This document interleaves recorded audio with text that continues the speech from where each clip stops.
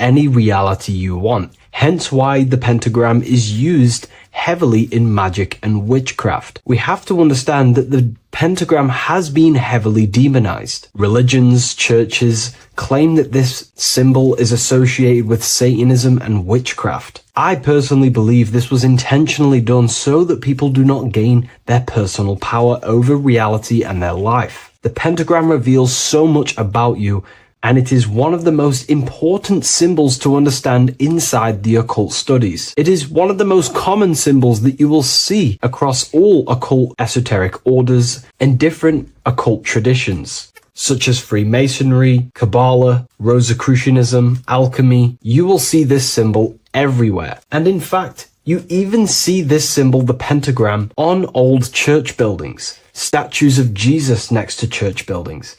You will see this symbol used by Christianity itself, which is very contradicting about the church. But I'm not here to tell you to think anything.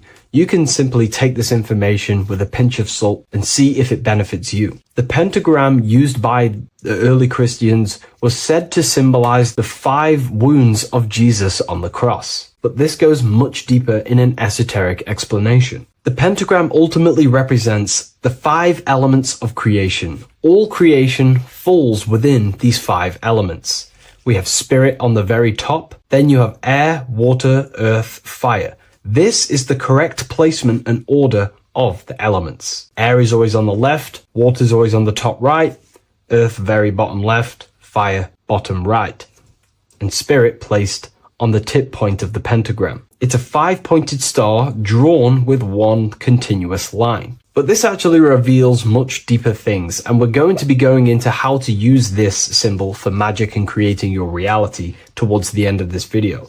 But now we're going to give you a basic understanding of the pentagram. It's showing you the 4 physical elements symbolized as triangles and spirit symbolized as a circle. The 4 physical elements are made out of the base element, spirit, or what the ancients call ether. Ether is the underlying base of all physical matter. This is the substance that animates physical matter with life force. All physical matter has its origin in the etheric substance, or spirit, what we want to call it. It is simply the life force that animates the physical thing. However, if we go deeper onto this symbol, it also represents something personal to the individual who wears this symbol. If you wear this symbol, you're basically saying you're putting your divine nature over your material nature. Your divine self is in control of your material self. You put your spiritual needs before your physical desires and needs. Hence why the spirit is on top, looking down over the 4 physical elements. The circle is continuous, one line, eternal, no beginning, no end. The triangle has beginning and end and points. You can see the beginning and the end when you draw it. On a deeper level, this is pretty much showing the process that symbolizes the structure of the macrocosm, the universe itself, showing how the invisible spiritual planes condense and crystallize into the visible physical world, spirit turning into physical reality. But if you wear this symbol, you're basically saying, I put my divine nature over my material nature, showing that your spiritual nature rules over your earthly existence. You put your spiritual needs first. If you see this inverted, it is now the opposite, placing spirit on the bottom, basically saying, I desire the physical things over the spiritual. But what exactly is your spiritual nature? Well, your spiritual nature is simply your internal self. You chase things that are immaterial, such as knowledge, love, experience, expansion, gnosis. These are the qualities of spiritual things that the spiritual person likes to chase and desire, instead of desiring the things that are temporary in the material world and never actually lead to fulfillment. True fulfillment is by chasing spiritual things. God, the nature of creation, the self, gnosis, knowledge. But if we go even deeper, this symbol ultimately represents how reality is created. Hence why this symbol is heavily used in Kabbalistic magic and so-called witchcraft. We are all magicians. Each one of us are creating reality. There are just certain ways you can actually create reality by becoming conscious of them. By becoming conscious of the elements and the qualities of the self that actually create your experience in your life in the present moment. If we look at the pentagram, we see that when you draw a pentagram, it is one continuous line. It is one expressed in 5. The order of the elements are very important. Spirit at the bottom, fire at the bottom right, and so on and so on. Because this is showing you the descent of the spiritual into the material, the invisible crystallizing into a material reality. As you can see when you start to draw the pentagram, you see spirit at the very top. You're descending down to fire. Fire is the closest element to spirit.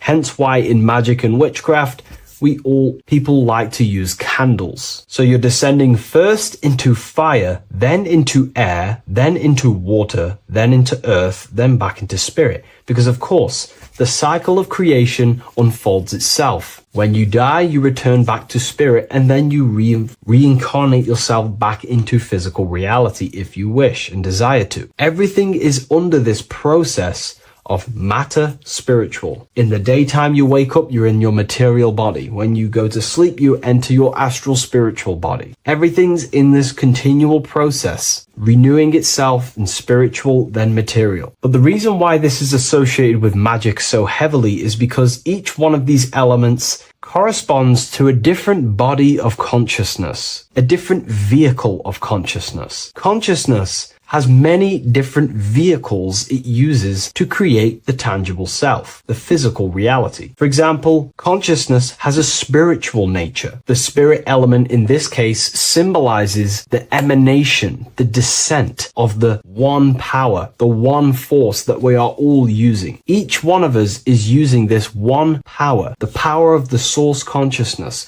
unfolding its creation in the present moment. This represents the source, the emanation, the descent of this continuous flow of energy through us that we are tapped into, like a live stream in the present moment. This descends first, the force descends into fire. Fire symbolizes the willpower, will. In this aspect or vehicle of consciousness, the will is the being that directs intention, initiates action, shapes reality through focus, determination. It sets direction, holds intention, projects a desire into form, and aligns your inner world with the outer creation. The will comes out of the force, spirit. Then the will goes with intention to air. Air symbolizes the mental vehicle of consciousness, the mind, the psychic man. The psychic aspects of your consciousness is thinking, imagination, mental images, logic, using the thought or the mental vehicle body of consciousness. Then that thought has an emotion, which is then water. So it goes from the force to the will to the intellect to the water, the emotional body of consciousness. The emotional vehicle of consciousness amplifies the thought into an emotional desire that you want to take action on. No one takes random actions, and if we do, we say we're very bored and we don't care. The water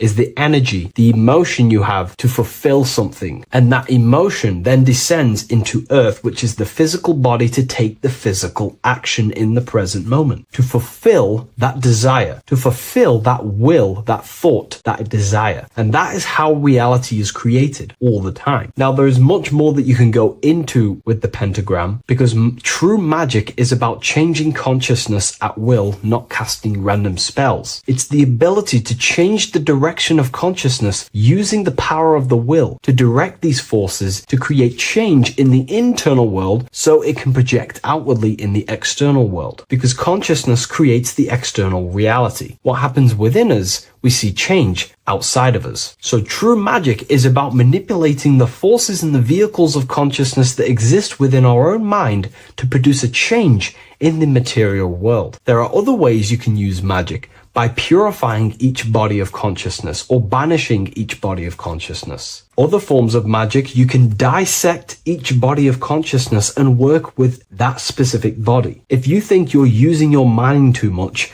You can start using banishing rituals to banish the power of the mind to stop overthinking, for example. Or if you have lack of emotional connection with your emotional vehicle of consciousness, we can dissect this body, tap into this body, and invoke this body and strengthen it. We're dissecting each body and vehicle of consciousness so we can work with it to create a specific change inside ourselves, then to be mirrored outside of us. So pretty much this pentagram represents the descent of the spiritual turning into a material reality. Hence why sometimes we see a human figure standing in the point of a pentagram, because it ultimately represents the microcosm. You are the microcosm. You represent the entire process of spirit into matter, the invisible into the visible, the formless into form. The pentagram, drawn in one unbroken motion, captures this divine act of creation, showing how consciousness flows downward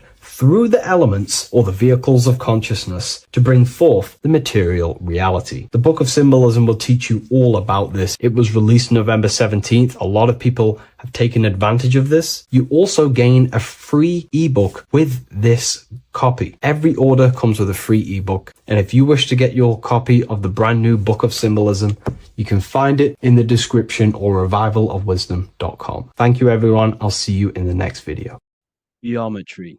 This is the study of nature, of the codes, the mathematical codes behind physical reality. So today we're going to be going deep into geometry and the true esoteric internal geometry, the geometry that no one really talks about, and how geometry relates to human consciousness.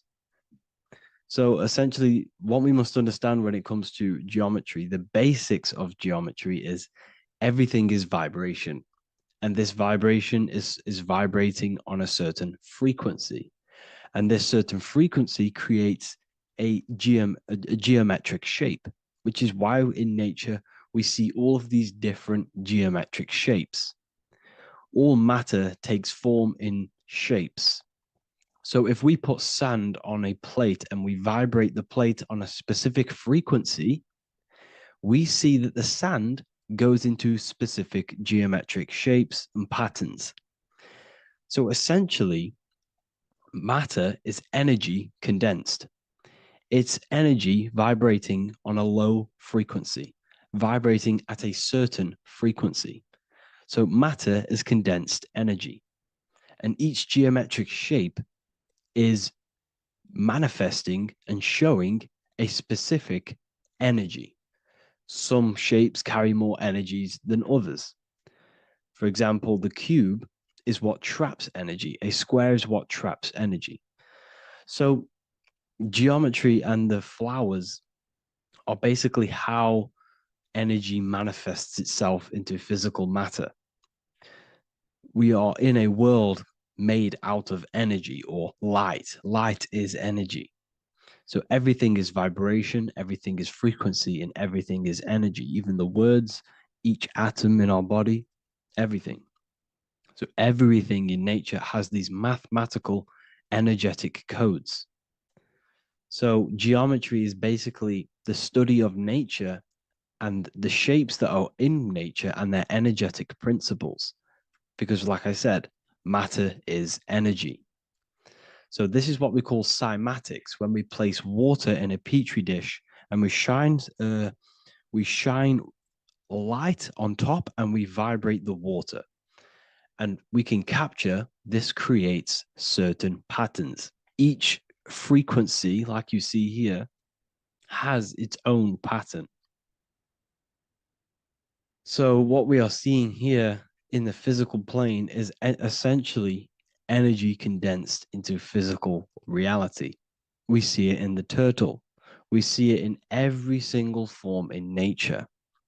Now, external geometry and normal geometry, we normally get taught that this is God's way of creating physical reality, which is essentially true. However, it's far more deeper than that. Far, far, far more deeper. Okay, so what geometry truly is, it's not God's codes to reality. What we must understand is what the brain truly is. And what we must understand is that we are not in the world. We are not in the universe.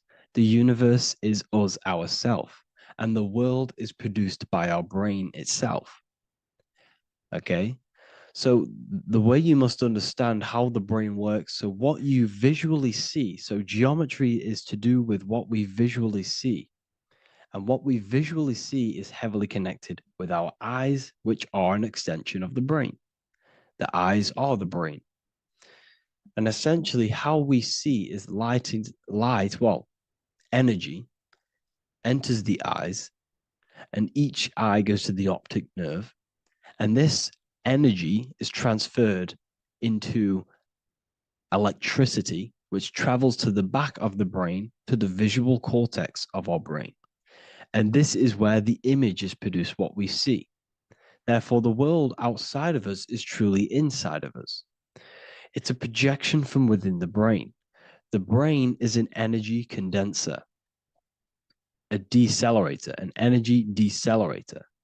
Everything outside of us is basically formless energy.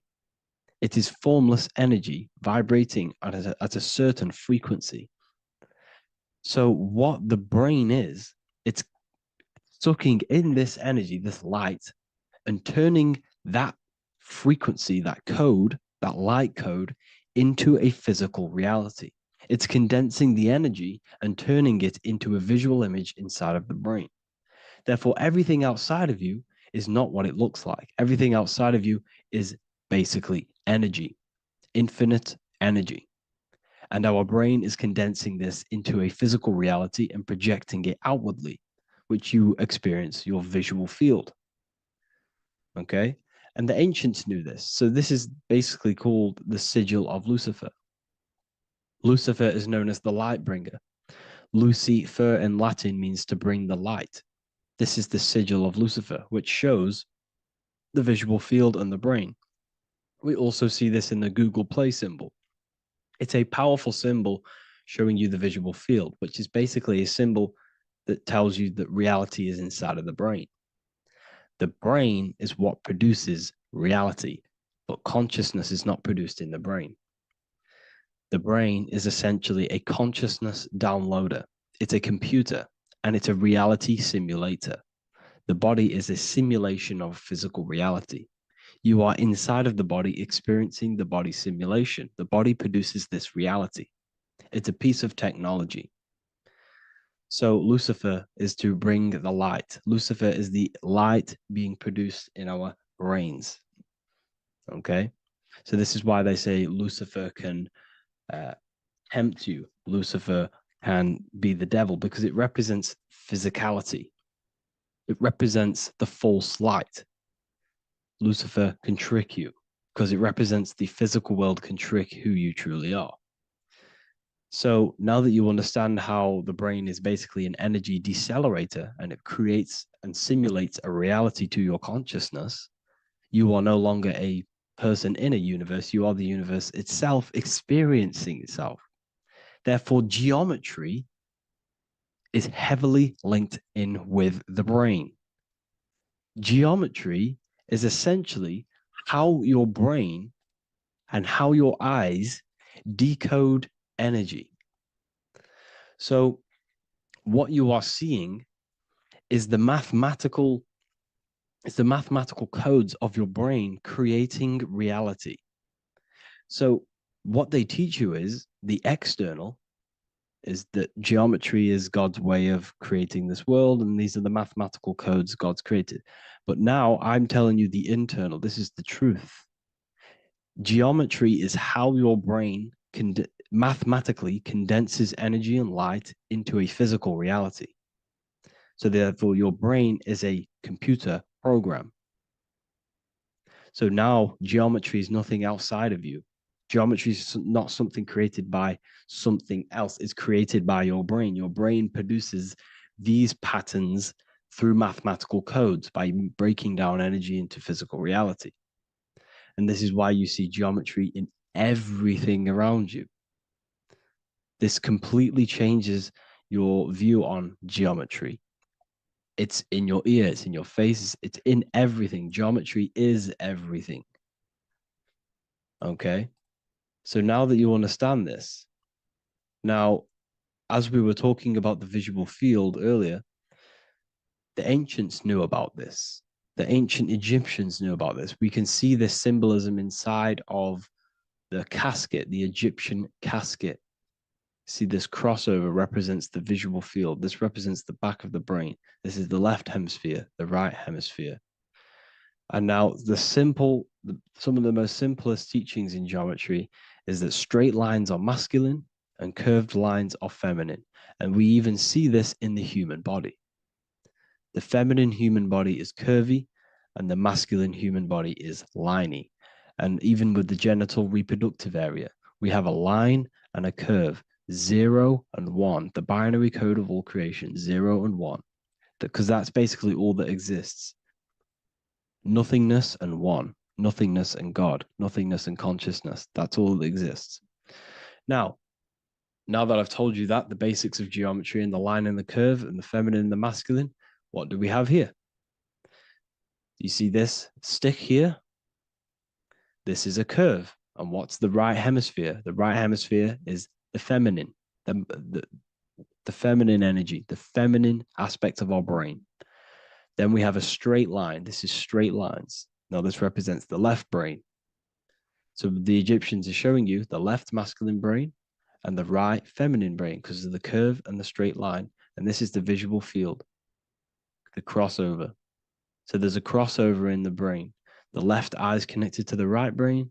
The right eye is connected to the left brain. Okay, so the left eye is connected to the right brain. The right eye is connected to the left brain. The solar and the lunar. So, like I said, everything outside of you is basically energy. Your body is basically a holographic avatar, condensed energy produced by your brain. There's nothing actually outside of you. Your five senses are electrical threads of light. And when you touch something, this is basically electrical signals in your nervous system, which are reporting back to the brain. Therefore, what you touch is actually, you're not touching. The feeling that you feel when you touch something is not the true feeling. That's your nervous system you're feeling. You're feeling your nervous system in the brain. It's electrical signals to your brain. So the five senses do not decode, well, what you're experiencing as the five senses is not outside of you. This is your brain interpreting electrical signals. You don't experience the world, you experience your nervous system and your brain. The nervous system is an extension of the brain. So this is the truth. This is not woo-woo spirituality. This is true consciousness science. But I'm teaching you here. Okay? So nothing is truly outside of you. It is a universe. You yourself are the universe, the fabric of the universe itself. The only thing that exists outside of you is essentially energy. That is it. And your body and your brain condenses this energy into reality. So when we look into architecture, why is architecture, the ancient architecture, so important? Because what did I tell you at the beginning? Shapes and physical matter is condensed energy. Each shape holds specific energy. Some shapes hold more energy, emit more energy. Some shapes condense energy. Some shapes transfer energy. Each shape, each geometric shape has an energetic principle because matter is essentially energy. So when we look into cathedrals and the ancient buildings, they were filled with geometric patterns, geometric shapes, because they understood the energy principle. Architecture is basically solid energy. It's physical energy. If we create this pattern here is an energy code. And if you stand next to it, you're going to gain that energy. It's going to be imprinted on your body. So essentially, they filled their buildings with high energy geometric shapes. Points, triangles, pyramids are very, very energetic. This is why you have crystal pyramids made Orgonite pyramids. They're always in pyramid shapes. That's why the Egyptians built in pyramids, because pyramids hold high energy. They emit high energy. So this is why you see all these different geometric patterns. Okay. So in the real reality, in the energetic plane, this building would basically look like this: lines and grids of energy. Okay. This is what it would look like in the energetic plane, a blueprint of the energy body. So as you see here, these are the different frequencies in a petri dish, of water in a petri dish. And you can see they are specifically aligned up with these specific patterns. You can see geometry even within geometry. It's fractal. So essentially, when you would stand inside of these buildings, they would imprint the energy of the building in your body, because your body is healed through energy. You have an electromagnetic field around your body. So by creating buildings with geometric patterns, we are essentially increasing the energy of the building, because the building itself is energy. Okay. So when we fill it with geometric patterns, we're increasing the energy. We're giving it a certain energetic imprint. So when you stand inside of that building, you're being imprinted with that energy. Okay. So especially with these windows, these stained glass windows. Well, why are they stained glass? Well, color is frequency. So when you have all of these different colors, and not only were they just painted, some of these colors are specific gemstones, crystals, natural stones, which all hold energetic principles. Each crystal is vibrating on a certain frequency. Wood has its own frequency, metal has its own frequency. What you must understand is that everything in nature is not just a piece of matter. It's vibrating. The atoms of wood are vibrating on a certain level, which give it a certain energetic principle. Each crystal is vibrating. The atoms of the crystal are vibrating on a certain frequency, which give it a certain energetic principle, quality. So each thing, this is why the ancients were obsessed with natural stones, natural things, crystals, natural metals, and they wore different metals, different things like copper on their bodies, because they understood the atoms of these natural things are vibrating, which give certain qualities to you if you wear them. So you're not wearing it, you're basically putting that frequency onto your body, because they understood this is energy. If I put copper on my body, I'm not putting copper on the body. I'm putting the frequency and the energy of the atoms onto my skin. And that frequency of them atoms are going to vibrate my skin, that frequency, and heal my body.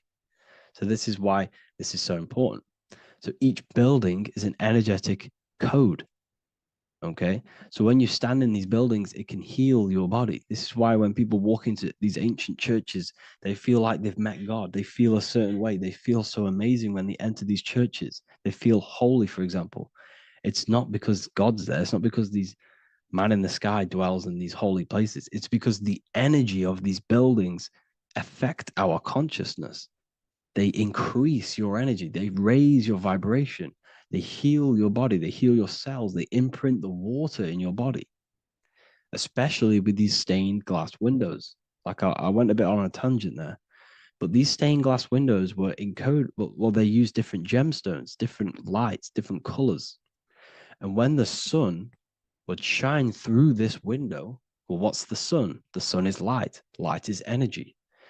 The sun's light would go through this filter of the window of the crystals and the different gemstones and the different colors, and the sun's light would be encoded, imprinted with these crystals, with these colors and these natural glasses, which have healing energetic principles. And when you are inside that building, the sun's encoded energy of the window would be imprinted into your body, into your energy field, and it will heal your energy field, and it would heal your body, your cells on a cellular level. Because your body is what? 60 to 70 to 80, some people say 80% water. And water is encoded with vibration. If you say certain things into water, it gives it a specific geometric pattern, like I broke down in the beginning. If you say love to a water and then freeze it, it will go to this. If you say hate, it will go to a distorted pattern. So when you are in these buildings, you're being imprinted by the energetic codes of these buildings, the energetic principles of the windows, of the structure itself. The ancients never used to build in squares. Their buildings, their insides were never square rooms because they understood squares trap energy. They always had pointed roofs so energy can escape. So there's many little things that we need to look into geometry. For example, when you see magicians, when you look at ancient magic, why do they stand in circles with different geometric patterns? They use different geometric shapes. Why? Because shapes are energy. They hold specific energy. So when the magician stands in a circle with a pentacle, they're working with the energy of that pentacle. You can work with different energies based upon the different geometric shapes that you draw.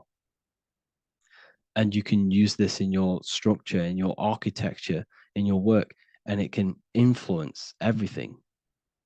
So this is the true geometry. I hope you gained a deeper understanding on geometry and how it relates with you and your consciousness. Like I said earlier, your brain produces geometry. It's basically how your brain decodes energy.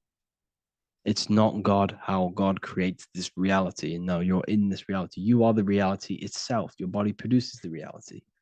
Therefore, geometry is one with you. So therefore, if I play with the geometry of the buildings, for example, like the government have, everything's in squares. If you look outside, everything's a square, everything's a rectangle. You go to a city, every window is a rectangle, every building is a rectangle. You live in a box room, everything is boxed and squared off in this reality, in this modern society. Why? Because they're trapping energy. The cube is the most simple geometric shape, which basically condenses energy and it traps energy.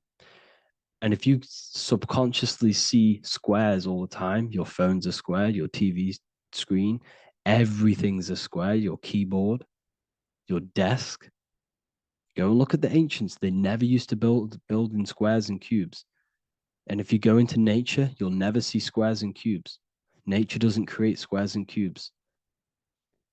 Everything in the modern society is squares and cubes to simple your consciousness down, to dumb your brain down. So the ancients built very, very complex structures. Why? Because they understood what we see affects our brains, because our brains decodes reality and creates reality. If you see a sophisticated building, this is going to give you a sophisticated mind and raise your IQ levels over time, subconsciously. I'm not saying if you look at this building, you're going to become smart. I'm saying if every single building in your environment, ment is mind, mental, every single building in your environment was this complex and complicated, it would increase your IQ on a subconscious level. It'd make you more complex, make you more intelligent. So they've dumbed everything down. They've dulled everything down. Look at everything. Everything is being dulled down. So anyways, I hope you all gained a better understanding on this. If you want to gain more occult knowledge and esoteric knowledge, make sure to read the Book of Wisdom, Volume 2. If you're inside the university, you can get this book for free. Go to the general chat area and follow the instructions and you can order yours for free. Truly life-changing stuff. Because the issue is with the world is that no one really understands who they are, what they are, and why we are here. That is the issue for people's depression, for people's wrongdoings. They don't understand who they are, what their emotions are, what their mind is, what their body is, what reality is. This book gives you that. This book gives you the sense of understanding, the sense of well-being that will give you a better life because you understand life and what life is. And if you truly want to take your studies to the next level, we have the Ethereal University. This is the place for truth seekers where you can connect with like-minded people so you don't have to feel insane because not many people think this way. I've been there when people When you wake up and not many people around you are thinking the same way, and you start to feel a bit insane, and you can't really talk to people about these things. That's why I created this, so you can connect with people and learn at the same time and become the best version of yourself by understanding truth and knowledge. We do. If you join, you'll gain access to free live calls every single week, every single Saturday morning. We do live calls. You can ask me questions and all sorts. So make sure to leave a like and a comment. And thank you all for tapping in.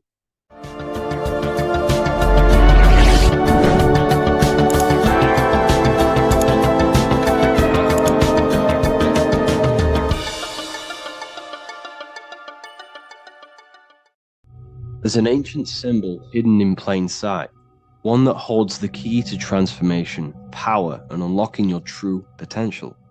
It's been used for centuries by mystics, rulers, and even modern science, but almost no one understands its true meaning. Once you do, it will change the way you see yourself and the world forever. Stay with me, because this could be the key to your own awakening. The symbol of the snake, or the serpent, is a very powerful symbol that refers to something within you, that we all are on this journey. So first of all, we see this symbol in ancient Egypt on the top of the pharaoh's head. We also see this with Buddha, with the snake on top of the Buddha's head and below. We also see this in Rome, with the Roman god Mercury holding the staff with the snake. We see this in Adam and Eve's story, with the snake tempting Eve. We even see this today on the medical facility. What does this mean? Why is this symbol being used for thousands and thousands and thousands of years? It has a very deep esoteric meaning. We see this in the Caduceus staff, and we even see the snake representing the Kundalini. What does the snake actually mean? A lot of people think it represents the Kundalini, which it does. However, there's a deeper interpretation of this symbol, and it goes very far beneath the surface of what the snake actually represents. Okay? So first of all, when looking at symbols, we need to observe what the snake does in nature.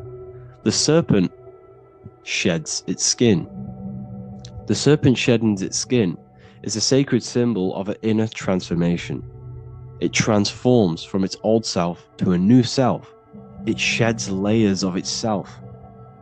As the snake discards its old exterior, it mirrors our own journey of realizing outdated beliefs and patterns, paving the way for a renewed, authentic self on the esoteric path of awakening. Essentially, it represents transformation, but not transformation of our physical bodies, transformation of our inner world. Now, this is where things get a little bit tricky and you may become a little bit confused, but I'm going to make this very clear for you.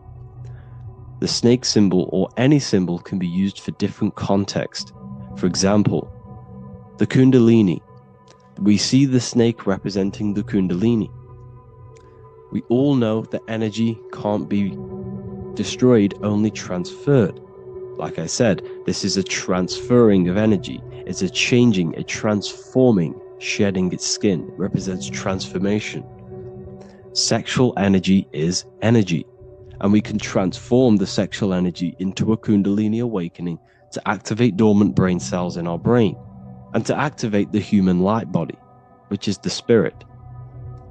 We can cultivate, save, and retain our sexual energy, transmute it up the spine to activate the brain. This is a symbol of transformation, of energy in this context. However, when we go to the emergency services, this does not mean the same thing as the Kundalini. The snake in this context represents transformation of health. When we are picked up by the emergency services, we are looking for a transformation. We are unwell, and now we need to transform to well-being. This is why they use this symbol. It represents transformation, especially with the pole and the snake climbing.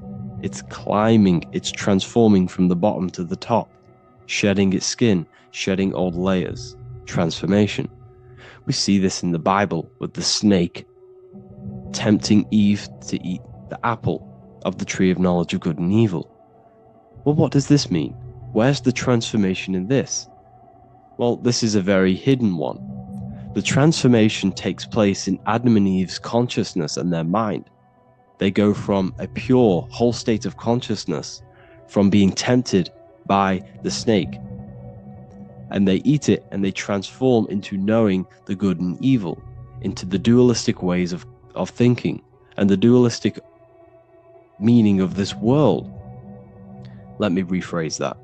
They understand the dualism of this world, and they now understand the two good and bad ways of thinking. They know the knowledge of good and evil, of duality. They shifted from a whole state of consciousness into their consciousness being split into good and evil. This represents the journey of every single soul that incarnates into this world, including yourself. When you were a child, you were whole. You had no understanding of good and evil. But as you grew older, you eaten the fruit. You grew to understand the knowledge of good and evil. Your consciousness split from a whole into a separate and divided way of thinking and divided understanding of the world. We suppressed aspects of ourselves to fit in with society norms. And we just limited ourselves with limiting belief systems. We knew the knowledge of good and evil. Our consciousness split from a whole state. This is what Adam and Eve is symbolic of. We see this with the Roman god Mercury, with the snake. Mercury represents intellect, communication. He's always flying in the air, which represents the air, the mind, the intellect. He's holding the snake to represent transformation of the mind. This is what we call mental alchemy. Turning base metals into gold, turning the unenlightened aspects of our mind into enlightened ones, turning our negativity into power and control. We see this with Buddha, and Buddha is all to do with transformation of the inner world, transformation of the mind and the soul and the emotions. And it also represents the Kundalini. We see this in ancient Egypt. We always see the snake on the head, representing the place where the third eye is, representing the intellect or the mind, the mind's eye, the third eye, whatever you want to call it. This is the place of the invisible intelligence within us. This is our mind or intellect. And this is the transmutation of the mind. This is why the snake is on the head, representing the transformation of the mind, going from the unenlightened into the enlightened, going from the uncontrolled to the controlled mind, so that we can control the very fabric of reality. I've kind of just given that away.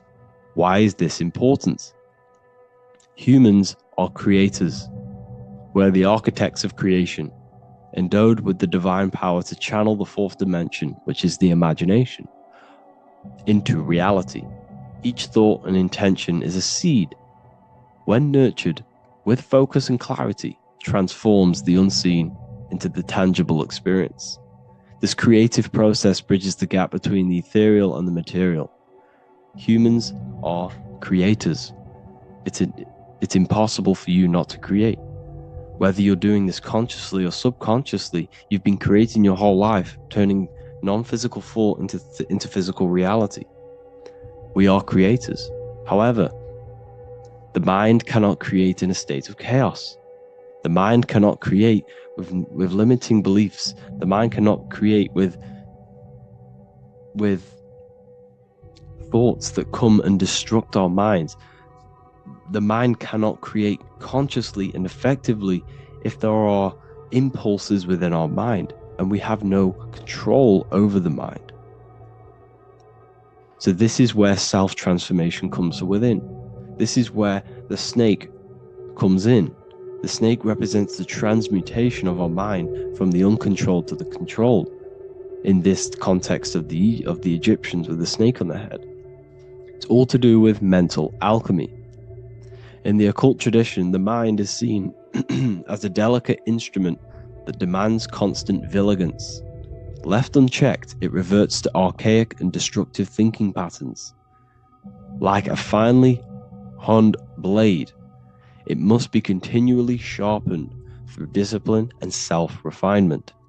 In this unending process of unveiling and mastery, we learn to shape reality, harnessing the power of our thoughts to manifest the highest potential. It's all to do with mental alchemy, and this is how the snake is connected to you. And what the snake represents to you, it represents the transmutation, the changing of ourselves, of our consciousness, so we can gain control in this 3D world. If we lack control, then we'll constantly be manifesting chaos. Now, there are 3 ways that we can transform our world, and we can slowly transform our mind. Now, this is not an overnight process. It takes periods of time of purification. And number 1 is affirmation. Let's say we have this dirty cup of water, and we have a tap of water. And in this tap, it's pouring in more water, clear water. Over time, if I keep pouring clear water into this cup, it's going to slowly purify this cup. And then in the end, it will look like the cup on the right. It's the same with your mind. The cup represents the limiting beliefs, the negative thoughts, the negative mind, the uncontrolled mind. But if we keep repeating affirmations over and over and over again, such as I am disciplined, I am powerful, I am limitless, over time this can purify our subconscious, and we can gain control over the mind, and we will become conscious of the thoughts that we are giving attention to. The second way is meditation. Meditation allows one to develop an off switch for the mind, providing a sense of control over it. Over time, we gain the ability to filter our thoughts and become more conscious of the ones we choose to engage with. Meditation, over a period of time, will give you this button that allows you to filter out negative thoughts. If you have a negative thought in your mind, you'll be able to become conscious of this and redirect your mind's attention. This is all about self-control, because remember, we become what we think about. The snake represents the transmutation of the self. And another way is visualization. Visualization allows your subconscious mind to experience the reality you desire, accepting it as truth. As the subconscious becomes more immersed in this imagined reality, it works to manifest it into your conscious experience. Your visual eye, visual eye. You're using the mind's eye to see and mold your future. That's what imagination is for, to create in your future. You can become your future now in your imagination. And this can slowly purify your consciousness, slowly purify your mind, which will then, if you do all 3 of these over periods of time, you will see great transformation from the inside out. And your outer world will start to mirror your inner transformation, because it's as within, so without. You change your inner world of consciousness, of thought and emotion, you'll change your external reality and your circumstances. So I hope this lesson has gave you a great understanding of what the snake actually represents. And now that you see it, you will see this everywhere. Every time you see a snake, you know it represents the transformation. So please, if you can, leave a like, comment, and subscribe, and turn on the alerts to make sure you never miss a video. And if you have any video suggestions, feel free to make a comment and I can make a lecture on it. I appreciate you all watching this video today, and I'll see you all inside my university if you're inside, and I'll see you all in my Telegram if you join, and I'll see you in the next video, of course. Thank you and take care. This one secret that is hidden and guarded within secret societies grants you profound power, which can fully transform your life and perspective on reality. Today, I'm going to reveal this one secret, which you probably already know, but never realized how deep it truly is. This has the power to change your life. It is the key to your potential. And if you stay with me, this power may be yours, and you could transform your life with this hidden secret that is guarded within secret societies and esoteric orders. And this secret is not really a secret, but something people overlook, that the universe is mental. Everything we experience and interact with and perceive originates within the mind.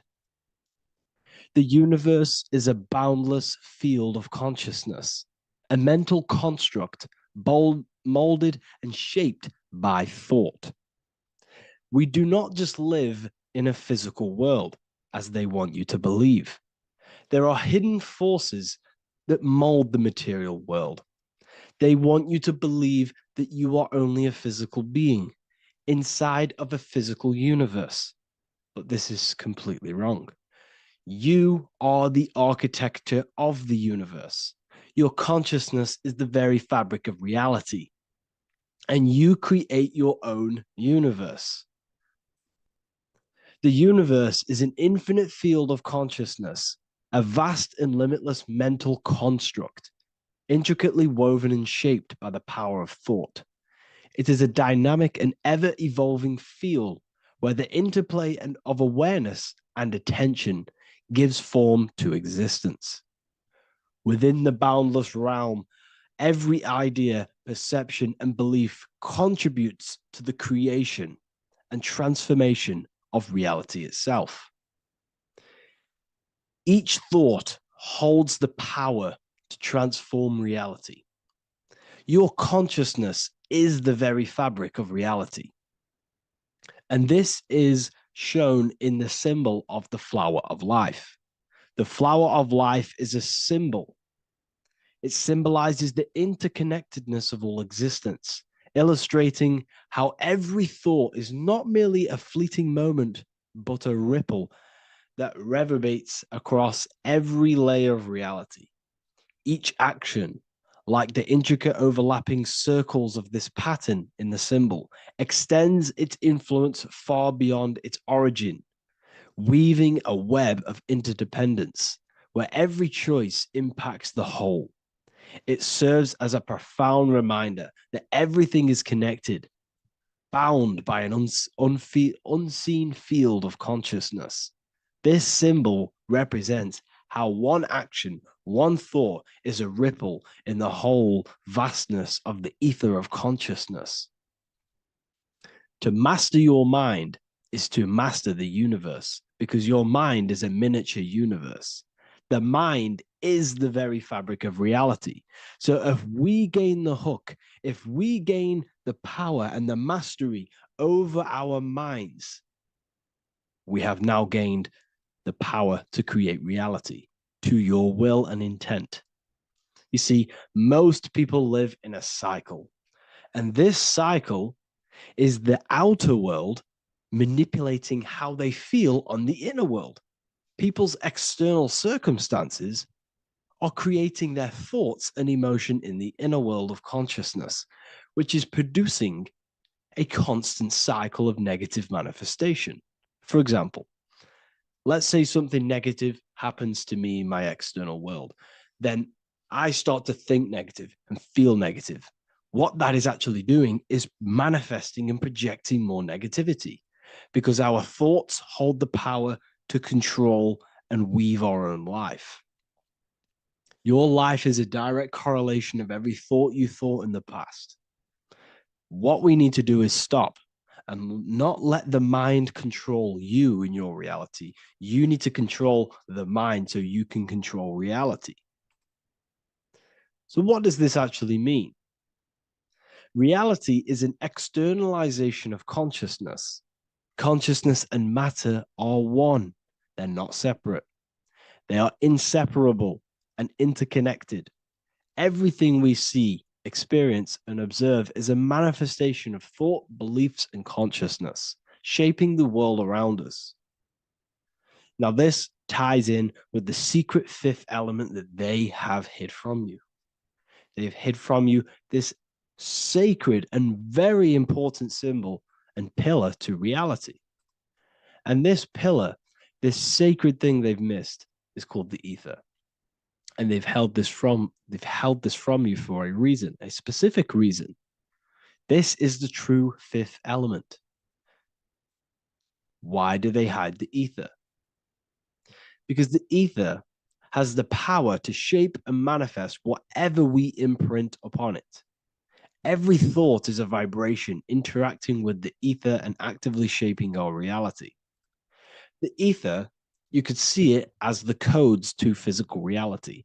It's like an energetic blueprint which surrounds all physical objects.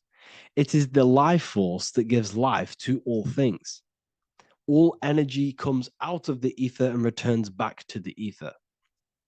Energy, it's 0 point energy, and it is an infinite source of energy. So this is why they hide the ether, because whatever our mind can imprint onto the ether, we can create into a reality. And we imprint the ether through thought and imagination.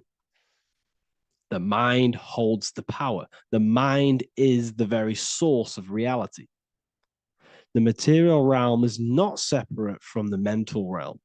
Rather, it is intricately shaped and influenced by it through the ether. This subtle, all-pervasive medium bridges thought and matter, allowing consciousness to mold and manifest the physical reality. To transform our lives, we must first transform our minds.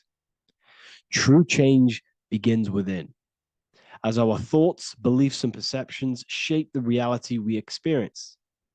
By shifting our mindset, we unlock the power to reshape our world and recreate the life we desire.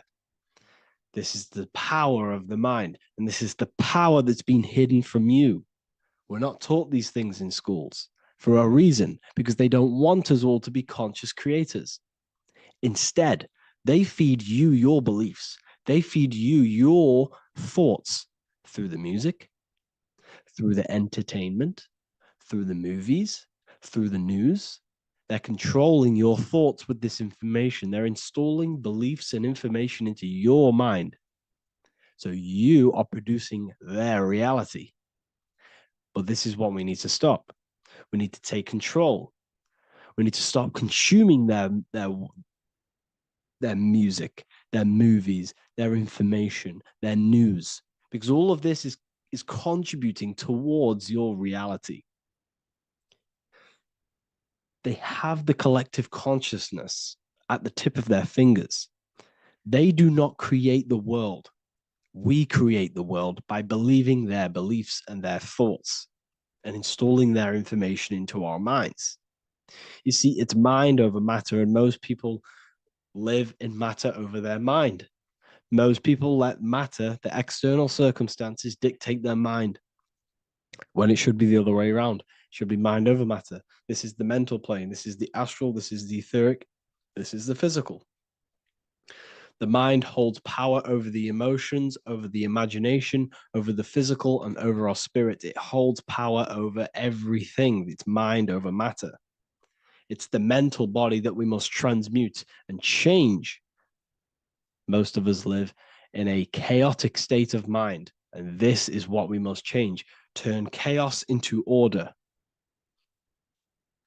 So we need to be mind over matter. We need to install this belief into our subconscious. I, Harry B. Joseph, have created the ultimate esoteric school on the earth. As a member, you'll gain access to live mentoring calls twice a week, along with new lectures, books, and exclusive content released every week. Additionally, you'll have a full access to all my life-changing programs. If you're ready to transform your life and start your journey today with me, join Ethereal University. These are the campuses. We have the real lecture sections filled with lectures that you can watch. Manifestation Mastery, which teach you exactly how to reprogram your subconscious mind so you can live that reality. Sexual Alchemy, the path to empowerment of how you can transmute your sexual energy. The Real Library, where you gain access to powerful esoteric books, PDFs.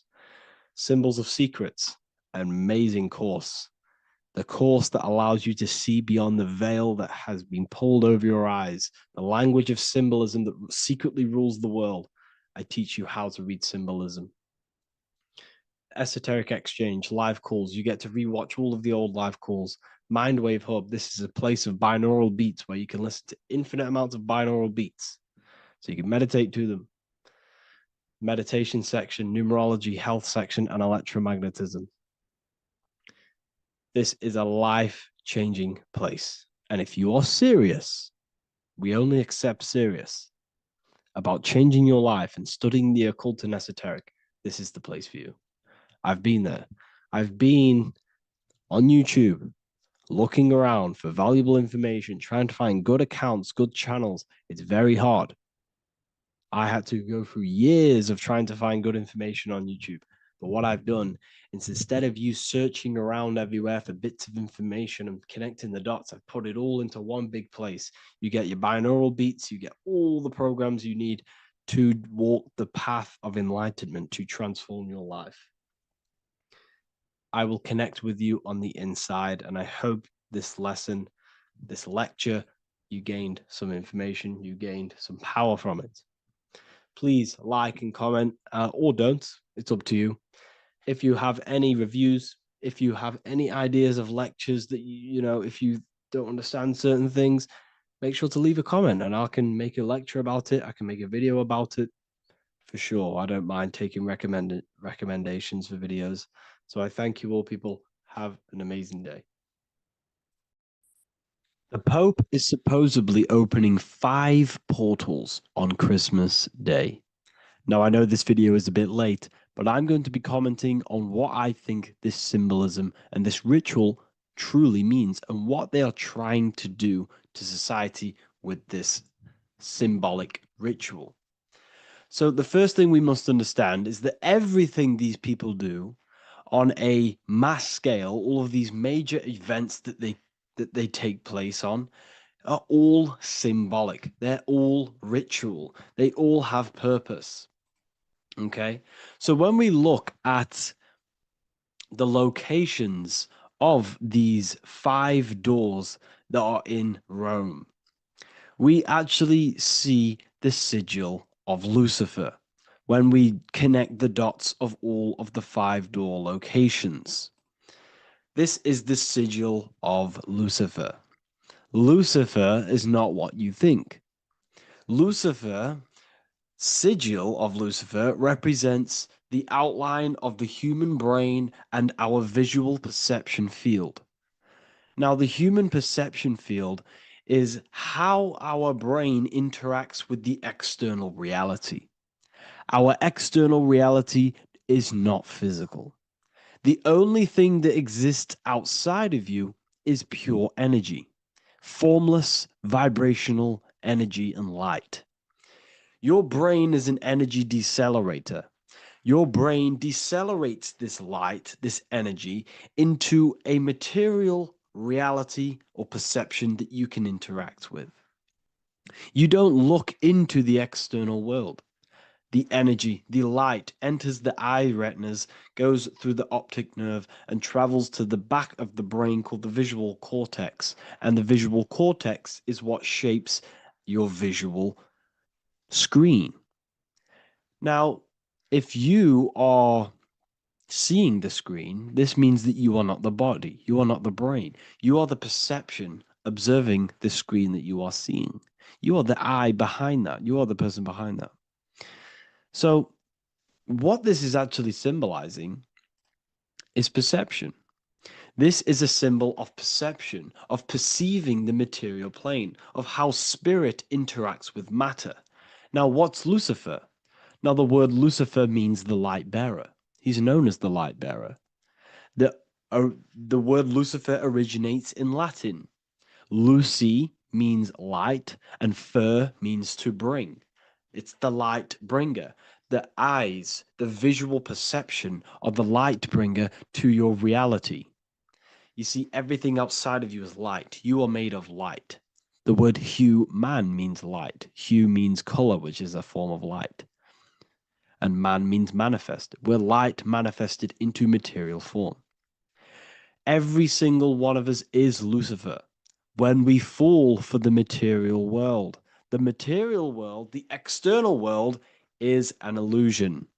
It is the false world. It can elude you. It can make you fall in love with the material things, material pleasures, lust, money, fame. These things make you fall. This is the fall of Lucifer. This is the mythological story. This is the symbolism behind Lucifer. It's you. Are you falling for material pleasure because you are a divine spiritual being from the higher planes, not from this plane? Now, if you let your divine being fall for this material plane and fall for the evil that can take place in this plane, then you are Lucifer. It represents the false light, the false reality. This symbol, the sigil of Lucifer, it symbolizes the interplay between light, consciousness, and the perceptual experience of the physical reality.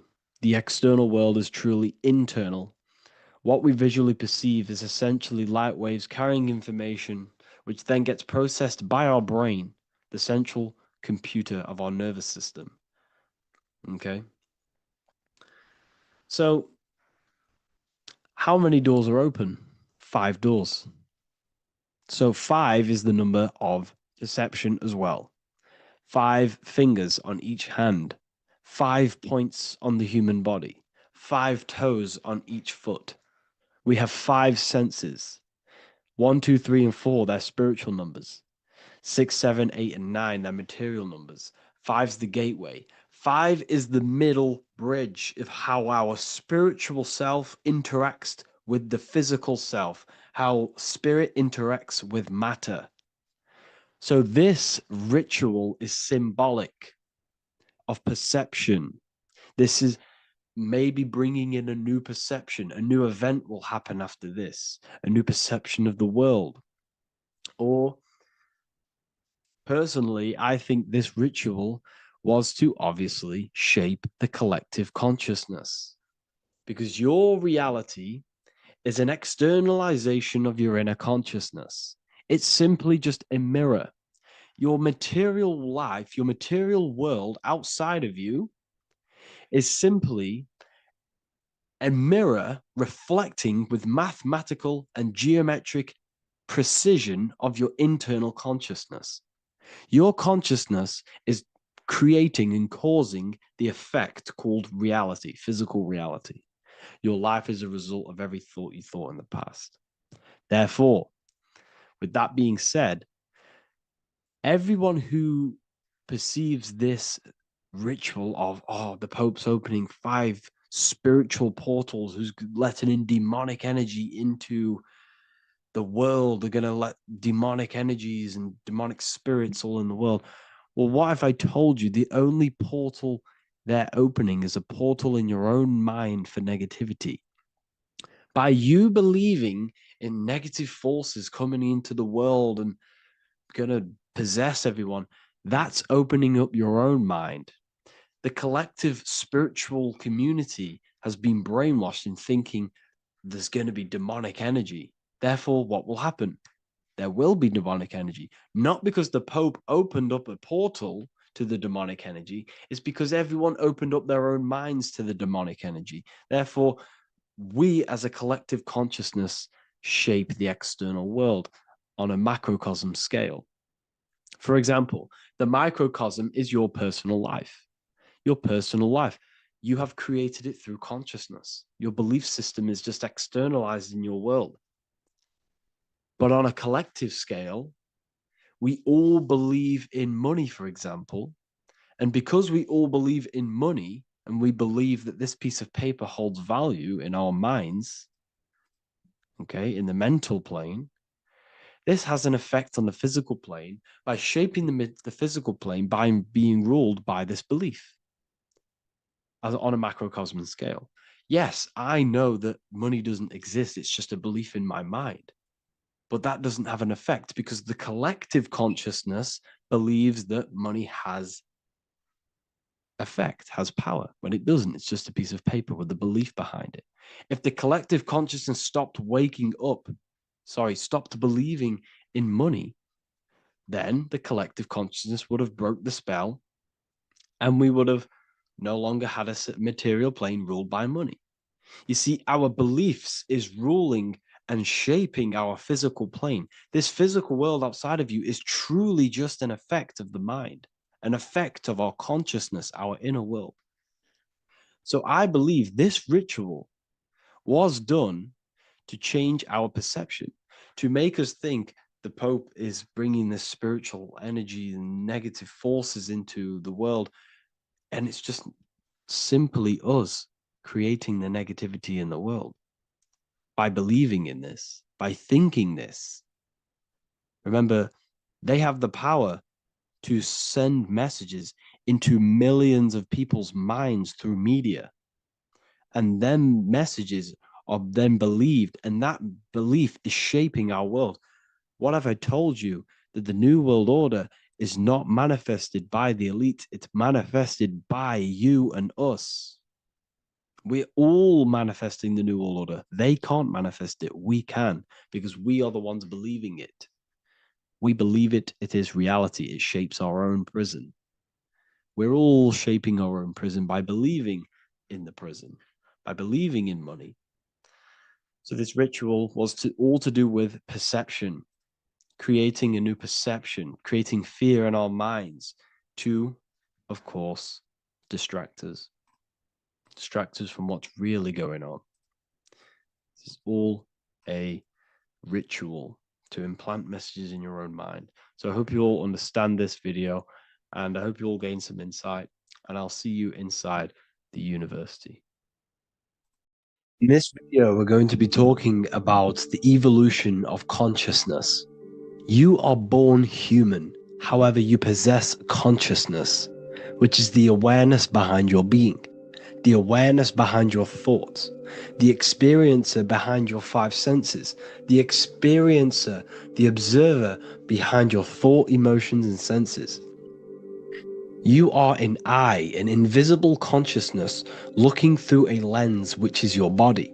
Your body produces this physical world that you experience. Your brain produces this world. Your brain and body is a technological computer. However, you are an infinite, ever-expanding consciousness behind this physical body. And there is an evolution of consciousness, a cosmic journey of expansion. And this is why we see so much pyramid symbolism in the occult and esoteric world, and especially within Freemasonry. Because the pyramid represents climbing, an evolution, a raising state of consciousness, a journey. Steps symbolize a journey upwards. This is the raising and the evolution of consciousness, our inner world. The transmutation of our inner selves, of our souls and consciousness and our minds. So when we see this pyramid, we're seeing a evolution, a way up to source consciousness. And the eye in the pyramid represents your source consciousness. It represents illumination. It represents divine guidance through this evolution of consciousness. This is why we see the ladder. Consciousness is ever expanding on an infinite journey of evolution. Each individual is a part of this cosmic process, contributing towards the ongoing expansion of both mind and awareness. As we evolve, we collectively explore deeper levels of existence, expanding the boundaries of thought and consciousness. The mind has the ability to expand infinitely into new realms of thought, into new dimensions of mind. The mind cannot be filled up. It is not a physical substance. The body can be filled up because it is a physical thing, but you cannot fill the mind. Therefore, the mind is constantly expanding, ever expanding into new fields of thought. So what we see in Freemasonry, the ladder, is again a journey, an elevation of consciousness. When we are born with an infant consciousness, and as we gain older, we gain an adult consciousness. Our inner world, our inner mind, and our emotional intellect changes and evolves. We are significantly different from when we were very young as an infant. It's because our consciousness evolutes, it changes, it alters like water. So, just like this evolution of your own consciousness as growing up, there is consciousness of beings existing in cycles beyond our own. And their consciousness is unimaginably different from ours. They operate on a higher level of understanding and knowing, experiencing reality in ways that transcend our current comprehension. Our minds right now cannot comprehend the highest states of consciousness. There are entities, there are beings beyond our own, existing in higher dimensions of consciousness that we cannot comprehend because they have expanded. They are on a further way up the ladder of consciousness. However, we are all on the same journey. None of us can take the same journey.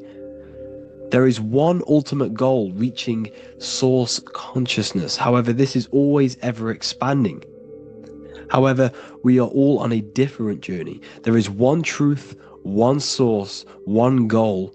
However, there are billions in different ways of reaching it, and we are all on these different paths to source consciousness, to this ladder, this evolution of universal evolution. Okay? Their awareness is attuned to new dimensions of existence, reflecting a more advanced stage in the cosmic journey of consciousness evolution. So when you take DMT, you are shot into these higher realms of consciousness where you meet these beings who look similar to these images. They are not speaking to you physically. They don't speak to you three-dimensionally through vibration and words. They speak to you mentally. If you have done DMT, then you know this. And if you have met these beings, then you know this. You might have even met some of these types of beings on mushrooms or any psychedelic drugs. Because ultimately, when you take these mind-altering substances, it's altering your consciousness. It's merging your consciousness with the spirit of that substance. And you are essentially attuning your mind to higher dimensions of consciousness. That's why we say we're getting high when we take these substances. Therefore, when you meet these beings on DMT, you are essentially meeting beings who are attuned to higher dimensions of consciousness, and they speak to you mentally. They speak to you telepathically through thought, because the universe is mental. Everything exists within the mind. The way you are now, your physical existence, is a state of mind. Mind, thought creates matter. Spirit and matter are two opposing ways of thinking. If we have a very spiritual mind, we have an expanded mind, we are a spiritual person through the mind. However, if we have a very low state of consciousness where we think about food, sex, lust, and all physical things, then we have a physical consciousness. Matter and spirit are two opposing forces, two ways of thinking. The mind attunes itself to different levels of understanding in different dimensions. So, essentially, this is what we're looking at. The body is a vessel for the fluidic, formless consciousness, a temple that houses the essence of our awareness. While the five senses are limited to perceiving only the physical plane, the mind transcends these limitations, capable of perceiving the full scope of reality. It is through the mind that we access deeper truths beyond the material, tapping into boundless nature of existence. Physical existence is a thin band, a thin layer of reality. It's like 0.001% of reality. And your five senses are only tuned into this layer of reality. But the five senses are, by design, only allowed to perceive physicality. But the mind has the power to expand beyond this physical five sense state. The mind has the power to expand and evolute. It is a conscious decision whether you want to take this path or not. You can stay in a three-dimensional way of thinking, or you can expand your consciousness from within. It's not an external journey. There is no God going to save you. You must save yourself. Therefore, behind every single one of these eyes is the same source consciousness. However, we are all different cells in a different journey.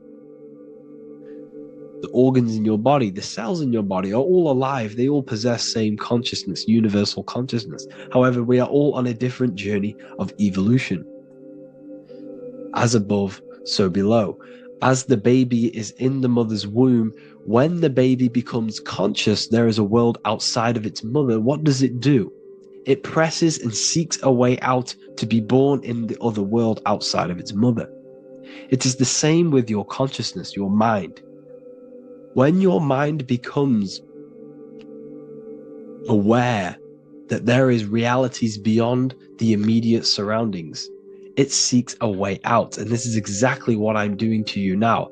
I am now expanding your mind and telling you there is other ways of reality. There's other dimensions of consciousness which you can access through inner transmutation, through different ways of thinking, spiritualism, and meditating and connecting with yourself and detaching from external things. We can upgrade our consciousness. Your body is a womb. Why Jesus says you must be born again to see the kingdom of God, because you are born physically and then you must be born again spiritually, awakening your inner consciousness. So like I said, as the baby is in the womb, it's the same principle. As above, so below. You were a baby, you were in your mother's womb, and you figured out there is a world outside of your mother, so you seek to way out your mother to be born in another world. It's the same now. You must do this now. This is your spiritual evolution. This is the evolution of consciousness. It's ever expanding. When you die, this is a transition. You must learn to not fear death. This is another part of your spiritual journey. You must master death. Therefore, like I said before, the mind has limitless capacity to expand into new realms of thought, continuously exploring uncharted ideas and concepts without boundaries. The mind can ever expand. It can never be filled. It can never ever know everything. There is infinite fields of knowledge, infinite fields of thought. Your current state is just one stage on an infinite pathway. You won't remain human forever. The human experience is a crucial phase where we learn to balance polarities, master the fundamental laws of the cosmos. It is a period of growth and transformation, preparing us for the next stages in our cosmic evolution. The goal is to strive for perfection, yet the true perfection is unattainable. It's like a tunnel, and there is a light at the end of the tunnel. And as you walk through this tunnel, the light is ever moving backwards. You should forever seek to meet that light, but you will never meet that light because consciousness is ever expanding. You should strive for perfection, yet knowing that perfection is forever unattainable. The journey is endless, with each step revealing deeper layers of understanding and experience. The pursuit of growth and expansion is itself the essence of our evolution.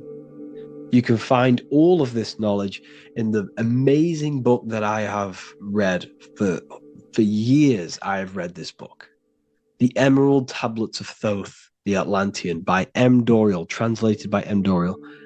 I'm telling you now, this book, now that I've told you this, you have some context on the book. The whole book is about evolution of consciousness. He's talking about higher dimensions beings. He's talking about how you can transcend this physical plane. It is truly the most amazing book you will probably read. One of the best spiritual texts you'll see. It's hard to understand, so you must read it over and over again. And the more your mind progresses, like for me, I read this every couple months. And the more I learn about consciousness, the more I expand my own consciousness. And every time I read this book, I pick out something new that just completely blows my mind. Because you can only understand this book to your level of consciousness, to your level of understanding. So now that I've told you all this information, go and read this book and it will absolutely blow your mind. And so will the Book of Wisdom Volume 2, which is now available. I released it the other day. I'm just going to read a page out now. This page is called Spirit and Matter. The Earth is not merely a dense, lifeless rock drifting through space. It possesses spirit, a living essence that animates its form. But what do we mean by spirit? Spirit in esoteric terms refers to the energy, the life force, animating the principles infused in matter. So essentially, what this page is talking about is how everything has spirit, consciousness within it. You are the middle, you are spirit and matter. You have the ability to expand your mind to the God self and raise above our animal instinct, our material self, and know the divine and expand. Animals cannot do this. Animals are not self-aware. Humans possess self-awareness. We can observe our consciousness. We can say, why do I exist? We can look in the mirror and know that we need growth. And this is what Anunnaki means. Anu means above. Anu was the supreme god of the sky, which is a metaphor. He represents spirit above, heaven. Anu came down to earth and married Ki, the goddess of the earth, which represents matter. It's a myth, it's an allegory. Anu married Ki and gave birth to the Anunnaki. Spirit came down and infused with matter and gave birth to the human, which is you. You are spirit infused in matter, Anu and Ki, Anunnaki. You are the Anunnaki. And this is just one of the teachings in my book. Honestly, this book is absolutely amazing. If you truly, truly want to expand your consciousness, give this book a read. And obviously, if you're inside the university, I give you this book for free. A paperback version. If you join the university, follow the steps inside of the general chat, you'll be able to download this book. Sorry, not download it. Order a paperback for free. All you have to do is pay for the shipping.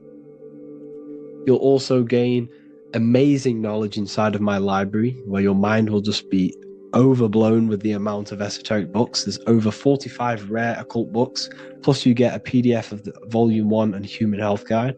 You get reoccurring updates where I expand on symbolism, occultism, where you will just feel absolutely amazing once you understand esotericism in yourself. You'll also learn how to create the dream reality that you want with the Manifestation Mastery course, where I teach you how your consciousness creates reality. You'll have a real lectures where I post lectures on symbolism, occultism, esotericism. There's a conscious community and live calls and Q&A where you can ask me questions and I'll answer your questions. I just want to say thank you to everyone who has joined the university. Thank you for even liking and watching this video. Any support I just appreciate every single one of you. Please, if you can, leave a comment and a like on this video and let me know any videos you want me to make in the future. And I will start uploading a lot more to the YouTube. So yeah, thank you all for tuning in today. Have an amazing day. In this video, you're going to learn exactly what Christ consciousness truly is and how to cultivate this into your life so you can live a better life, create the things that benefit yourself and humanity, and ultimately to bring heaven on earth. This is the true way. If you're familiar with my work, you know that, I'm pretty much obsessed with symbolism. Symbolism is such a massive topic, and it unlocks profound ancient wisdom that is hidden behind these layers of symbolism of the ancient paintings, symbols, and texts. So I was going through some Christian artwork and I came across this painting. It's a well-known painting called The Sacred Heart of Jesus. And it just blew my mind. What this is revealing about human consciousness and Christ consciousness, which is what Jesus represents. If you're not familiar with Christ consciousness, you should definitely do a bit of research on that. But I'm going to explain it today in detail. So when we look at this painting, we are looking at symbolism. We're looking at consciousness, a state of being, a state of living, a way of thinking, a way of feeling, and a way of acting in the world. As I've said this many times, we're all creators. We all create and generate reality. And you don't just have your personal reality, you have a collective reality. Your reality is affected by the collective consciousness. Depending on the collective consciousness's understanding of reality will also affect your life. We have a collective life and a collective experience.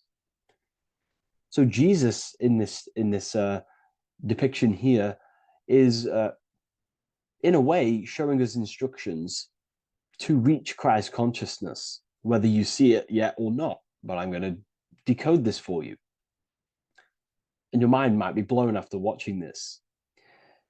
Okay, so so what is the meaning of Christ consciousness? What's the whole purpose of this? Very simple. Like I mentioned before, we have a collective experience on this world. And Christ consciousness is the natural consciousness that we all need to be functioning on to generate peace, love, and unity on the earth in this experience we call life. That's what Christ consciousness truly is.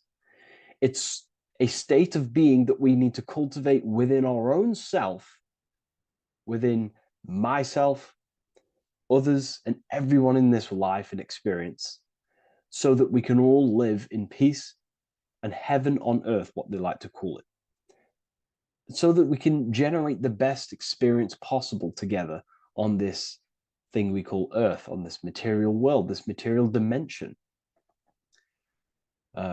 The material dimension is simply just a physical dimension of thought. It's a physical outcome of thought, but that's a whole of a lecture. So please leave a like, leave a comment if you have any topics to talk about that you wish for me to cover, and definitely leave a subscribe if you like my content and channel. So to go deeper into this, right, we've explained what Christ consciousness is and what it actually, will do to the earth and what it will do to reality and our collective experience. And it's also representing a profound understanding of self, a deep understanding of the true nature of self, the true source of self, what the self is, pure consciousness, pure God. We are all Jesus. Jesus is you, a physical manifestation of the divine made manifested physically. A physical manifestation of consciousness, okay, of spirit descended into matter. However, Jesus is a symbol that should not be worshipped, but something that we need to cultivate, maybe look up to, and cultivate within our own mind and hearts and actions. So he is someone that we should embody into our own very own being. We need to reach a level of intellect, the mind, a level of emotional understanding, and ultimately this creates Christ consciousness. Okay, and now I know that was very, very vague what I just said, but I'm going to explain it a bit more. I don't want to give it fully away yet because you need some more information, more keys. So let's observe the top end of this painting. Jesus with this circular light emanating around his head is symbolic of the mind, of our thinking aspects of consciousness, the way we generate thoughts, ideas. The mind is also good at also ruling communication. It also rules what we give attention to. Okay, so this is symbolizing the mind of every human being. The mind is a very powerful center of consciousness located in the head, of course. This is why Jesus is the head at the top with the circle around it, representing the mind. Now, to reach Christ consciousness, we need to purify our minds. Purification of the subconscious mind. The subconscious mind is the hidden aspect of our mind with all of our memories, belief systems, and everything we've ever experienced is stored within there. We have traumas there. We have bad belief systems that hold us back. So it's about reprogramming the subconscious and aligning the subconscious with higher consciousness, with higher understanding of self, removing any mental blockages from the mind. Because in today's world, most people's minds, including myself, before I, purified myself, and I'm still continually purifying myself. That's not to say I'm perfect, because I'm definitely not. But what I was saying was purifying the mind so we can have a powerful mind. Because, like I was saying, most people's minds are not their own friend. They let their mind control them. They let their thoughts create negative influence on them, negative emotions. They let their mind destroy their confidence, destroy themselves. We do not want a mind like this. We need a mind that is our best friend, that receives powerful thoughts, that gives someone power. We do not want our mind taking away our power. Okay, so in this specific image here of Jesus, this represents a light mind, a powerful mind, enlightenment. The word enlightenment means light and ment coming from mental or mind, light in the ment. This means a powerful mind. Light is also symbolic of knowledge, information. When someone's very intelligent, you call them a bright person. It's a bright mind. It's knowledge of self. So the mind is conscious of self. That's another thing. We need to be conscious. A lot of people are not conscious, including myself before I did this, before I woke up. Most people are not conscious of their actions. They're not conscious when they're actually awake in the day. They do things unknowingly. Are we conscious of our thoughts, emotions, and actions, what we're giving attention to in our mind? Because ultimately this shapes our experience. There's a great quote, I think it's Julius Caesar or one of the Roman emperors, who says the quality of your life is dependent on the quality of your thoughts. Something along them lines. I don't know if I'm 100% correct there, but it's very true. Our thoughts dictate our happiness. So to cultivate Christ consciousness, we need to be conscious of our actions, conscious of our thoughts that we're giving attention to. There is a level of mastery that we can achieve within ourselves where we become conscious of every single thought that enters our mind. That sounds easy, but it's definitely not. But that's a high level of mastery that we can achieve and cultivate within ourselves. So we're looking at a powerful mind here from Jesus, a powerful mind, a purified mind. And we purify the mind through, affirmations, meditations, ritual work. Rituals are things we do every single day with an intent in our mind and an emotion in our heart to impress that state of consciousness into our subconscious so it can slowly rewrite our consciousness and align our consciousness and sync it with higher thoughts and higher emotions with love. We can sync our consciousness with love, which is ultimately what Christ consciousness truly is. Well, now we're going to go on to that now. So we've gone over the mind. Now we go over the heart. Now notice before we go into the heart, Jesus is revealing. He's pulling back the robe, symbolizing opening the heart, revealing the heart, revealing the soul, the light of the heart. Our authentic self lies in the heart. Our pure intentions, our love, our soul needs to be shining through our heart. And our soul is unconditional love. Now, that's not to say that we can get corrupted hearts. We surely can have corrupted hearts, for sure. We can love sick and twisted things, and that's evident in today's world. People love killing people. People love hurting people, manipulating people. People love power. Now, that's obviously an inversion of the natural state of consciousness for humans.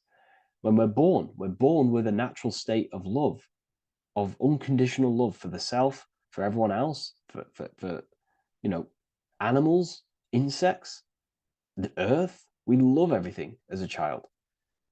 And not only do we love everything, we actually act upon this. As a child, we do not act on anything we know is not good.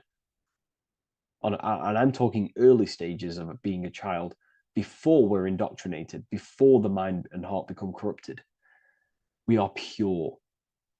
This is symbolizing this. Light represents also purification and truth, because when you shine light on something, it's the truth. You see it. You shine it through the darkness. It reveals. So light, this is symbolizing revealing the light of the soul, of love consciousness, holding love in the heart, true love, not love for sick and twisted things, but true love for the self, the body, and for everyone else and all things.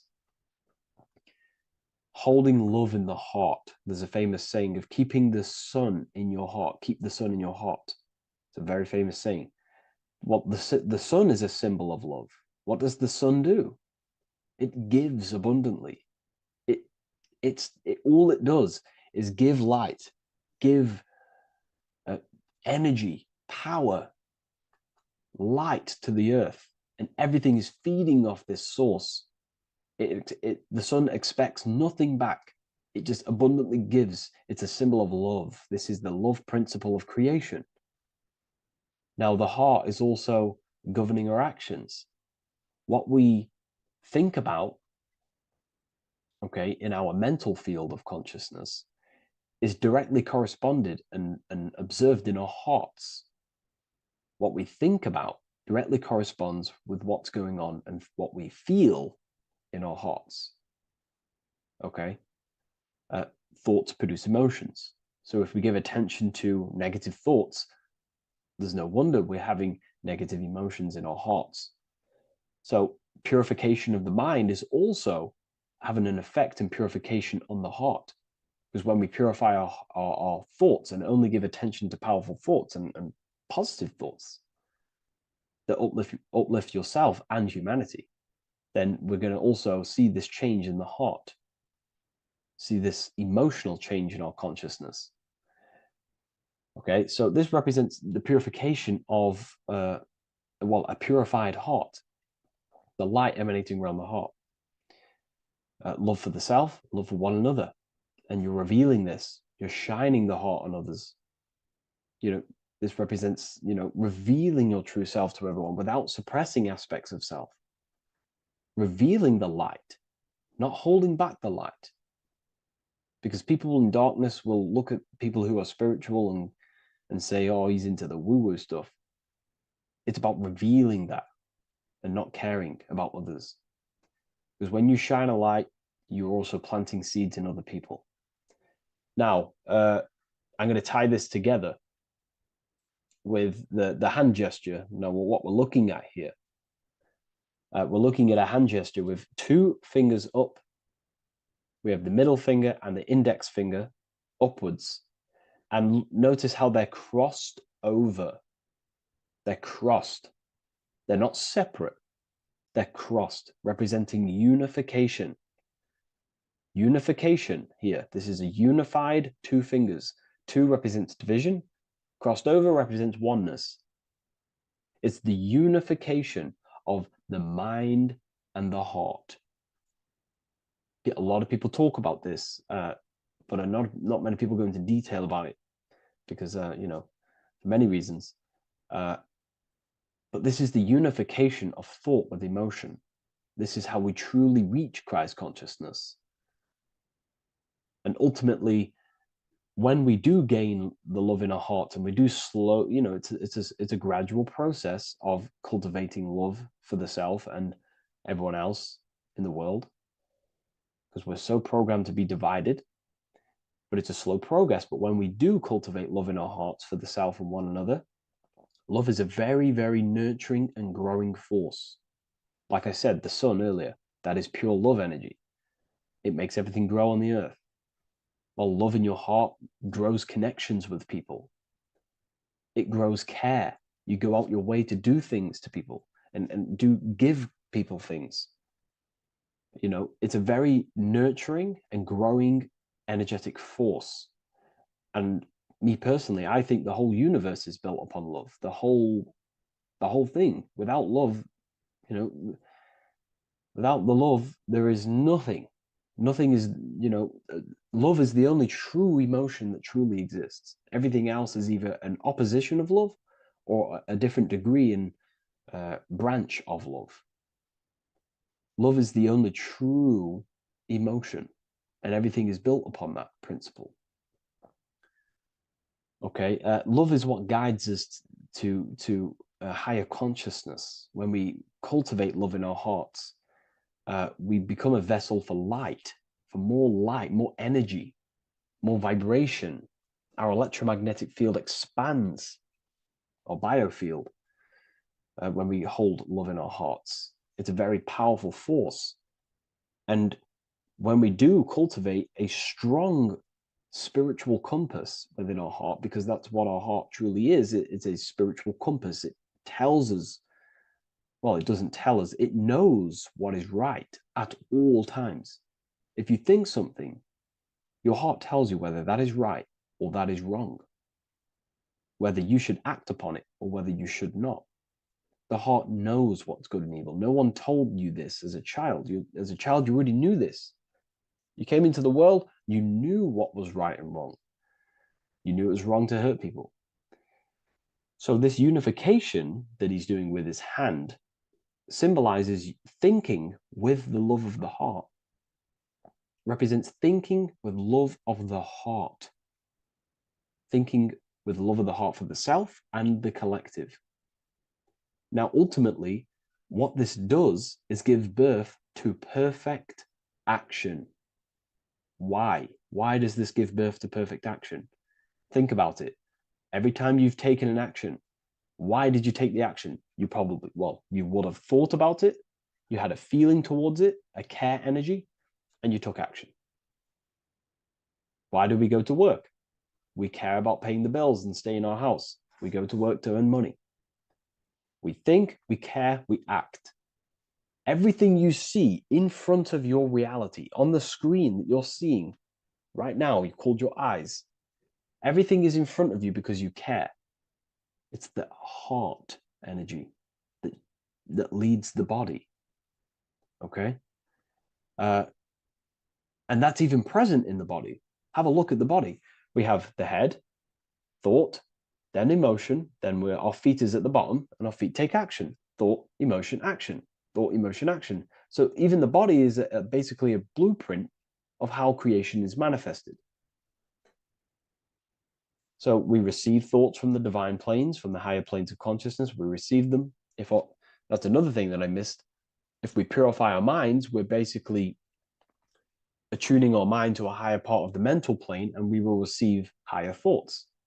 We will receive thoughts that are more genius, what we like to call today, or better quality thoughts. We receive good ideas when we attune our mind to a higher consciousness. Okay, so we are like a radio. We receive thoughts based on what our mind is set to. That's why we call it a mindset. So, like I was saying, we receive thoughts through the head. We feel the emotion, then our feet take action. Thought, emotion, action. So the body's a blueprint of creation. It's beautiful when you really notice this. So this unification is about thinking with the love of the heart, which gives birth to perfect action in the world. And this is the state that we need to cultivate within myself and everyone in the world so we can give birth to heaven on earth through action. Because ultimately the world is molded through action, physical action. And them actions are molded from thoughts and emotions. Now,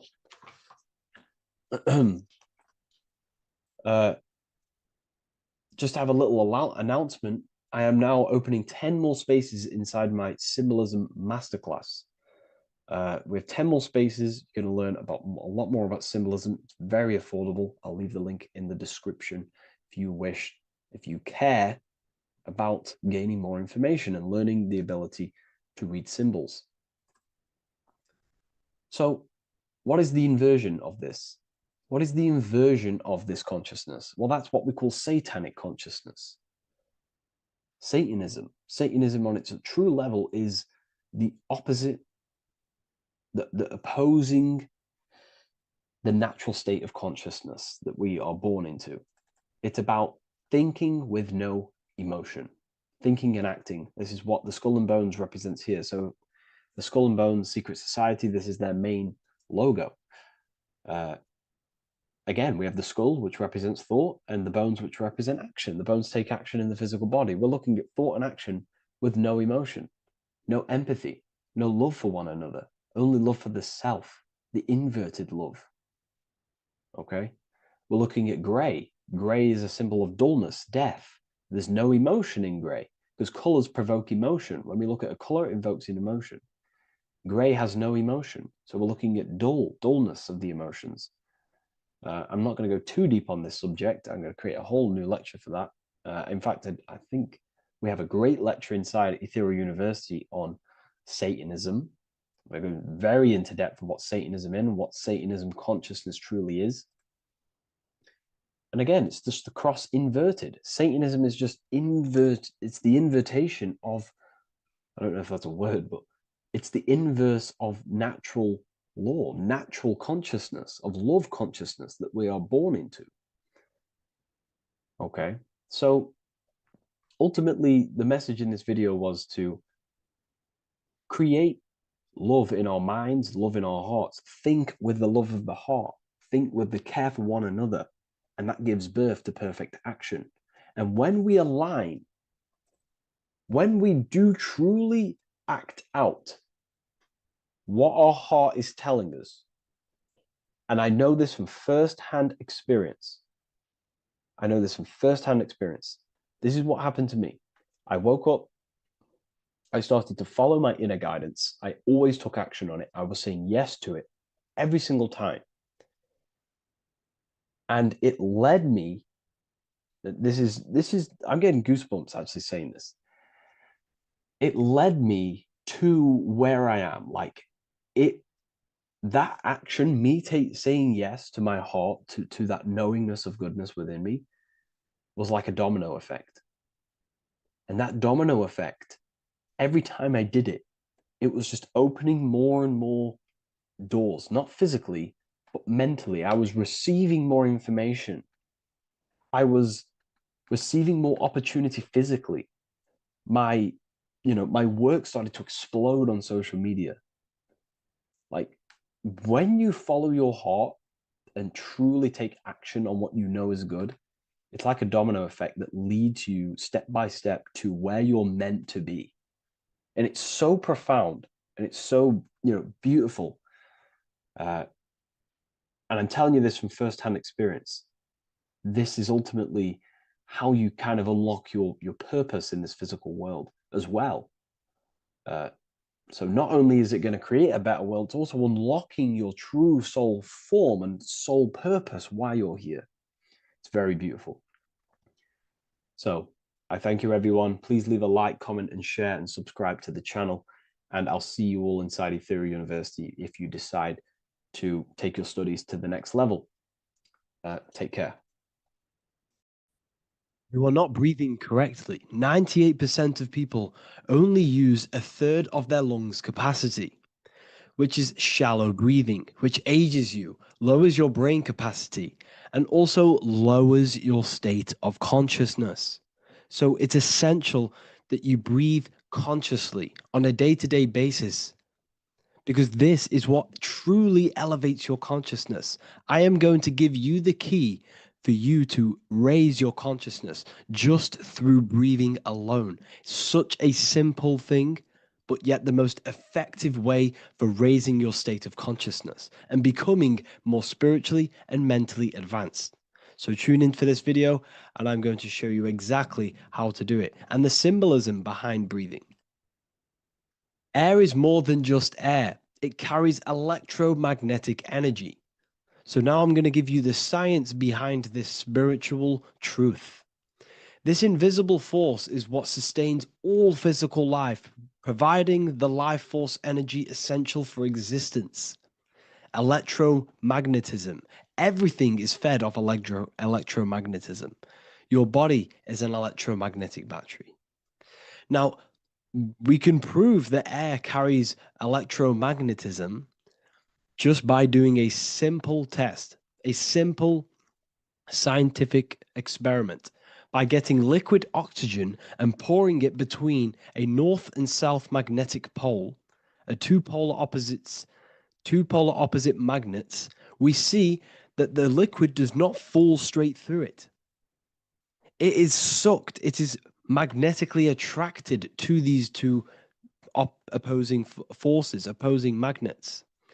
This is proof that air, liquid oxygen carries electromagnetism.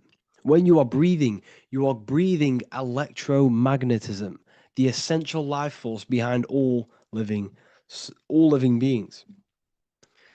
This is known as energy or prana, chi, ether, or spirit. This is all the same thing.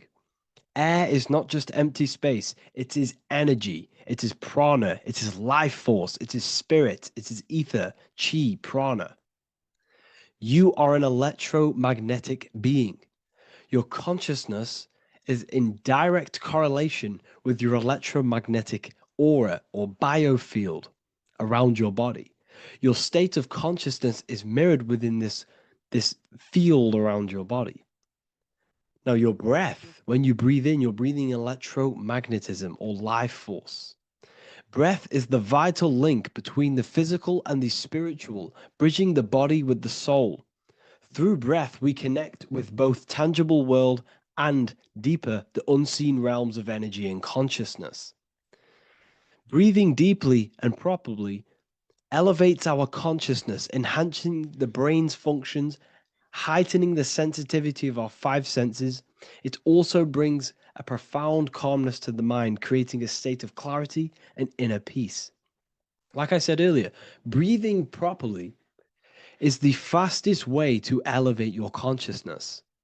It is the fastest way because breathing, when you stop breathing, what happens? You lose physical consciousness. Your body will shut down if you do not breathe in this vital electromagnetic energy in the oxygen. If your body does not get this for 5 minutes or however you can last without breathing, this makes you lose physical consciousness. Your body will not survive without this essential life force energy. Therefore, air is one of the most overlooked things. This is why we see the symbolism of Buddha having a big belly. Why does he have a big belly? Because it's symbolizing breath work, proper spiritual breath work, the certain teachings of breath work, of when you breathe in through the nose, you have to breathe in through the nose. You don't want to breathe in through the mouth because the nose acts as a filter which catches dust particles and filters out the air before it enters the lungs. The mouth does not do that. The nose is for breathing inward. We breathe in through the nose, and when we breathe in, we breathe into our belly, not our lungs. When we breathe into our belly and our belly expands outwards, we are then moving this energy down from the nose down the spinal column. And when we breathe back out, the belly goes in, which is raising the energy up the spinal column, back out through the mouth. This is the true way of breathing, because when we breathe, we are moving energy. We are moving electromagnetic energy. When we breathe in through the nose, the energy travels down the spinal column. And when we breathe out, we are raising this energy back up the spine, some of it going out the mouth and some of it reaching the brain, activating dormant brain cells in the brain. But when we breathe, we need to make sure we are using 100% of our lungs' capacity, because the lungs is what transforms this special energy into consciousness, physical consciousness. So this is why Buddha has a big belly. It's not because he was fat. It's not because he was overweight. It's symbolism. It's symbolism of breath work. So try this. Do this for 2 minutes while you watch this video. Breathe in through the mouth as hard as you can until you no longer can fill any more air into your lungs and belly. Breathe it into your belly, not your lungs. and breathe out through the mouth. Do this for 5 minutes or 2 minutes, however long. I promise you, breath affects your consciousness. You will notice the difference. If you do it quicker, the quicker it'll affect your consciousness, and you might go lightheaded. But that lightheaded is you activating your spirit, your energy body. So try this just by when watching this video. When you breathe consciously, you are renewing both your energy body and astral body, aligning your consciousness with a higher state. This practice feeds new life force energy into the body, revitalizing and enhancing your overall well-being. Like I said, your brain requires the most amount of oxygen. When we have shallow breathing, this is reducing the brain's capacity. Because when we are not breathing properly, which 98% of people are only using a third of their lungs capacity, we are essentially only using a third of our consciousness, because your breath is directly correlated to your consciousness, your state of consciousness. When you breathe in through the mouth, out through the mouth, out in through the nose, out through the mouth, consciously and deeply for 5 minutes, you will notice that your senses are more powerful and sensitive. Your brain is quicker.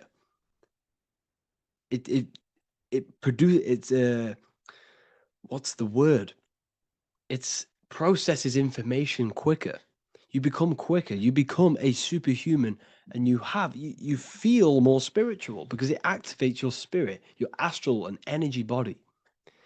So when we meditate, it's definitely important to breathe in through the nose and out through the mouth as deeply as possible to align with a higher state of consciousness. And this is the easiest way to separate your consciousness from the body. When you breathe in deeply for long periods of time, while meditating, while taking no thought, when no thought is present and you gain a rhythm of deep breathing, this is the gateway. This is the gateway to opening your consciousness. Because when you stop thinking, other aspects of your consciousness can open up. All of our lives we've been thinking, which is blocked off the higher states of consciousness. So breathing is very, very important. It affects our overall well-being. And this is Yahweh, the in and the out of breathing. When we breathe in, this is Yah. You can hear it. It sounds like Yah.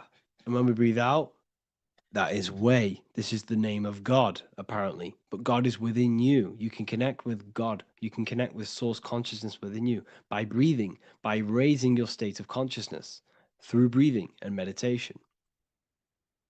This is why the Bible tells you the Spirit of God has made me, and the breath of the Almighty gives me life.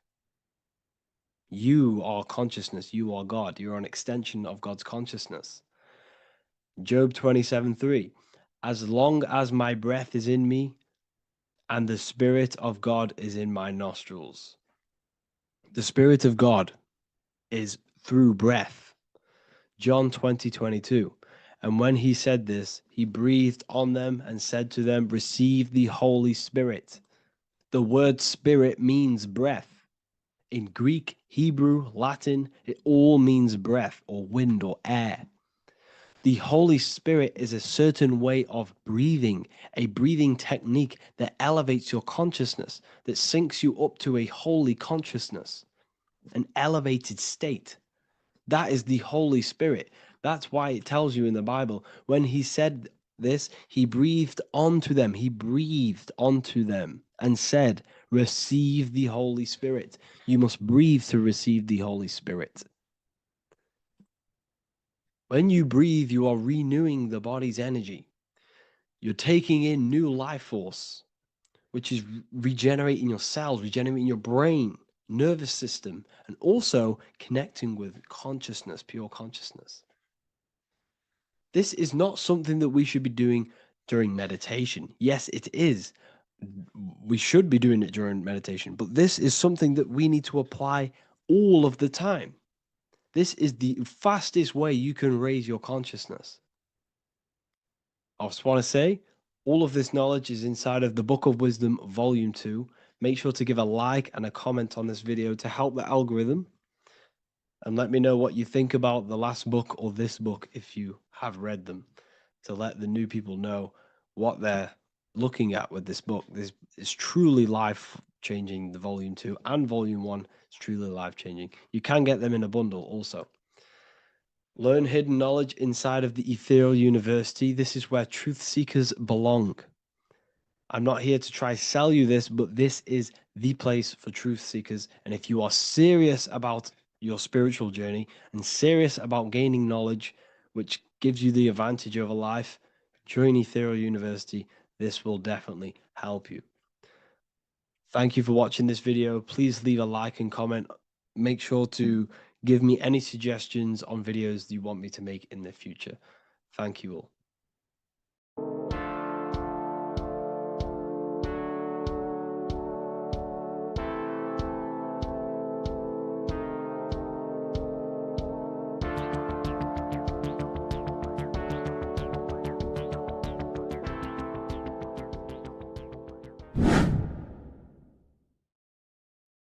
How are we all doing today, people? It's Revival of Wisdom, and today we're going to get real deep.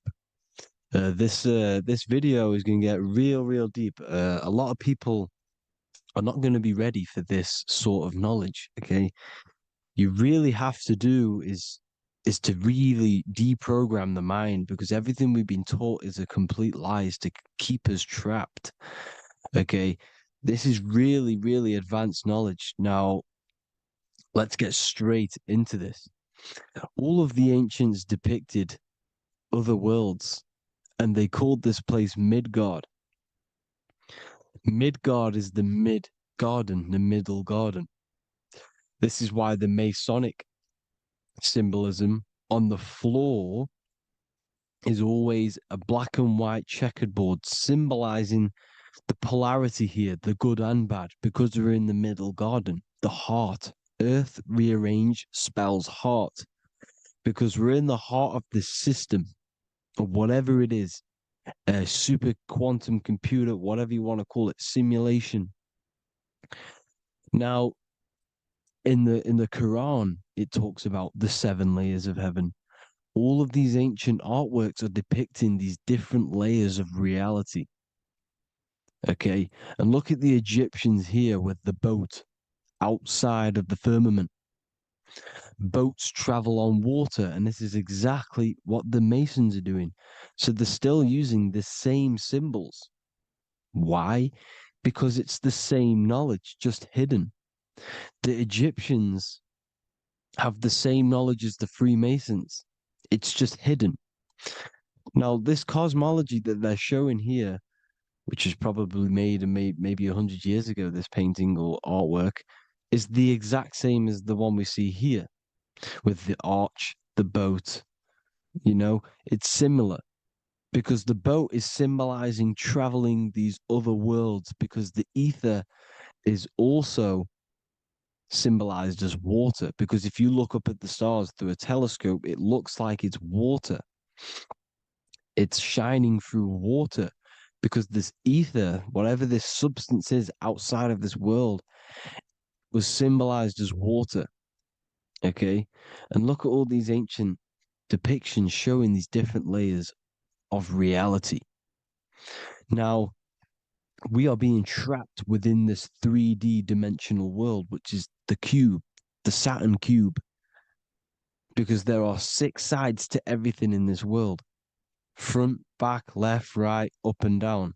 6, which is the cube, because we're in the Saturn, Saturn's world. Okay, now, always been depicted as a tree of life, the tree of the universe has always been depicted as this tree. Because let's get a bit deeper. Now, the cosmology of this reality is the sun, the moon, and Polaris, always in the Masonic art. The sun, the moon, and Polaris, the all-seeing eye. If you go inside of the temples, of the Masonic temples, they always have this star in the middle, shining light beams. Okay? Look here. The light beams coming from the big star in the middle, which is Polaris. This I is God. It's God's light shining down from his abundance. Now, when you astral travel, you will see this big ball of light above you, and this big ball of light is God. But you cannot travel towards it until you are pure. Doesn't work like that. You have to become formless. You have to become pure before you can become one with the light. In all these Masonic artworks, it's all depicting the star in the center. This star is Polaris because Polaris is the way out of this place. And this is why you see the stairway to heaven all the way up to the light beam, the light source. What does it say in the Bible? God is light because everything is made out of one substance, and that substance is light. And it symbolizes the eye because God is an eye. All things that are alive have an eye. And we all say, I am. We all see these realities through eyes. God is an eye. He's the all-seeing eye. He sees all things at all times. And he is projecting this light. And this light comes down to create all the different levels of the worlds. And this is what the two pillars symbolize the number 11. 11, the number 1, is just a vertical line. It's the one. It's a 1 point.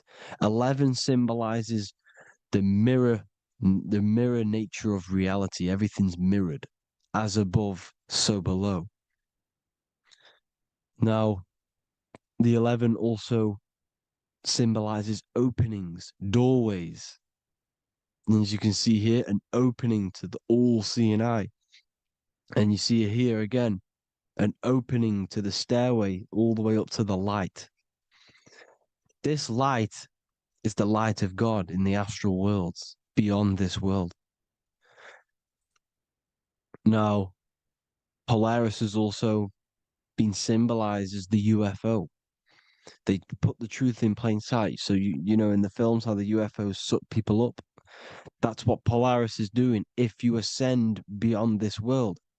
If you do not ascend beyond this world, you will be reincarnated in this world.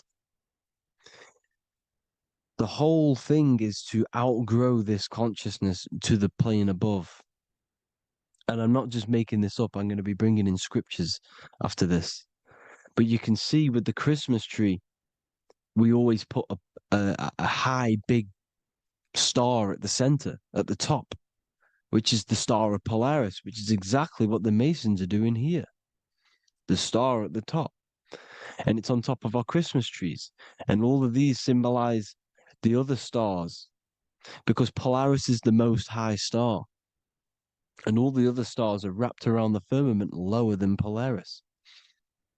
And that's exactly what the Christmas tree is. And it's a triangle. It's a triangle, just like light beams travel from one point in the triangle, just like the all-seeing eye. It's a triangle. The light is coming from one point and sending its rays downward. You see, it's kind of like you see here with the water. And the lower you go, the darker it gets, the more evil it becomes. And this is what the ancients would call hell. Now, this all-seeing eye is Polaris. And below Polaris is Mount Meru, the North Pole, the magnetic North Pole. The Tower of Babel, which is in the Bible. The etymology of the word Babel, Ba meaning spirit, which gives the ability to move the soul through the worlds, that's the ancient Egyptian description of the word Ba, meaning of the word Ba. You have the Ka, the Ba, the Ak, but the Ba is the one that gives the ability for the soul to move through the worlds. Your soul can't speak into a world without incarnating into it. Now, the Tower of Babel symbolizes Mount Meru because it's the word Ba is the spirit which gives the ability for the soul to move through the worlds. The Tower of Babel is the magnetic North Pole, Mount Meru, which gives the ability to move through these different worlds. And you can see the ancient Tibetans always showing this depiction of these different worlds coming from the center. Because we have to ascend our consciousness. It's not about how good you are to reach heaven. It's about how you expand your consciousness, you expand your mind. So they teach now that you have to be good in order to reach to heaven. It's about expanding the mind, expanding your consciousness to these different planes, these different realms. So that's what it's about. And Jesus was known as the fisher of man. Now, Jesus is a massive part of this. He was known as the fisher of man because he was fishing. He could have been fishing. He could have been one of these deities that had come down from these different higher realities and pull people up. So they would so they called Jesus the fisher of man. And he says unto them, follow me and I will make you fishers of men. So these deities that we see in the past, like Buddha, Krishna, Hermes, Thoth, Jesus, could all be these entities who were coming down to pick up the minds that were worthy enough to see the higher planes of reality. And this is why they called him the fisher of man. Now, when Jesus walks on water, there is a parable with Paul. And he says, but Jesus immediately said unto them, take courage, it is I, don't be afraid. He's talking about astral travel here. He's talking about leaving the body. Because when you leave the body in astral travel to see these alternative realities, you can't be afraid because fear is a bondage, which is what the Emerald Tablets talks about. Lord, if it's you, Peter replied, tell me to come to you on the water. The water. Come, he said. And Peter got down from the boat, walked on the water, and came towards Jesus. But when he saw the wind, he was afraid and began to sink. When you become afraid in astral travel, you sink back into your body. Lord, save me.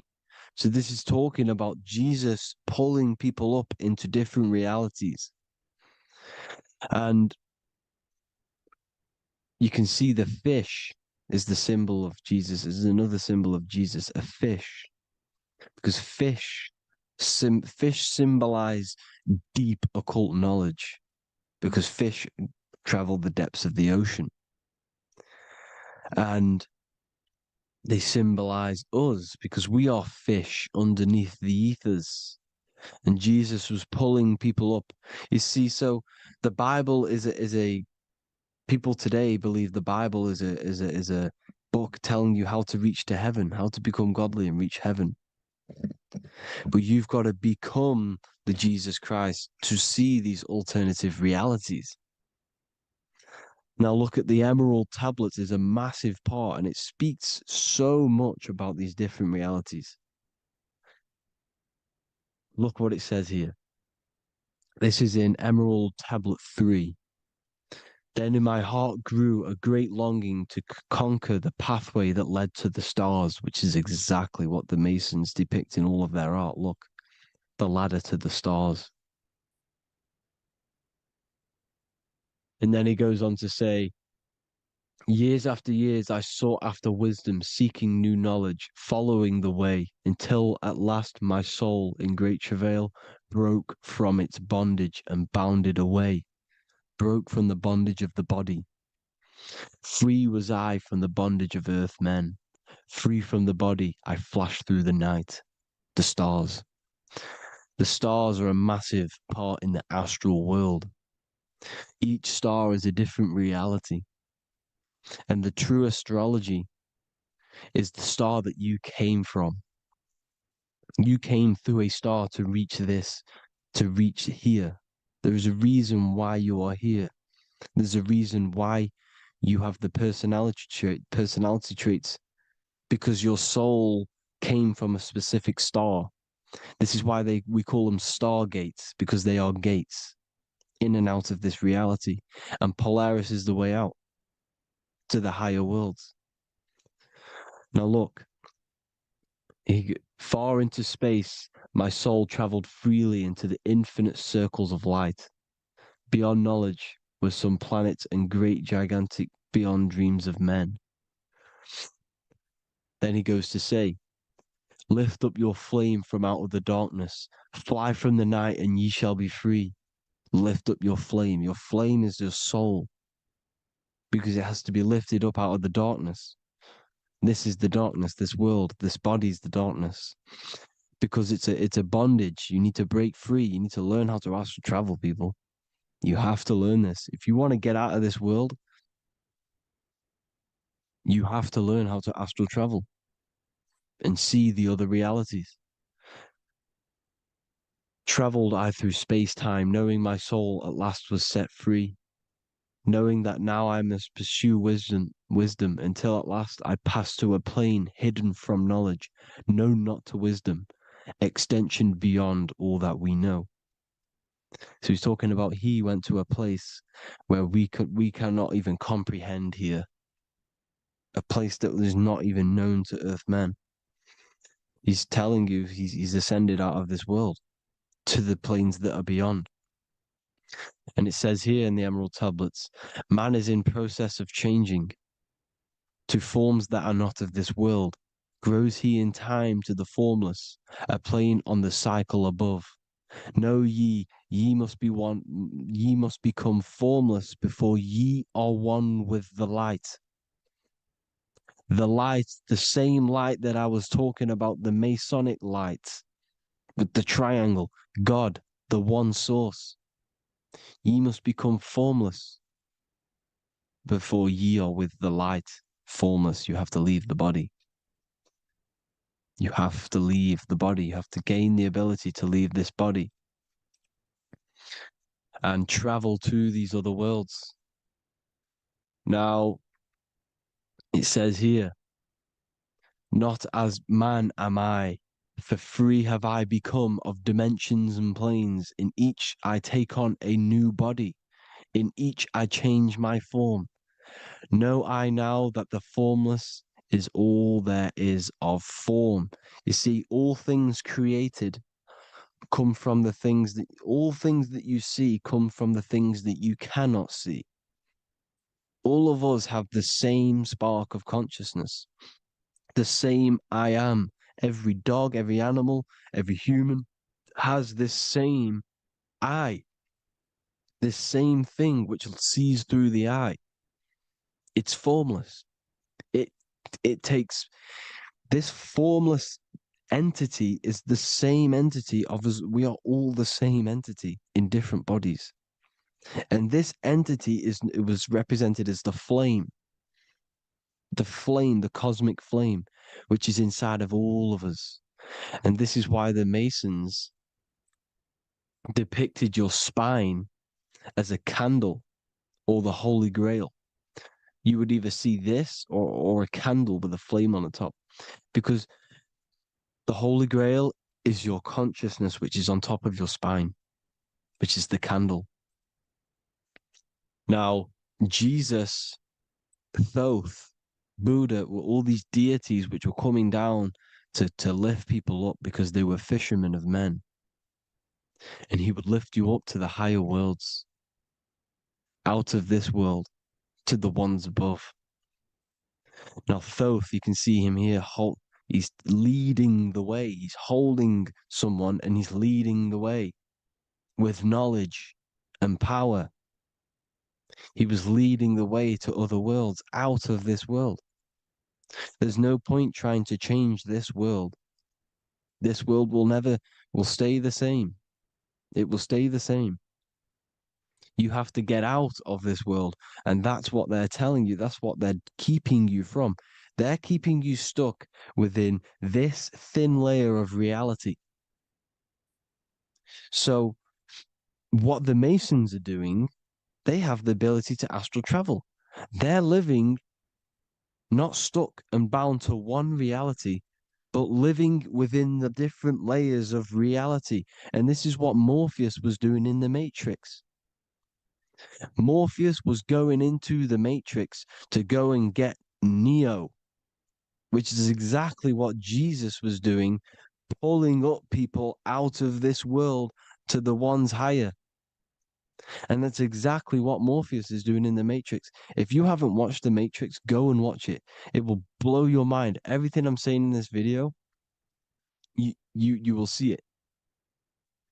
Except that you don't need to use a machine to enter the Matrix. You just use your body. Well, you use your consciousness to leave this body. You see, Neo was also uploading himself into the simulation to pull people out of the simulation. And this is exactly what all of these gods were doing. The Fisher of Man. Look, he was pulling people up out of this reality with the knowledge. Now, Jesus was always depicted with the mushrooms. Look at all this mushroom art. Mushrooms were literally the origin of Christianity. You can see it everywhere.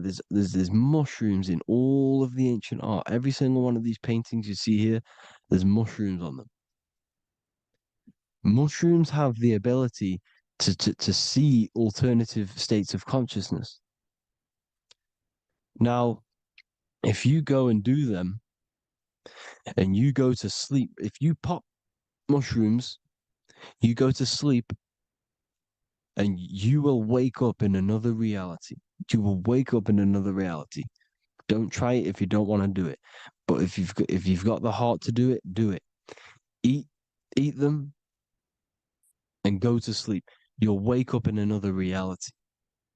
And Jesus was handing out mushrooms to the bright minds, to the minds that he wanted to fish out and pull up to the higher realities.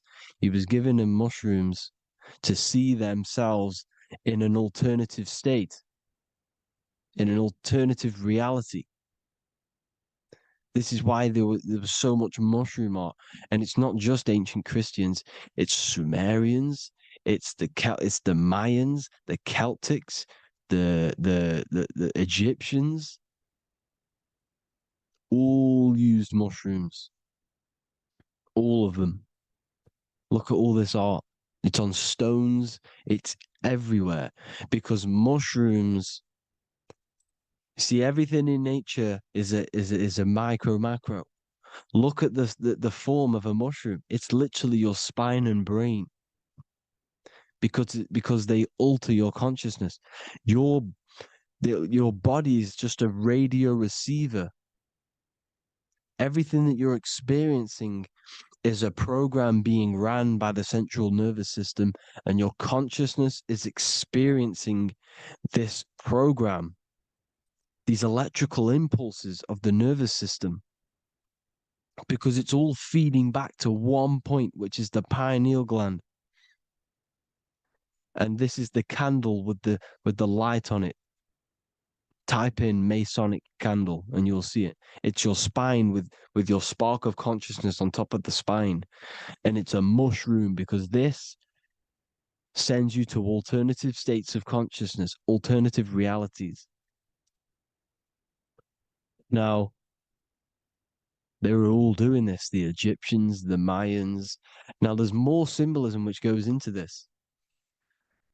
Look at the Christmas trees we use. The Christmas tree with the presents underneath them. Magic mushrooms grow under trees. And these are the presents under the trees that we symbolize today with Christmas. Santa's red and yellow for the red and yellow mushrooms. The same mushrooms Mario has to collect. And when he gets enough mushrooms, he levels up. And then what does he do when you go past the world? When you win that world in Mario, you go to another reality. You go inside of another world. It's truth in plain sight, and it's using mushrooms.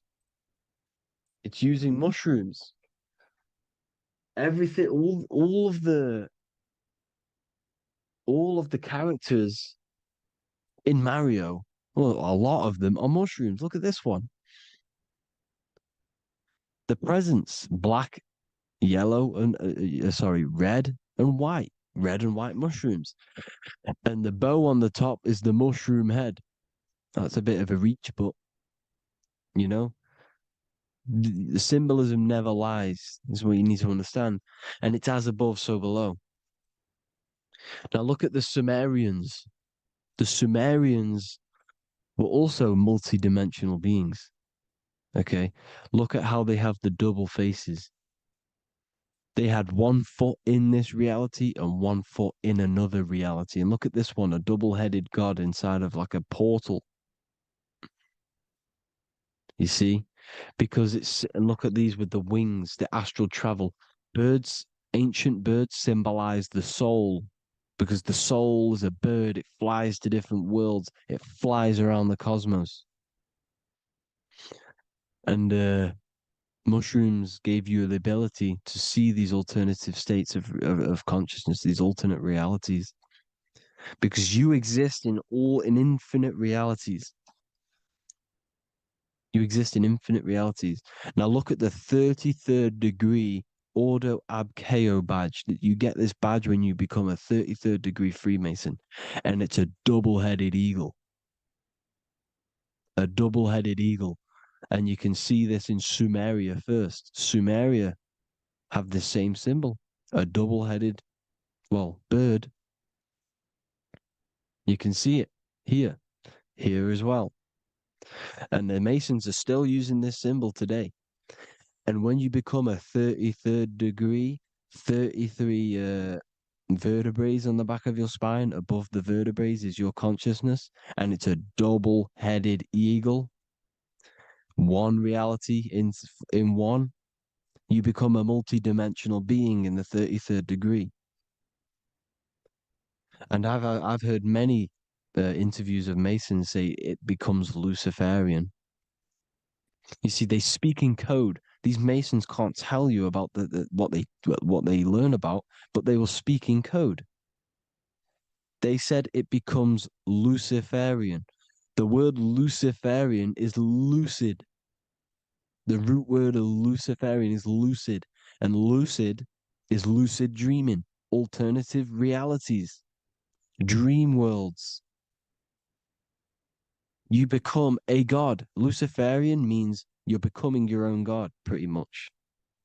Because you are becoming a multi-dimensional being living in between the different layers of reality at the 33rd degree of Freemasonry. And look at the double-headed eagle, because the birds symbolize the soul.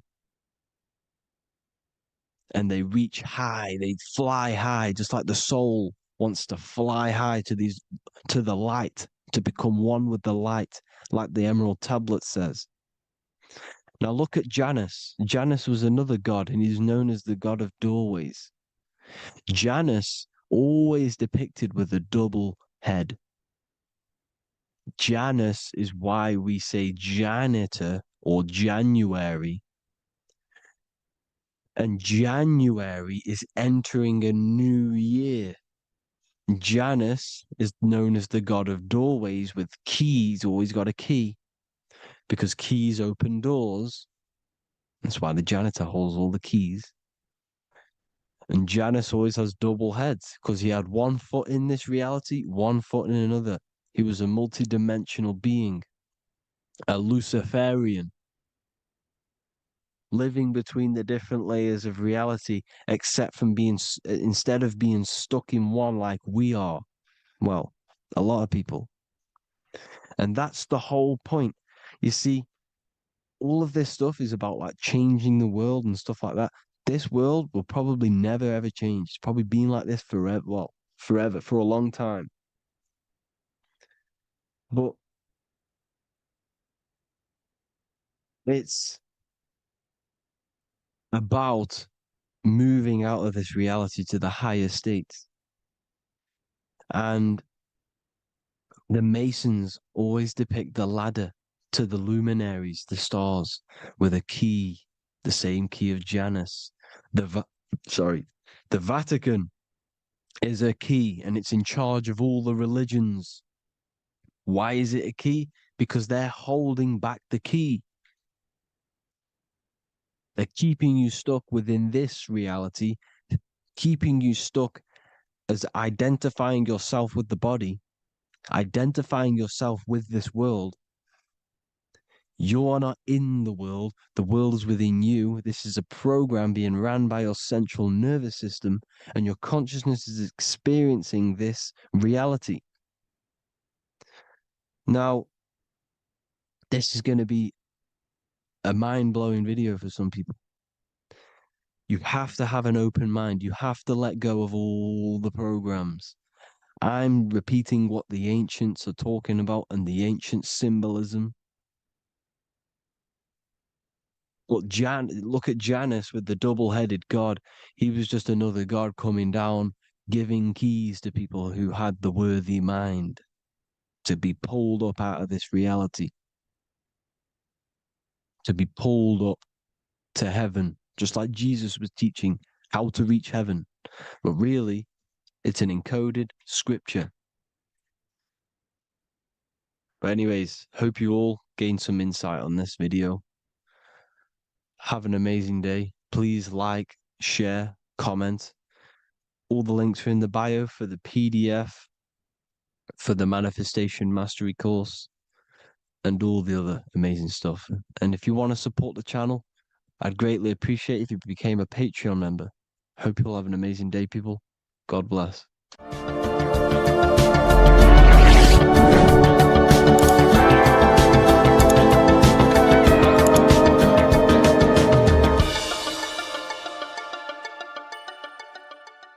What if dreams aren't random at all, but messages from a deeper part of yourself, trying to show you things? In this video, you're going to learn exactly what dreams are from an esoteric view, how to control dreams, and how to dream more frequently. Dreams are not nonsense. They are expressions of the subconscious mind. In the daytime, we're using our conscious mind, what we are aware of. This represents the daytime, the sun, the external world. We're operating in the external, outside the body in the day. But when we go to sleep, we return inward. Everything does this breath. We breathe in through the nose and out through the nose. Everything does this in and out process in the universe. We live, we die every single day. We wake up, we express things in the external. Then at nighttime, we return back to darkness, back to the internal. This is the breath of the universe. We have summer, we have winter. This is the breath of the sun and the seasons with the earth. You have an internal world and an external world. External is physical, the internal is spiritual. Like I said, when we go to sleep, we are returning back to the internal world of your own consciousness and subconscious mind. Your subconscious mind holds everything about you, your memories, your traumas, everything you've ever learnt, your language, your name, your job, everything you identify with is stored within this vast network of the subconscious mind. It is your own personal consciousness. Therefore, when we dream, we return back to the subconscious mind, and we are in fact thinking, but in a subconscious way. The subconscious does not speak the same language as the conscious mind. The conscious mind uses language, thoughts, and all things that are very logical and very easy to understand.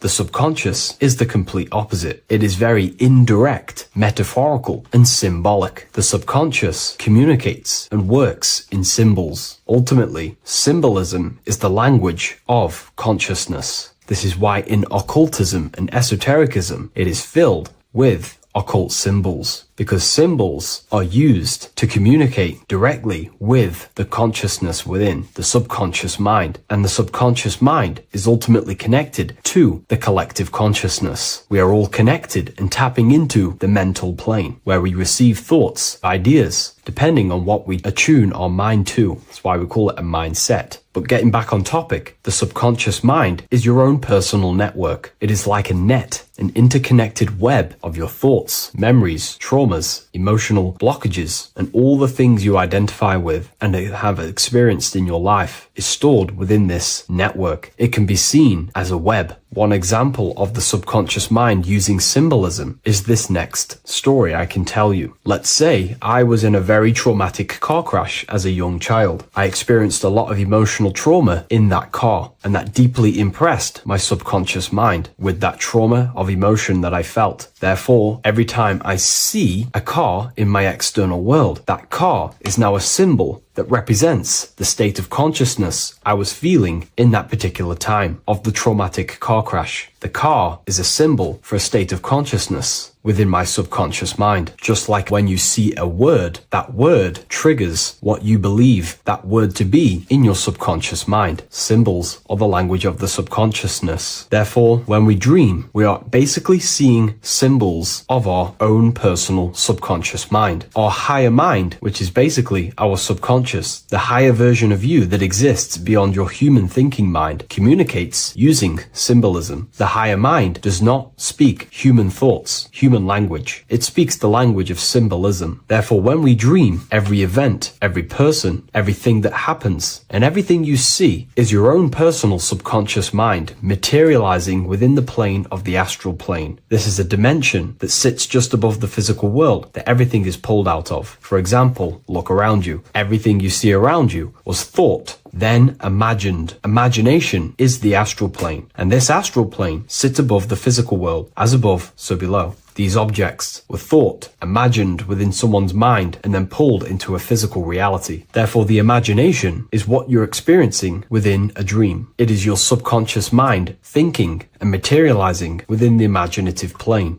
For example, let's say you are a Christian, you believe in Jesus your whole life, you have lots of emotion towards Jesus. This deeply impresses your subconscious mind. You believe in him so much, you go to sleep, you have a dream that you meet Jesus. You did not meet directly with Jesus. You met with your own belief. It was your own belief materializing within the imaginative plane and revealing itself to you. Dreams are materializations of your memories, your subconscious beliefs, traumas, and anything that could be inside the subconscious mind. It is your subconsciousness revealing itself to you in a material form. Let's say you have a nightmare. There is a big dark figure chasing you and you are running away in fear, away from this dark figure chasing you. That dark figure is not an external entity. It is not a spirit or a jinn or a demon. It is in fact an aspect of your own mind. It is a symbol that represents maybe a fear, a trauma, or something you are running away from internally inside your subconscious mind. Something that you are not addressing, but something that is fearful, something that can be controlling you on a subconscious level. Let's say you have a fear to address something in your personal life. You want to address someone who is getting on your nerves at work. You continuously put this off and you fear doing that situation. Over a long period of time, this can slowly control you subconsciously. You start to avoid the person, avoid any contact. It is subconsciously controlling you. This is not the best example, but you can see what I mean. Hidden fears and traumas in the subconscious mind can subconsciously control your actions and ultimately lead you to low states of consciousness, keep you from reaching your higher potential, and ultimately create blockages within your own consciousness. That figure in the dream is a materialization of something that you are fearing and running away from and not addressing. This is why people always have dreams of traumas that they have experienced as a child or when they were younger, or maybe from a year ago or two. It's because that emotion is deeply impressed in the subconscious, and the subconscious is always trying to reveal things to you, communicate to you that you need to change, purify, and maybe heal within your own consciousness. This is how the higher self communicates to you through the language of symbolism. Once you understand this, dreams can become a very powerful tool, not just entertainment at nighttime. Your consciousness never rests. Your consciousness is eternal. It is the very spark of the divine. Your body needs rest. Your consciousness is not physical. It does not need rest. So this is a way you can identify what your dreams are trying to show you is by writing them down. A dream journal. Every single dream that you have a book placed near your bed. Every time you wake up, first thing you should do is pick up the book and write every single detail that you can remember about the dream. The people that you met. are all symbols or aspects of yourself. Maybe it is a friend you saw in your dream. That friend represents a state of consciousness that is within you and is trying to reveal something to you. It's about making the subconscious into the conscious, to become conscious of the unknown. Write down every detail, everything you saw, every event that played out, even the details of the clothes that they were wearing. Everything is symbolic within dreams. Write everything down and then analyze the dream. Don't analyze it from a logical mind. Analyze it with the right hemisphere of the brain, which allows you to see metaphors, read between the line. Try and gain the message that it's trying to show you. What does this overall mean to you? And what could this reveal about aspects of yourself that you need to heal or maybe take action in your life and world? Because your higher self is always guiding you towards awakening and fulfilling your mission in the manifested physical world. Dreams speak in symbols, not logic. Ask about your dreams. What is this trying to tell me? Don't take things literally. Look for an emotional tone and symbolic resonance. With practice, you'll begin to understand the personal language of your subconscious mind. Now that you understand that, again, please leave a like or a comment on this video. This is now a technique for lucid dreaming and dreaming more often. This is not going to happen overnight. This is not an easy method. It simply takes practice and dedication. Every morning, choose 3 time slots. For me, I choose 4:30, 5 a.m. and 6 a.m. 3 alarms that are going to go off at these 3 times, half an hour apart from each other. Each time you wake up, stay awake for 5 to 10 minutes. Turn off the alarm. Try and keep your conscious mind awake, but drift back into sleep. There's no other better way for me to explain that. It's very difficult, but try and keep the mind awake, but the body falling back asleep. More than likely, you will drift off back to sleep. Then the next alarm will go off half an hour after. This will wake you up again, guaranteed. You will probably drift back to sleep by repeating this process. After the 3 alarms go off, each one of them times, you're either going to have a dream or a lucid dream, but definitely you will have a dream. And if it doesn't work one time, keep trying it. I've been using this method for a very long time, and I can tell you 70-80% of the time it triggers a dream, and a very vivid dream. And it's ideal for lucid dreaming because keeping the conscious mind awake while letting the body fall asleep, you can become conscious within these subconscious realms of your mind. But when you are conscious inside the dream world, you can do what you want, but you also want to let the dream naturally unfold. If you try and take too much control, then you will wake back up. If you feel any fear in your dream, you will wake back up into the material world. Another tip to dream more often is to meditate before bed. Simply close your eyes and think about nothing for 5 to 30 minutes. Detach from everything outside you, your name, your job, work, thoughts. Mentally detach from the world and the physical pleasures and become pure awareness before you try and go to sleep. This will help you become conscious while being within the self. If you wish to learn more about consciousness, yourself, the Book of Wisdom Volume 2 can definitely help you. I'll leave a link in the description. Thank you for watching this video, and I'll see you in the next one.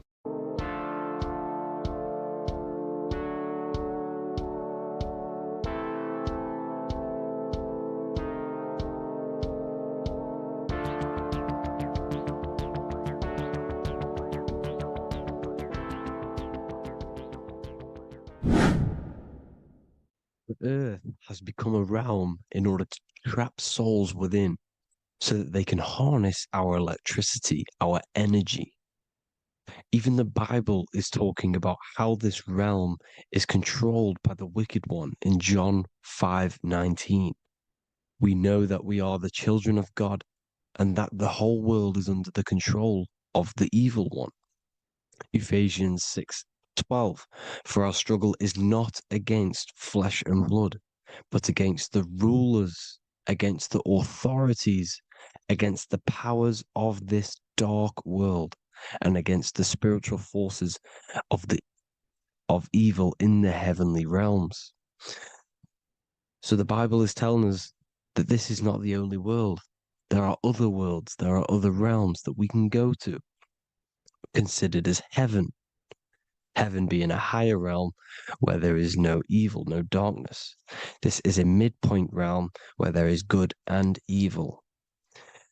Now, we're going to explain how the soul trap is how it's working and how your soul is being harnessed for its energy and how you are tricked to come back to this realm after death. What you need to understand is first is that you are the invisible intelligence behind the physical body. You are the mind and soul. The soul is the true you, the good you. It is pure love, pure bliss, eternal, never dies. The mind can be corrupted though. The mind is the intelligence of the soul. It is invisible. It has no true form. The intelligence inhabits the brain. The brain is the computer to control the electrical machine called the nervous system, which is choice, program, and action. You are the invisible intelligence behind the body, and this will prove it even more. You do not even see into the external world. You are seeing an image produced by the brain because the light is being sucked through the retinas of the eyes.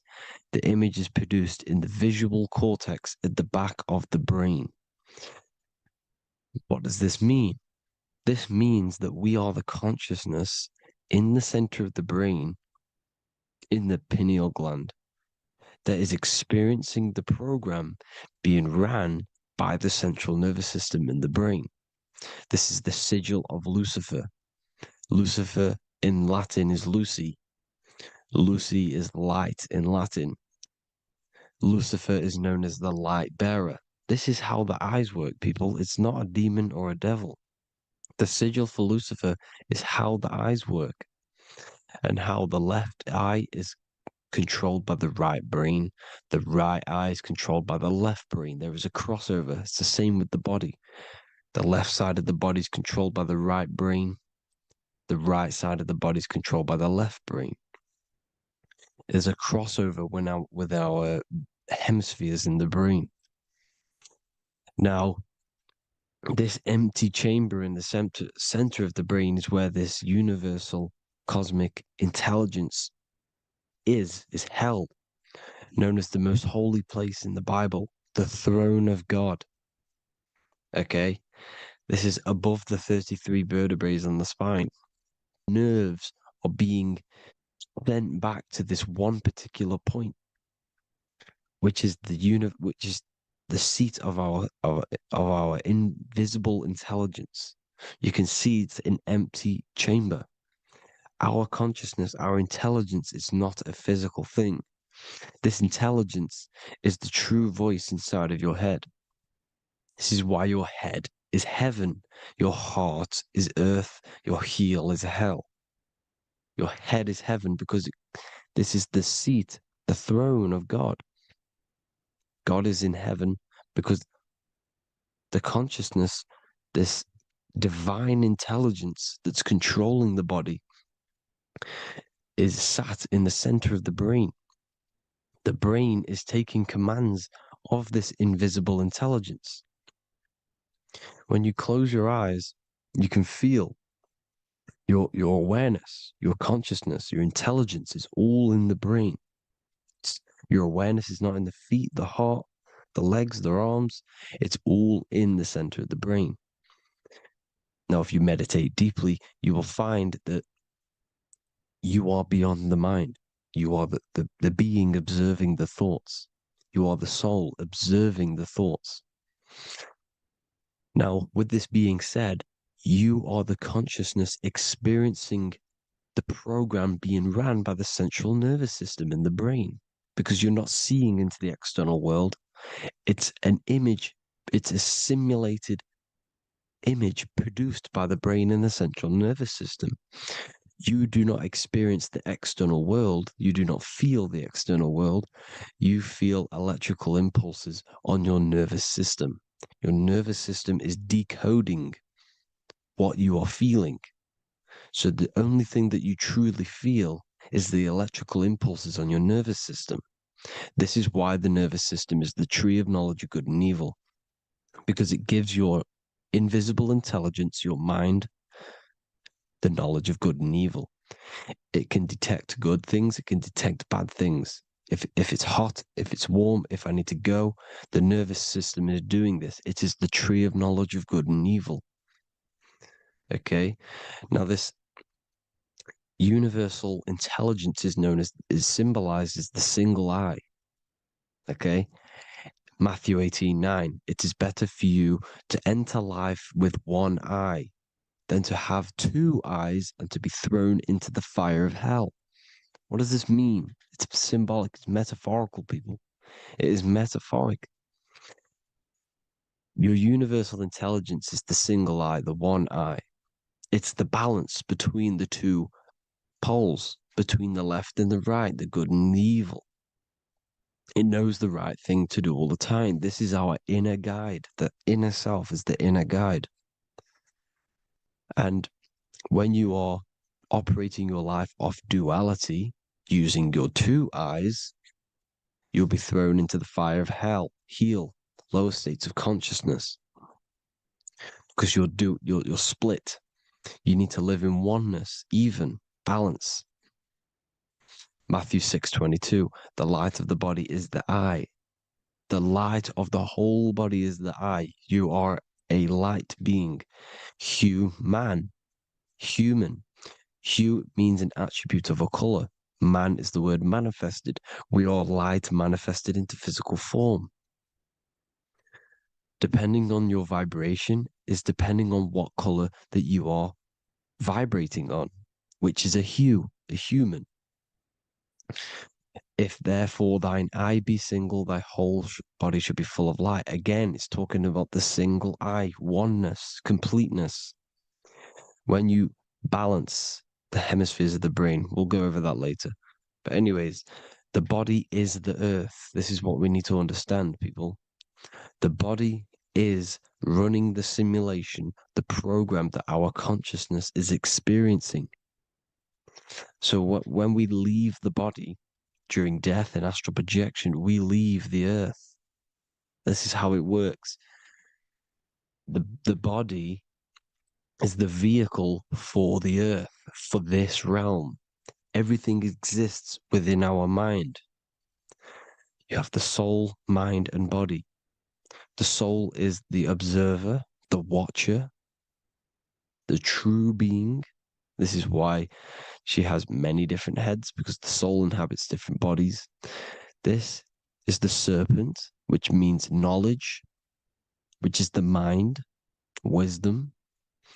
And this is the body, soul, mind, and body, Brahma, Vishnu, Shiva. The mind is the bridge between the soul and the body. So what do I mean? When you astral project, you are using your mind to project your awareness, your observing consciousness outside of the physical body. The mind is the projector, projecting consciousness. By using your mind, you can project your consciousness outside of the body, which is known as the astral realms, which is known as walking on water. Jesus was never walking on physical water, people. It's metaphorical. Believing the physical body. The water is the ether, which is the veil between the physical and the astral realm. It's a fluid substance. It's on either side. It's physical and astral. The ether is the fifth element that they hide from us. Why? Because they're trapping you in the physical. They are hiding all of these realms. Etheric, astral, and mental. People think their mind is their brain. It's two separate dimensions. These are completely different dimensions. The mind is way more intelligent. The mind is formless. There is no form to the mind. You can think anything you want. You can manifest anything you want within your mind. It is not a physical object. The physical realm is being controlled by the mind. Everything's being controlled by the mind. Everything exists within the mind. This is why the Egyptian says the universe is mental. So when we project our consciousness outside of the physical, we go to the astral. The ether is the water that Jesus is walking on. This is the veil between the physical and the astral world. The word together has ether within it because it joins the two worlds together, together, the astral and the physical. The word either is ether because the ether is on either side, physical and astral, physical and spiritual, physical and non-physical. In the astral realm, the mind can manifest anything we want. We incarnate to restrict our minds. This is why Saturn, if you go and watch my video on Saturn, how Saturn is this simulation, okay, our minds can manifest anything we want in the astral plane in the click of a finger. However, when we incarnate in matter, we now have to labor for our manifestations. This is why Saturn's known as the great teacher in astrology, because he teaches you a lesson. When your mind incarnates into matter, it's teaching your mind a lesson, the knowledge of good and evil. This is why the Bible says, you shall be gods and know the knowledge of good and evil. When you incarnate here, you have to know the knowledge, you need to know the knowledge of good and evil to become a god. Okay? Now, the square is the physical plane, the triangle's the ethereal plane, the circle's the eternal plane. The circle has no beginning, no end, it's eternal. The physical plane is the square, it's limited. The square is limited. The cube is the geometric shape which gives rise to matter.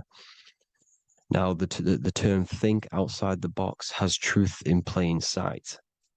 You have to think outside the box to project your consciousness, use your mind to project your consciousness outside of the box, the physical plane, into the astrals. The astral realm is the realm of the stars. Above us is the stars. Through the stars is the astral plane. This is why astral has the word star within it. The devil is the de-veil. When you sell your soul to the devil, quote unquote, it's metaphorical. The devil exists in the physical plane. It's the lowest state of consciousness. The de-veil, you de-veil yourself into the physical when you are the devil. The de-veil. The ethereal plane. Now, we all know what the famous symbol of the all-seeing eye, right? The all-seeing eye with the eye in the triangle. Look at the Masonic artwork showing you the triangle above in the sky. This is symbolizing the ethereal planes. The eye in the triangle symbolizes your invisible intelligence, your mind, which has the ability to see on either side. Because the triangle's the ethereal plane. The eye is your consciousness, your intelligence. And this intelligence has the ability to see in the physical plane and to see in the ethereal planes, in the astral planes. This is why it's above the earth. It's above the ground. Because it can see here, it can see in the heavenly realms. Now, the stars are, well, this is known as heaven, the realms of the astral planes. This is some quotes from the Emerald Tablets of Thoth. Out of the darkness ye must rise upwards, one with the light and one with the stars. Man is in process of changing to forms that are not of this world. Grows he in time to the formless, a plane on the cycle above. So there's other worlds. The Bible's telling you there's other worlds, there's other realms. Know ye must become formless before ye are one with the light, the astral light above, which shining through the stars. Not of the earth are ye, earthy, but a child of the infinite cosmic light. You are the invisible intelligence controlling the physical body. The body's not you. It's the vehicle that your soul lands in when your mind projects your consciousness into that realm. Free from the body, I flashed through the night. Unlocked at last for me was the star space. Wow, that's powerful. The star space, the astral planes. This is what it's talking about. We are all a star. We descended from the astrals, which is the star. We are all a star. Look at the ancient paintings of Jesus' birth. It's the star beaming his consciousness down into the physical plane. Here's another one. Here's some Freemasonic artwork showing you, again, the ether, that invisible intelligence, the I, manifesting itself inside of here in the physical realm where the people are. You see? It's the same here. This is Jesus. The bird symbolizes the Holy Spirit, your invisible intelligence, descending into the waters, the ether, the ethereal, everything. The ether is the base of all physical matter. His truth in plain sight. Mr. Bean, the famous TV program in England, in the UK. He begins the program like we all begin the program for falling from the stars. He falls down with a beam of light. And this is truth in plain sight. This is false. The aliens don't exist. They're a lie, alien. But this symbolizes the star beaming our consciousness. And when we die, this star will suck us back up. Just like this UFO is doing. It's truth in plain sight. So, this is some more Freemasonic artwork. Going from duality to singularity. Sun, moon, masculine, feminine. Right hemisphere, feminine, left hemisphere, masculine. The consciousness in the center, the balance point. Here's another more Freemasonic artwork. The two pillars, left and right hemispheres, and the invisible intelligence between the left and right hemispheres, the light of the body. This is why light's coming off it. Because it's light, it's pure light. The blazing star. The stairs go from the checkered board, the duality, up to oneness, in between the sun and the moon, the masculine and the feminine. This is symbolizing going into oneness. What did the Emerald Tablet say? You've got to become one with the stars, one with the one with the self. Balancing the two hemispheres so that you can gain, because when the two hemispheres are balanced, you can gain a more deeper connection with your invisible intelligence. Same with the chakras. When the chakras, the 7 seals in the Bible, these are 7 seals because when you conquer the 7 chakras, when you balance the 7 chakras, you then gain a more deeper connection with your internal self because your mind is not filled, it's not being ran, it's not being dominated by these 7 deadly sins, the 7 seals, the 7 chakras. These are 7 energy centers which are concealing our true form. Balance makes us have a stronger connection with our true cosmic intelligence. Heaven is even. This is why Jesus is pointing at the heart. The even point is the heart. You got to balance the chakras and live from the heart because the heart is the earth. You're in good and evil. The body manifests the lower and the higher self. The higher self is in the higher parts of the body. Wisdom, intuition, expression. The lower self is in the lower parts of the body. Sex, food, and power. This is how they are trapping your soul, people. Like I said, the mind is the bridge between the soul and the body. So by tricking the mind, not giving it the right knowledge, and keeping the mind stuck in the lower 3 centers, thinking about power, food, and sex, this is low vibrating energy. It's going to keep your mind addicted to the physical realms. Okay, this is why you need to go even, balance, heaven. Okay, I will explain the soul trap in a second, how it fully works. But I'm telling you all the science behind it so you can understand. When you are doomed, you are domed. This is the dome, the firmament, the firmament, the mind. Ment is mind, firm is firm. A firmament is doomed under the firmament. You must have a loose mind, an open mind to expand your consciousness beyond the stars, beyond the ethereal barrier. You have to vibrate higher than this world. Your consciousness must be expanded more than the physical plane. You need to learn how to astral project.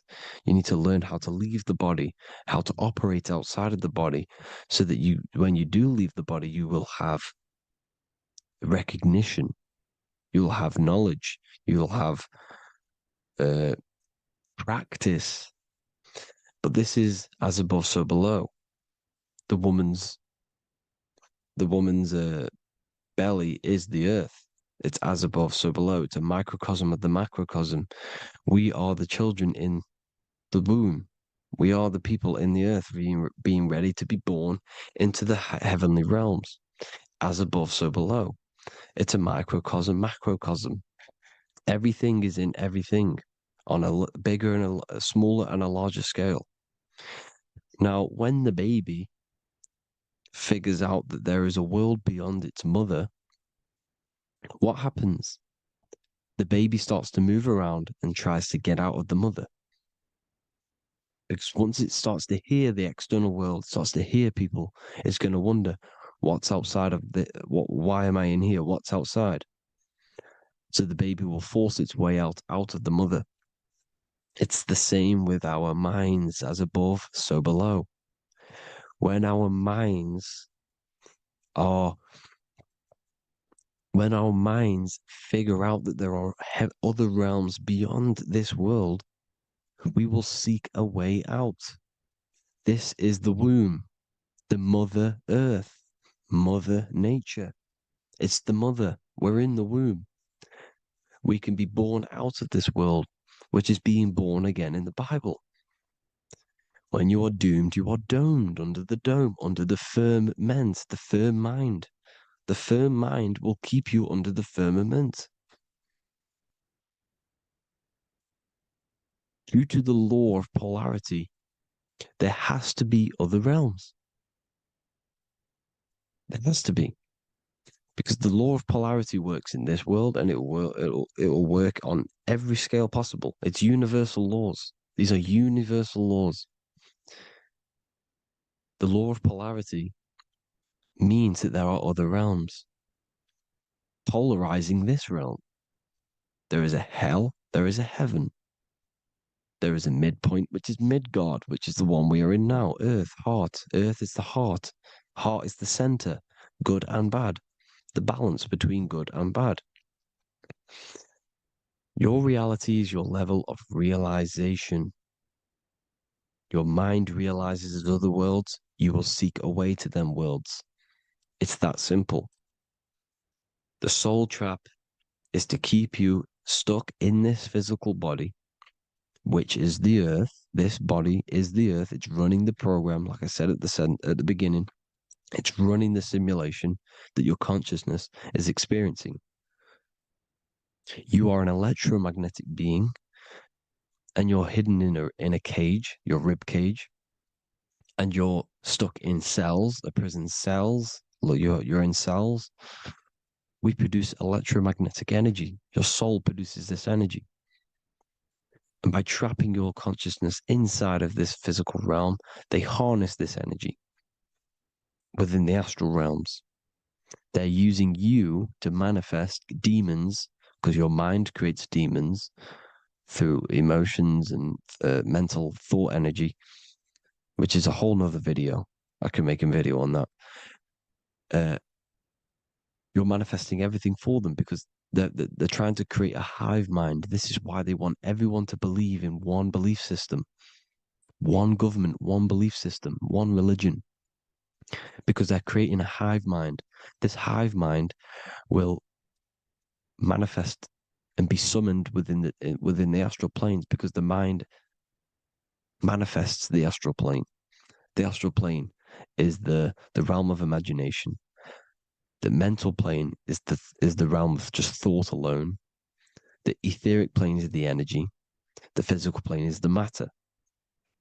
So all of our minds together are manifesting these demons within these subconscious realms, the astral. Now, how are they keeping you stuck to this realm? Well, when you die and you're stuck in your lower three chakras, okay, when your mind and soul detaches from the body, which is the earth, when you leave the earth, you're still going to have these mental addictions to the food, the sex, the materialism, the phone, the cigarettes, everything. This is why they get you addicted to everything possible.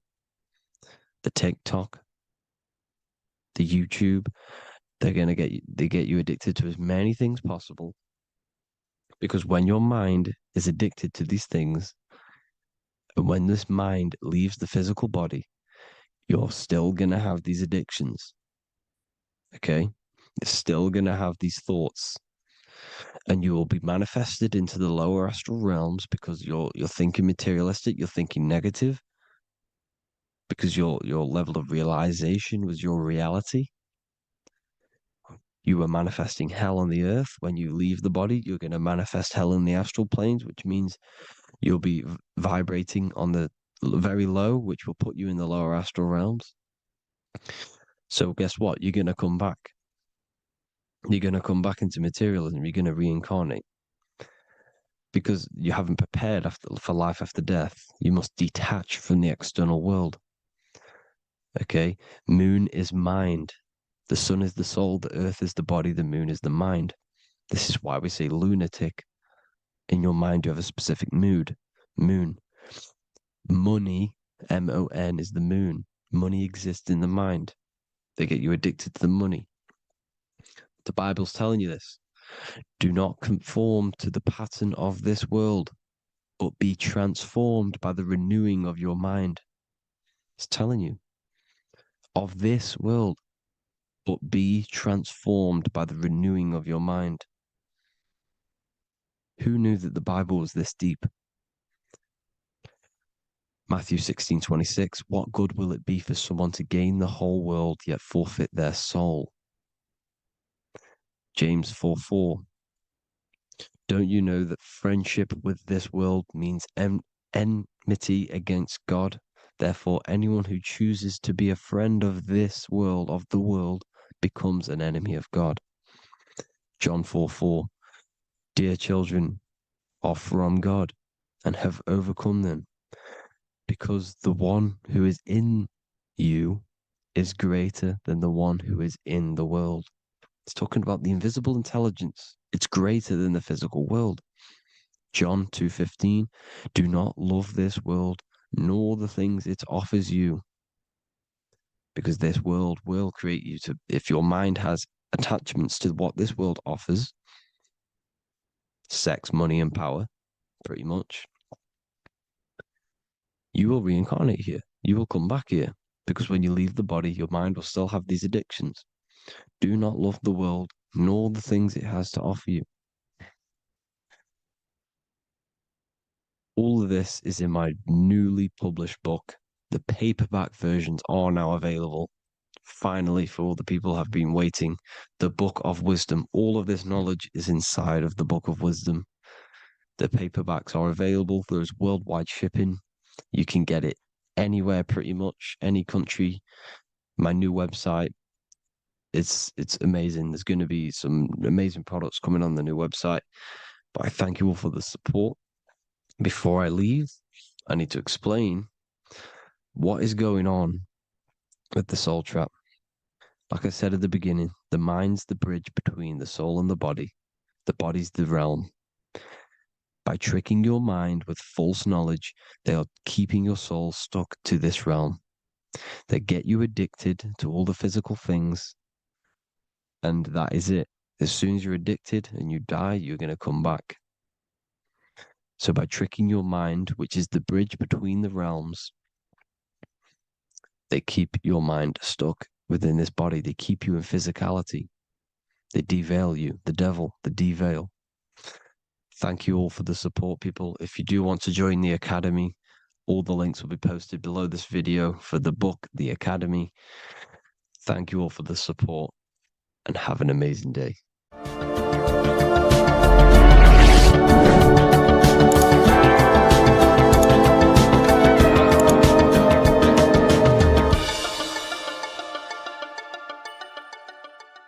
Welcome to Revival of Wisdom. Today, we're going to be talking about portals, portal symbolism, what portals are, okay, and how they show them to us, because they have to tell you the truth, guys. This is the thing with the universal law. They have to tell you the truth. And they tell you through symbols, they tell you through movies, and different things like that. But let's jump straight into this. So first I want to talk about the Freemasonry symbols.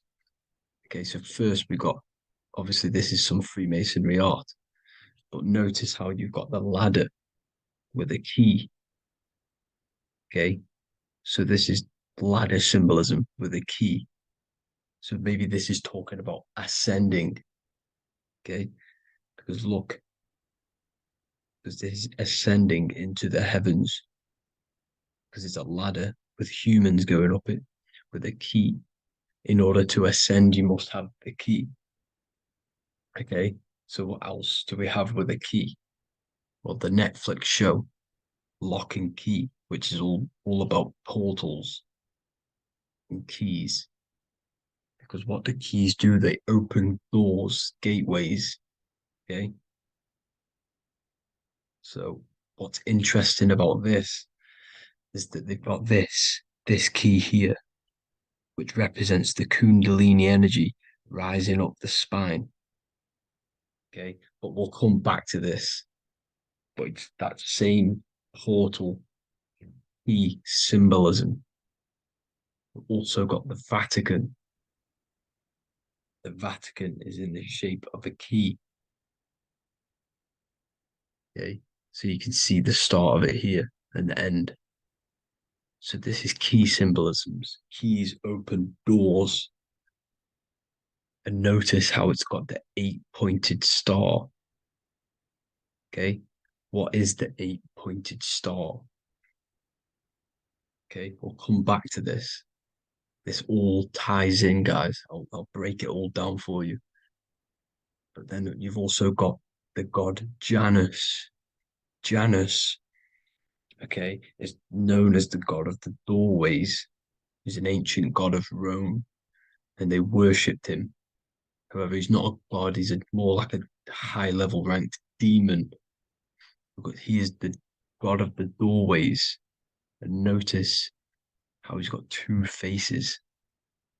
Because doorways always have two sides. You're going into somewhere, there's always two sides of a door. And he's always depicted with two sides of a face and a key, because he holds the key to the doorways, to the portals, to other worlds and realms.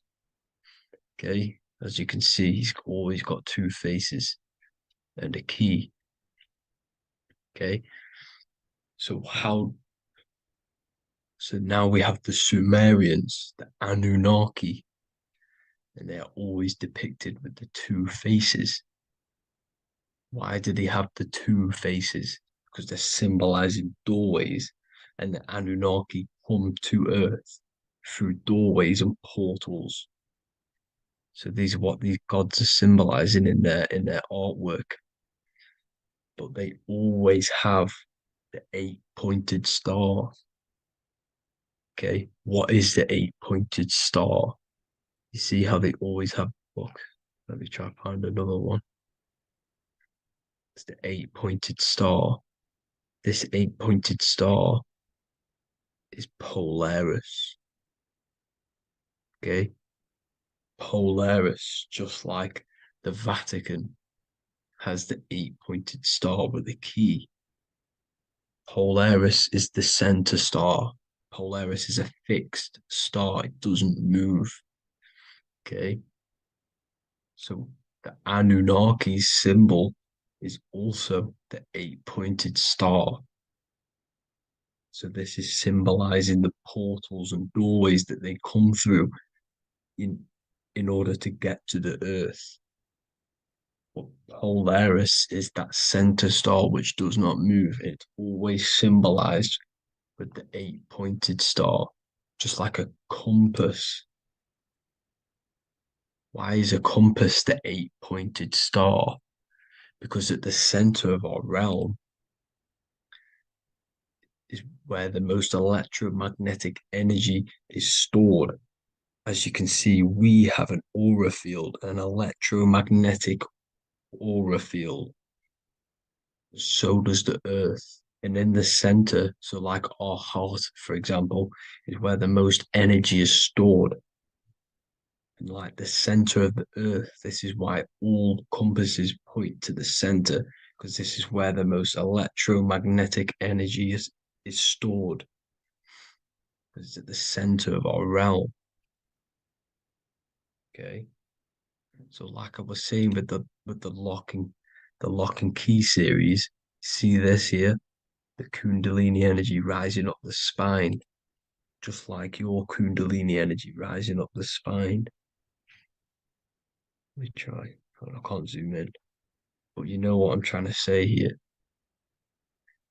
Let's go back to Polaris. Because at the center is where pole. Can you see the pole of electromagnetic energy? Polaris, the North Pole. It's symbolized. The truth is in the words. It's like a pole of electromagnetic energy. And this is where the aurora borealis comes from. Notice how it's got the word aura in it, because it's the Earth's aura, electromagnetic field, just like you have an aura, also known as the north coming up from. And this is what the aurora borealis is, or the northern lights. It's just electromagnetic energy, and it's symbolized through our symbols, the original O, okay, because it's like a hole through the middle, Polaris. So this Polaris is the sky vault. It's the portal into this realm, because this is what the Anunnaki are always talking about, always symbolize it with the 8-pointed star. And just like a compass is the 8-pointed star, pointed to the center, to Polaris. Okay. See here on the Sumerian tablets with the 8-pointed star again. And how we know it's talking about portals with this 8-pointed star is because CERN 666 are opening up portals to the underworld, letting in demonic entities into this realm. How do we know it's a portal? Because their Hydro Collider has 8 points, just like the 8-pointed star. So they are creating synthetic portals to the underworld to let these demonic entities into our realm. But what is the key? Because if we're talking about ascending through Polaris, notice how here on the masonry art, this luminary here, so this is the sun, that's the moon, this is Polaris, because it's a luminary with what? 1, 2, 3, 4, 5, 6, 7, 8 beams coming off the luminary, just like the 8-pointed star. So you see the ladder with the key going up to Polaris. It's symbolizing ascending out of Earth. So what is this key that they're keeping from us? Because it's a human holding a key going up the ladder to Polaris. Well, chakras. We have 7 chakras. Okay, so this is what they are telling us in the lock and key symbolism. The Kundalini energy rising up the spine. Okay, just like they have 33 vertebrae on the back of your spine. Okay, this represents the Kundalini energy going up your 33 vertebrae, just like in masonry has 33rd degrees. Okay, so what is the key? Your chakras. Your chakras have to be unlocked.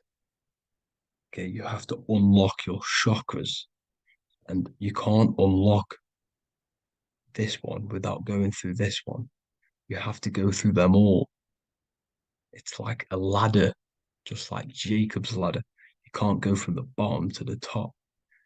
You have to unlock each one. Okay, just like you have 7 chakras, you have 7 layers of your aura. Okay, you have to unlock your chakras to the highest point in order to reach Christ consciousness.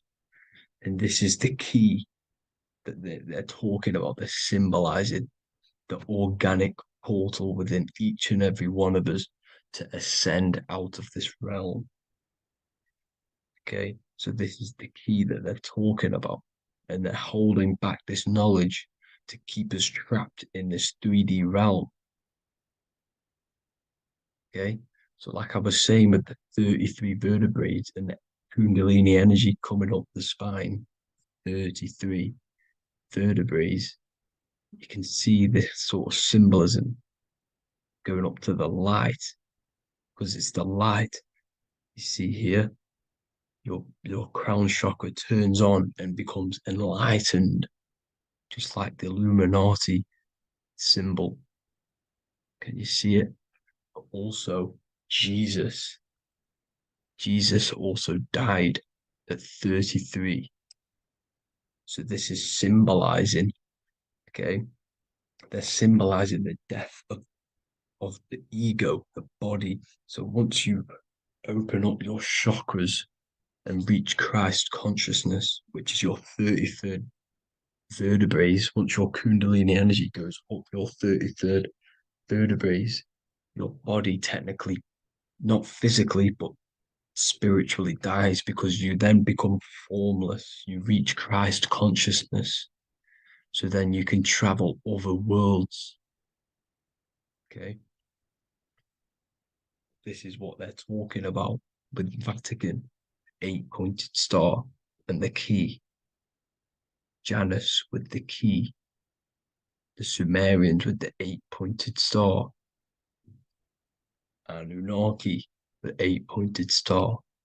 Polaris, 8-pointed star. So Polaris is the way out of this realm, which is at the center. Pole, North Pole. Okay. So the key is that they're hiding from us is the knowledge to unlock our chakras. Okay. And without this knowledge that they keep from us, is trapping our souls in this reality to keep reincarnating. Okay. Well, thank you all for tuning in. I'm going to leave you all there. Make sure to leave a like and a comment in the comment section. Let me know some topics to talk about so I can break it down for you. God bless you all. Hello, everyone. Today we're going to be discussing the esoteric and occult meaning behind the story inside of Genesis, the story of Adam and Eve. This is a widely known story, but not many people know the true esoteric meaning behind it. Okay. So today we're going to be breaking this symbolism down. Before we get into this, please leave a like and a subscribe on the channel. I would greatly appreciate it. And please comment below any lectures or anything you wish to know, and I could maybe make it in the future. The first thing we must understand about the Bible is that it is an esoteric and occult book. It is written in allegory. It is written in such a way that we understand the book compared to our level of perception. Now, what do I mean? If a child read the Bible, they would gain a standard meaning and story behind it. They would gain a normal interpretation of the book, of being good, praise God, and be a good person. However, me, who have studied the occult and esoteric and symbolism for a very long time, When I read the Bible, I see a deeper meaning. I can read between the lines of the allegories, which means the Bible is written in such a genius way that it speaks to your level of intelligence. Depending on how advanced you are mentally and with knowledge, will depend on how you decipher this book and how the parables inside the book can speak to you in your personal life. Okay.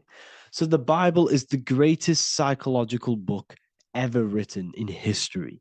This is why it's known as the greatest story ever told. It's a story. What we must understand with the Bible is that the Bible creates on the surface a logical way of thinking, which is what we call religion. We read the Bible and if we think logically and we take that book literally, then we gain a religion. But if we look beyond the surface, this is what we call esoteric, metaphorical, symbolic. You can read between the lines using our right hemisphere of the brain in deciphering this book and what it truly means to us and the evolution of our mind, body, and soul.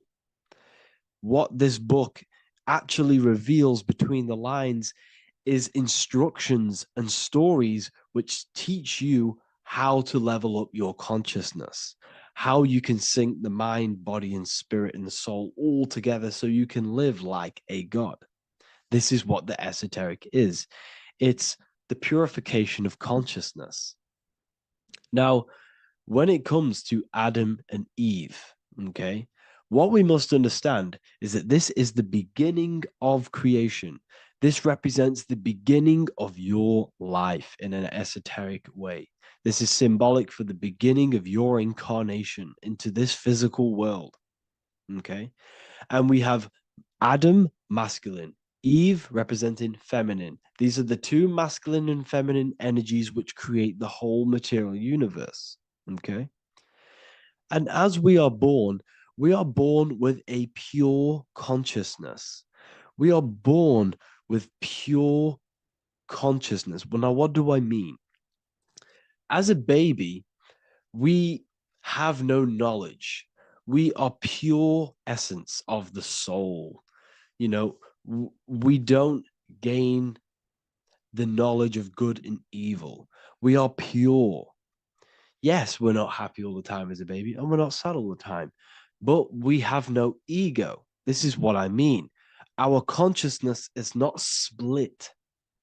As a baby, you are whole. You have a whole consciousness. You are yourself. You have no false identifications, no limiting belief systems, nothing. You are pure awareness and the pure soul and the pure mind. Now, this is what Genesis is representing. As we grow older, the more experiences we gain, the more thoughts we start to think, the more knowledge we gain of this world, the more impure our mind, our heart, our soul, our spirit becomes, the more impure our body becomes. As we grow older, we're infected with negative beliefs, negative thoughts, and society norms. This is a big one. As we grow older, we are molded by society. We shut off areas of ourself and we push them away so that we fit in with society. We all know this. We all did this in school. We pushed away parts of ourselves to act cool or to fit in, whatever it may be. Whatever type of person you were in school, we all went through this because society and culture is programmed. So as we grow older, our consciousness splits.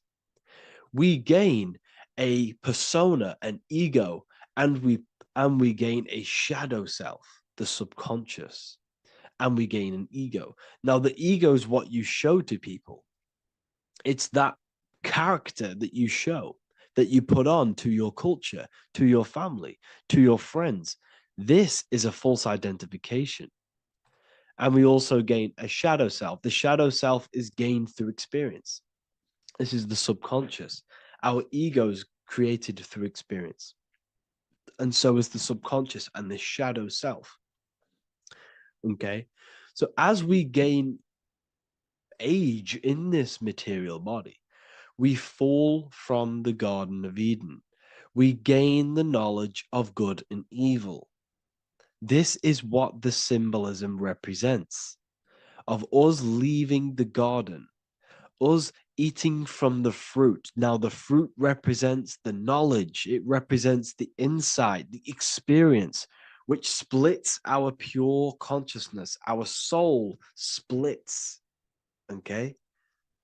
We lose connection with the divine. We lose connection with our pure self through material experiences.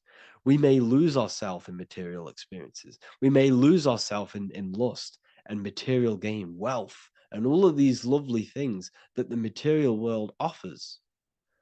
We lose ourselves in this. Okay. And not only that, there's another symbolic thing that we're missing with being a child. There's another symbolic meaning behind this tree in this story of Adam and Eve. And this is sexual energy. Okay. As we are a baby, we have no ability to create another human life. We have no sexual urges. We have no desire for the material things as a baby. Nothing.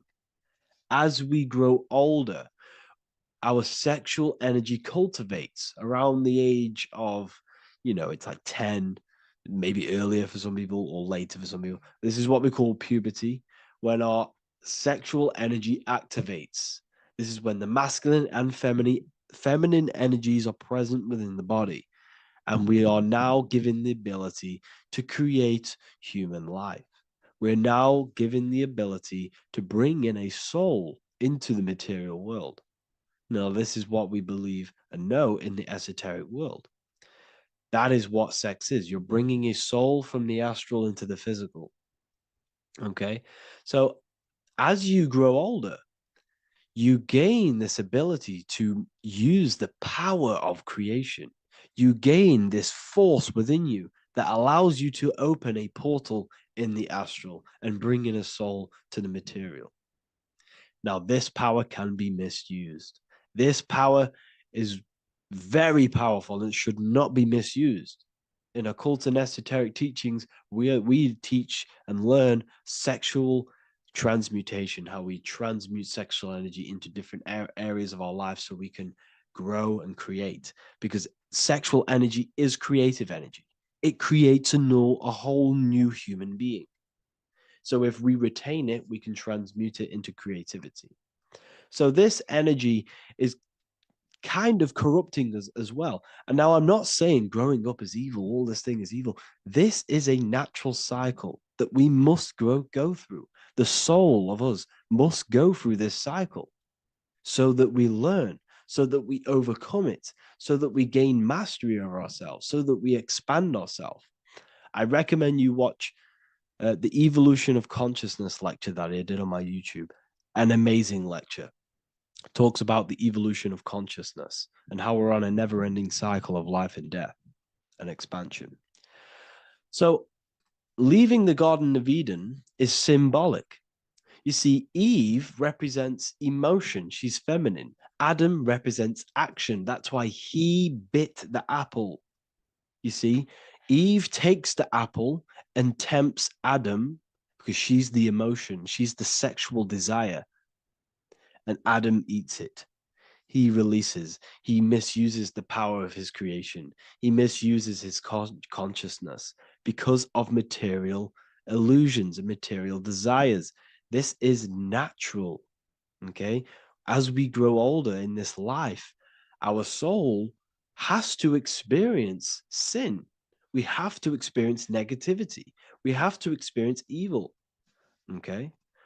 And we have to misuse this power within us to learn about it so we can overcome it and gain control over it. Now, this is why the Bible says in Genesis 3:6, for God doth know that in the day ye eat thereof, then your eyes shall be opened. Ye shall be as gods, knowing good and evil. This is very, very, very symbolic. we come into this world to experience a dualistic way of reality. We come into this world to challenge ourselves so the soul can grow, because the soul comes from pure love from God. But we come into this world so the soul may know what it's like to be evil. You see, we are like a seed. Our soul's like a seed. And when that seed grows, okay, and it's planted, them roots must grow to hell in order for the top of the tree and the roots to grow to heaven. In order for the soul to reach the highest states, it must descend down into the lowest states. Good and evil. This is the story of good and evil, okay? And this is the story, a psychological story of how the human mind has functioned in this life. This is what this story is representing of how our soul and mind is functioning, how our consciousness is splitting and growing up and evoluting. Okay. Like I said, snakes represent sexual energy. They represent, snake, when you've been snaked. This is why we say you've been snaked, because it represents a temptation of sexual energy. This is why the Kundalini is symbolized as a snake. This is the serpent within us that we can rise to activate dormant brain cells in our brain. Now that's called the Kundalini awakening. I'm not going to get into that into this video, but this is what it symbolizes: the tree and the knowledge of good and evil, because our body is the tree. Our central nervous system is the tree. The snake is our sexual urges and this false temptation that tempts us to interact with sin, the material world, okay, and go against our higher divine self. This is what it represents. Now, it's very, very symbolic. Not everyone is going to agree with this, but this is my interpretation of Genesis based on my research of occultism, symbolism, metaphors, and me studying the Bible. This is my interpretation, and I hope it resonates with you. It might not resonate with you, but this is what makes sense to me, and this is what has made sense to many other occult researchers who are in this space as well. Okay. So please leave a like, leave a comment, leave a subscribe. I'd greatly appreciate if you could, just give me some support on this channel. We're nearly at 100,000 subscribers, which is insane.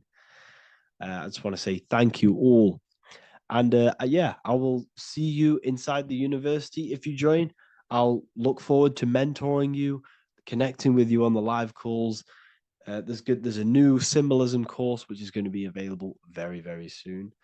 And yeah, if you join the university, you also get a 30% discount on all of my products, astrology readings, one-on-one calls, all of my books. Yeah, so I hope you gain some insight on this video, and I'll see you in the next video, and I'll see you inside the university. Have an amazing day.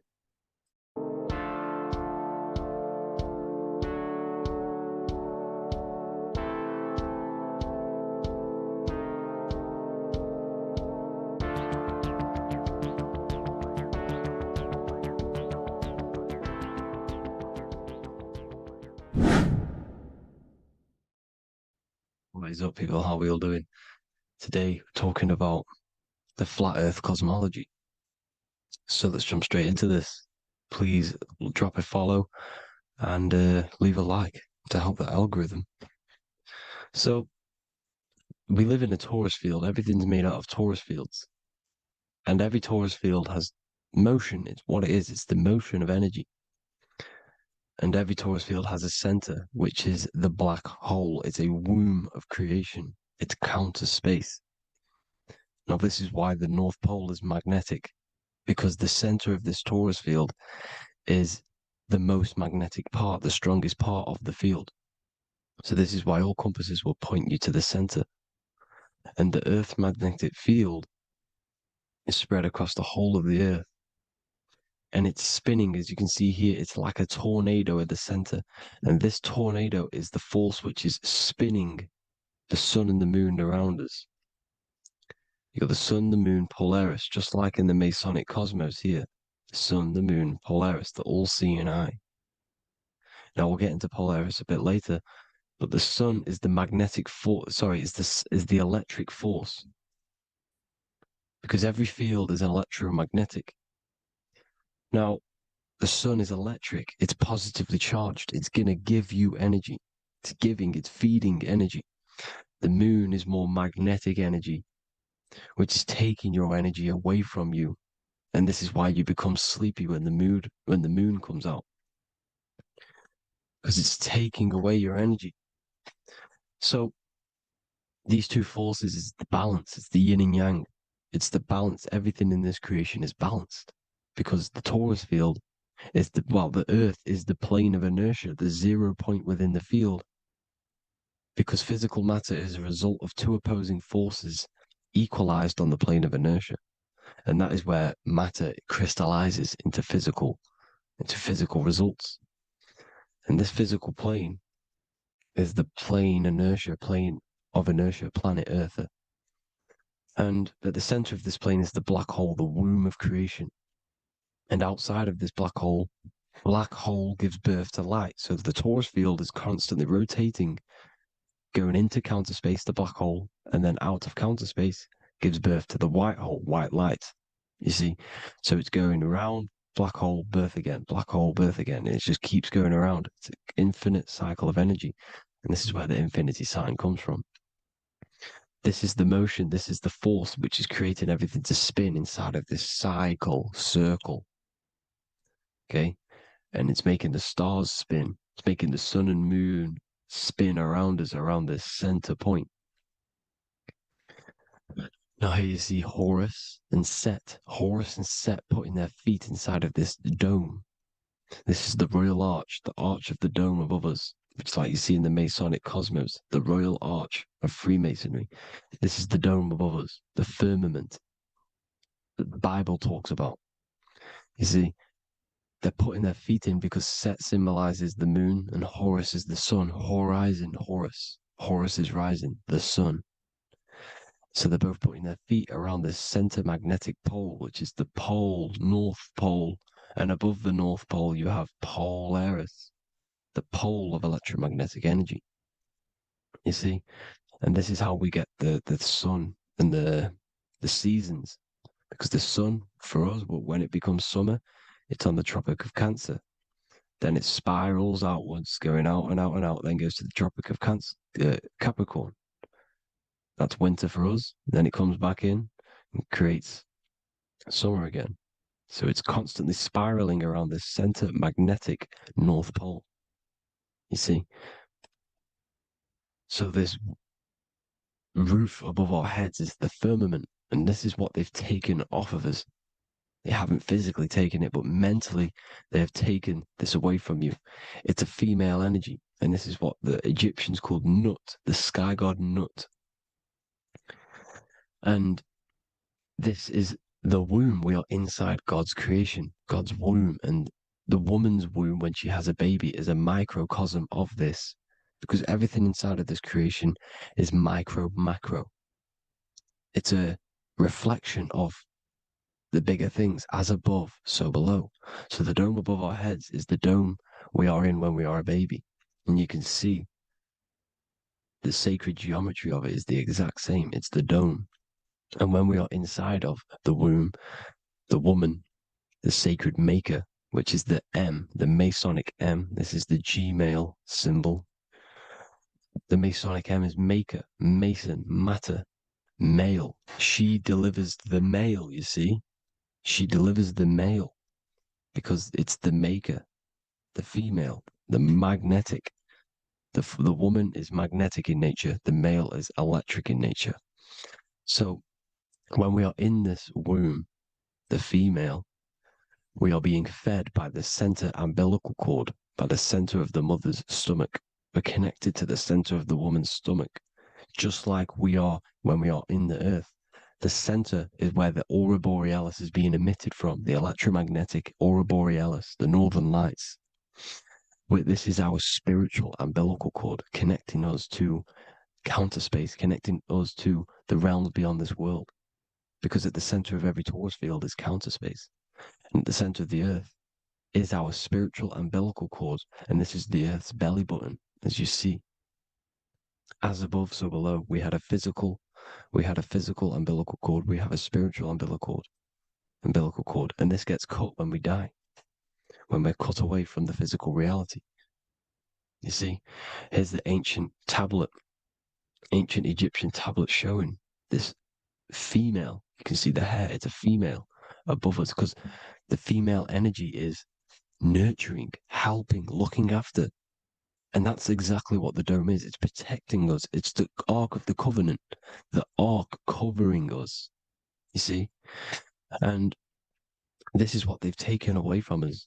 By you believing in space, it completely destroys the idea of this being a sacred creation. They've taken the roof off your head, whether if you believe in space, you believe that there's chaos, there's planets, there's asteroids that could kill us at any moment. But this isn't true. They've made you fear your own creation that you're inside of. They've made you fear what's above you. You see, and it's to hide the power of astrology, the power of the lights in the firmament, which are constantly flowing through the ether. These powers which are above us are sending rays down to the earth, which are influencing our psychology and how we behave. And this is what astrology is. It affects human consciousness.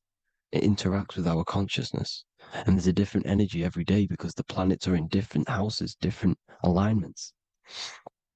And this is, we'll go into this a bit deeper later on. So the world tree, this magnetic north pole, the pole of electromagnetic energy, was symbolized as a tree, the great tree at the center of the earth. You see? And this tree is symbolized everywhere. You can see here how the center person, this Egyptian person, is holding up the sky. This is the North Pole, the hyperboloid, at the center of every torus field. And this tree was in the Mayan cosmology. This is an ancient depiction. This is the torus field. There's the plane of inertia. Here's the center tree. Here's the tree in the center, the magnetic North Pole, the woman holding the stars. Here's the Hindu with the two birds symbolizing the sun and the moon revolving around this center tree. The Mayan tree, his Horus and Set around the North Pole. They all knew this flat earth cosmology. They knew these secrets. It's so sacred you understand the creation that you're inside of. Because if you don't, you'll be led astray. You don't know where you are. You're lost. You see? And here's the Masonic art with the rays of the stars coming down with the tree in the center. So it was personified as a tree. And we are in Asgard, Midgard, the middle garden, where there's good and evil. So the 7 layers of heaven, which is talked about in the Quran. Each planet has a different layer of the firmament, and this is the 7 layers of heaven, and these are our 7 layers of the energy centers in our body. So we start in the stars, so we are stars in a physical body. And this is why we say Mr., sister, fraudster, sinister. Stir is star, and we are in the stars, and our star descends into the soul system, not solar system. And as we descend into the soul system, we enter Satan's kingdom, Satan's world. As it says in the Bible, Satan is the god of this world. Well, if you've been into my research for a while, you know Satan is Saturn. Saturn's world, because Saturn's the outermost ring. He's the Lord of the Rings. And you enter his kingdom, the kingdom of time. And this is why Saturn's the time god. As soon as you go past the rings of Saturn, you're now in the soul system. You're now in time. You're now bound by space and time. And you're bound to the earth plane, the heart. Earth is heart. It's a rearrangement, it's an anagram for heart. And the heart of the electromagnetic color spectrum is green, and that's why the earth is green. And above green is blue, and this is why the sky is blue. In order to go to heaven on the macro scale, you have to go through the blue sky, through the 7 layers of heaven. In order to reach heaven in your body, whilst you're here, you have to go through the blue chakra to your head, which is heaven. It's micro, macro. Everything is micro, macro inside of this creation. It's an ancient. I think this is a French image piece of art from the ancient French with obviously the 7 layers of heaven, which they all depict. And notice how it's like a dome. We'll go into this dome symbolization, the Royal Arch of Masonry, which is next. But these 7 layers of heaven give us the 7 metals, the 7 days of the week, the 7 diatonic tones, the 7 chakras, the 7 everything. It's God's favorite number. And this is why the Masons use the G inside of the compass, because the G is the 7th letter and God starts with G. You see? So it's 7. God is 7. Here's another depiction of the heart, the soul system, the 7 layers of heaven. La fermente, la fermette. You see, la firmament, with the stars on the outermost layer. Here are the 7 planets: Jupiter, Mars, la Sophie, the sun, la Luna, the moon. So Saturn. So we are in the heart of this soul system. In order to ascend, we need to ascend up our chakra system, reach 144,000 hertz, God consciousness, the God man. You have to unfold God man, master of the mind, mastery of the mind. So what are the stars? The stars make everything unique. The stars are constantly rotating around the center, magnetic North Pole, the tornado at the center, which is stirring everything. It's stirring the ether. The center is the ether, and the 4 elements are born out of this ether. There's 5 elements: ether, spirit, water, air, and earth. The ether gives birth to the 4 other physical elements, which the whole of creation are made out of. About them 4 elements. 4 is the number of stability. You know, a chair, a table has 4 legs. It stables things. It's a foundation, and these 4 elements are the foundation of this creation. You see, and this magnetic North Pole is stirring this, and the 4 vibrational states of the ether are the 4 elements. Now let me get back to the stars. I just wanted to give you that. The stars are being stirred around this center point. Center. It's stirring everything. And they're always in different alignments. Every millisecond they're moving in different placements of the stars. And the planets are called the 7 wanderers because they're not fixed. The stars are fixed. But the planets are called the 7 wanderers, the 7 layers of heaven, because they move faster and slower than each other. Each planet is slower and faster. Has a different rate of speed it's moving. So these alignments are mixing in with the energies of the different 12 constellations. And this is why you have a unique characteristic. You have a unique look, a unique energy, a unique personality. This is because when you were born and you took your first breath, that energy which was in the ether, because the ether is all around you, and energy travels through the ether.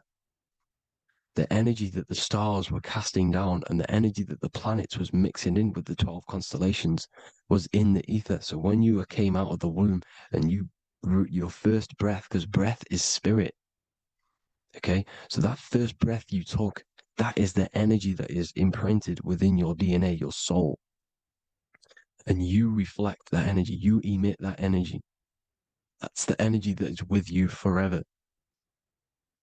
until you die. Till this physical body dies off. And that's what the stars are. The stars are giving a unique energy, characteristic, personality to every living thing. Every dog, every cat, every animal has a unique personality because it was born at a different time and place in the sky. Okay? The stars are your destiny. Now, the stars are constantly changing as well. If you look at stars through a telescope, they're constantly changing and forming different forms. You can see here, it looks like water. It looks like light through water because it's the ether above us, a sea of ether. And this light is being emitted through it, and it's just constantly changing, giving different energies, each star. So this is what the zodiac is. It's the expression of energy. It's the expression of the stars. And each constellation has many different personality, different energies, different traits. Each planet has different traits, depending where your planets are, depending what energies you hold. No same person, no two person have the same energy. There's no one. It could be similar, but no one's the exact same. It's because of the stars. The stars are never in the exact same split place. The planet's always in different houses. So here's some Royal Arch symbolism. Here's the Royal Arch of Masonry, as it says here. The sun and the moon, the constellations. Here's Cancer, the 7 planets, the 7 stars. Here's the Royal Arch. This is the firmament. Here's the duality. Black and white, duality, good and evil, rest and motion, dielectricity, magnetism. See? So this is what the Royal Arch is. It's symbolizing the cosmic dome above us. The womb we're in. We're inside God's womb. And here's George Washington, the Freemason, inside of the Royal Arch. You see? With the G, the Masonic G, God, 7. Here you see another depiction of George Washington with the stars in the dome above his head, his Polaris, the sky vault, Polaris. We'll get into that later. Go inside of all of your ancient churches, you will see the dome.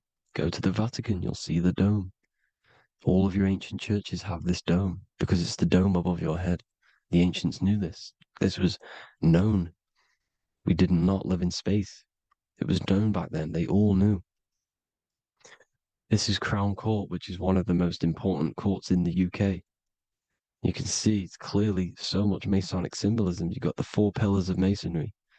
The Royal Arch is like an arrow pointing upwards to Polaris. His Disney World is under a dome.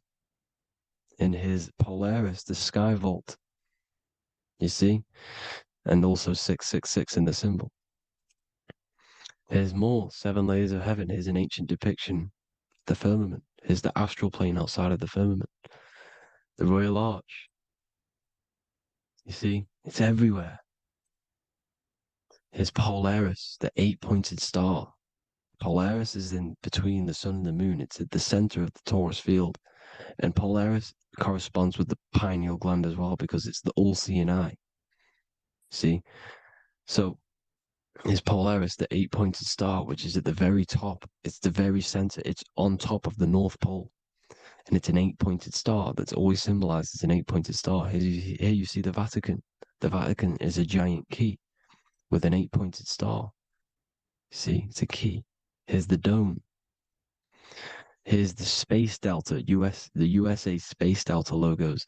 Here you see the Egyptian god looking from the center of the North Pole, looking upward to an 8-pointed star, Polaris. An arrow pointing up to Polaris. Here's another, the bear holding a key with an arrow up to Polaris, 7. Holds the key to Polaris. Here's an eagle holding a key above the North Pole to Polaris. Polaris, and here's another one. There's another bird, like a dragon, holding a key to Polaris. Because Polaris is definitely something to do with leaving this creation. Okay, maybe, I can't say for sure, but maybe it's to do with ascension, and this is why the Vatican hold the key to the 8-pointed star. And this is why the space, well, we all know space is a lie, but they're showing Polaris and its sacred symbology. Maybe it's to do with something leaving this creation, going to another. Here's some North Pole symbolism. As above, so below. See the four seasons of the Big Dipper constellation going around Polaris. This is Polaris, this is the Big Dipper constellation, and this is the swastika. This image gives us the swastika because all the symbols we use are created in nature. They're created somehow in nature. This is how we get them. As above, so below. This is the map of the North Pole with the 4 rivers looking like the Big Dipper constellation. It's the Masonic, here's the ancient cosmology with the 4, you see the 4 islands, Mayan cosmology, 4 islands. This is the alchemical symbol for Earth, 4 sections. The windows, because the center of the North Pole is a window to another dimension. The 4 lucky 4-leaf clover, which is supposed to be lucky. It's just, it's truth in plain sight. And here's Hitler looking at 2 flat earth maps. So this swastika has been used for thousands of years, thousands and thousands of years. And it's symbolic for the most sacred land on this plane, the North Pole. Shambhala. Do some research on Shambhala, people. It's a it's a Hindu mythology about the sacred lands at the center of the earth. And it's known to be full of enlightened beings. And it's all symbolized at the center. You can see their paintings of Shambhala. It's all at the center, the North Pole. And it's known to be the most godly place ever, because it takes you to a portal to the higher places. And maybe this is something to do with Polaris, connecting you to this sacred land at the very center. But anyways, people, thank you all for tapping in. Hope you all learned something. Have an amazing day. Please follow, subscribe, like, all the links in the description for the courses, the PDF. Please have an amazing day. God bless.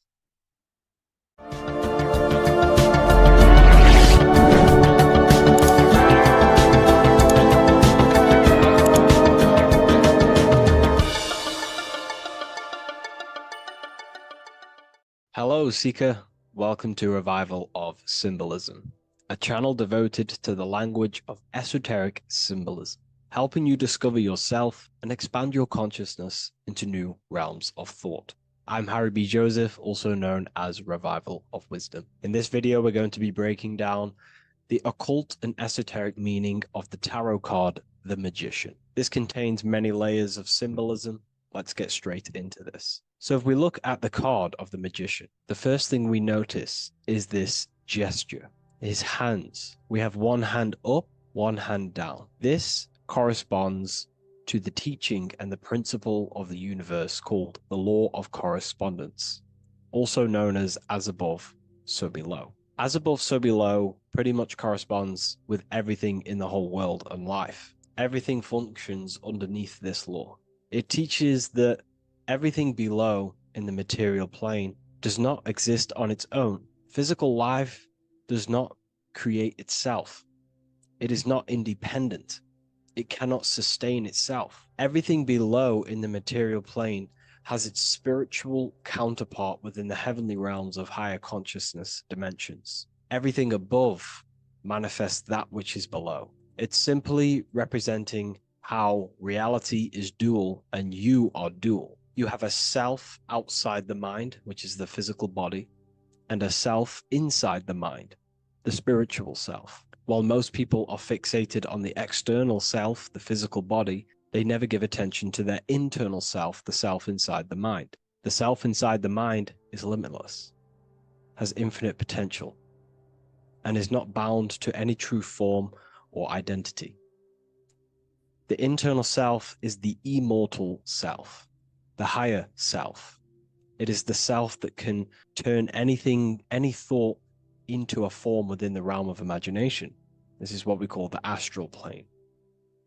The astral plane being a plane or a dimension that sits just above the physical plane, and it's the realm of imagination, emotion, and desire. Because in order for us to imagine something, we have some sort of emotion or desire to create it. Therefore, it is the astral energy, the desire and the imagination of something above in the higher realms and dimensions of consciousness that make it possible and physically created within the material realm. It is the astral forces of desire manifesting the actions of the physical body, because the physical body only moves to what we care about or we have a passion or desire. These forces, what we call passion and desire, are not just chemical reactions in your body. They are astral forces directly coming from your astral body. We think with thought. This is the beginning of all creation. We think, we imagine, we desire, then we act. It is the higher realms first, then the external realm, the material. Higher dimensions over the lower dimensions. This fits in perfect with the magician, because a magician is not someone, like Harry Potter shows you with wands casting spells. This is fantasy. The real magic is about changing consciousness at will, because consciousness above creates that which is below, the material, as within, so without. Reality is created from the inside out. So the magician understands that by changing consciousness, we change our external circumstances. You see this reflected in your life, and I've seen this reflected in my life. When you change your consciousness, for example, you start to spiritually awaken. You start to think differently, see the world differently. What happens to your external reality? Notice your friends start to say you've changed. You may not fit in with your current friendship circle. Your friends will change and you will outgrow them, and you will have to seek to find new friends that fit with your new internal state of consciousness. This is teaching that the internal world rearranges the external world. While most people stay in a cycle of trying to change the external world, not realizing that they must first change the internal. This is what magic is about. Magic is about changing consciousness at will. Because when a magician holds the ability to direct all forces of their consciousness to a specific reality within them, to create that form and reality within the internal self, they can actually start to produce change in the external reality. We have masculine forces of consciousness, feminine forces of consciousness. The feminine forces of consciousness are imagination, intuition, emotion. The active masculine forces of consciousness are willpower, actions, and intellect, thinking. When we combine the imagination, seeing the reality within our mind, forming the reality within our spiritual vision, the internal vision of the soul, because imagination is the expression of the soul. It is creating with astral light, astral vision. Freemasons, occultists call imagination spirit vision. When we see that reality with our spiritual vision, this is why we have to increase our ability to vividly see within our imagination or the astral plane. If we do not develop these faculties of consciousness, we will struggle. This is what the esoteric is about. We have to increase and develop every part of our consciousness to develop spiritually, to try and reconnect with the internal world, while our whole past life we've been focusing on the external. When we combine the soul's vision of imagination with a feeling and a desire of creating that reality, that's then the internal world pretty much sorted. Then we have to combine that with willpower and actions. The masculine and feminine come together to give birth to a child. The masculine and feminine come together in your consciousness to give birth to a reality. It's about changing what's inside the self to produce change below. This is what true magic is. Look at the word magic, magi, and the word imagination, imagination. Imagination is about working with the forces of the soul and the forces of consciousness, producing change in consciousness at will to produce change in the external. This is what this represents. Changing above so we can change below. No point trying to change the external world, because the external world is already formed. It is a form, it is an effect. So to produce true change in the external world that lasts long term, we must first gain control over ourselves and produce change internally. This is why the magician is called to gain mastery in every element of their being. They have to gain control over every aspect of consciousness and develop every faculty of the soul. This includes developing strong imagination, developing a very strong willpower. We can do this through exercises such as imagination exercises, holding one specific vision for a long period of time, meditation, thinking on one specific thing for a very long period of time. This will increase the willpower.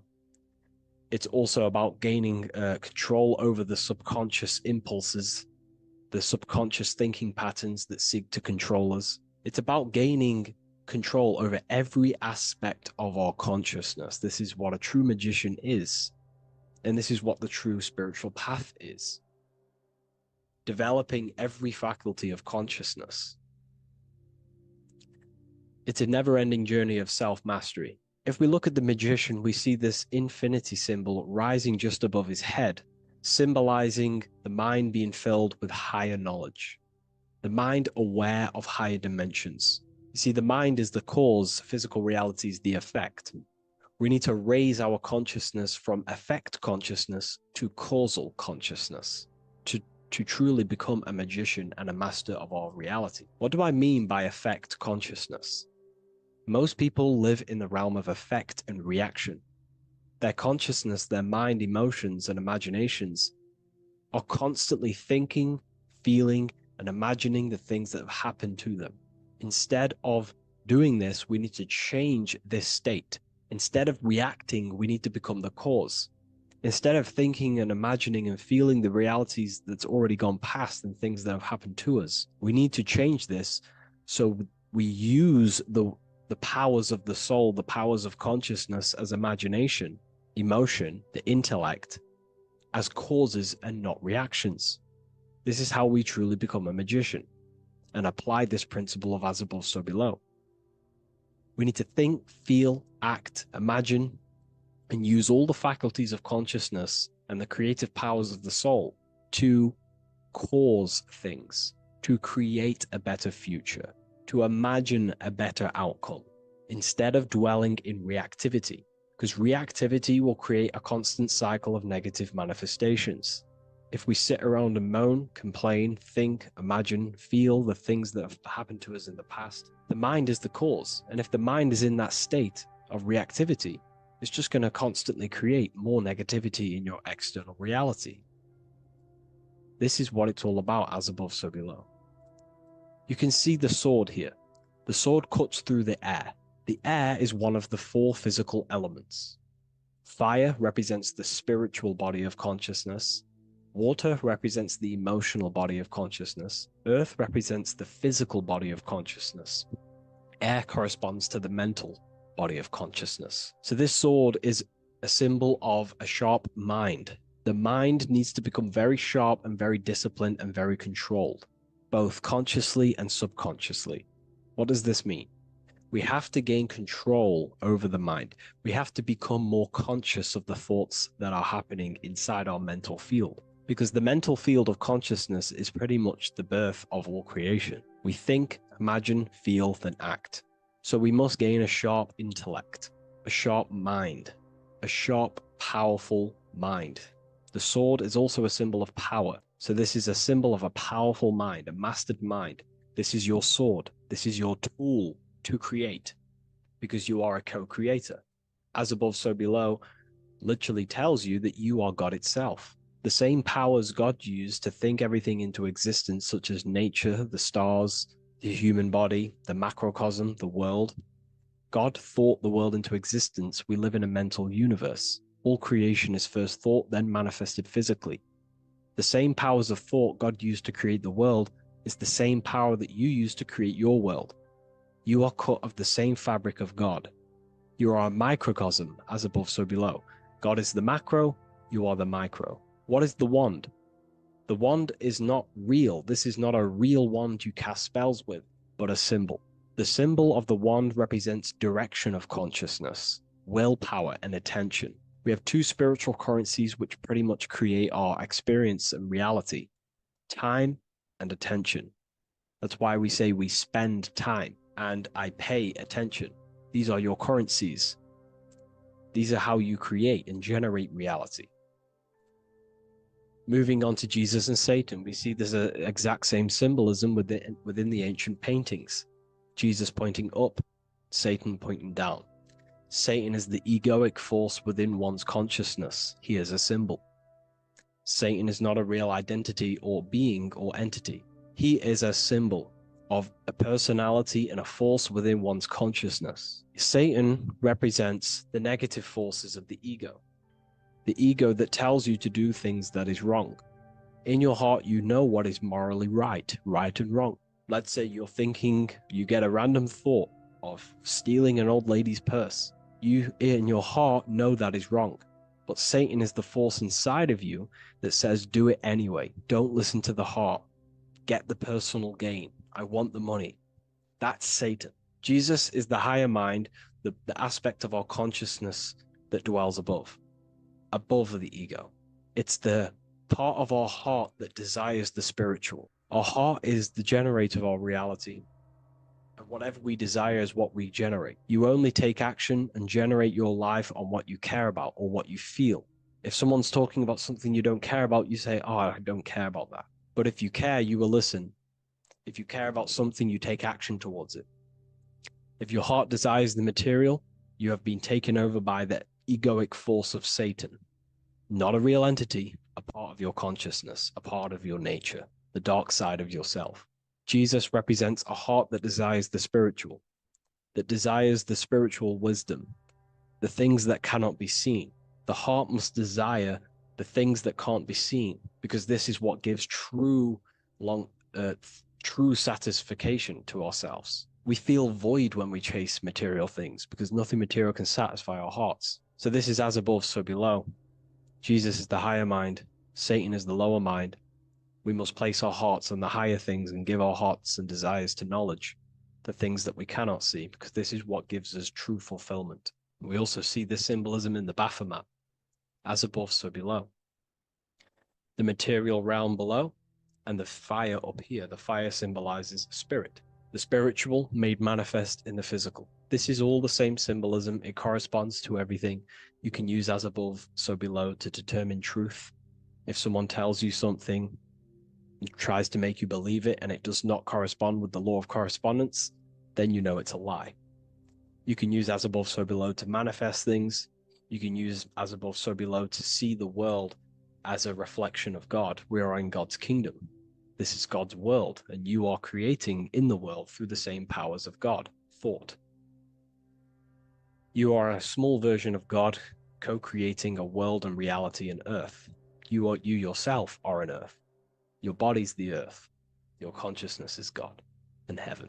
So I hope this video helps. The occult goes deeper than you could possibly imagine. If you wish to go even deeper, join our community, Ethereal University. Please leave a like, share, comment on this video for more. What if I told you that reincarnation is real and that there is a metaphysical, spiritual science behind this? Most people leave this world just as lost when they entered it. That they carry their fears, attachments, and addictions with them, only to be born again, trapped in the same cycle, repeating the patterns of lifetime after lifetime. This lecture is not just about preparing for death. It's about mastering yourself before death, so you don't take them burdens with you. Because the truth is, whatever addictions, fears, and unresolved emotions you cling to in this life, you carry with you into the next. Unless you break free now. You must master yourself before death. Death is not the end. It is the great passage. But how we transition depends on our mastery of the self. This was symbolized by the Ouroboros, the snake biting its tail. Every ending is a new beginning. It's an infinite cycle of consciousness. Now, your human body is basically an antenna tapped in to a stream of consciousness. Just like a radio is tapped into a specific frequency to play that radio. Your body is basically an antenna, a crystal picking up the consciousness of God. You are on an ever-ending journey, a journey of learning and expansion of the mind into new fields of thought. This was symbolized as the Ouroboros. When you die, it is a new beginning. It's a transitioning, not an ending. Everything is eternal in this universe, as consciousness is formless and constantly transforms into new forms of life. Let's break down the word death. Death contains the word ether. Now, the ether can be found in the word heart or earth. Ether. Everything in this plane comes from the etheric plane. The etheric plane is the barrier between the physical plane and the spiritual plane, the astral plane. The astral plane is the screen that you have in your mind that allows you to imagine a red apple, for example.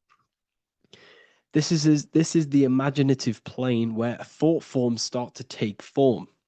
Everything begins as a thought, then the thought form becomes an imagination, then energy, then physical. Everything in the physical plane is a shadow of thought, all objects manifested as thought. You came from the astral. You came from the stars. This is why we say reach for the stars. Or this is why you say you are a star. Cis star, miss star, fraud star, stir is star. And when you become famous, you become a superstar and you gain a star on the Hollywood floor. You are a star. The ether. The ether is the infinite energy source which all things come out of and return back to. This is the cycle of life and death, summer and winter, day and night, sleep and awake. The ether is the infinite energy source which all things come from and will return back to. Okay, sorry about that little error. The ether is the boundless source of energy from which all things emerge, to which all things return to. We can see this in the cycle of the sun. The sun does this wave of creation. It rises and it falls. We have the day and the night. The daytime represents our conscious mind when we are alert. The nighttime represents our subconscious mind when we are inside the spiritual realms. The nighttime is spirit, the daytime is matter, spirit and matter, awake and asleep, conscious and subconscious. We see this in the yearly cycle. Summer is life, winter is death. Spring is the morning, summer is midday, autumn is evening, winter is the night. Everything is a macro and a micro cycle of being born out of the ether and returning back from life and death. Life and death is manifested within the cycles of the sun and everything outside of you, as within, so without. This is why we say sleep is the cousin of death. The macrocosm is death, the microcosm is sleep. Every time you go to sleep, you are essentially it's a miniature death. You're entering into spirit and then returning back into matter in the morning when the sun rises. Everything is a reflection of the macrocosm cycles. Preparation for death.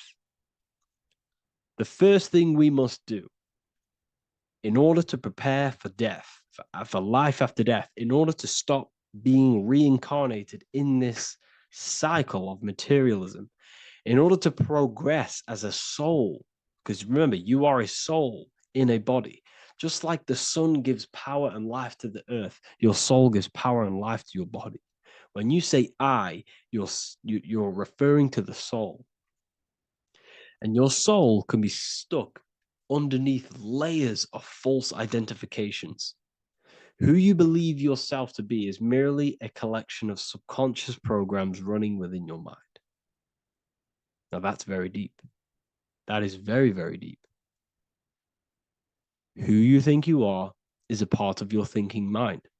Your name, your job, your reputation, your family, your friends. These things are not you. They're all aspects of the thinking mind. What happens if you meditate and you turn off the mind? Then all these things do not exist. You're left with the pure soul, the pure awareness, the pure observation. If you turn off the thinking mind, you're no longer your body, you're no longer your reputation, you're no longer your friends, you're no longer your job and your labels. You are the soul. That's the true you, the observation of the mind, not the thinking mind. The ego is the echo. It's an echo of your true self. The ego is your mind's perception of itself shaped by experiences, trauma, emotions, and beliefs. It is merely an echo of your true soul self. The ego is not you. Your mind is not you. You are the soul. And this is the true self that we must express within our life and we must connect with before we die. Because when we die under the echo, under these false layers of the emotions, the traumas, the experiences, the addictions, the emotional attachments. When we die underneath all of this, when we don't know our true self, the soul is still hidden. The true you is hidden underneath these layers of false identification. We must remove these layers of false identifications. We must remove them. We must destroy the echo. Remember, the ego, you never had an ego when you were a child. When you were a child, you were pure. You didn't, you didn't show off things. When you were a child, you were pure. You expressed yourself freely with you didn't hide anything.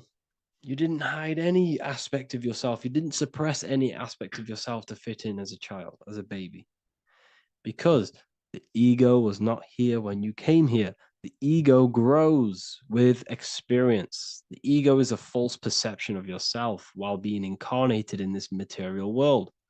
It's your mind's perception of itself and it's created through your experience.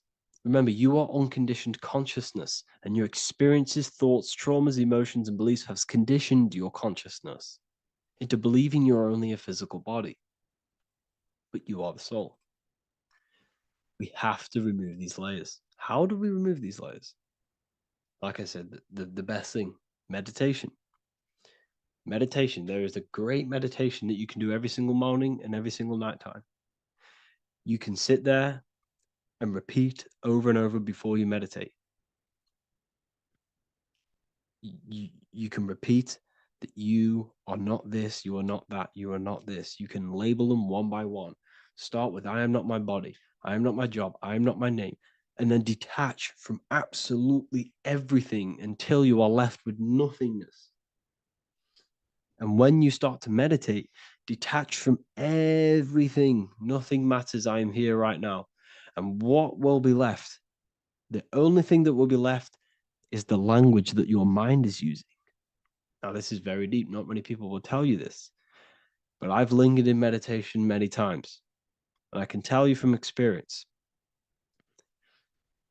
that the only thing left once you detach from everything is the language that your mind is attached to. So whether that's English, Italian, French.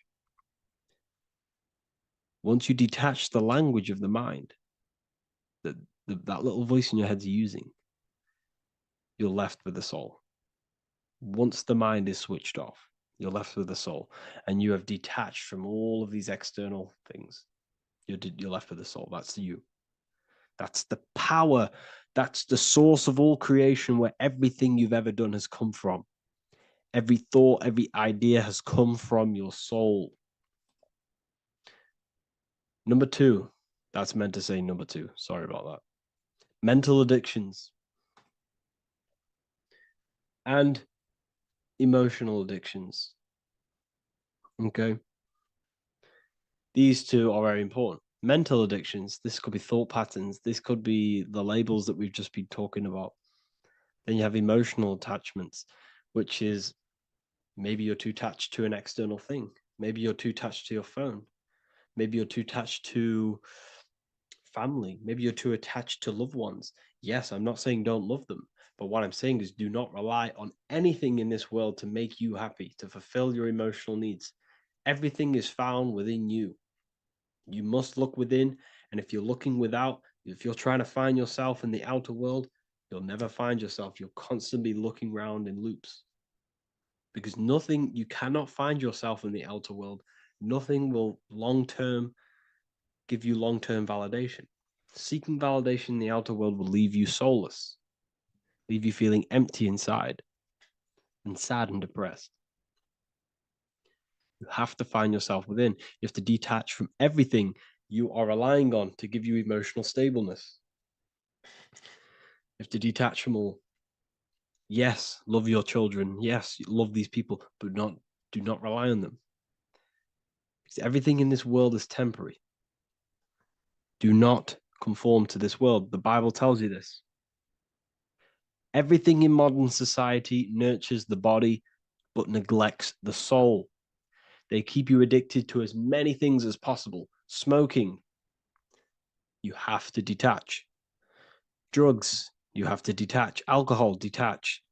You cannot rely on anything. This is why this path is very, very difficult to walk. But I'm showing you the way. These are the things you must do before death. You have to detach from absolutely everything. If you die and your mind and soul is still addicted to these worldly things, then you guess what? You're going to reincarnate. You're going to reincarnate because your mind is still thinking about these material earthly things.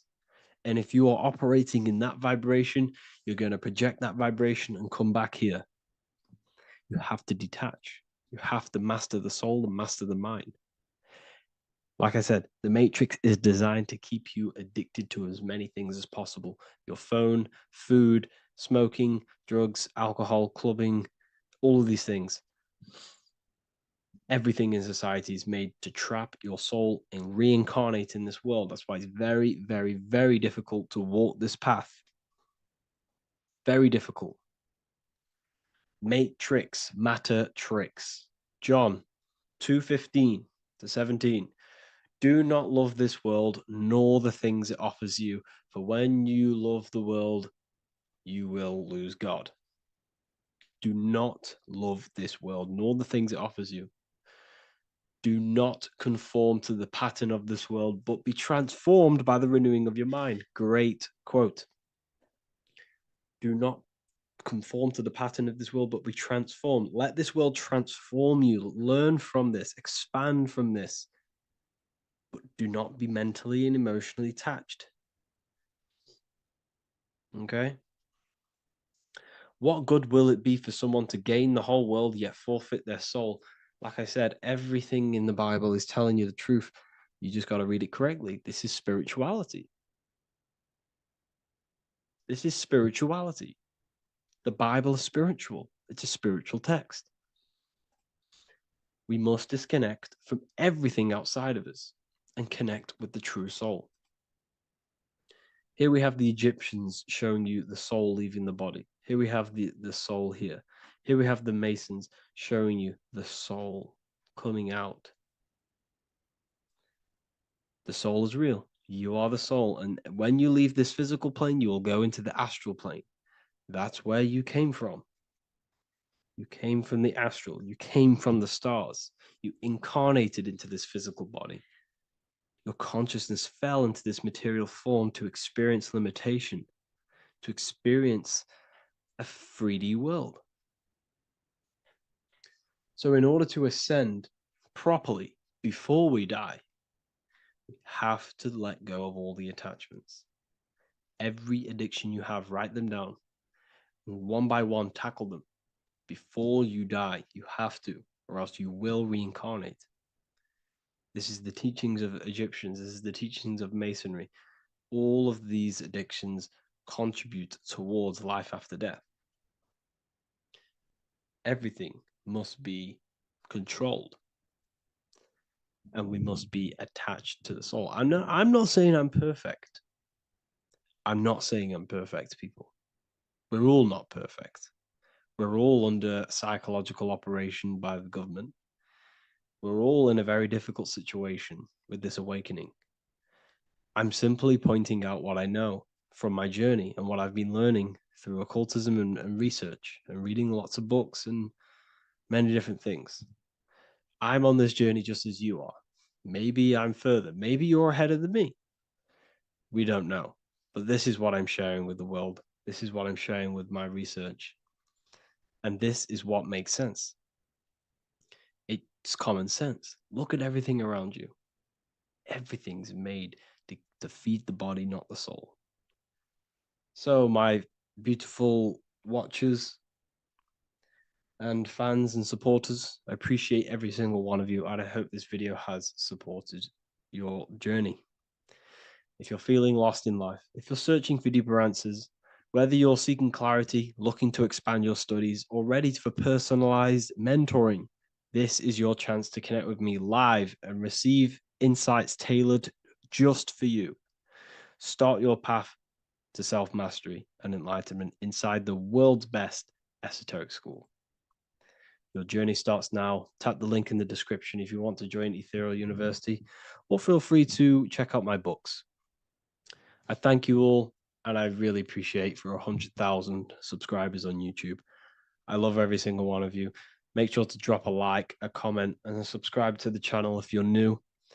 Let me know some ideas for, lectures, anything that you want to know. I can make lectures on them. Just drop it in the comments. I appreciate every single one of you. Take care.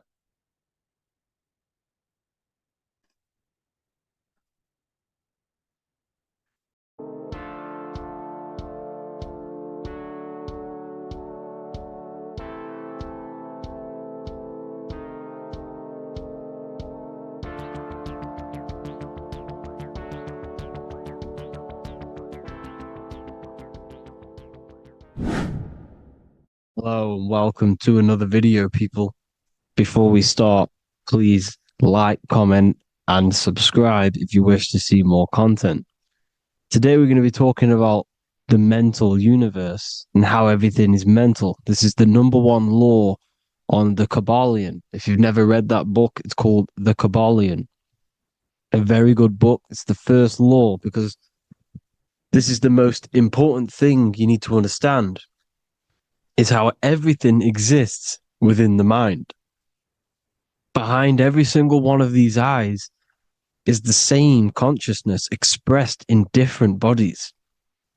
The mind is what gives perception to what you're experiencing. Behind every single one of these eyes is the exact same consciousness, but the brain that they inhabit is giving them a different perception, a different being, a different body. Now, this is the difference between humans and animals. Humans possess a advanced consciousness, an advanced mind that gives us the ability to be aware of ourselves mentally, physically, and spiritually. We can reflect on ourselves. When a dog looks in the mirror or an animal looks in the mirror, it doesn't know what it's looking at. It doesn't realize it has a consciousness. It can't reflect on itself. It can't say, I want to improve in this area. It doesn't have that consciousness. We have a divine consciousness. Take away the N for divine, and you get with a D, put it with a D, you get divide, because we have a divided two-way consciousness. An animal only has one. However, it's still the same mind. We're all mind. We're all mental. We all exist within the mental plane. Look at this person walking. The body, the brain is sending electrical signals through the 12 cranial nerves, which the 12 disciples that spread the gospel of Jesus, right? You have 12 cranial nerves in your brain. There are 12 disciples which spread the gospel of Jesus. Jesus represents the mind, the intelligence, the invisible intelligence that we all are, the same intelligence, the same exact consciousness, which then sends a command into the brain. Then the brain sends these 12 electrical signals through the 12 cranial nerves to control the rest of the body through the nervous system. This person walking is not, the body is not walking. The mind is telling it to walk. And the brain is it's a supercomputer which is decoding these demands given to it by the mind. Because the pineal gland will have something to do with the ether, because the ether is physical and non-physical. The mind is sending the commands through the ether to the pineal gland, which is then getting broken down into electrical codes within the brain and sent throughout the nervous system to control the body. And this is why in the Sims simulation, because the body's the simulation, it's a false reality. It's the fake reality. It's not the real you. You are formless. There is no form. But the third dimension is a dimension within your mind. Matter, mind, light is all a product of your mind. It's all in the mind. Now, this is why The Sims has this green little diamond on top of the head. Because this is you. This is your invisible intelligence controlling the character. Okay? It's controlling the character. And this character is in the world. Your consciousness isn't in the world. The world exists within you, but the body is a vehicle for that realm that you land in. When you have a dream, your mind transcends this body into another body, duplicates your body into another universe, unite. Unite is one. We're all one. It's all one universe, expressed in many different ways, infinitely. And the vehicle that you land in is the body to operate in that realm. This is the all-seeing eye, as you see here. The eye, this is all the intelligence. This is the ball of consciousness, God, expressed in different bodies. We're all this same one in different bodies, as you can see here. And this intelligence is expressing infinitely throughout the universe, an infinite universe. There's no beginning, no end. There was no beginning of the universe. There is no end. It's infinite, always has and always will. But the mind is what gives you the ability to explore the universe, to make perception of it. We are God in disguise. We are God in disguise. We are God in flesh. But the body can become attached to the mind, can become attached to the body if the mind is not aware of itself. When the mind is that blinded by matter, and we lack knowledge and understanding of what we truly are, a formless, infinite being, a traveler. This is why Freemasons are called Freemasons. Mason means traveler. Free. You're a free traveler because your consciousness is a traveler of the universe. When we lack understanding, our mind bounds to the body because we don't separate the body with our different layers of consciousness.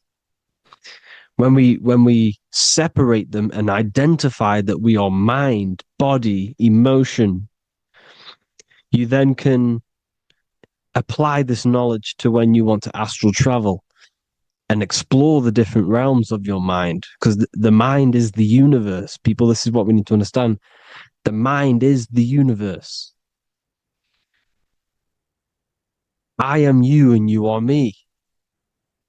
This is the Egyptians showing you this. The Ankh is the symbol of life. This is the one ball of consciousness, mind, giving it the Ankh life to all the different life forms. The cows, the birds, the snakes, and the big Ankh given to the humans, because the humans are the most intelligent. We have the most advanced consciousness. We have the most advanced consciousness. This is why the one is giving a big Ankh to the humans here. Here you see it again. This is not the sun. This is also showing Ankh giving out its life to all things infinitely. And this is the Most High. We are the Most High in disguise. When we strip off the body, we strip off the desires for the physical world, we strip off all of these fake identities that the mind gets attached to, That is God. The universe. You are the universe experiencing itself. I and I. The letter I and the number one is just one line. The letter I is the number one. Because your I am, when you refer to yourself as I, every single one of you who's watching this video refers to yourself as I, which is the one. We are all the one. We are all intelligence. We are all invisible. We are all the one. One is the only number. 1, 2, 3. Everything goes up in ones because there is only one. Doesn't matter how far you go down the line with numbers, all of their numbers are created by one because there is only one. It's me and you are the exact same consciousness expressed in different bodies. Mind. Cause. There is only one cause. There is only one mind. There is only one being. But because we lack understanding of this, we think we are the bodies. And this causes division because the physical world is the most illusionary world. It's an illusion. It's all an illusion. Now you see with the two, you look with the two eyes, but you see with the inner eye, the mind. Okay, the mind is the mental plane is a shared plane, and it gives perception to what you're looking at. The mind. I'm affecting you when I speak because the mental plane is shared. We all share mind. We all express mind. When I'm speaking to you, I'm affecting you because we are mind. So the words that I'm saying, which are being manifested from my mind, are being manifested through my body into vibration, is affecting you. I'm affecting you with what I'm saying. And these words are having an effect on your mind because we're all mind. This is why you need to be careful what you're listening to, music and all sorts. Because music can also create thought loops within your mind. Because the chorus, we shouldn't be listening to choruses. Choruses are loops. And what they're saying in the chorus is being looped. And this can create thought loops within your mind. Go and listen to an old song that you used to listen to about 5 years ago, 10 years ago, 20 years ago. Go and listen to an old song and you guess what? You will get nostalgia. Why will you get nostalgia? Because that song will trigger the thoughts that you were thinking in that time of listening to that song. So songs with choruses create thought loops and they reprogram your subconscious mind. It's important why music is very powerful. Mine and mind, same word. See, language is the truth, people. This is why I use language in all of my presentations, especially the English language. It's riddled with occult truth. I is my me, I, you and me, or I, one. We are not the name, we are I. Every single one of you is I because we are all the one, all mind. Now, the only thing that is truly mine is my mind. When you say something is mine, it's an illusion. It's not yours. The only thing that is mine is mind, my mind. Okay? It's my mind. It's the only thing. It's the same word, mine and mind. Like I said before, everything's one.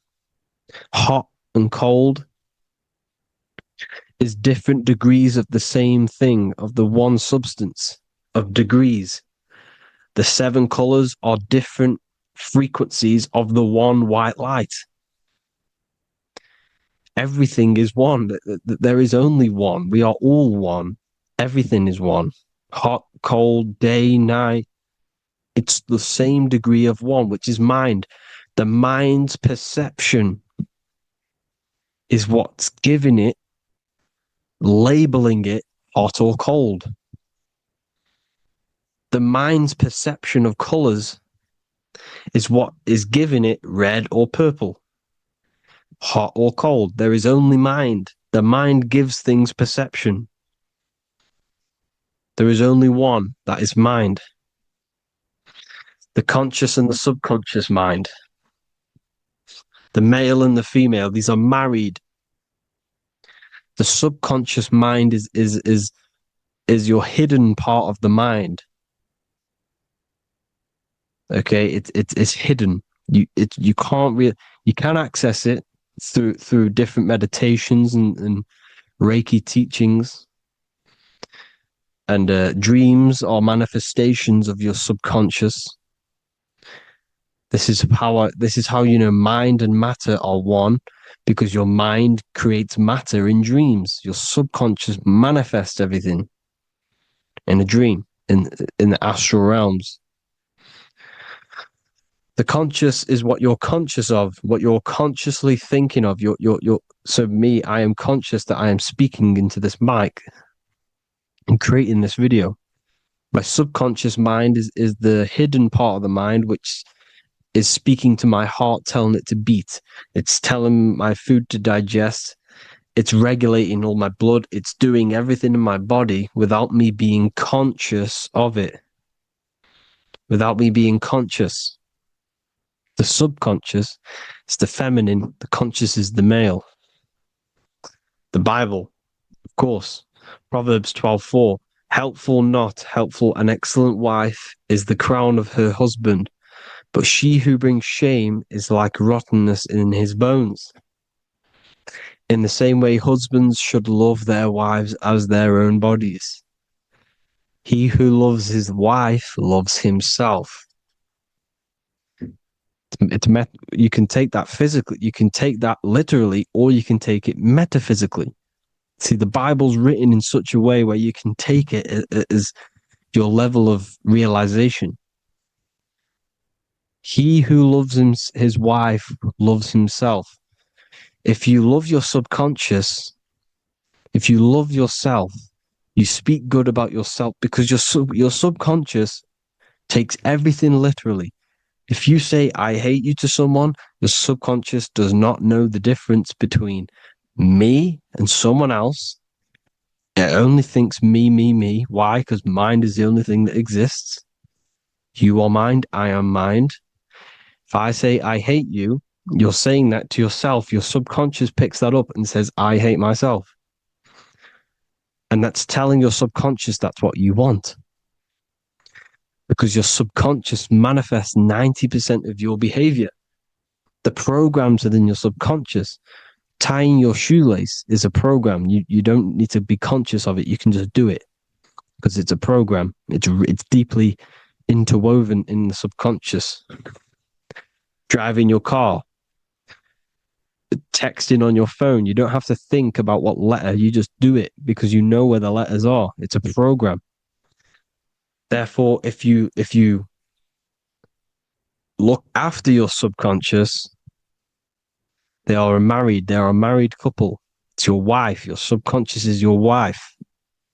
And it manifests 90% of your daily basis thought patterns, actions, behaviors, emotions, all the things that you all the trauma that you've experienced is stored within your subconscious, which is affecting you. So let's say you were in a car crash 10 years ago and you had a really traumatic event, you really hurt yourself, and you had a very, very, very strong emotion that you felt of pain. That will still affect you today. And why? Because it will manifest into your behavior. How? Well, you'll be cautious of what cars to go in and who. You'll be cautious because of that event that's stored within your subconscious, because of that feeling you felt was so painful and so strong. it's still manifesting into your behavior today. For example, you won't go in certain cars, you won't go with certain drivers. The subconscious stores everything, all your memories, the programs, and everything. So if you trick the subconscious, that's how you manifest your life. If you trick the subconscious, you already have something. And therefore it will manifest into your life, into your behavior, thoughts, and actions. This is why the golden rule is to treat others like you want to be treated.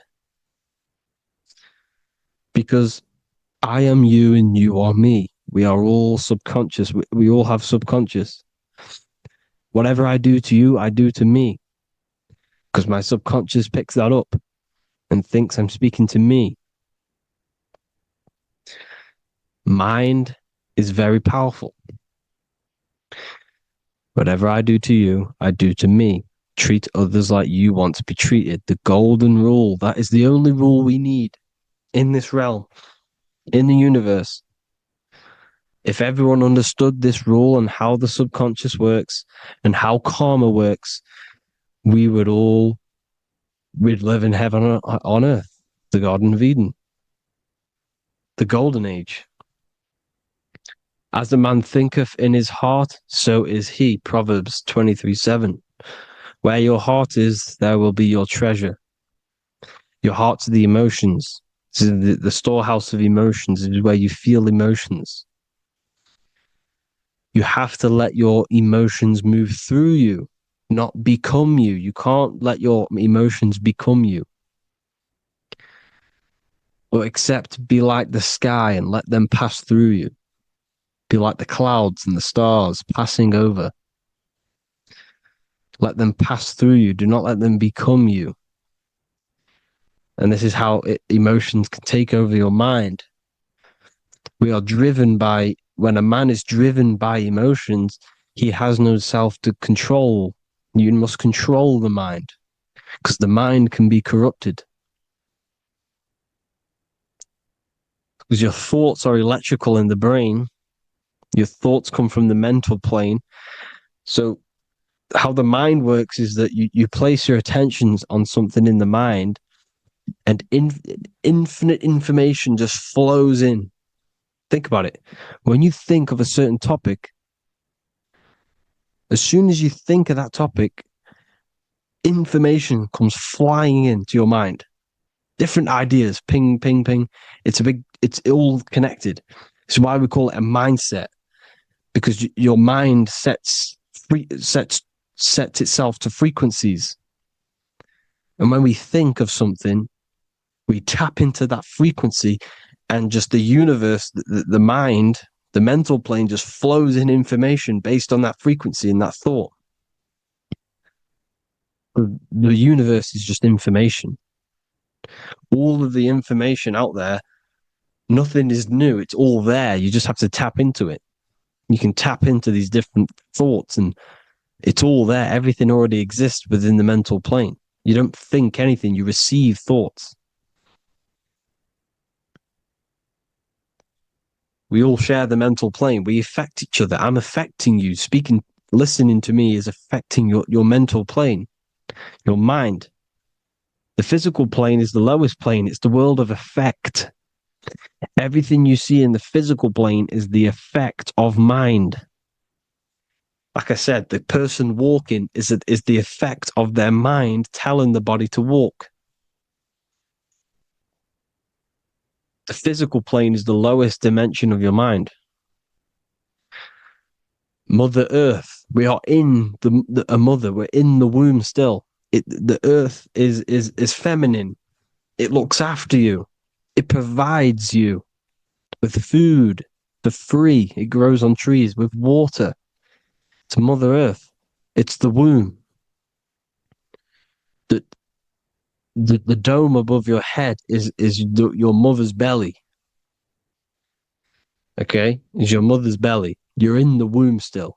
You're forever in the womb because your mind's constantly expanding. Because when the baby's mind figures out that there is a reality outside of his mother, It starts to hear the people on outside of its mother. What does it do? It figures a way out of the mother, and it becomes born again in the water, in a hospital, into the other world. It's the same with our minds.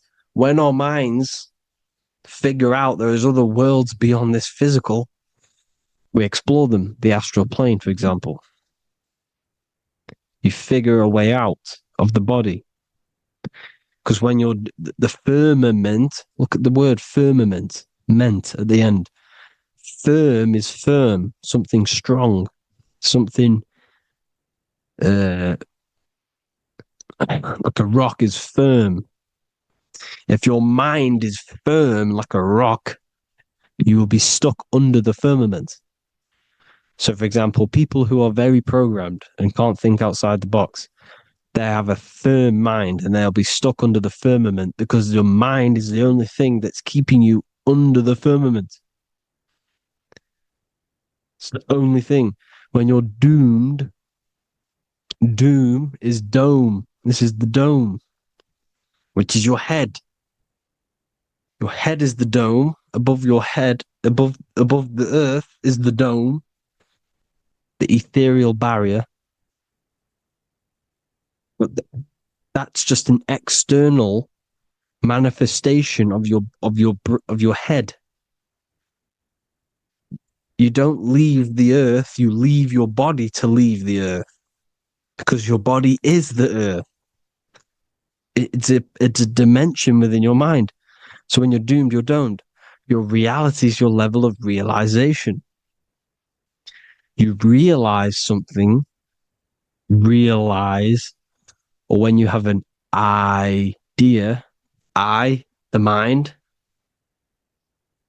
and the EYE or I, same thing, mind, it's all mind.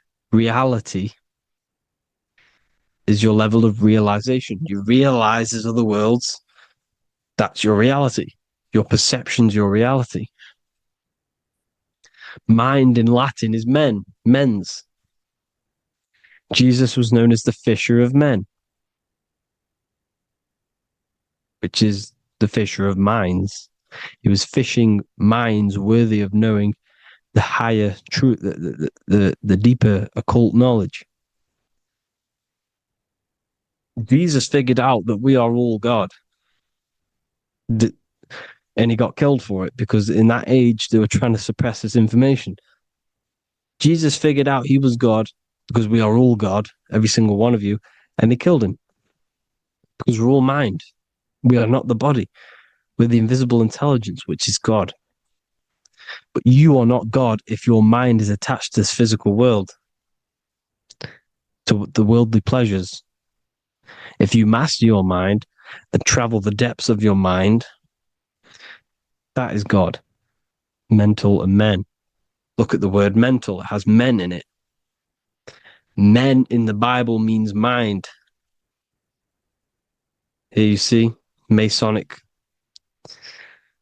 The Masonic symbol with the eye, the mind. Looking over, everything is the one. Everything comes from the one. All the lines coming off it, giving its life to all of the life forms. Down here on the bottom, you have duality, black and white. Up here, you have singularity. One and the two. Unification and division. The lower self is divided into the left and the right. So the Bible even says, I forgot what verse it is, but it says, it's better to go through life with one eye than to have two and be cast into the fiery abyss of hell. I'm not sure what verse it is, but you can research it yourself.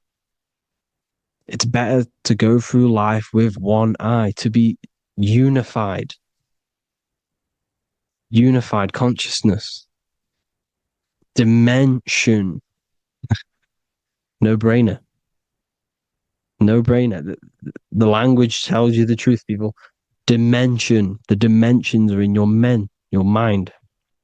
Entertainment. Entertain the mind. Disappointment. It's all in the mind.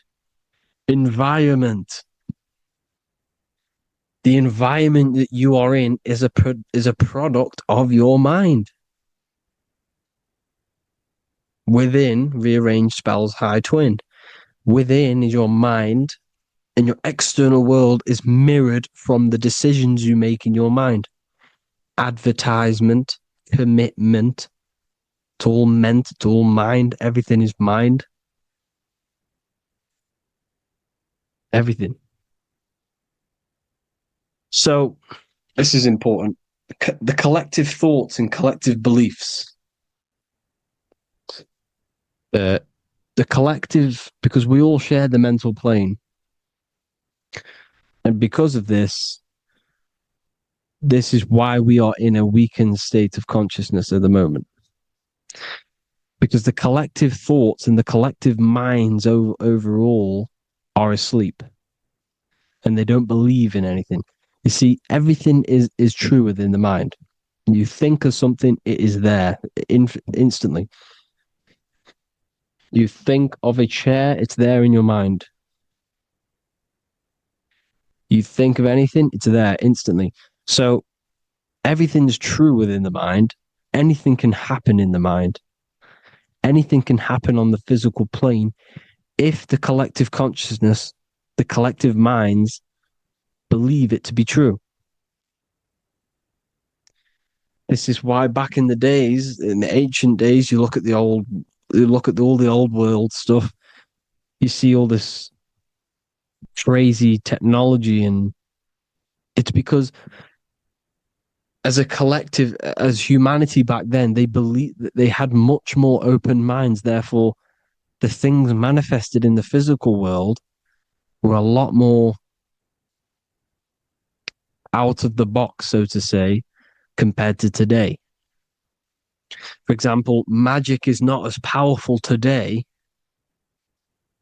because the masses don't believe in it. It's still powerful, don't get me wrong, but if the masses believed, or if everyone knew magic could be real, because it is, anything's real in the mind, it would be a lot more powerful.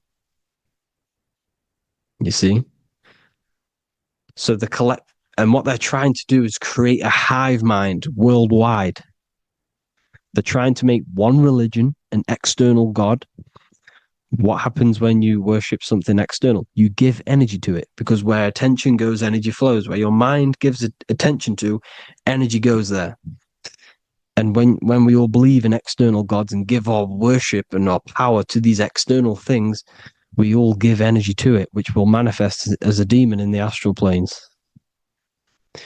It's a hive mind. They're trying to make a hive mind to summon our energy.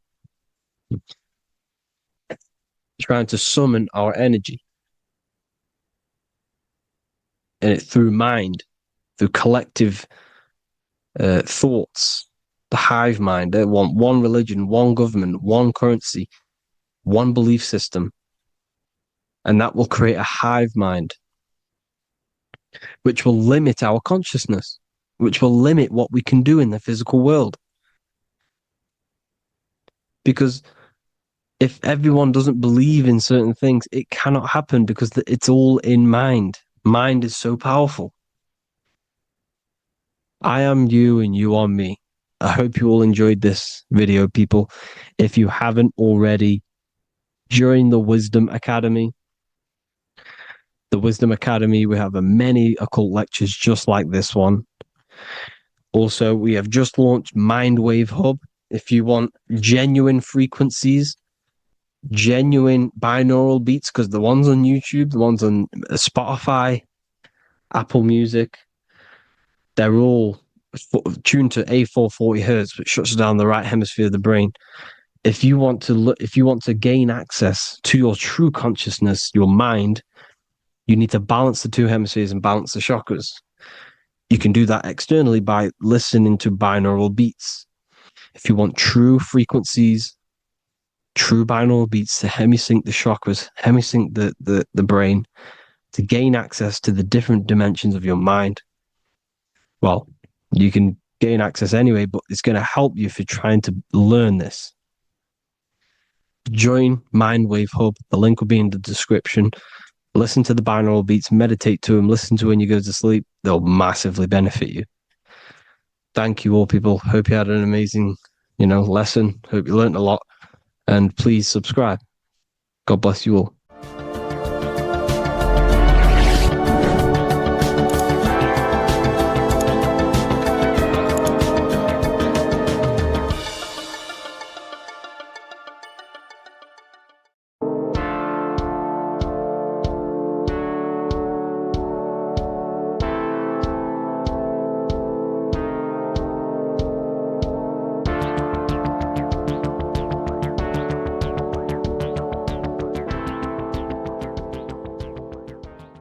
Welcome back everyone to another video.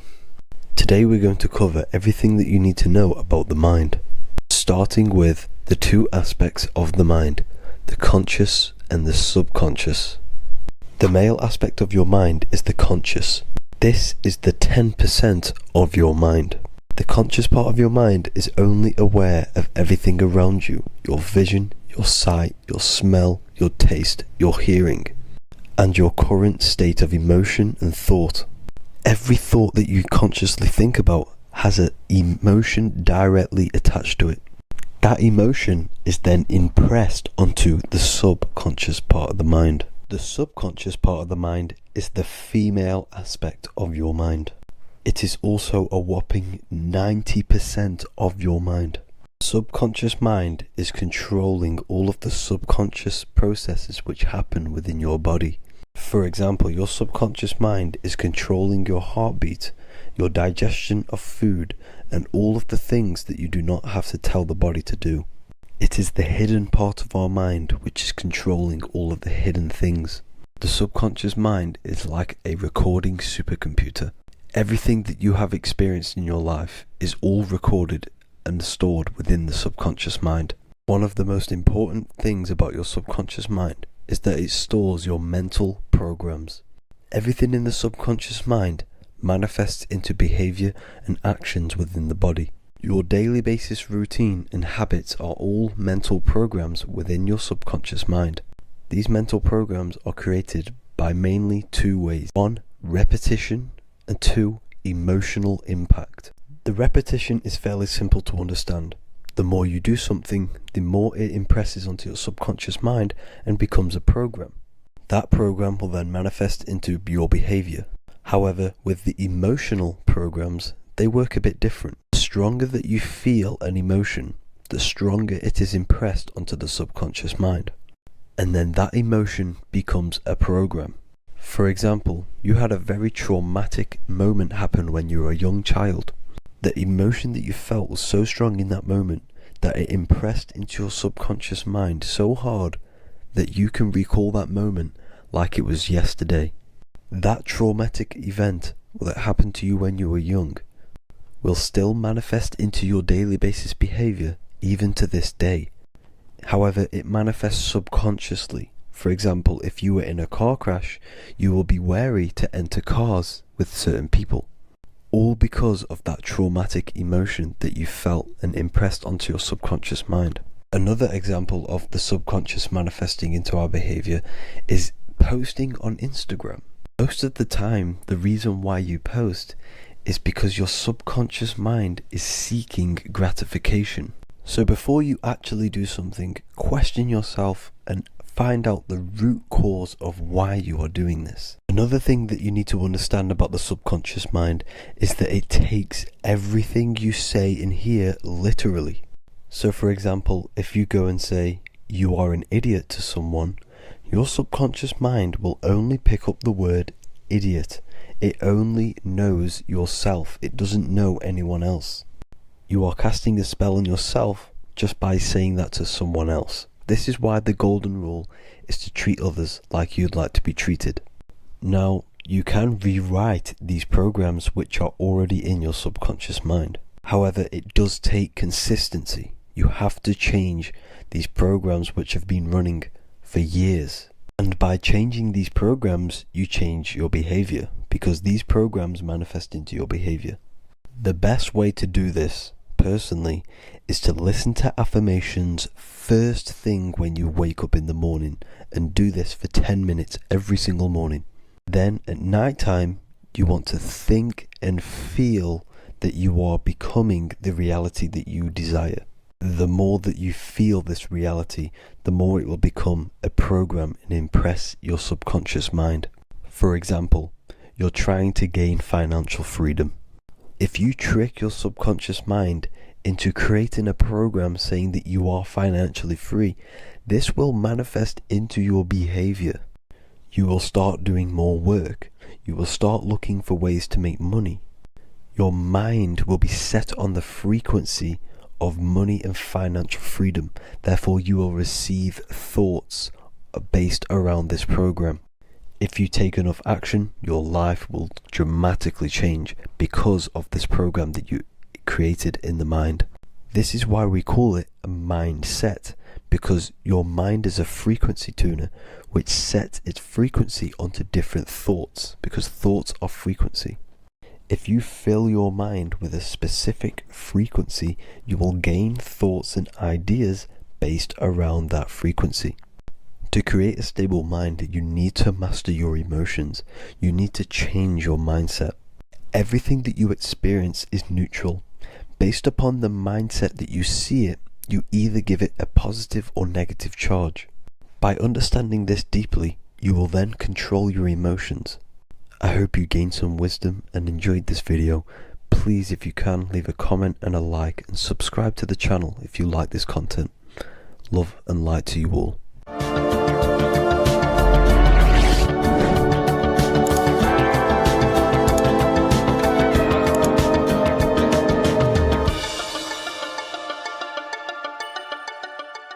Hello, Seeker. Welcome to Revival of Symbolism, a channel devoted to the language of esoteric symbolism, helping you discover yourself and expand your consciousness into new realms of thought. I'm Harry B. Joseph, also known as Revival of Wisdom, and in this video, we're going to be discussing the symbol of the double-headed eagle, also known as the emblem to represent the 33rd degree Freemason. So let's jump straight into this. We have a piece of Masonic artwork here, which is what we call a complex symbol. A complex symbol is not just one symbol, but many different symbols in one piece of artwork coming together, forming a greater meaning. So we have many different symbols to break down here. And we're going to start off with a little bit of context so we can understand this symbol. This symbol represents the 33rd degree Freemason. Once you reach the 33rd degree of the York Scottish Rite Mason system. So once you reach this level, this symbolism corresponds to that individual. So therefore, this piece of artwork is representing the consciousness, the mindset, the ways of thinking, the ways of viewing the world of the 33rd degree Mason. It represents the consciousness of the 33rd degree Mason. And this is what esoteric symbolism is about.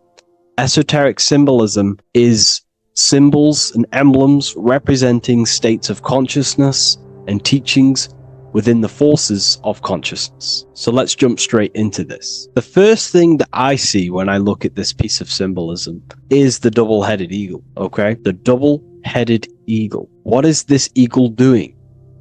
So the thing with symbolism is that symbolism trains the mind to think in a subconscious way. Now, what do I mean? You know, to the person who thinks in linear thought, straight line thought, A to B thought, they see an eagle.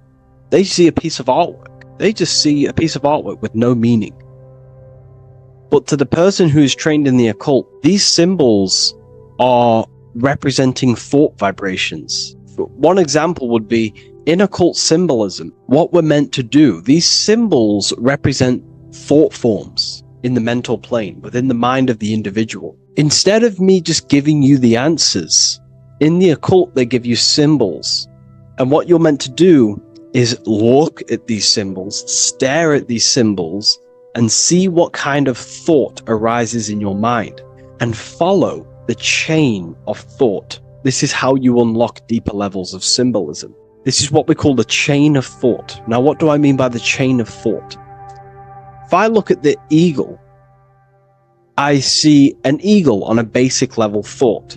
But then that thought leads to another connection, because this is how thought works. Whatever the character of the thought we think is, or whatever the vibration of that thought, for example, the character of the thought right now would be an eagle, then that leads to another thought. For example, flying. Then flying is connected like a chain to another thought, higher perspective. So we follow the chain of thoughts until we unlock the deeper levels of the meaning of the symbol. And this is what the occult seeks to do. Symbols make and force the individual to go inward. You look at the symbol, it's not a direct meaning, but you have to go inward and start to think and follow the chain of thought that this symbol is connected to until you find its deeper meaning that relates to the individual, to you, to a teaching or a force of consciousness or a state of consciousness. Okay? It's very difficult to explain in words because symbols transcend the barrier of words. Okay? So what we're looking at here is a eagle. And what does the eagle do? Well, the eagle has the ability to fly above the earth. It looks down upon the earth. In allegory and metaphor, this represents a higher perspective of reality, a higher perspective of the world, of the self. So this is representing the consciousness of the 33rd degree Mason. They have a higher perspective of themselves. Why? Because they studied the mysteries. They studied the Kabbalah. They understand consciousness. They understand the human psyche. They understand the origins of consciousness, the forces of consciousness. They understand how the material world is created through the forces of consciousness.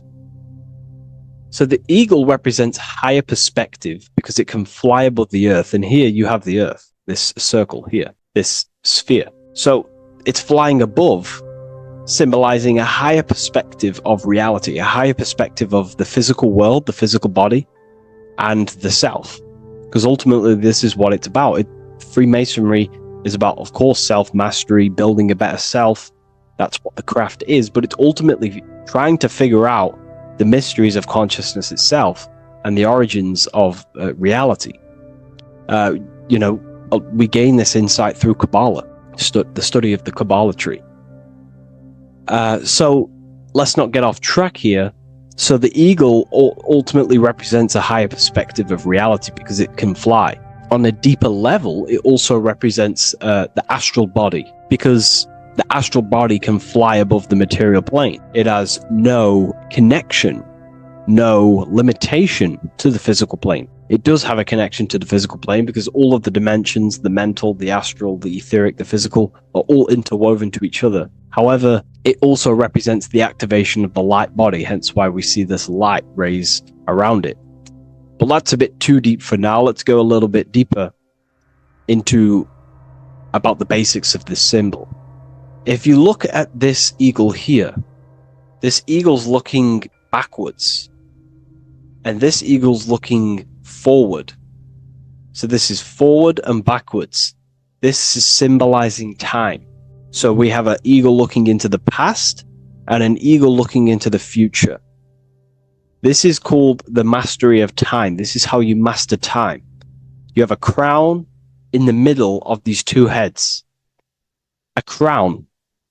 A crown is something worn by royalty, and royalty has a lot of power. So this is symbolizing personal power and mastery. How do you gain your personal power and mastery over time, over the past and future? Well, it's very simple. In order to master time and master your future and master your past, you have to look at the forces in your past that have led you to this very moment. Here we have a triangle which represents the number 3.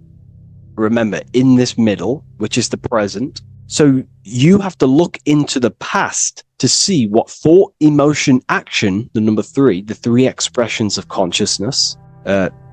Consciousness expresses itself through thinking, feeling, and acting.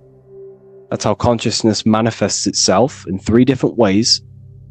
You have to look into your past to see what thought, emotion, and action has led you to this very point in your life in the present moment.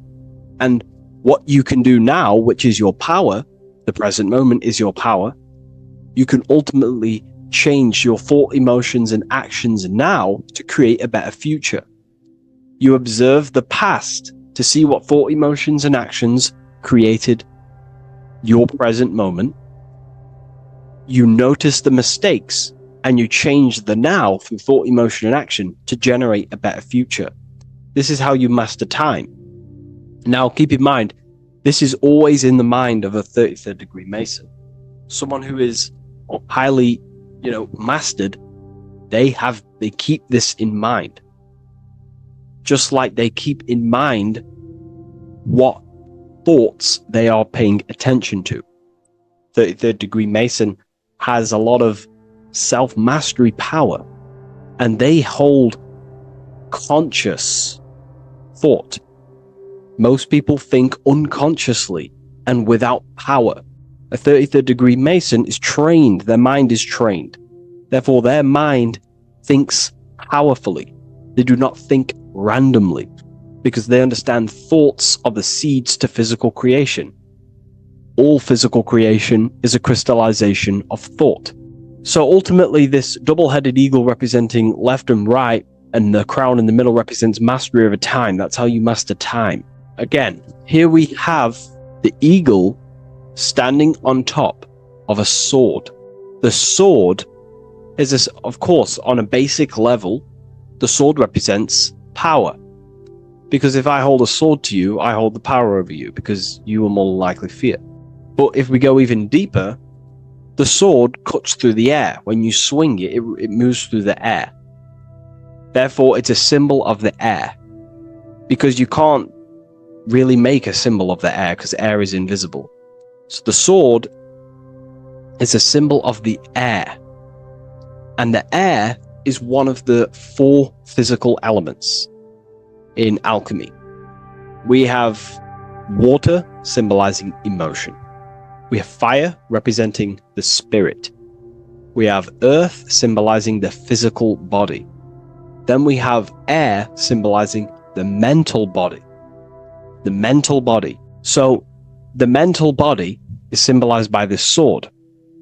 A sword has to be continually sharpened. If you don't sharpen the sword over a long period of time after using it, it will become dull and it won't be very effective. This is an allegory symbolizing the human mind, because the human mind is like a sword.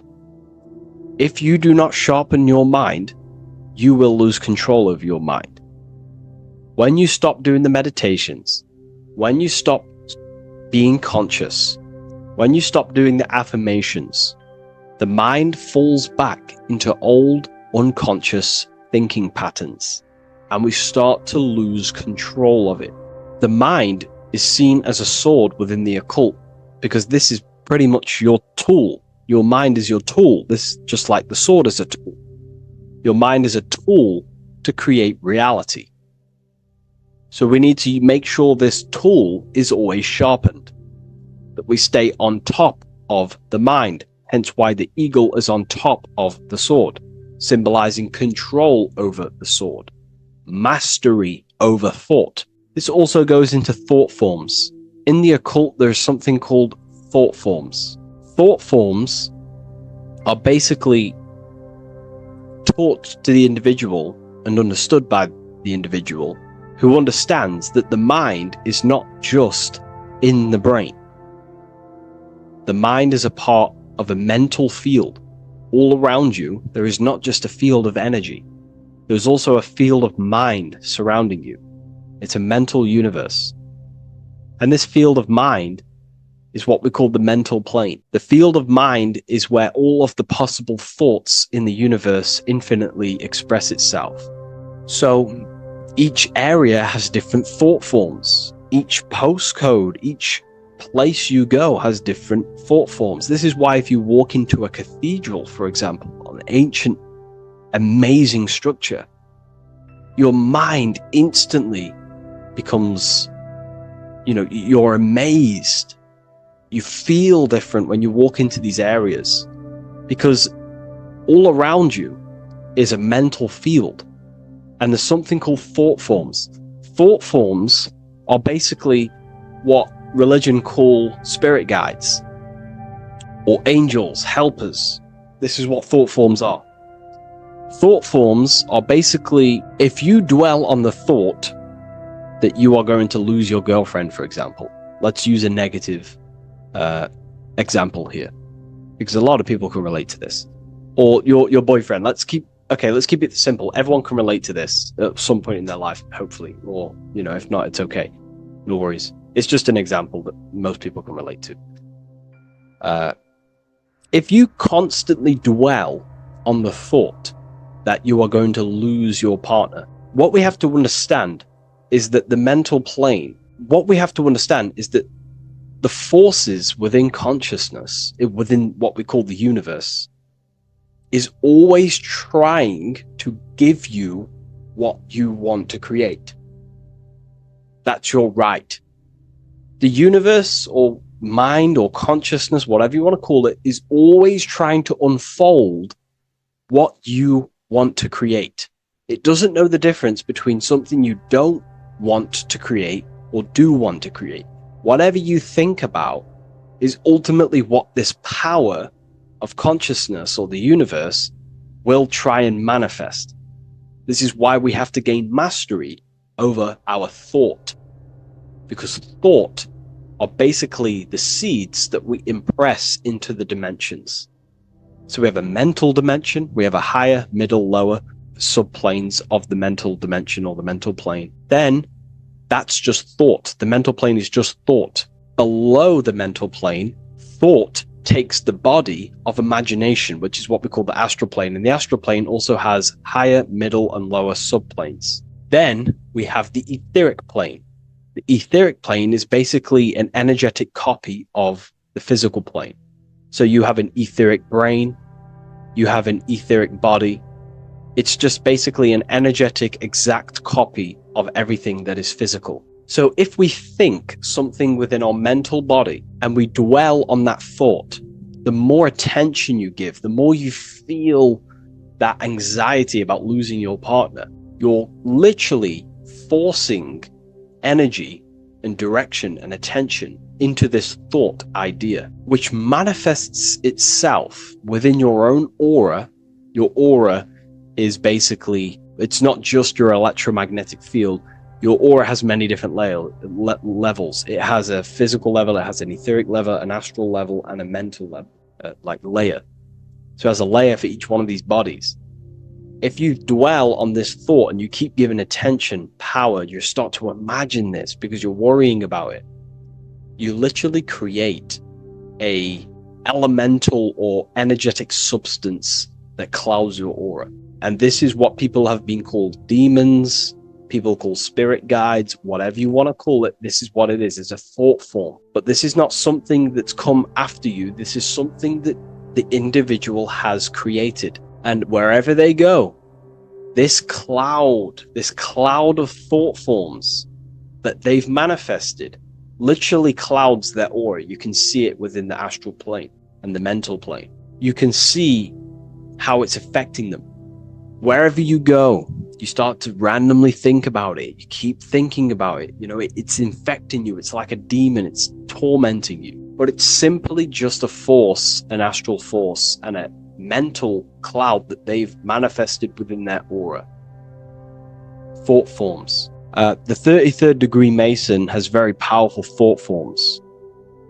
And this is, if you're a Mason yourself, and you're not aware of this, this is why it's great to be around a 33rd degree Mason within your lodge, because they have very powerful thought forms, and you being in the present of them, you're also taking on his thought forms, and they can assist you.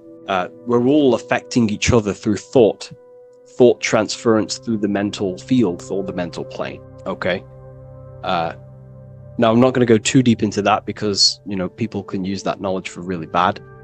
But ultimately, it represents thought forms also, symbolized by these clouds. Clouds are a symbol of thoughts, thought forms, because they manifest themselves as basically like a cloud form energy within the aura of an individual. So this represents the mastery over the intellectual side of consciousness, of thought, sharpening the mind, gaining mastery.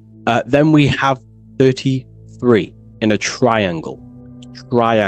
A triangle in alchemy symbolizes, well, the upwards triangle, the upright facing triangle symbolizes the element of fire. The downright facing triangle represents the element of water. So an upright triangle represents fire. Fire is very transformative. If you place, I don't know, a pencil into fire, the fire will burn it down into its raw material. And this is ultimately what this triangle represents. It represents the consciousness of the 33rd degree Mason, who has basically transformed themselves from ego consciousness, only dwelling within the limits of their ego, their old belief systems of thinking they were the body, only reacting to five sense thinking, linear thinking, low base consciousness, not knowing right from wrong. It's basically transforming themselves. They have burnt themselves down to their raw soul form, and they understand that they are a soul, and they've experienced this, by casting off all the attachments to consciousness. This is why there is the number 33 within this triangle, because 33 is the age that Jesus dies. It's also the number of the Kabbalah tree, because the Kabbalah tree has 10 Sephiroths, 22 pathways, and one hidden sphere called Dot, which all adds up to 33. And the Kabbalistic tree of life, just to give you a bit of context, basically is a blueprint of how God manifested the world, and you are an expression of God. So it's also representing how your soul fell into matter, how consciousness creates matter. And it's also a diagram of how reality is not fixed, but it's ever unfolding creation through these forces of consciousness. So the Kabbalah teaches a way back to source consciousness if you go from the bottom of the tree to the top. And in order to go to source consciousness, you have to die symbolically. It's the death of the self, the death of the ego, the death of the old self, the old belief systems that you had. That has to die. The old person has to die to give room to be spiritually reborn, so you can actually figure out who you actually are. Your ego has to die. Now, that's not saying ego death, but you have to basically give away all of your old belief systems to then be spiritually reborn. That's why Jesus dies at 33 and is resurrected. Ice melts from ice into water at 33rd degree. So it's symbolic of transforming. And again, the upright triangle is the fire element, symbolizing burning things to its base raw material. 33, which is again death and resurrection. So it's all about burning the old self and being spiritually reborn again. This is the teachings of Hermeticism, Christianity. It's in everything. You'll see this symbolism or this story of death and resurrection absolutely everywhere in the ancient myths, because it's all talking about the same thing. You have to symbolically die. You have to kill off the old self to be spiritually reborn, to be initiated into a mystery school. So the 33rd degree Masons basically saying, well, they have resurrected. They have resurrected the connection to their soul, because as we grow older in this life, we lose connection with our true authentic self as the ego develops as we get older. And if we don't stop developing the ego, we never actually connect with who we truly are, which is a divine, immortal, formless being who has the infinite power of creation. This is what you actually are. Okay, so it's also symbolizing the union of opposites, hence why we have a double-headed eagle here. It has opposites. Obviously, this is massive within the occult. You see this everywhere, union of opposites. Okay, so union of opposites goes from, basic teachings to the most advanced teachings that most minds are not ready for. Union of opposites is on a basic level is union of the mind and the heart, going from mind consciousness, which is basically ego, the lower self. That's not to say the mind isn't powerful, but that is the house of the lower self. The ego. It's the house of the ego. So we have to learn how to use the mind for what its proper use. The mind's proper use is for the soul to create. However, we're not taught this in school, so we've basically developed a false personality within our minds, and our minds have become a vessel for a false identity. So what we need to do is integrate the heart, which is the soul self, the true self, with the true powers of the mind. And the mind is basically a powerhouse of creation, infinite possibility. And that's the mind's true usage is for creation, not a false identity. So it's about integrating the mind and heart. It's also symbolizing a balanced mind, and we do this by aligning the left and right hemispheres of the brain, which help you perceive reality for what it truly is. Because the two double-headed eagles, they're joined together, so it's union of opposites. So it's about reintegrating the female and male aspects of self, such as the left and right hemispheres of the brain, the mind and the heart, all working as one system. When we align the left and right brain, we see reality for what it truly is. Now, what do I mean? Most 90% of people, I'm not putting anyone down, if you relate with this, it's fine. We're all here to work on ourselves. I'm not putting anyone down. People with a left hemisphere dominated view on reality see things as a very logical. They see reality logically, basically. Now, what do I mean? They see things as this is science, that's mathematics, that's religion, that's metaphysics. They're all separate and divided because that's what the left hemisphere does. The left hemisphere basically dissects everything down. The way the brain works is truly magical. The right hemisphere of the brain allows us to basically see a bigger perception on reality. It sees the bigger picture. The bigger picture, for example, the woods. It sees the woods as a whole unified woods. But then the left hemisphere of the brain takes that view and perception of the woods, dissects it down and analyzes it into individual branches, trees, leaves, animals, insects. But in reality, it's all one, because all is manifested from the one God, the one source, the unmanifested consciousness, the unmanifested force. So it's union of this. We have to view the world as in, yes, everything is one, but I'm also living in my personal consciousness. Yes, there is a collective consciousness. We're all one consciousness, but I also have my personal consciousness. I need to think about both, making sure that my thought, emotion, and action is contributing towards the evolution of myself and the evolution of humanity. A person who is only left hemisphered only thinks about themselves mainly, 90% of the time. They only, they're trapped in ego, and the individual can't see pattern recognition, really. Pattern recognition is more the right hemisphere because it sees the whole. So it's about aligning the brain hemisphere so we can actually see reality for what it is, so we can, without distortion or illusion, and be neutral. Okay, we have light rays. Light rays are very symbolic within the occult, especially Freemasonry. Light rays are symbolic of force and form. These are the two dualities within the occult, force and form. The internal world is force, external world is form. Everything outside of you is a formation of force.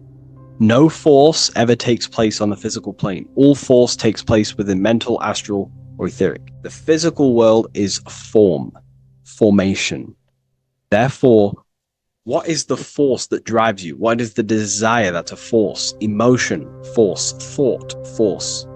What are the forces driving you to take action in the physical world? And we need to gain mastery over these forces. Light is also a symbolic of knowledge, because knowledge is considered light. This is why Freemasons say going from darkness to light. Darkness is ignorance.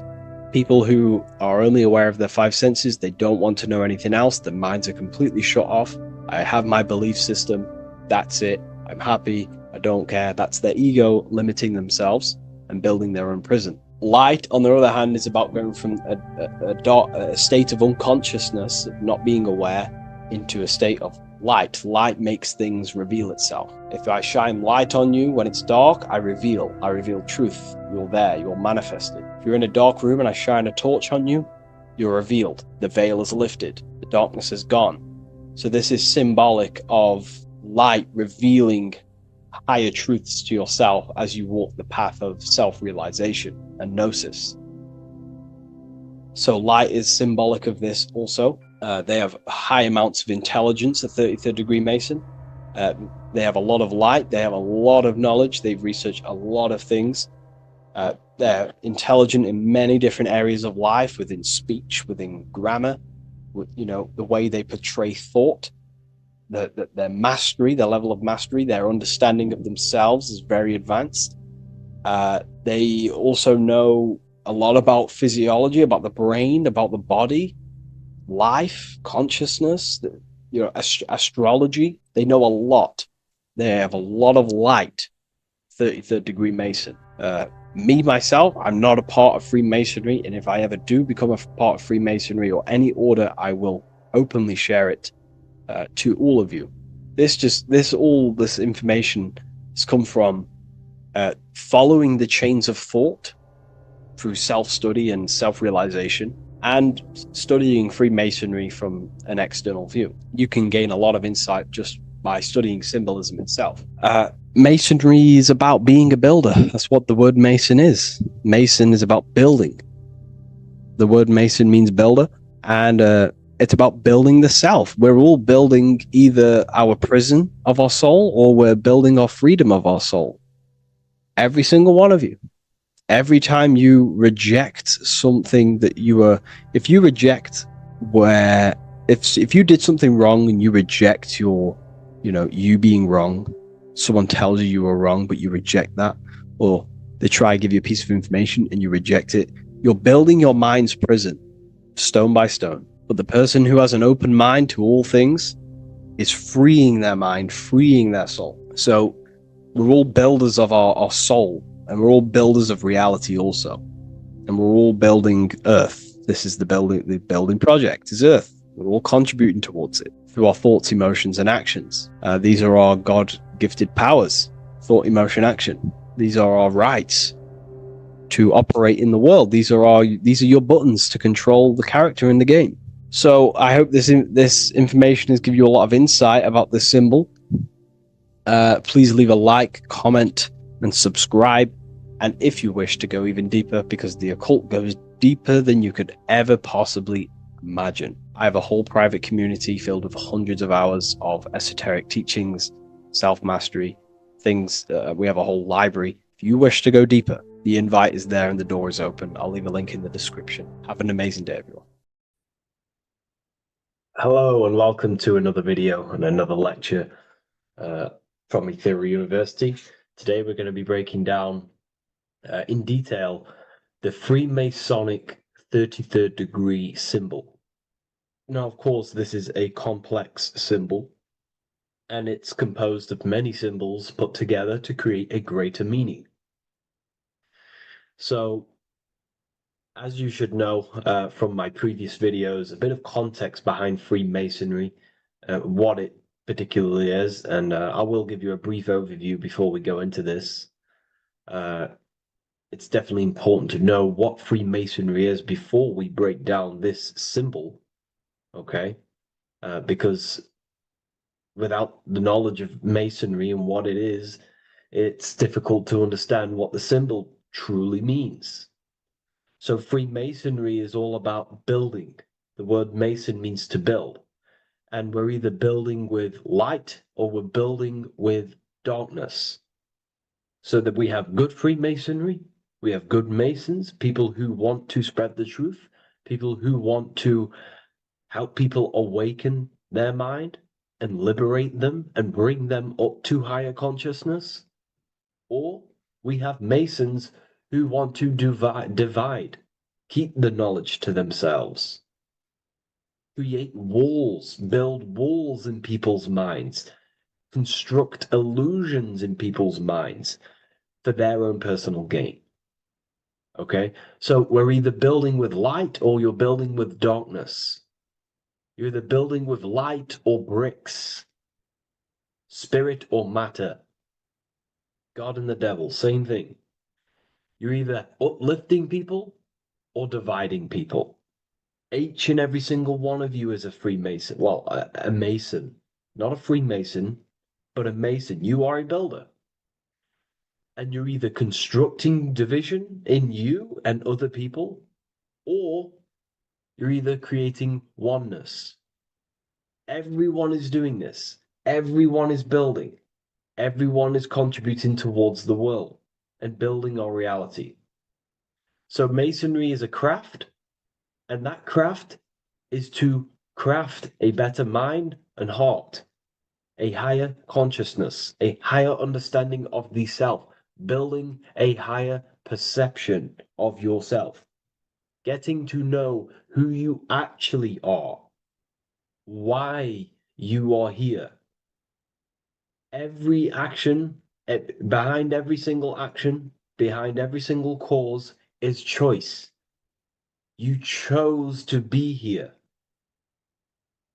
Whether you know why you are here or whether you do not know, you chose to be here in this time, in this period of life on the earth, on this physical dimension. You chose, the mind of yours chose to be here in this body at this specific time. You are playing a role, you are building in this world at this specific time. So Masonry is all about getting to know the self, to know what you actually are through gnosis. Gnosis is direct knowledge obtained and extracted from direct experience. Knowledge extracted from direct experience. Knowingness. You know you have hands. You don't believe you have hands. You know you have hands. That's what knowing thyself truly means. To go within the self. To dwell in meditation for long periods of time. Not even meditation.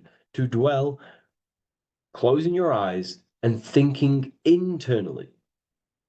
Not thinking externally about anything outside you, but thinking and questioning internally, and you shall find answers. Seek and you shall find. If your heart is truly set on knowing, on getting to know true knowledge and knowing yourself, then you will find it. Okay, so because that's what the heart is. The heart is where we find our treasure. It's why it's inside of our chest. Our chest holds the treasure. What is your treasure? Your treasure is your physical manifestation. And whatever you act, whatever your heart cares about, your body follows. Your body takes action towards what you care about in life. This is why we say follow your heart. Because your body follows the heart, what you care about. If you do not care about something, you do not take actions towards it. Whatever your heart loves and has that love energy for, the body follows. If you truly want to become enlightened and truly want to reach higher consciousness, then you will. You truly care for that, then you will find it. You have to go within. Okay, so this is what Masonry is about. It's about going within and finding out your true nature and constructing a higher consciousness by dissolving walls and blockages inside your mind and heart, purifying the self. Because you can care about sick and twisted things. Okay, we can see that in society. People like killing people. It's psychotic, but I know. So we can be corrupted. Okay, so going into this symbol, what does the symbol mean? What is it trying to portray? Okay. Before we go into this symbol, particularly, we're looking at the Scottish Rite Freemasonry. So we have the first degree all the way up to the third degree is Blue Lodge Masonry. Then from the fourth degree of Freemasonry to the 32nd degree is what we call Red Lodge Freemasonry, the Red Lodge degrees. So again, that is that symbolism of that red and blue, the left and right, masculine, feminine, water, fire. It's that symbolism again of the two polar opposites of reality, of masculine and feminine qualities, solar and lunar, the left and right hemispheres of the brain, the inner and inner and outer world, the brain and the heart. These are all polarities, okay? Spirit and matter. We have to unify these. But we're looking at the 33rd degree. This is the end of the Scottish Rite of Freemasonry, and it's considered the illuminated degrees. Illuminated. This is when one gets to know the true self, the true knowledge, when one has gone within, mastered the self, got rid of mental blockages, blockages in the heart, purified the self, and they know who they are. They have higher consciousness. And in this breakdown today, I'm going to show you how they have higher consciousness through this symbolism. Okay, so I was going to say something, but I totally forgot what it was. But anyways, we'll move forward with this symbol. Oh, that's what it was. Water melts. Well, ice melts at 33 degrees, symbolizing ice represents solid matter, ego, the physical body, left brain thinking, physical reality identification, identifying self with the ego, the name, the job, the reputation. That's the ice, that's solid, that's ego thinking, left brain thinking. When we identify ourselves with the body, our ego, our name, our job, our reputation, our family, that is ego. That is pure earthly survival base level consciousness. This is the degree, this is the level of state of mind that we need to rise out from and figure out what we are, what you actually are inside you. When you turn off your thoughts, what are you then? If you do not think, you are not your name, your job, your reputation, your family, your beliefs. Because when the mind is turned off, there is still something left. That is you. And that is the substance that we have to get to know through gnosis, through going within and thinking internally and dwelling within.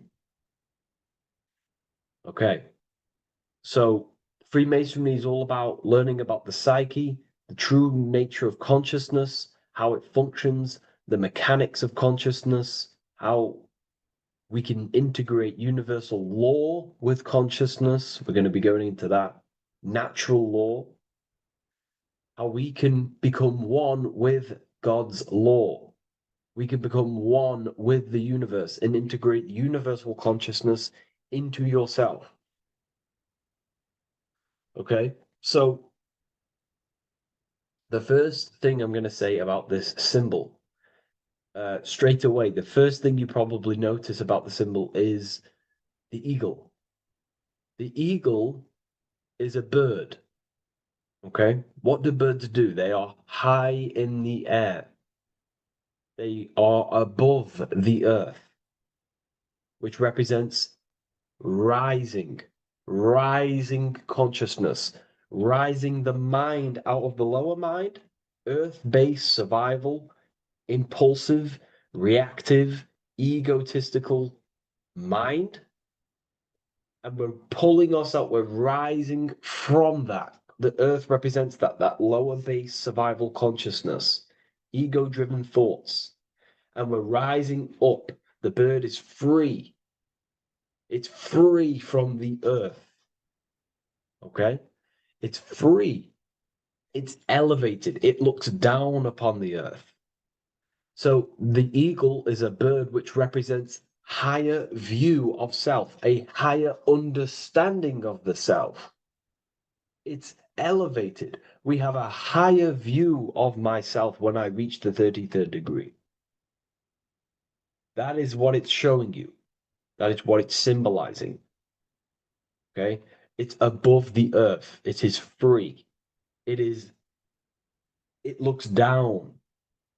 When you have higher consciousness, you become enlightened. It's impossible not to look down. You do look down on people, but not in a bad way. Not in a bad way. That sounds bad. I understand if that sounds bad, but that's not a bad way. I don't mean that in a bad way or a bad-hearted way. I mean that as when you have higher consciousness, you can see people who are living and dwelling in zombie mode, low-level earth-based consciousness. They think they're the body, they think they're their name, their job, their reputation, their family. So it represents looking down because I have higher awareness of myself. I know what I truly am. The water is flowing at the 33rd degree. The water melts at the 33rd degree, representing the flowing of consciousness, the flowing of the mind, flowing of light energy entering the body. Because when we reach higher consciousness, when you raise your consciousness, which is just an easier way of saying mastering thoughts, mastering yourself, we no longer give attention to negative thoughts because we understand what thoughts are. And why would you let your own mind take away your own power? So again, Freemasonry is about gaining personal power, not in a bad way. Well, it can be used for bad. Gaining mental power, a strong mind. Most people have very, very, very weak minds in this world. Very weak minds. This world is a mental world. We have to gain strength in the mind. It's a mental universe. The stronger the mind, the better your reality. The less affected you are by external things. Nothing external should ever bother you. Okay?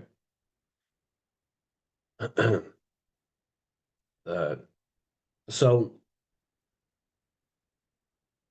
it's about gaining mental strength, mental clarity. So again, the bird is elevated, it looks down, it has a higher awareness, it sees things from above, it sees the world for what it truly is. That's the eagle. Okay? It's the higher view. This is the illuminated degrees. So we're looking at now the sword. The bird, the eagle, the double-headed eagle is standing on the sword. Very symbolic. The sword is not above the eagle. The sword is below the eagle. The sword moves through the air. On a basic breakdown of the sword, it represents power. Power. Because if I have a sword, I hold the power over you. That's what it symbolizes. In war, you have a weapon bigger than someone else and more destructive than someone else, you hold the power. So it's a power symbol. To go even deeper on this, on its true meaning, the sword, I've already broke this down plenty of times. It moves through the air. It cuts the air. It's the mind. Air represents the mind. Water is emotion. Fire is the spirit. Earth is the body. So we're looking at the mind, the power of the mind. And the eagle is standing on top of this, representing, I am conquering my own mind. I am conquering my mind. My mind does not conquer me. My mind is truly mine.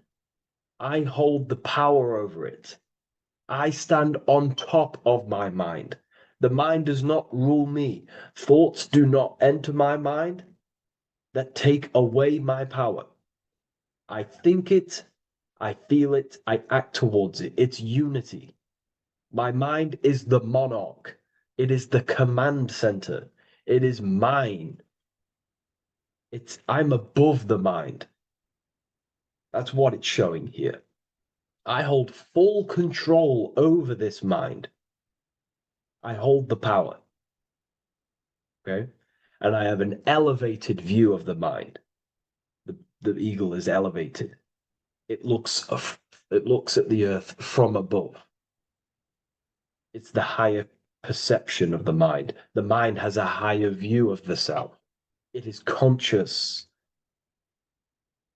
Most people are not conscious. Okay? Most people walk around, they act unknowingly, they don't even know they exist. They don't realize they have consciousness. They think they grew from a monkey. They're born on a spinning ball in the middle of space, and they think they're the body. That is the level of earth-based consciousness. And it's saying, I hold the power. I hold my mind to what I want to direct the mind's forces to. I create with my mind. I carve reality. I shape my reality with my mind and thoughts and my intellect, my communication.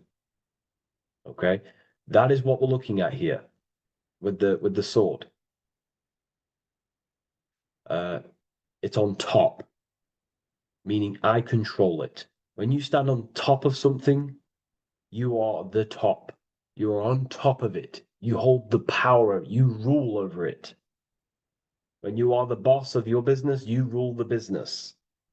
That's what we're looking at here. The sword needs sharpening. It always needs sharpening. You can't use a sword forever. You need to sharpen it. The mind will not stay powerful and strong and and aligned with what you actually want unless you continuously refine the sword. The mind needs to be refined or reminded. If you stop doing affirmations, the mind will fall back to old ways of thinking. If you constantly meditate, you constantly implant the messages into your subconscious mind, you constantly visualize, you are keeping the mind sharpened with what you want in life, what you are trying to create. And the mind will continue to think with that power, with them words, with them visualizations. If you fall off, if you stop meditating, you will lose control of your own mind. Okay? This is symbolizing you have to keep on top of the mind. You have to keep control. This is what the world is. The world is like Minecraft. You ever played Minecraft? You're a builder. Okay? What do? You control the man in the world. That's what you are. You need to control this body in the world. It's all about control.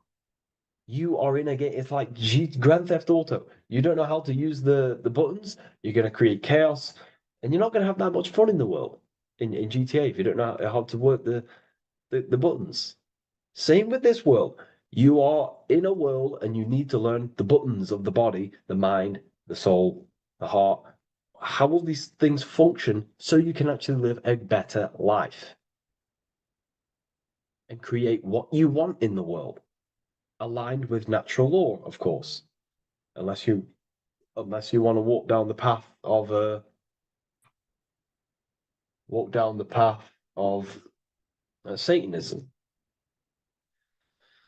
So this is what we're looking at with the sword. Now, moving on, we're looking at this little banner here. This says "God and my right" in Latin.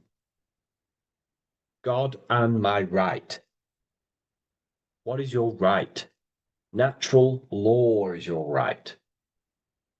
What is natural law? You already know the natural laws. We all intuitively know the natural law. What is natural law? Do good. We all subconsciously, on a soul level, we know to do good. We know to do right. It is wrong to hurt people. It is wrong to control people. What is your natural law? What are the forces that you hold power over, that you have full control over? You have full control over what you think, what you feel, what you act. Thought, emotion, action. If you start to try and control things outside of them three forces, that is now you breaking natural law. If I try to control and manipulate someone else, that is now breaking natural law. I'm going against my inner law. My soul tells me what is right and wrong through emotion. So it's about aligning the self, my actions, my thoughts with my emotion, my intuition, my natural law. These are your rights. Your right is to think, feel, and act with the law, with good, with God, with love, with care for one another. Am I building with light to bring good things to the collective? You see, most people are stuck in their left brain, and the left brain only sees me, me, ego-driven thinking. That's why they trap us in our left brain. They train us to be left brain. They tell us to write with our right hand to strengthen the left brain. They call it writing. Everything in this matrix is to activate your your left brain. Why? They need you in ego consciousness so you can be controlled and manipulated. So you do not recognize patterns. That's the right brain. The right brain recognizes patterns, symbolism, metaphors. They don't want you reading between the lines. They want you logical. They want you divided, because the right brain sees the whole. The right brain sees the woods. The left brain sees the trees. And that tree is your ego. And the woods is the collective consciousness. They want you only thinking about you. Because that way you are divided from the collective consciousness. And we're all one consciousness family. We're all God. We're all God experiencing himself. And we are all building this world. So it's about aligning the self with my right, with God, with natural law. It's what Freemasonry is about. True Freemasonry, light Freemasonry, not dark Masonry or evil Freemasonry, whatever you want to call it. The crown, royalty. Royalty wear crowns. And what do the royalty have? Again, this is another power symbol. They hold control. Yes, royalty hold control. And that's why this crown is at the top of the image, not at the bottom of the image. It's at the top, representing I control the left, I control the right. I control my left brain and my right brain, the two eagle heads, the two views. The eagle has one eye on each side. It's looking, it's seeing. And that's symbolic of the left and right brain. We see, not physically see, but I mean perceive. We perceive reality with the left brain and we perceive reality with the right brain. And it's about unifying these two brains so we can see and perceive reality from a true lens. Because if we see reality only from the left brain, and a left brain dominated brain, we see everything as divided. But if we see everything from a right brain perspective, we see everything as whole. When everything is in the middle, you need to see reality from the middle. Yes, I have my own personal consciousness, and yes, there is a collective consciousness. So I need to balance between that. I need to see reality between the line, between the left and right brain, and align this worldview, and align my thoughts, align my actions with this. Because if you're left-brained dominated, you're only going to take action on ego. You're only going to take action on me. You're only going to think about me, me, me. But if you're right hemisphere brained, you're only going to take action for the collective, which is, yes, that's good, but you also need to think about yourself. Why did you come here? Your life has a meaning as well. It's not just about the collective, it's about you as well. But we need to balance this. You see? This is what we're looking at. The crown is in the middle, representing the balance, the power over the two. Okay? It's the balance, it's mastery, it's control. Royalty hold control over society, royal families. So it's about controlling the self. It's control over the eagle, control over the sword, over the mind. It's about personal power we're looking at here. Self-control. Now we're looking at a upright triangle, which represents the element of fire, which is masculine. Masculine is all to do with action. Action, the physical body. We're looking at fire, which represents spirit or transformation. Fire is a very transformative element. It transforms things. Okay, so we're looking at self-transformation through action. This is what we're looking at here. Fire is a very, very masculine force. A very penetrating and transformative force. So we're looking at transforming the self, not through knowledge, but through action. We have transformed the self, 33rd degree. I've reached the 33rd degree and I have now fully transformed. Now there are higher degrees than 33rd degree, but we're just breaking down the symbol. That's a whole other lecture. But this represents full transformation. 3, another, if you watch my video on numerology, you know 3 is all about what? Transformation. Thoughts, emotions, actions. These are the transformative forces that turn and create reality. Jesus dies and dies and resurrects after 3 days. Transformation from dead to the awakened.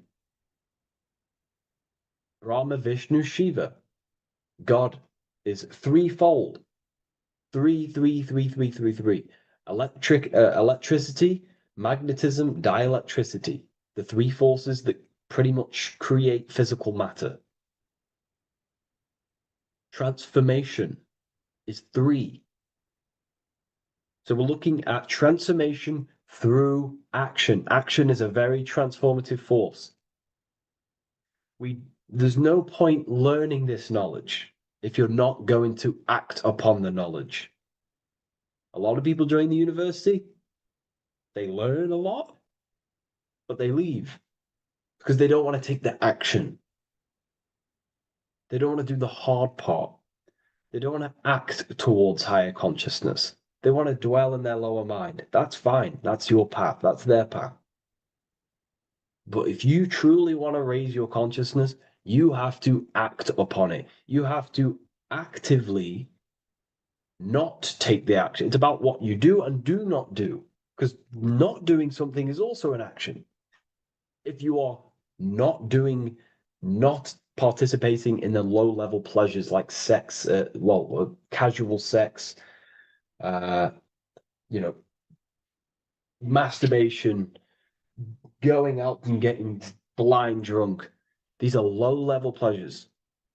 It's going to keep you on a low-level frequency and a low-level consciousness. That is also an action, not doing that. It's about what you not do as well, which is very important.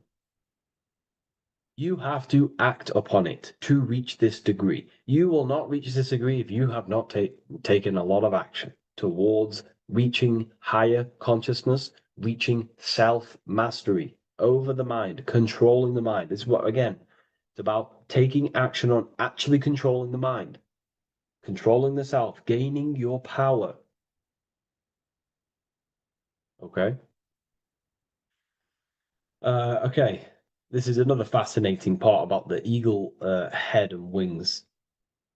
It also represents the past, present, and future. The crown is, again, symbolic of the crown chakra. This is all to do with knowledge. So we're looking at knowledge of the past, the eagle on the left looking behind, and the eagle on the right looking forward. So we're looking at the crown, knowledge of the past and the future. Looking at your past is very powerful. What has got you, what has led you to this very point in your life? What actions have taken you to this point? And not only you, remember, there is a collective. Remember, you always have to keep that in mind. Every action you take, you have to always align it with the collective consciousness. It's not just you in the world. We have a collective. So, how did you and how did the collective get to this point in life, in this present? How did we get here? How did we get into this mess? Humanity is in a mess. A straight up chaotic mess. And if you think everything is perfect and everything's divine and everything's just, there's some people out there in the spiritual community saying, everything's divine, everything's meant for this purpose. No, there are people actively manipulating and using mind control methods to control this reality. How have we got into this mess? So we have to look into the past to analyze patterns so we can take action now in the present to change the future of the collective and your personal life. That's what we're looking at here. So the eagle looking left is looking in the past, representing analyzing the past, analyzing the actions in my life and the collective life. The actions that led to this mess now, to this state now. And what can I do now with my knowledge to change the future to a better future, aligned with, again, natural law, aligned with goodness, aligned with God, aligned with care and love for one another and the self. So it's all about knowledge of the past and knowledge of the future. And what I can do now to take action, the triangle pointing at the middle, which is the present, what can I do now to change the future? To create a better future, to transform the world. 33, transformation. To transform the future. Okay, this is what we're looking at here with the two double-headed eagles as well. Again, this is more art. This is a lot more complex symbolism here. But again, we have the Earth hemisphere here. And what? The eagle above. It is raised above the earth, above material pleasures, above the material thinking self, above the ego. Not to say get rid of the ego. We need the ego, but balancing, control, power over the ego, power over the two hemispheres of the brain, power over my past and my future, power over time. What am I using my time towards? Time is your spiritual currency. Okay? It's elevated. It sees things from a higher perspective. It is higher consciousness. We're also looking at the astral body. Birds on a deeper level represent the astral body. So symbols have layers of meaning. The deeper you get into the occult. So when you join the first degree, you get, a good interpretation, and the higher degree you go, the more deeper the symbol reveals, as the more deeper you know yourself. So we're looking also at the astral body, the light. What is the light? Light is a massive symbol in Freemasonry. It's knowledge, gnosis. When you're very intelligent, you call someone, they're a bright child. They have enlightenment, light in the mind. Looking at light, a lot of knowledge, a lot of self-knowledge of the self, of the psyche, how I function, what I am, knowledge of the astral body, rising above the earth, astral projection, exploring your true nature, exploring consciousness. This is what we're looking at here. And in order to explore your astral body and explore the astral realm, you have to control the sword, the mind. And you can then explore. You are free like a bird to fly. This is all symbolic of rising consciousness. All symbolic. So I hope this video has gained a bit more clarity on this symbol and given you some insights. And I will see you in the next one. Thank you for tuning in today.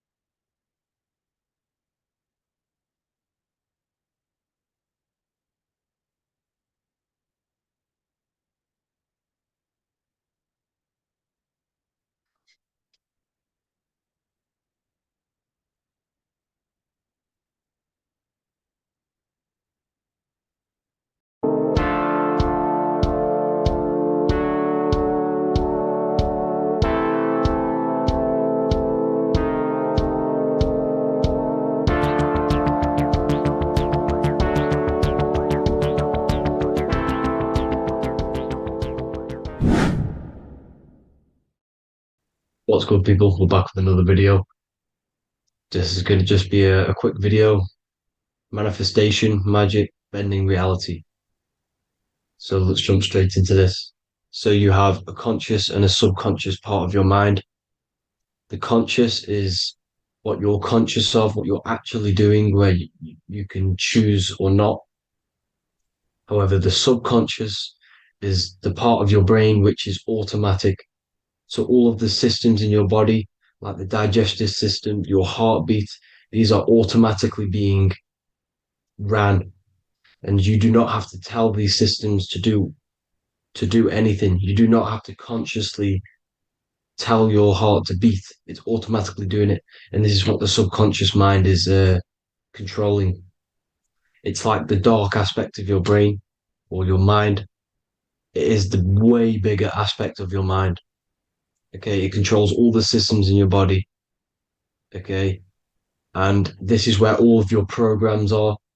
So when you're in it from your childhood, what you've learned in school, all of these things are being kept in your subconscious, maybe traumas and stuff like that. So the subconscious is the female aspect, and the conscious is the male aspect, because the male is all about action and doing, and the female is more about creation, creativity, intuition. So you have a right and a left hemisphere of your brain, and these are obviously male and female. The right side of your brain is your female. It's to do with creativity, imagination, intuition, insight. Okay.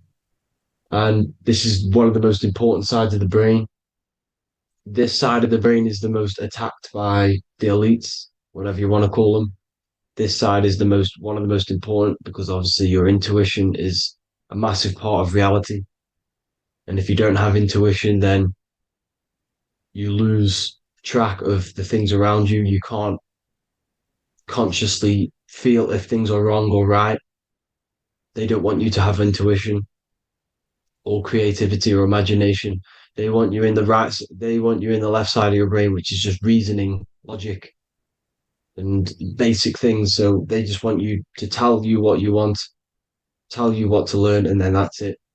They don't want you thinking for yourself, which is the right side of the brain. So whatever the conscious side of your mind impresses the subconscious side of your mind. So if you do affirmations, for example, if you consciously do affirmations every day, you're reprogramming your subconscious mind. You're impressing a vibration and a word into your subconscious mind, and therefore it will reprogram it. So the male and female aspect are symbolized by the Star of David as well. The male being the upside triangle, the female being the downside, connected all in one, because we both have male and female energy. So every thoughts are electric, which is the male aspect. Emotions are magnetic, which is the female. Each thought creates a wave of vibration in all directions. So think of it like a water drop in a pool, but it going out in every single direction. It's not just flat. And these thoughts have a certain frequency, has a certain vibration. That vibration has a certain frequency. And this affects your aura. Every thought, every emotion directly impacts your aura and the strength of your aura. So if you're angry all the time, your aura in the astral plane will look red. However, if you're happy, it'll be more like blue and green. So it's very important. Your electromagnetic field is created out of your emotions and thoughts, and that affects reality because you're 60% water, and frequency and vibration create certain patterns and has a certain effect on water. We'll get into that after this slide. So each thought that people are thinking around you, you are actually subconsciously picking up these thoughts because it's emitting this vibration in all directions. So this is why you can pick up thoughts of other people on the odd occasion. However, when you're more in tune with your intuition, your right side of your brain, you can start to pick up on vibrations, thoughts, and other people's auras. You can pick up on the energy once your third eye is open, and you know whether you should be in that environment or not. This is what we call an atmosphere when we go into a room and you can feel the tension if someone's been arguing, for example. This is the atmosphere, this is the vibrations, these are people's auras emitting these certain frequencies and vibrations. Okay, so our aura is contained of multiple layers. Obviously, we have the physical body. This is the electromagnetic layer. However, you have the different planes of existence, the spirit, mental, astral, etheric, and then physical. The physical is the lowest plane of existence. And the physical plane is a product of all of the planes above. So the mental impresses on the astral impresses into the etheric, and then the etheric creates the physical object. So the mind is the root cause of reality. The mind is the cause of everything. Your consciousness is pure cause. There's no effect. Everything you see in this reality is the effect. Everything that you experience is the effect, because the root cause was the mind. The decisions you made you experience that certain experience. And that decision was created on the mental plane. And this is just pure thoughts. And thoughts are things. If it exists in your mind, it is a thing. It's a certain frequency. So if you have a certain level of thoughts, if you're thinking positive, for example, you're going to have a strong aura, you're going to have a higher vibration. And that attracts like. Like attracts like when it comes to thoughts and vibrations and electromagnetism. So if you're thinking positive all the time, speaking positive, doing positive, you're then creating a higher vibration, and that's going to attract people on that similar frequency to you. Everything is electromagnetism, frequency, and vibration. Everything. You see, so this is why, for example, if I put my hand to a TV screen, if my finger was the same vibration as the TV screen, it would go straight through it. However, the particles in my hand and the particles on the TV screen are two separate vibrations, and this is what causes the friction to stop and not my finger to go straight through it. So, like I said, when you don't feel the vibe of someone, when you don't feel right, you don't really get along with someone, this is a vibration. Your vibrations are not matching, they're not similar, they're two complete different vibrations, and they're not aligning properly. So music has a massive part on this. Music is a massive, massive tool for the elites because music is frequency. And in 1975, the musical instrument are all tuned to 440 hertz. So Spotify, Apple Music, most of the music on YouTube is all set to 440 hertz. And 440 hertz is not divisible by 3, 6, or 9. And when you can't divide a frequency by 3, 6, or 9, it's not a natural frequency. As you can see here, this is 432 hertz. This makes a nice geometric pattern. However, 440 hertz is a distorted pattern. So when you listen to this, this actually shuts off the whole right side of your brain. Like I said at the start, this is the most attacked side of your brain. It's to do with creativity, imagination, intuition. When you listen to 440 hertz, it shuts off the whole right side of your brain. And obviously shutting off all of these forms of your brain. Music is very, very powerful tool for the elites because it's the only thing which can enter your soul or your ears without consent, your body without consent. Everything else has to be through consent. You choose whether to eat something, you choose whether to drink something, but frequency, you're going to hear it no matter what. This is why it's so powerful. And music influences the body in many different ways. It's the most powerful imitator of everything. It directly affects all listeners. It directly affects intentions, gestures, movements, and actions. It stimulates your mind, and certain songs, certain catchy songs, can reprogram your subconscious mind, invoking certain emotions. This is why when you listen to slow beat songs, it makes you feel more sad. When you listen to upbeat songs, you feel more energetic. This is because these frequencies have a profound influence on reality and on how you feel. Because, like I said, you are 60% water. And as you can see here, each frequency creates a different geometric pattern. And inside of you is 60% water. So, like I said, 440 hertz is going to make a distorted pattern in your water. And this is going to have a profound effect on your emotions and your reality. So, like I said, health is not just the body. It's you are made of body, mind, and spirit. You need to look after what you put in your body. You need to look after your spirit and look after your mind. It's very important to keep all these in balance because once one of these are unbalanced, it affects the other two. So if you're eating wrong, it's going to affect your spirit and mind. If you're thinking wrong, it's going to affect your body and spirit. These are all interlocked. You have to look after them all. So it's very important you understand music. Stop listening to low vibrational music. To be honest, you want to listen to music without any sort of speaking inside of it. You just want pure frequencies, which are the solfeggio scale, like one of these, for example, 432, 528 hertz. These are all good frequencies. It's called the solfeggio scale.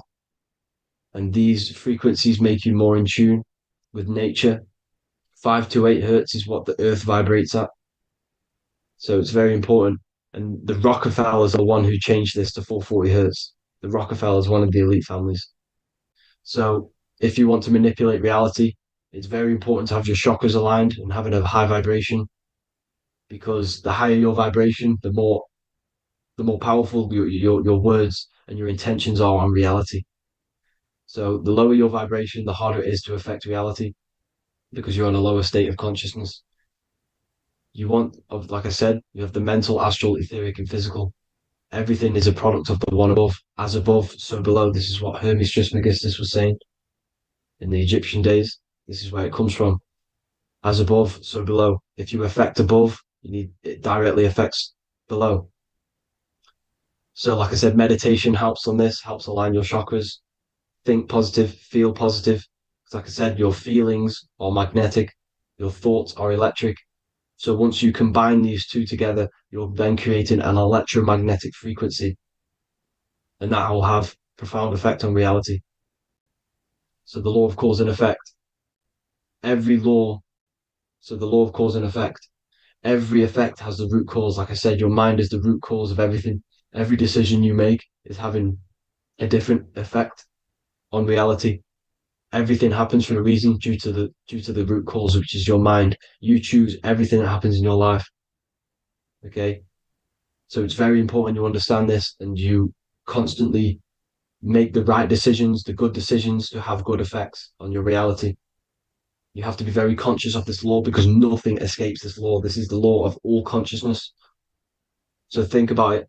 Imagine a massive ball of consciousness. However, off this ball are different sparks, and each one of these sparks are in each and everyone's body. This spark is governed by these laws, the law of cause and effect, the law of correspondence, the seven hermetic principles.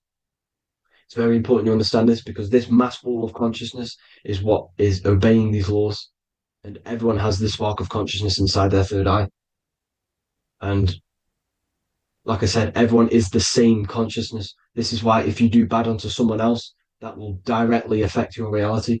So if you hurt someone, it's going to come back to you in one way or another because you are that same consciousness. This is like a mirror reality. As within, so without. Whatever you feel on the inside, you're gonna see that on the outside. You're gonna experience that reality, whatever you've impressed.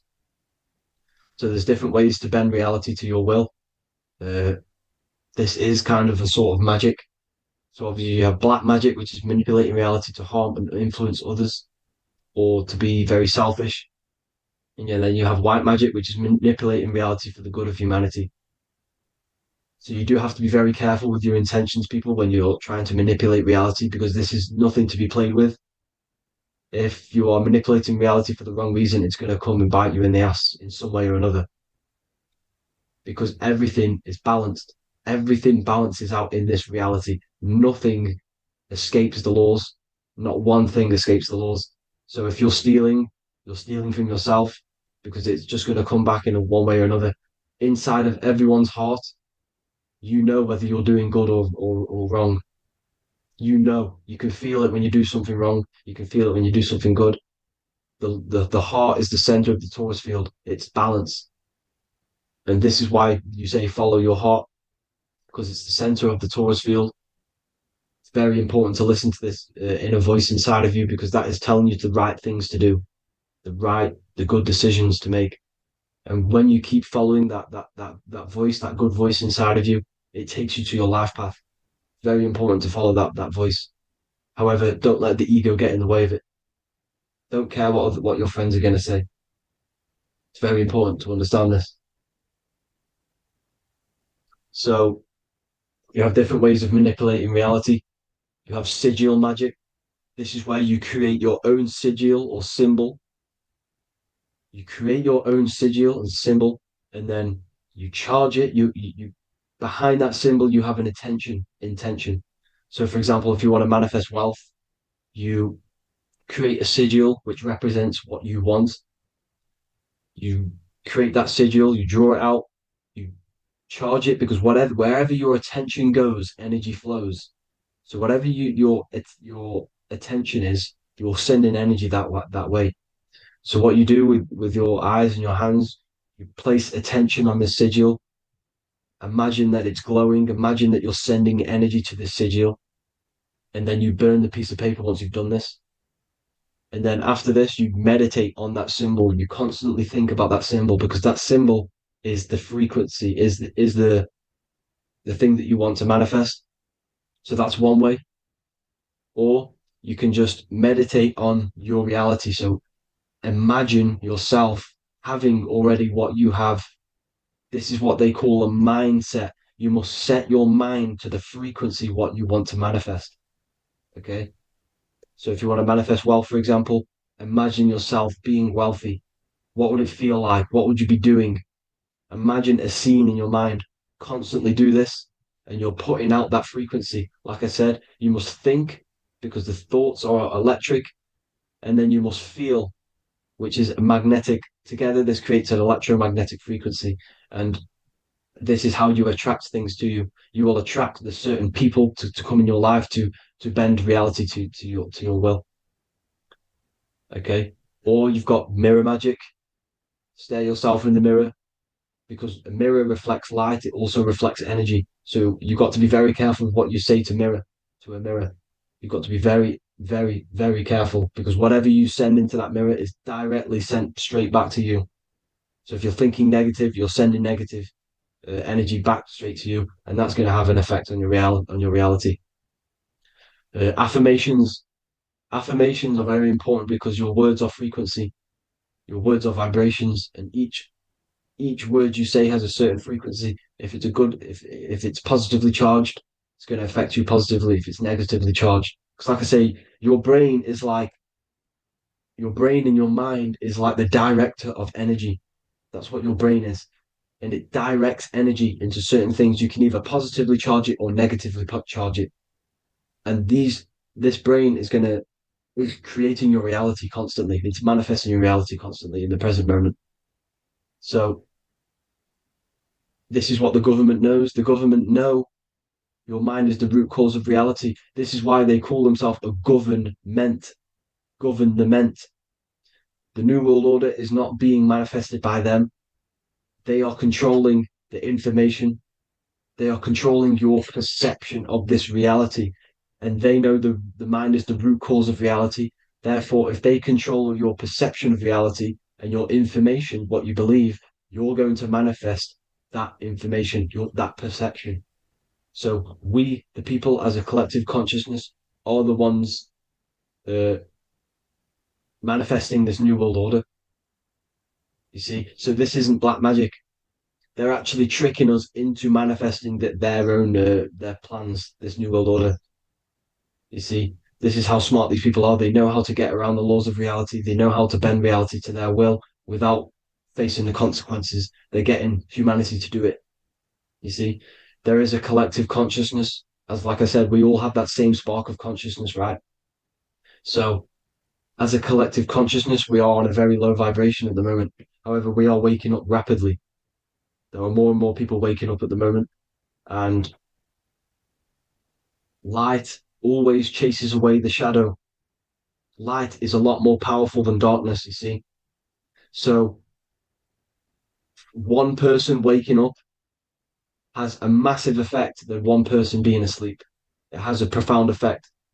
Because like I say, the light always chases away the darkness. It's more powerful. The light is always more powerful. High vibrations are more powerful than lower. So that's it for this, people. I hope you all enjoyed. This is a short, quick video. God bless you all.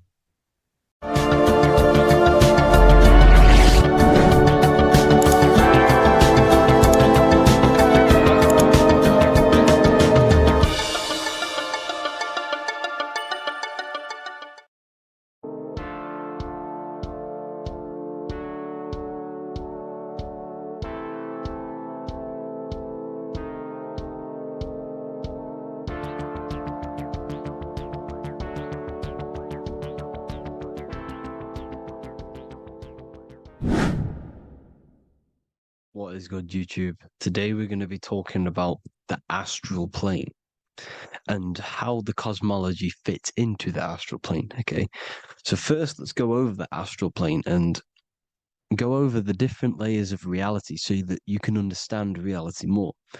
You are a multi-dimensional being. You are not you are in all of these realities at the same time. They all interweave into one big reality. But there are different planes. They are different vibrational dimensions. There are different dimensions of reality. The mind is the root cause of reality. We're living in the mind of God. Everything is being thought into existence from the root cause, from the universal mind.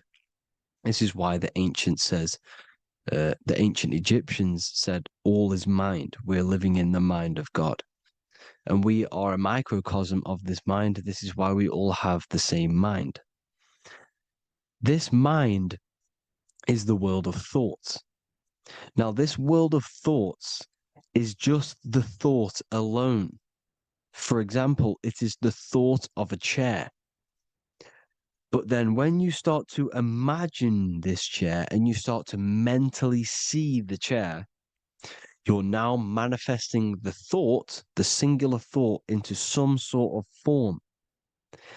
So now you're imagining the chair. You're imagining the form of this chair, which is then manifesting into the astral plane.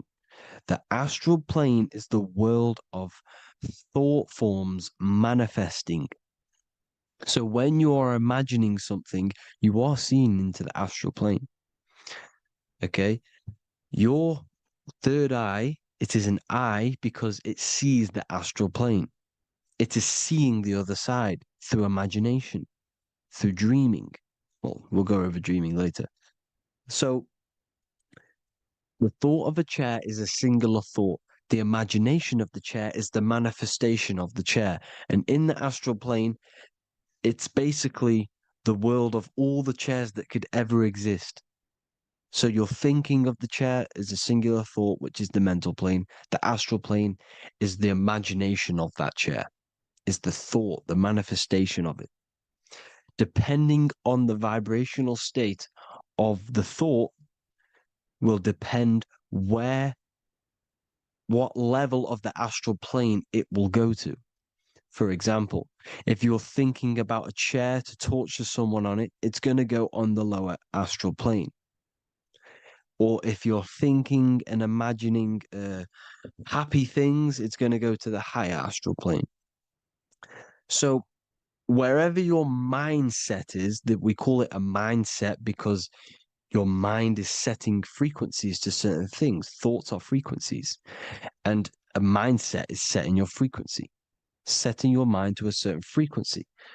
So when you set your mind to a certain frequency and you imagine something in that frequency, you're going to match everything in the astral plane that are on that similar frequency, just like you would in the physical world.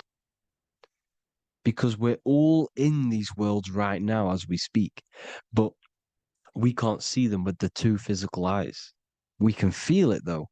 When you're around someone and you've just met a new person, for example, you can feel their vibration, and if you're not on a similar vibrational match, you will not get along with that person, or you just won't not get along, but you won't connect with that person because you're on two opposing frequencies, not matching.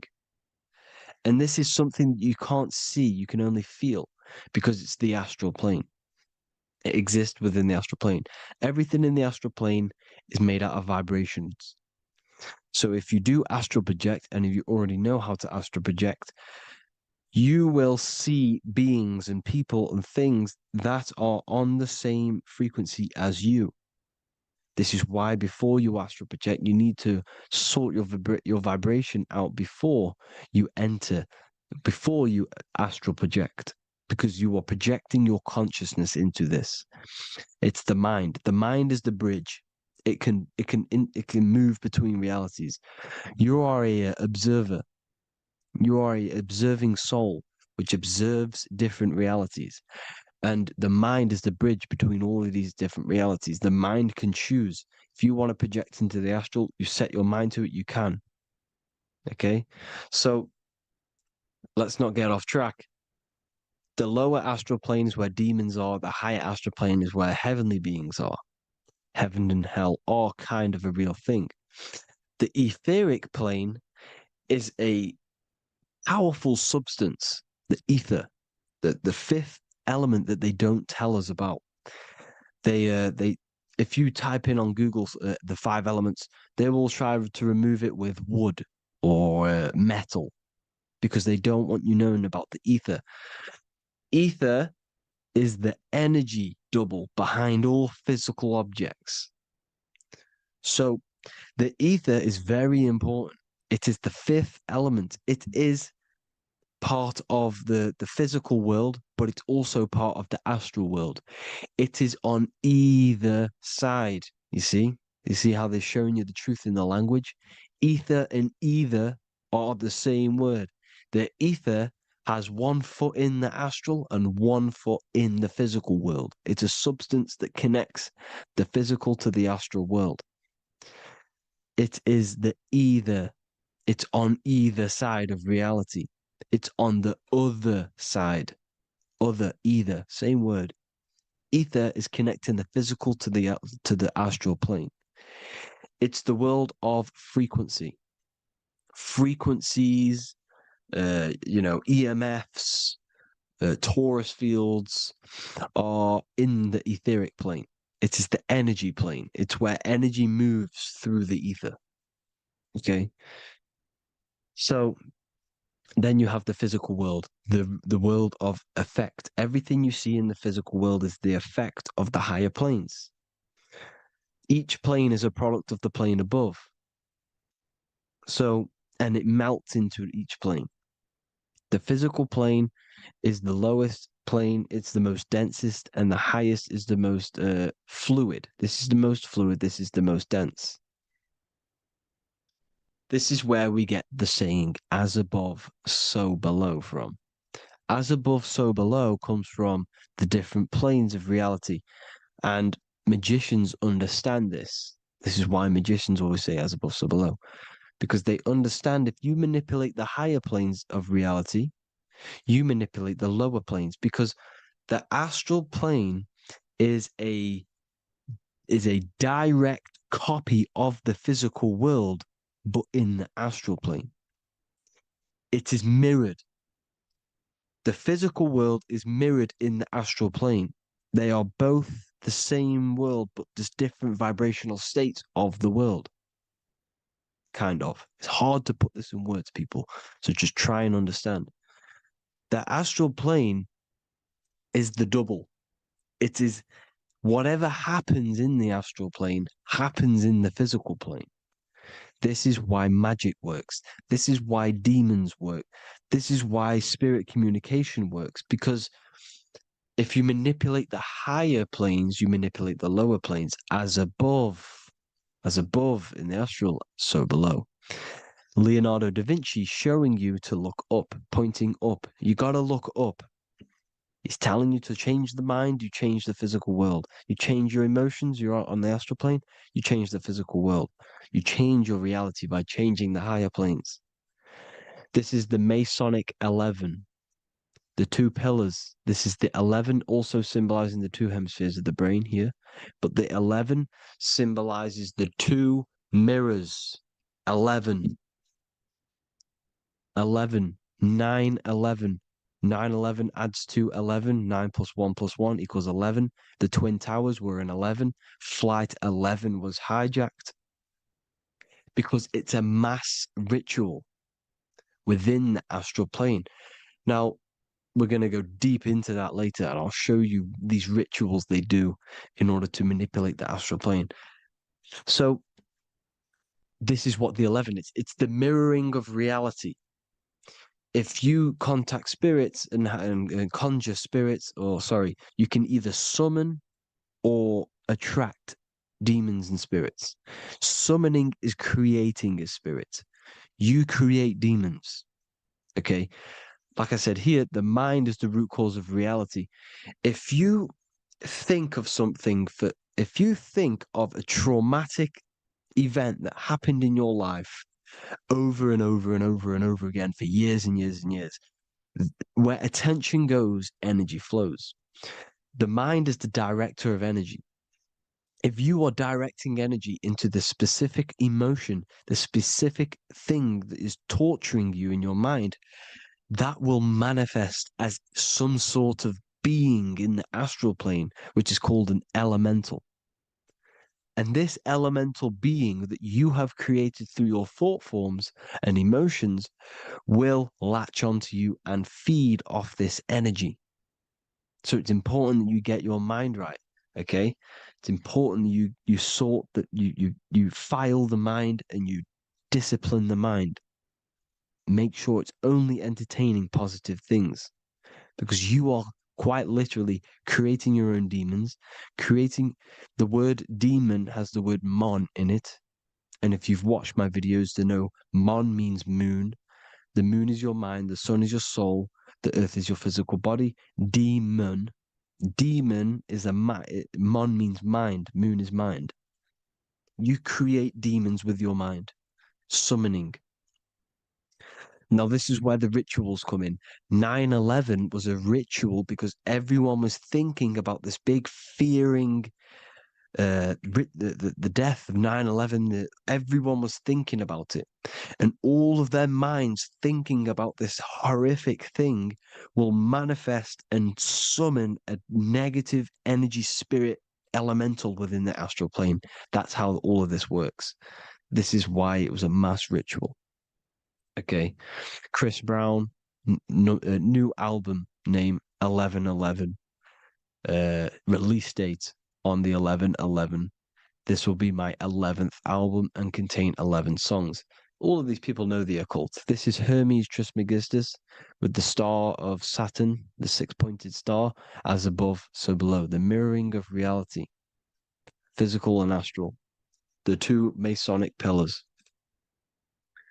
So as above, so below. What's above us? The stars. The stars are connected to the astral plane. This is why we call them stargates. When we dream, we are experiencing these different realities. And what are stars? They tell in the Bible, it says Genesis 1:14. And God said, "Let there be lights in the firmament of the heaven to divide the day from the night, and let them be for signs." Signs translates to things to come. Why things to come? The stars tell the future. Why? And why do we say as above, so below? As above us is the astral plane and the etheric plane. As above, so below. Whatever happens in the stars happens on Earth. The stars are connected to the astral plane. Above us is the astral plane. We are a star in a physical body. This is why we say Mr., sister, stir equals star. The E and the A are interchangeable. We are stars, and the stars are the start of our incarnation. We start in the stars, same root word, and we descend through the seven energies, which are our seven chakras. Then we enter the heart of the soul system. The heart rearranged spells earth. And this is the true cosmology. Here's the Masonic cosmology. This is Masonic now. Here's the firmament. Let there be a firmament in the midst of the waters to divide the waters from above, from the waters that below. Genesis 1:6. The firmament, firmament comes from the word firma, Latin, I'm pretty sure, which means firm. When something is firm, meaning it's stable, it does not move, it is firm. The firmament is firm. So, is the firmament Genesis 1:6. What does he say? Genesis 1:3, sorry. Let there be light. This is before the sun and the moon was created. Let there be light. Before the sun and the moon was created, light was appeared. So what's that tell you? This is a holographic projection from some sort of light being, some sort of projector. And that projector is the all-seeing eye you see in the Masonic cosmology. This is the all-seeing eye projecting the light beams. Let there be light. Everything is made out of light. The universe is created out of light waves. The torus field is one unit of light. The light projecting this reality is Polaris. Okay, the famous all-seeing eye. Now, what else? Then we have after let there be light in Genesis 1:16, And God made the two great lights. This is the sun and the moon, electric, magnetic, male and female. Then we have the Masonic checkerboard, the black and white symbolizing dualities within the dualistic reality we're in, spirit and matter, light and matter, rest and motion, positive and negative, good and evil. Everything's dualistic here. Okay? And it's a dance. The universe is a dance between flickering of white and black light, which is the Taurus field. We're not going to go over that, but this is all connected to the astral plane. This is the true cosmology. The astral plane cannot work on a spinning monkey ball in the middle of space. Does not work. Cannot work. It's impossible. Okay? Impossible. So, even in the Quran, it says, Allah has made the earth for you as a carpet, flat. Quran 15:19. And the earth we have spread out like a carpet, set there on mountains, firm and immovable. It is immovable. In the Quran, it also says 65:12, it is Allah who has created the seven heavens of the earth. The seven heavens meaning the seven layers of heaven, the seven planets. And Psalms 104:5, he set the earth on its foundations and it can never be moved. Never. So here you see in Isaiah 40:22, he sits enthroned above the circle of the earth and its people are like grasshoppers. He stretches out the heavens like a canopy and spreads them out like a tent to live in. We live in a tent. This is the tent. The projection of light. Here you see an ancient picture here. Here you see the ethereal barrier, meaning the firmament, the etheric barrier. And here you see his head popping out. Why is his head popping out? Because your head is heaven. Your heel is hell. Your head has access to the astral plane. This is why your head is heaven. The pineal gland, when stimulated, has access to project itself, project consciousness into the astral plane. Here you see another ancient picture here with the Masonic Royal Arch, with the zodiac here, the zodiac on the top, arching, because there's a firmament above us. Here's God in the brain. Consciousness is God. Here you see the Masonic Royal Arch, symbolizing the firmament. George Washington above the Masonic Royal Arch. These are the stars. This is Polaris projecting reality.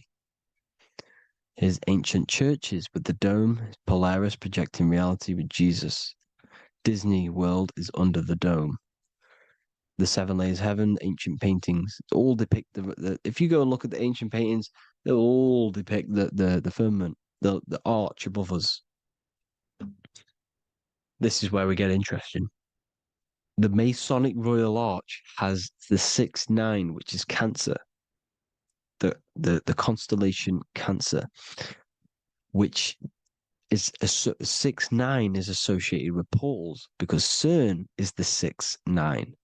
Okay, CERN is opening portals. They're trying to create a portal to the other side. Cancer has the word CERN within it, so there is a link between Cancer and the opening, the firmament opening above us to ascension. Here you see the Masonic Arch with the Royal Arch and the light and the opening. Here you see the light and the opening. This is the opening of the firmament. Here's the Hebrew cosmology with Sheol, the underworld, and the opening. So Cancer is definitely some sort of portal in and out of this reality. I'm just connecting dots here.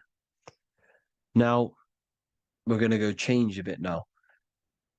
These celebrities that you are seeing they have not sold their soul to Satan, okay? They have not sold their soul to Satan. Satan is a demonic, low vibrational energy that has been summoned over the thousands and thousands and thousands of years of evil occult arts. So since Babylon was summoning this demonic energy, and this demonic energy in the astral plane will grow and grow and grow. It has no form.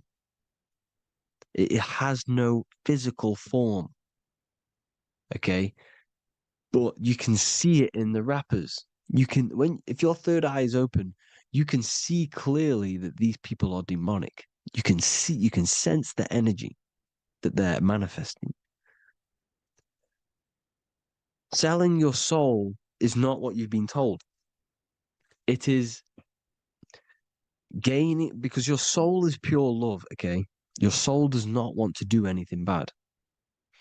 So when you sell your soul, you're gaining physical gain, you're gaining physical wealth, for example, like for these rappers, they will be given millions of pounds because the people in control of the music industry, which is the dark occultists trying to brainwash the masses, the people in charge, they're dark occultists. They understand Satan and the energy.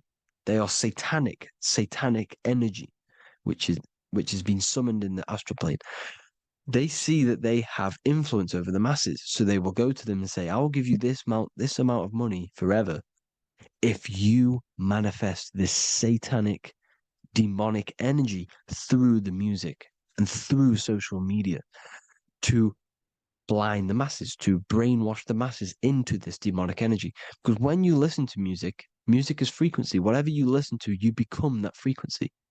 So if you're listening to these people, they're throwing energy, this demonic, satanic energy that they sold out to. Sold, soul, same word. When you sold something, you've got your soul involved. They have exchanged money, physical gain, so that they manifest this satanic energy within the astral plane and through the music, through the videos, through social media to keep us in this vibrational frequency, in this low state of consciousness. This is what it actually is. It's not, you're not selling your soul to some sort of devil. This satanic energy has no physical form it is formless in the astral plane. It's a summoned energy. Now, the root chakra is red. This is why the devil is red, because it symbolizes the animal nature of man. When you are operating off your root chakra, you will kill, you will fight, you will do anything to survive, because it's all about survival mode in the root chakra. They want you keeping in that fighting mode, that surviving mode, so that you are manifesting this low vibrational frequency, this satanic energy, this demonic red energy. This is why the devil is red. And the devil has a tail with the red arrow pointing down because it symbolizes your light body. This is your Merkaba. Your Merkaba is your light body. Mer equals light, Ka equals spirit, Ba equals body. Merkaba, this is the devil's tail pointing down, the descension, your heel, up to your heel, hell. Ascension to heaven, head. You see, this is the all-seeing eye with the illumination coming off it, your head, when you're illuminated. The Merkaba is your celestial sphere to portray different planes of reality. It is the vehicle of ascension. It's your light body. It's in the word Kabbalah, Kabbalah, Ka, spirit, Ba, body, La, light. Same thing, Kabbalah, Merkaba. Same thing. It's all about the light body. This light body sees different realities. So when you see the goat in the music industry, it's this satanic summoned energy that's been summoning for thousands of years within the astral plane. When it becomes to the physical plane, it will manifest through different things. A goat, an owl, Satan, Moloch, Baal, same deity, same demonic energy that's been summoning in the astral plane. And this is why the Baphomet has a goat head. Drake's new album is the goat. The Polo G, the Masonic G, with the goat. And here's Ryla Rodriguez in the mirror with the goat in the mirror and him in his physical body. It symbolizes, the mirror symbolizes the astral plane because he's manifesting the goat, the demonic energy. He's sold out to the demonic energy. And in the physical plane, he's his physical body. The mirroring, the Masonic 11, the mirroring of reality, the astral and the physical. And what do you call them when they're an amazing rapper, the best rapper? You call them the GOAT. Because the GOAT, you're the GOAT because you're manifesting the GOAT energy, the satanic, demonic energy within the astral plane. So Baal, Moloch, all the same thing. Because in the astral plane, if you want to gain spirits to come to you and communicate you in the physical world, if you want to communicate with spirits, you have to gain their attention. You can either gain their attention or come together and agree to create some sort of being, which is Satan. Okay. You can, like I said earlier, you can create these beings, you can summon them or attract them. One way to attract them is sacrificing. In order for you to become God, man, to turn to God, you have to sacrifice your life. You have to sacrifice, not drinking, not doing things, not doing anything demonic, not doing anything bad, not eating meat.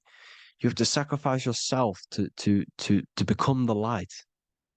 However, if you want quick, instant gains in the physical world, you can sacrifice something else to communicate with these spirits because these demonic energies feed off demonic energy, your demonic energy.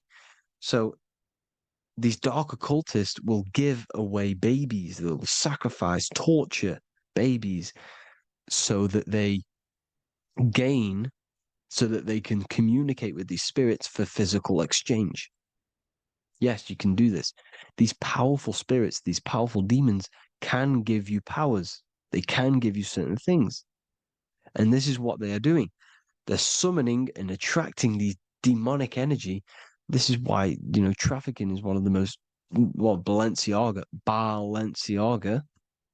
Baal is the demonic energy in the astral plane, which requires child sacrifice for his presence. Balenciaga, and they were trafficking children. They were trafficking, killing them, and offering them to the spirits. This is what they are doing. Balenciaga. It's in the name.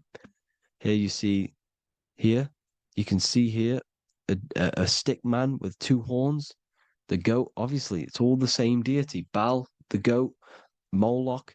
Here's Moloch, the owl, the Egyptian owl, because it comes from the owl of Moloch, which is Baal, which is Satan, all the same demonic energy. And it's on the dollar bill, a tiny dollar bill, tiny on the $1 bill. All the same thing. Bohemian Grove, they worship the big owl, Moloch. It's all the same thing. It's all one big demonic energy which has been summoning in the astral plane. And it's trying to take over Earth, the physical plane. That's what it's doing. So I hope you all gained a deeper understanding of the astral plane and what's actually going on in the world. Please leave a comment if you can to help the algorithm. Drop a like if you like this content. And hope you all learned something today. And God bless you all. Thank you all.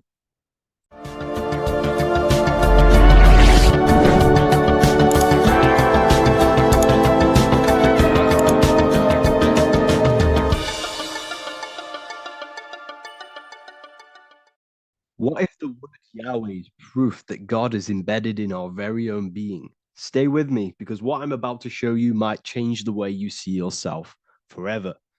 Today's topic is decoding the mystery name of Yahweh, the sacred name of God from the Hebrews. By the end of this video, you'll uncover the true meaning of the word Yahweh and how your connection to it unlocks your own personal power. When we look at the word Yahweh in Hebrew, we flip it on its side. we're actually looking at the human body. These are the legs, this is the torso, here are the arms, and here's the head. So if we actually switch this on its side, we see the human body. The Hebrew name Yahweh often translates to I am. The I am. Now, what is the I am? The I am, when you say I, you're referring to your highest self. Everything with the letter I in the beginning, most of them words are referring to our inner self, inside, intelligence, internal, in. The I represents the inside self, the invisible self. You cannot see the I am because this is the spirit, this is our consciousness. It's the intelligence controlling the human body. When you say I, you're not referring to your name, your job, your reputation, your ego, or your thoughts. You're referring to the observer who is beyond the thoughts, the one who's observing the thoughts. That's the soul. Look at the word Yahweh, Yahweh, the sacred name of God. Yahweh can be observed in the natural rhythm of the human breath. When inhaling, we subtly hear Yah. When exhaling, we hear Way. Do this yourself. Breathe in through your nose, you'll hear Yah. Breathe out, you'll hear Way. And in fact, the letter H, H, when it's pronounced, it carries the soft sound of wind or breath, a gentle exhale that mirrors the very essence of life, giving air. Breath is the spirit of life. It's what connects us with consciousness. If we stop breathing, we lose consciousness. The body shuts down. We're breathing the spirit of breath. We're breathing in the spirit of life. It's the very essence that gives us physical existence, and we're constantly staying connected to this breath at all times. Now let's look at Yahweh. 1, 2, 3, 4. There are 4 letters. The tetragrammaton is the 4-letter Hebrew name for God. Okay? Tetra, meaning 4. We have 4 gospels of Jesus. Jesus is depicted with a cross with 4 sections. Jesus has the 4 sacred animals around the side of him, always depicted with these 4. A bull or an ox, an eagle, a man, and a lion. These are the 4 fixed signs of the zodiac. Aquarius, the man, Scorpio, the eagle, Leo, the lion, Taurus, the bull or the ox, which are related to the elements. Leo is a fire sign. Aquarius is an air sign. Taurus is an earth sign. Scorpio is a water sign. These are the 4 elements. And the 4 elements correspond to the 4 bodies of consciousness, as we see here. This is fire. This is air. This is water. This is earth. So we are made out of the 4 elements, which represent the 4 bodies of consciousness: mind, emotion, spirit, and body. The soul is incarnated into 4 sections. Hence why Jesus has 4 gospels. Hence why Yahweh is a 4-named word, because we are tetraform. We have 4 bodies of consciousness. There are 4 pillars to reality: the mind, emotion, spirit, and the body. So what we're actually looking at here is the name of the very essence of the self. Yahweh represents the universal consciousness that we're all tapped into, because the body is like a radio. The body is basically a radio antenna, which is picking up the stream of consciousness, and we're all the same consciousness, just experiencing it in a different body. And Yahweh is the name for this intelligence that we're all acting out, that we're all manifestations of. So now let's look at the word Yahweh, where we read it this way in Hebrew, which is 10565. 10565 in the Hebrew letters and the numerical values. And the DNA is made up of 4 bases. These 4 things which create the DNA. This basis is the genetic code for all living things. Each DNA strand is held together by sulfur bridges that appear in a repeating pattern of 10, 5, 6, 5. This pattern matches the numerical value of the Hebrew letters of Yahweh, Yod, He, Vah, He, which are 10,565. This means the structure of DNA, the code of life, follows the same number sequence as the sacred name of God, Yahweh. This is a factual observation. So we're looking at 10,565. So let's look over this one more time. Yahweh represents the breath, Yahweh, inhale, exhale. It translates to I am. It's written in our DNA. The word Yahweh on its side looks like the human body.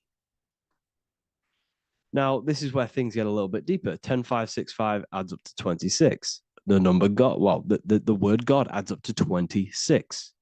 Allah adds up to 26. There are 206 bones in the human body, 26. 26 adds up to 8. 8 is the number of infinity. We are all the infinite consciousness. Consciousness will never die. It's immortal. It's infinite. We are all infinite. We are not these skeletal structures. We are Yahweh, the universal consciousness. The creator of all things is our essence.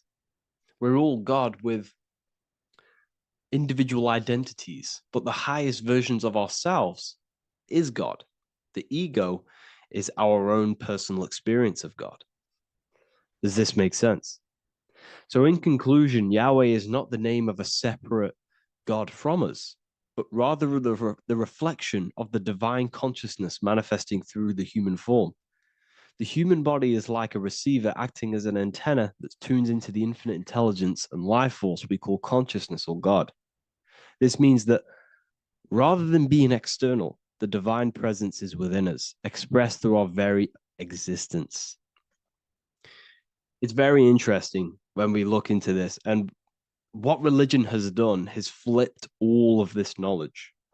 All of this sacred knowledge has been externalized. They've externalized God so that we worship God and we view God as something separate from the human experience. They do this so that we don't find the God within us, so that we don't find that we have the power of creation. The mind is the creative force of God. The body is the will to act out that thought. They don't want us to figure out that we are creators and we're all creating our own earthly experience. We're all projecting this reality. And they don't want us connecting with the divine intelligence within us because they want to be the creators. They want to keep this knowledge. They don't want the masses to wake up to this powerful knowledge. So what they've done is that they've taken the scriptures, they've externalized it so that we start worshiping and giving away our power to these external things. And when God is external, we start to fear God because we start to think that God has power over us. He can send us to hell or heaven.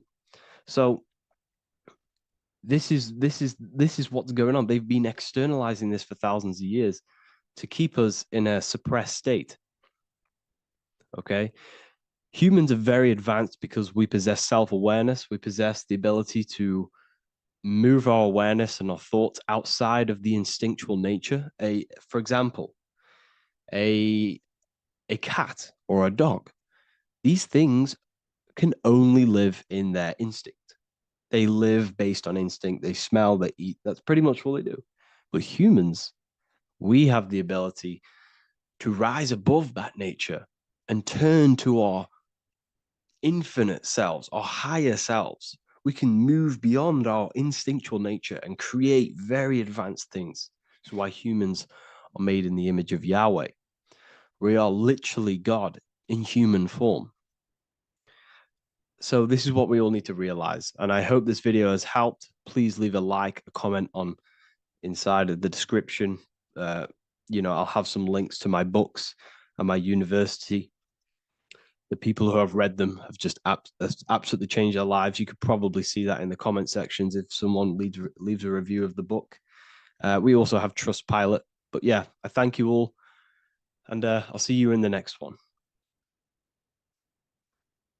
Neo is plugged into the matrix on the back of his neck. And if we look at the human brain, the back of the neck is the reptilian brain stem. And when one operates their life out of the reptilian brain stem, they are unaware, unconscious. They are consciously dead because the reptilian brain does not really critically think. It acts on instinct, fight or flight mode. This is considered in the occult spiritually dead. When one is taking actions without intention, simply very reactive to life. They're not living, they're simply experiencing. When you're walking down the street and you see someone, and in your mind you think me versus them versus me, that is an animalistic way of thinking. I used to be trapped in this way of thinking, always thinking of fight or flight, always judging people, always reacting to the world, never consciously creating and commanding with intention in the world. This could be considered the matrix when one lives unconsciously, simply surviving in the world. Another symptom of living in the reptilian brain could be obsession, a constant need to assert your power over others to feel safe or superior. Views relationships as power hierarchies, not as mutual connections. It could be a conquest for sex, lust, seeking validation through sexual activity. Sex becomes a tool for dominance, escape, and self-worth. Intimacy is avoided. Pleasure is pursued without emotional depth. Seeking pleasure all the time. This is all to do with the reptilian brain. Seeking safety. It could be compulsive eating or food hoarding, driven by craving and not actual hunger. Eats to soothe fear or emotional discomfort, often unconsciously. This is the unconscious. Fear-based decision-making. Every choice is shaped by perceived threat or insecurity or fear within the subconscious mind. Long-term vision is sacrificed for immediate safety and gratification. All the reptilian brain. Territorial behavior overacts when personal space, possessions, or status is threatened. Acts as though survival depends on ownership or status. Addiction repeats patterns to feel safe, even if they are harmful. Avoids anything unfamiliar or unpredictable. Low empathy. No empathy or emotional care for one another and for fellow beings in the world. Sees people as threats, tools, or competitors. This is all to do with the reptilian brain. Intense jealousy or possessiveness. Sees others as rivals or objects to control. Cannot tolerate perceived threats to loyalty or status. Quick to be angry. Slow to reflect. Reacts with rage, withdrawal when challenged. Lacks emotional regulation or deep self-awareness. So this is considered, this brain could be considered the matrix, hence why Neo is plugged into this brain. He's operating the life out of this brain, unconscious, simply navigating life like an animal. I was in this state, and you can only really realize this when you come out of this brain and you start to function from the higher regions of the brain, which we will discuss very soon. And my life was chaos because there was chaos operating internally. I was never thinking about the future. I was always operating life out of fear, out of lack, never had care for another person. When you operate life out of this brain, the matrix, things outside you, can easily control you. This is why they keep us in a constant state of fear. So we operate life out of this. So we never gain full control over our reality, over our actions, over our thoughts. So Neo is called Neo, and he works at a place called meta cortex, very symbolic of the neocortex, the higher region of the brain. Now, this brain makes you human. It ultimately allows you to hold control over the animal urges. Okay, the neocortex is the brain that allows you to have self-mastery, that allows you to control your urges, your instinctual survival urges. So humans can overcome their reptilian animalistic state and start to operate their life in a conscious mastery state. And Neo is plugged out of the reptilian brain, and he starts to use his neocortex, the human brain. This allows one to learn to have self-control, allows one to create, allows one to think about others. It allows one to critically think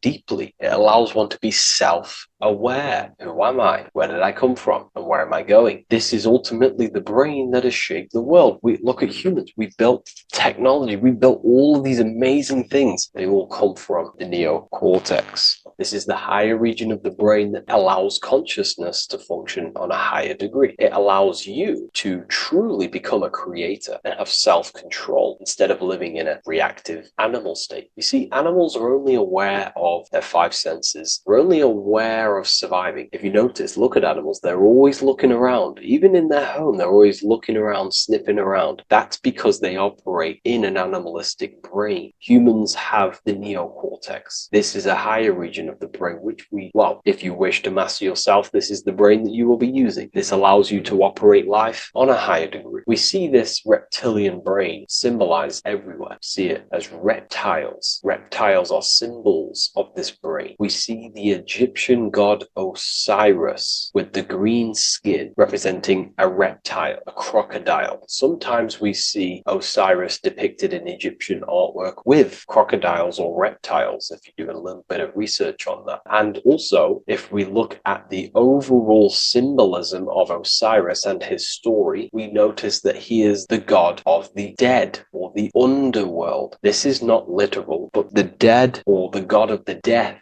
the god of the death of self, the dead of consciousness, because you are a divine being with limitless potential to create. And ultimately, to create, we have to master our reptilian brain. But when we function from this reptilian brain, we are dead to our higher powers of creation, of imagination, of actually gaining control and operating life from the higher mind, operating life as the divine being as you are. But if you operate life in Osiris, he is the god of dead. You are spiritually and consciously dead. You act unconsciously. You are dead, not physically, but mentally and spiritually. So what we're looking at here in the Egyptian artwork is the reptilian brainstem. We have the left hemisphere and the right hemisphere of the brain. Notice a curve. The feminine body is very curvy. This represents feminine. The masculine body is very liney. So if we study geometry, we know that lines are masculine, hence why the word masculine, line, and the feminine body is,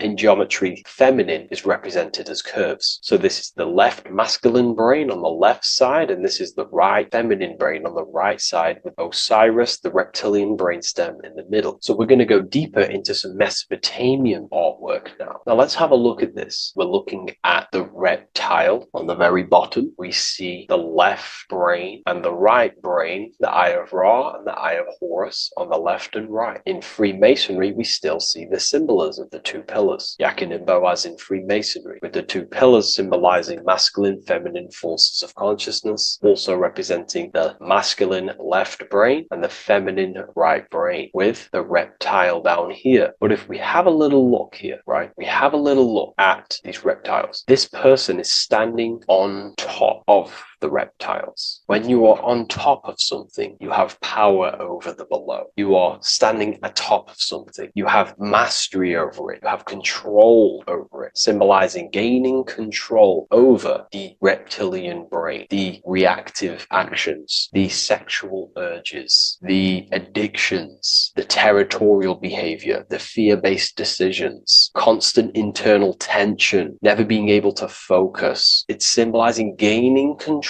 over these internal qualities that happen within us, in our mind, because the universe is mental. And if we do not gain control over this brain, it will dominate our mind, which will ultimately dominate our actions and destroy our life and live in an unconscious state. So this is basically instructions in this ancient Mesopotamian artwork of becoming self-mastery, to operate on a God consciousness level. So we have a person symbolizing your awareness, the internal you, having mastery over the reptilian urges, the reptilian brain, the reptile thinking. We have a person, a face in between, and it's standing in between these pillars, symbolizing balance of the brain hemispheres. Because the face, we see the eyes in the middle, we see the person is you, your consciousness, standing in the middle pillar. So representing seeing reality as neutral. Everything in the world is neutral. It's the mind's perception that gives it a positive or negative charge. When we adapt this mindset, this view of reality, this knowingness of reality, we see the world for what it truly is. And if you see things as neutral, it allows one to transform the situations in your life accordingly instead of simply choosing a side.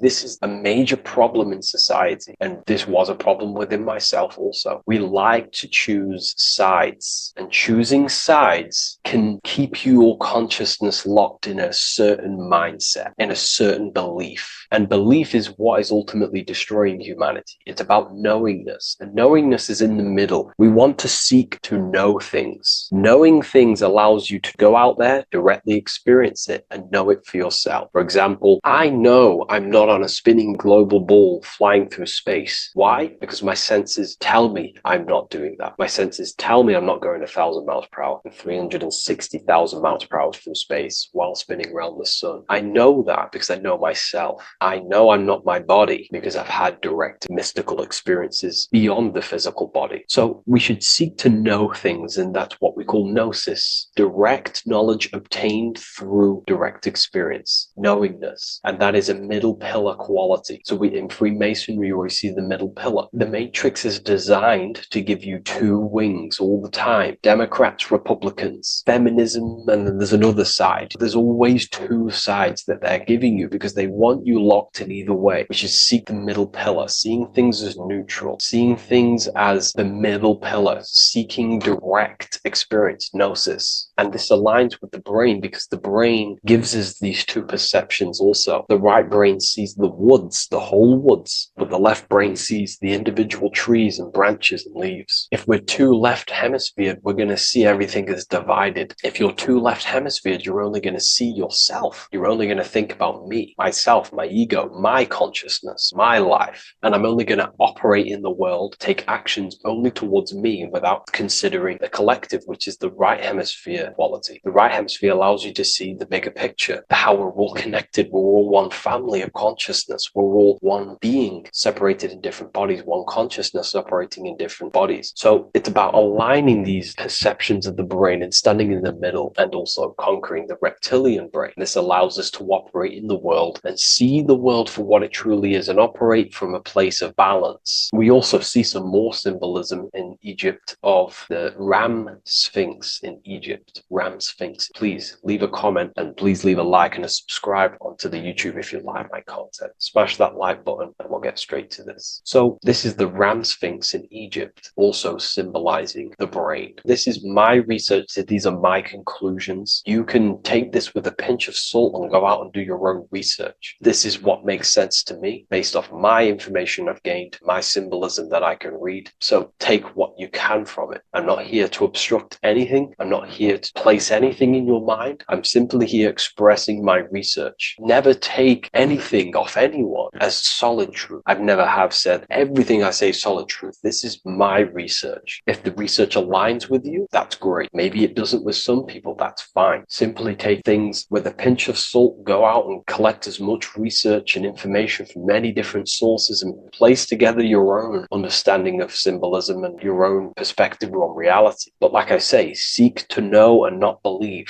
So this is the ram sphinx in Egypt. This is a more powerful symbolism of the brain. We have Osiris here, the god of the dead, which is the reptilian brain, and an Aries symbol here symbolizing the hippocampus in the brain. So this is the reptilian brain stem, heavily aligned with the reptilian brain stem here. We can see the connections if we look closely. So this represents the dead of consciousness. This is the dead of self, living in impulsive animalistic state, the symptoms that I listed earlier. I'm not going to go over the symptoms again. And Aries symbolizes the hippocampus in the middle of the brain. It's the hippocampus. And Aries is a symbol of a state of being. Why? You see, ancients and the ancient Egyptians, according to my research, Freemasons still use this symbolism today. So what they do is they use the path of the sun to symbolize a state of consciousness or a journey in consciousness. So what do I mean? So Aries here is the transition from the winter arc. So this is the winter arc from Libra, Scorpio, Sagittarius, Capricorn, Aquarius, Pisces. This is when the sun is dead. This is when the electromagnetic electromagnetic waves of the sun are not very present. This is the winter. This is when there's more darkness in the world. However, from Aries, Taurus, Gemini, Cancer, Leo, Virgo, and well, to Libra, this is when the sun is giving more electromagnetic rays. Everything grows. Everything is reborn again. Everything's growing. There's more light. There's more warmth. You can grow crops. So this is very symbolic as a state of consciousness. Aries is used heavily to represent the rebirth of the sun, but internally as an esoteric interpretation of Aries, it symbolizes the resurrection of awakening of the self. It is the rebirth of the sun, of the soul, the rebirth of becoming aware out of the darkness into the light, living in the reptilian unconscious state, the unconscious, not being aware that I possess consciousness, not being aware of my thought, emotion, actions. And Aries is that symbol, is of the rebirth of the spirit, the rebirth of the self, becoming self-aware. So that's what we're looking at here with the Ram Sphinx. We're looking at Osiris, dead, the reptilian brain, operating life in an unconscious state, not really thinking, not self-aware of thought, emotion, actions, not aware of the soul, not aware of good and evil, not aware of the laws that are in the heart of love, not aware that there's always an intelligence in the heart telling us what's the right thing to do at all times, not aware of anything, just simply reacting to the world. But then we have a symbol of Aries above, which is the resurrection of self. So again, this is symbolizing by the Egyptians to me and my research, going from darkness to light. This is the resurrection of consciousness when we start to deepen our self-awareness, which is ultimately what I'm doing to you in these videos. Hopefully I can awaken some people's minds and make people think deeper. And that process of internally what's happening within you that's what Aries represents when you're starting to say, wow, my mind's going deeper and deeper into the self, and I'm realizing more. That is what Aries symbolizes. When the sun returns, it's also a symbol of a sacrifice, because obviously when the sun returns back to Aries, we're sacrificing the winter, when we're transitioning, and all transitions require sacrifice. So in Aries, the Jews celebrate the Passover. It's the Passover of the sun, and what do? They eat lambs in the Passover Aries, because it's all symbolic of this internal process. In Aries, Christians celebrate with the Easter, which is the resurrection of Jesus, the resurrection of the sun. Remember, it goes deeper. There's deeper layers to this. It's the resurrection of the self and the mind deepening into a deeper awakening. So again, we're going from the lower regions of the brain, and when we start to critically think and become self-aware, we're starting to use the mid part of the brain, and the mid part of the brain then expands into the neocortex, which is the resurrection of the self. The mind is no longer functioning in just the reptilian brain, but then it's going into the light of the higher brain, the neocortex, and this is the reptilian brain. This is the midbrain, what we're looking at here with the Ram Sphinx. Yeah. So this is the resurrection. It's the transition point of going from the reptilian brain into the midbrain, into the neocortex. We're now resurrecting ourselves. Now, this is not putting anything negative on the reptilian brain. Without the reptilian brain, we wouldn't be able to live. We need the reptilian brain, but it's an abuse of the reptilian brain that can keep us in a very low state. It keeps us stuck in an unconscious state. But the reptilian brain is what's allowing you to breathe, to eat, to scan the environment for any threats. If there are threats, we do need the reptilian brain. That's not to say it's evil, but what I'm saying is an abuse of this brain, which is what most people are stuck in. They're operating their life out of this brain. And this is what the Egyptians, I think, are symbolizing, trying to tell us, to resurrect ourselves, to become self-mastered, to become the highest version of yourself, to actively create in the world. Because when we are only operating from this brain, we're unconscious, well, then other people can use you as a vessel to create their reality. This is how the world is at the moment. The ones who know how to use the mind are controlling the other ones who do not know how to control the mind. So I hope this makes sense to you. Let me know if you have any video recommendations, and I'll see you inside Ethereal University. If you wish to take your research to the next level, I have things inside of there that are very powerful. We happily invite you. I'll see you inside of Join. If not, I'll see you in the next YouTube video.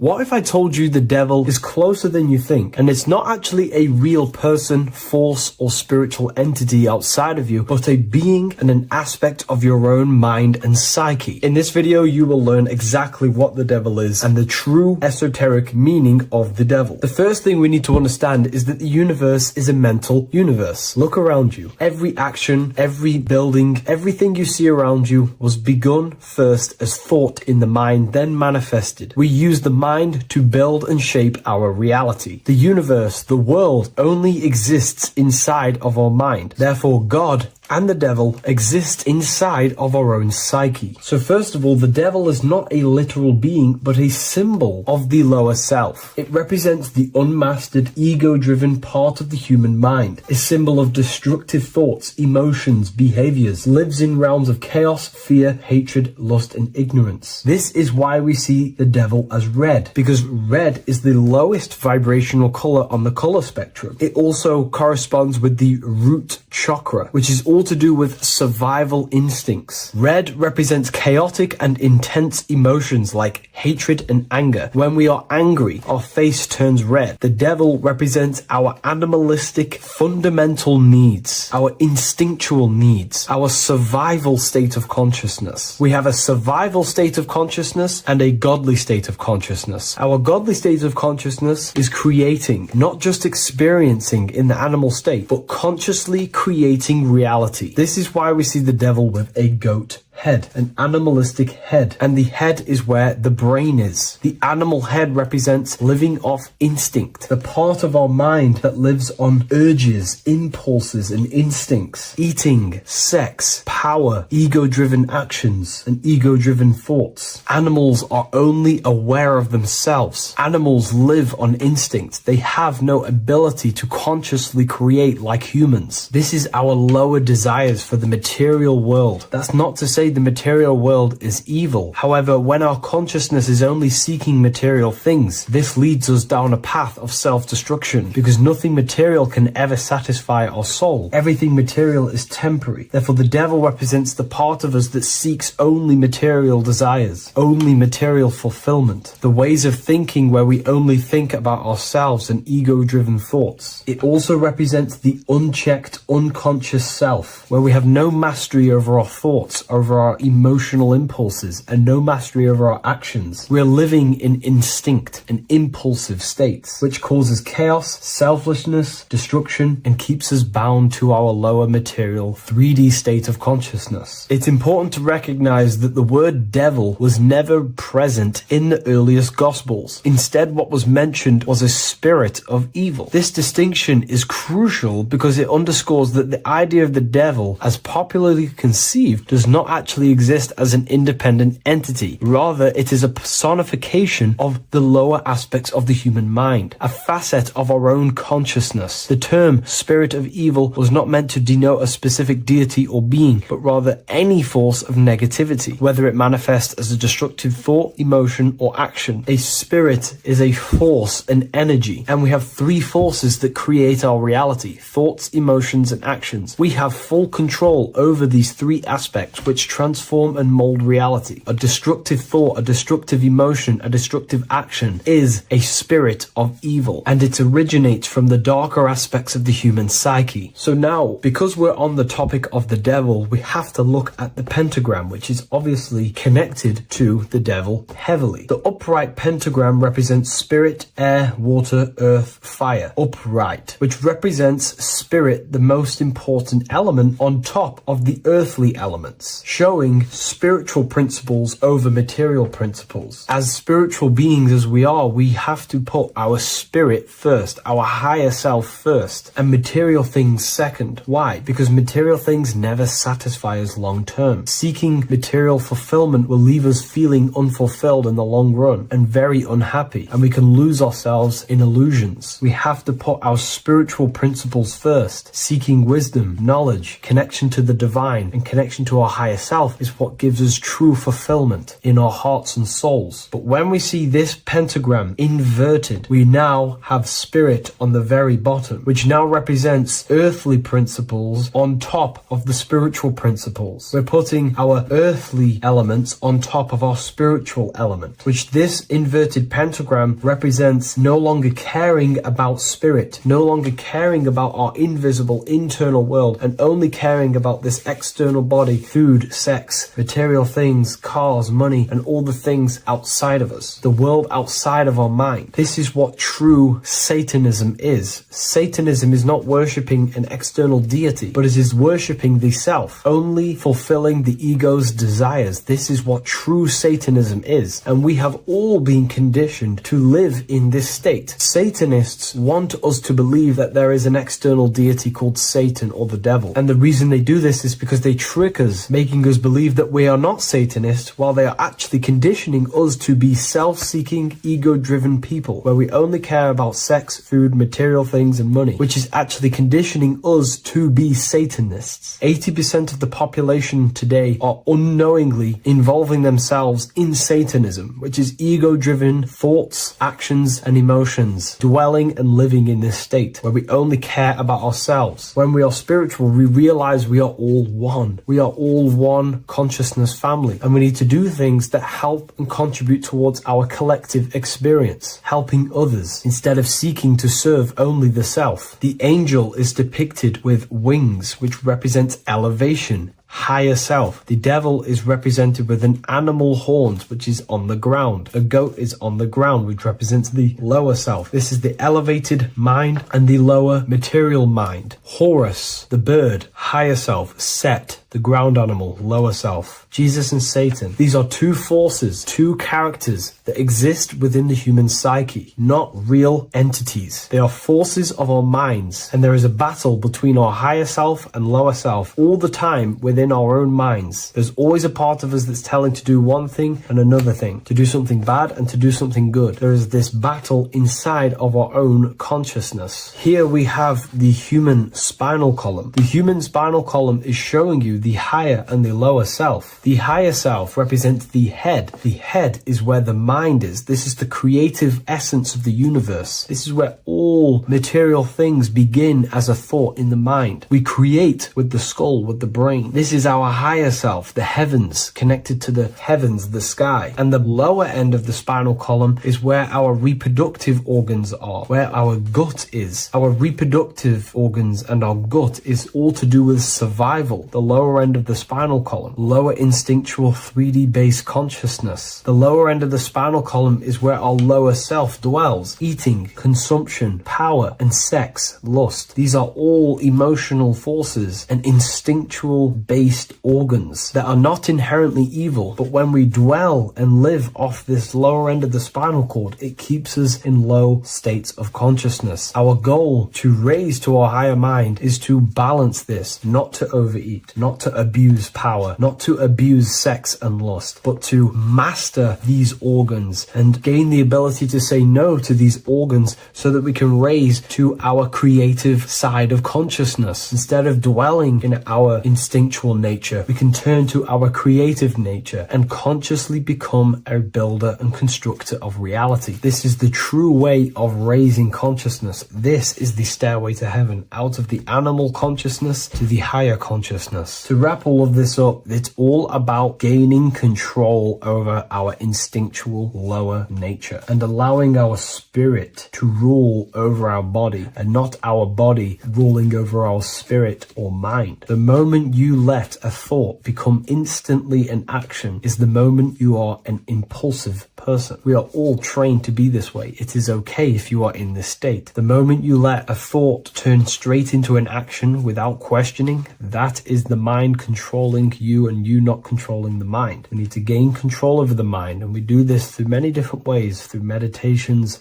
affirmations, and discipline. We slowly gain control over our minds, and once we gain control over our minds, we gain control over our thoughts, and we gain control over the attention that we give certain thoughts. We can then start to uplift our mind, our thoughts, out of our instinctual state to the higher mind. If you wish to learn more about consciousness, I'll leave a link in the description for the Book of Wisdom Volume 2. By the end of this video, you will understand the 3 expressions of consciousness, how to use them to create the life you truly want. You'll discover the hidden meaning of the word God, the secret power of the number 3, and how consciousness itself is the key to your reality. We have 3 main expressions of consciousness. We think, we feel, and we act. God is 3-fold. It stands for generator, operator, destroyer. The generator is the mind. This is what thinks, generates ideas. This is the beginning of all creation. This is the first expression of consciousness. It is the first form of consciousness, not a physical form, but a spiritual form. Then we have the operator, which is emotion. When we think something, if we have care or any emotion towards it, then we take physical action. The body, the destroyer. We think, we care, we act. Thoughts and emotions are the two spiritual forces which merge together and give birth to actions. Think about it. Why are you watching this video? Because you had a care to watch the video. Therefore, the reality in front of you is because you had a thought, you had a care, you took action to express that reality. Everything goes through this threefold process. This is why we say, follow your heart, because the body does follow the heart. We think something in the mind, we feel something in the heart, and the body takes action towards it. Everything operates on the care energy of the heart. The body follows the heart. If you do not care about something, then you do not act towards it. It is the care energy that guides our actions in this world. Going back to the generator, the mind is a part of the mental plane, the infinite dimension of infinite information. There is no limitations in the mind. Everything already exists as a piece of information or a thought. This is the beginning of all creation, the spark of creation itself, thought, the mental plane. And our mind exists like a radio, our conscious mind. This is why we call it a mindset. What we set our mind onto through attention, mental attention, whatever we set it on, we receive thoughts that are very similar to what we set it on. The mind is like a radio, and whatever we tune that radio to, we receive that frequency and play that song. So if we purify our minds through ritual work, meditation, and affirmations, the mind can become a temple to receive higher thoughts, higher ideas, and better genius ideas. Going back to operator, this is the Holy Spirit. This is what we care about, our emotion. This is the feminine side of consciousness. Thoughts is masculine, the Father.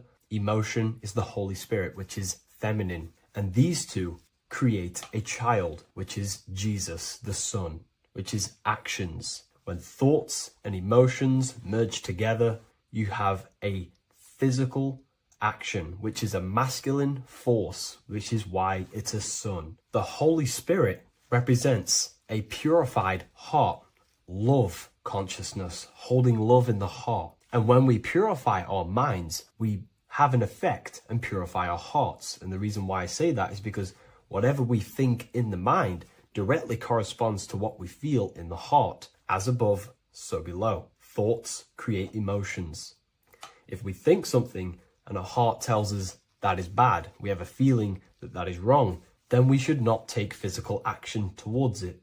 And if we do take physical action against the feeling of knowing it's bad, then you are going against the spirit. That's what the word Satan means, or Satan. The Hebrew word for Satan is Satan. It means adversary or opposer. You're opposing the Holy Spirit. You're opposing what you know is good. You're taking a sin against the Spirit, against the guidance from your soul, the knowingness of good. So when we do purify our mind, we purify our hearts. And when we cultivate love for the self and one another's in our hearts, we gain the Holy Spirit, which is love consciousness. And when we think in our mind with the love of the heart and we merge our thoughts with love, it gives birth to perfect actions. This is what the true Christ consciousness is. We think with the love of the heart and it gives birth to perfect actions. And if everyone did this in the world, we would live heaven on earth. Everyone would be balanced within themselves and the world as a whole would be balanced. So we need to gain full mastery over these three aspects of our consciousness, over what we give mental attention to, gaining love for ourselves and the collective in our hearts, and gaining a strong disciplined willpower for our physical actions. And if you can gain full control over these three-step process, you can gain full control over your reality. The number 3 represents this 3 aspects of creation or transformation. This is a transformative process from going invisible to the visible. This is also why Jesus dies in a cave for 3 days. It's all about transforming the self. Transformation is the number 3. Me personally, I think the Holy Spirit has been replaced for the sacred feminine aspect of consciousness. They do not want us connecting to our feminine side of consciousness, because then we will cultivate love in our hearts for the self and one another. And love is the most potent force there is in the whole universe. It is what unifies everything.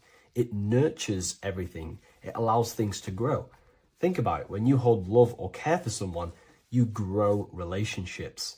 The sun is the perfect symbol and representation of love energy. The sun gives abundantly, expecting nothing back, and allows everything on the earth to grow. It's a caring, nurturing, feminine force that allows things to grow and unify and come together. In today's world, we mainly have thinking and acting without emotion, without care, without the judge of our hearts. It's all about gaining unity consciousness.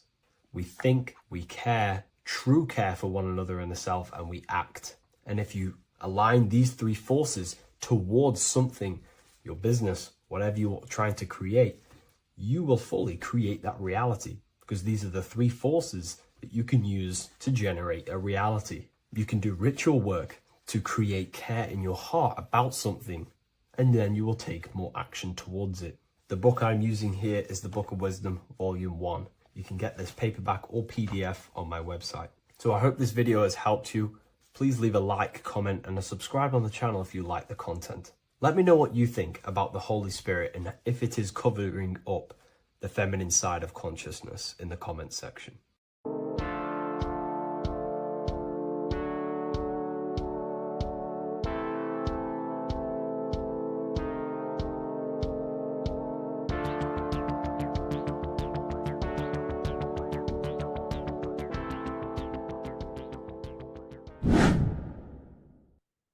Left and right hemisphere, and what are they doing? How does it contribute towards your perception in this world? And this is what we're going to be talking about in today's video. We're going to be breaking down the 2 hemispheres of the brain and how they function in your life. So first, we have the left hemisphere.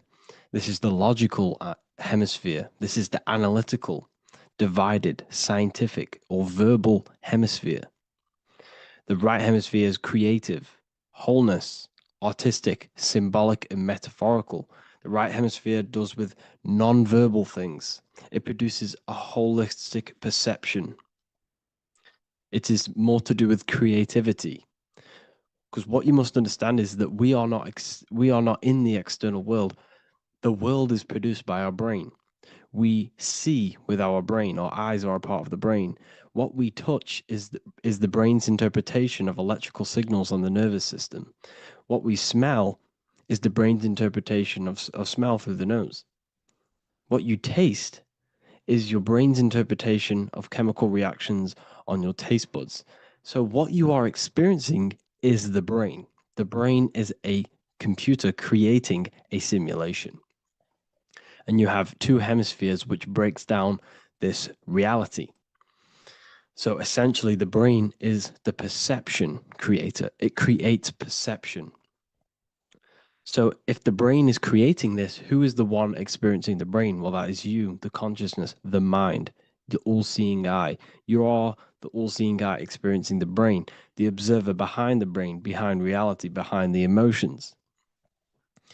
So if you're walking through a woods, this left brain sees individual trees. The right brain sees the whole woods. It sees the biome. It sees the bigger picture. So when you are walking through this woods, the right brain picks up a holistic perception of reality.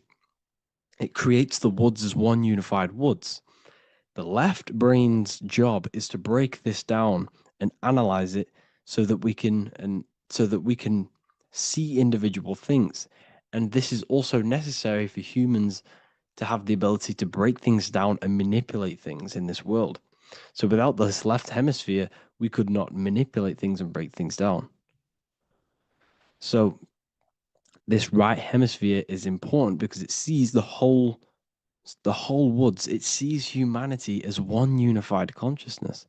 However, the left hemisphere sees individual egos. So the left hemisphere is the place of the ego because it only understands, it sees the world very divided. Okay, so for example, here's another example of the left and right hemisphere. If someone pulls out in front of you in traffic, your left brain's going to start going crazy and analyzing them, calling them names. The right hemisphere, however, sees the bigger picture. Maybe he didn't see you. Maybe it's just a mistake. Maybe he's in a rush. You see how the two brains are very different. They do the same thing, but they function in different ways. The right hemisphere is feminine, the left hemisphere is masculine. So, like I said, this person pulls out in front of you, you start to think with the left. If you start to perceive that in the left brain, you're going to start analyzing them, you're going to start going crazy and calling them names because you're analyzing it. You're not seeing the bigger picture behind it. You're not seeing it from his perspective. So there is a crossover.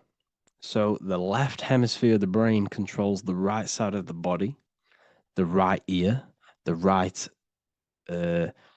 eye. Everything to do with the right side of the body is connected to the left hemisphere, and the right hemisphere controls everything on the left side of the body, including your eyes, your arms, your legs. So everything is crossed over, and even your visual field is crossed over. So this is your visual field, as you can see here, and even the left side of your visual field goes to the right brain. There's a crossover. No one really knows. There's not really a reason for this. However, this is how the human body is designed. As we all know, the human body is the most advanced piece of technology on the face of the earth. They cannot replicate the human body. And they tell you it has no creator. This is crazy. People are that brainwashed, they can't even understand that their body is the most advanced piece of technology. Your body is so advanced, the computers that you use are mimicked of the body. Everything they create is mimicking nature, but they don't show you how intelligent nature is because they don't want you to understand you're in an intelligent design. So anyways, let's get back on track. There is a crossover in the brain, and this is why they teach you to write with your right hand. And I was speaking to someone who's in a nunnery, or whatever you want to call it. They were a nun, or they knew someone who was who was a nun, and they forced these people, these nuns, to write with their right hand. You had to write with your right hand. This is why, I'd say at least 70% of the world, or 80%, is right-handed and right-legged, because they taught us this to activate the left hemisphere more because of this crossover that happens in the body. So when we are using this right side more, we are using that left hemisphere more. Why? Why are they doing this? Well, they also called it writing. Writing is a spell, to cast a spell on you to use that right side of the body so that you use this left hemisphere, because they want you to see the world as a divided perception. They don't want you using the right hemisphere, using that left side of the body to activate the right hemisphere to see the bigger picture and see how everything is all one and everything is created. This left hemisphere domination keeps you from seeing the connections between everything, because that left hemisphere analyzes, it breaks things down. So when we are left hemisphere dominated by using the right side of the body, we are essentially seeing everything as divided. And this is why so many people will not understand my work, because my work connects dots and connects fields of knowledge, and makes you see the bigger picture. So people who are left hemisphere dominated will see my work and think this guy's crazy. But everything, it's all about activating that right hemisphere. So they call it writing because every word you say is molding your mind in some sort of way. The things you see is molding your mind. Everything you take in through the five senses is molding your mind. And language is a massive spell, especially the English language. They call it writing so that you use that right side. It's a spell because your subconscious mind picks up everything you say. And 90% of your daily basis behavior and thought patterns is produced by these subconscious programs within the subconscious mind. Essentially, your conscious mind is only the 10% of you. The conscious mind is just what you're aware of, you know, what you're wearing, what how you're feeling, what you're thinking. That's your conscious mind. The subconscious mind is controlling every system in your body. It's telling your heart to beat without you being conscious of it. So essentially, this is what they're programming. They're programming this system in the back of the mind, which is controlling everything through the words. And this is what spells are, because it's all about creating perception in the subconscious. So they want you to use that right side more. I truly believe the ancients, they were balanced. They used the left and the right side of the body. They didn't have a stronger side because they understood this science of the body and how the body works. So this is actually called phonetics. It's not etymology. Etymology is the study of root words. Phonetics is the study of how words sound similar. The way words are spoken. So phonetics, phone is why we call them a phone, because you speak into a phone. So this is write and writing, to use that right side to activate the left hemisphere more. So your hands are a manifestation of your brain. The left hand is the right brain, the right hand is the left brain. And as a child, we were always taught that when you place your hands together like this is the size of your brain, which is true because your hands are a part of your brain. They're an extension of your brain. Every part of your body other than your brain is an extension of the brain. Everything's working and feeding back information to the brain because you're experiencing the brain. So another trick that you can do, or another exercise, is looking in the mirror and closing one eye at a time. If you close your right eye, if you take your top off, for example, you'll analyze your body if you close your right eye, because you're using that left hemisphere. Sorry, other way around. If you look at yourself through your right eye, you'll use that left hemisphere, which will analyze yourself. You'll see individual body parts. If you close the right eye and use the left eye, you'll see your body as a whole. You won't really analyze it. This is how you can analyze yourself using these two hemispheres. So this whole system is created to keep you thinking logically and to restrict you from creating and restrict you from understanding symbolism, allegories, metaphors, and teamwork. They want you stuck in a logical way of thinking and a logical way of seeing the world. This is why when you go to school, you are told exactly what to do. You're told to think this way and no other way.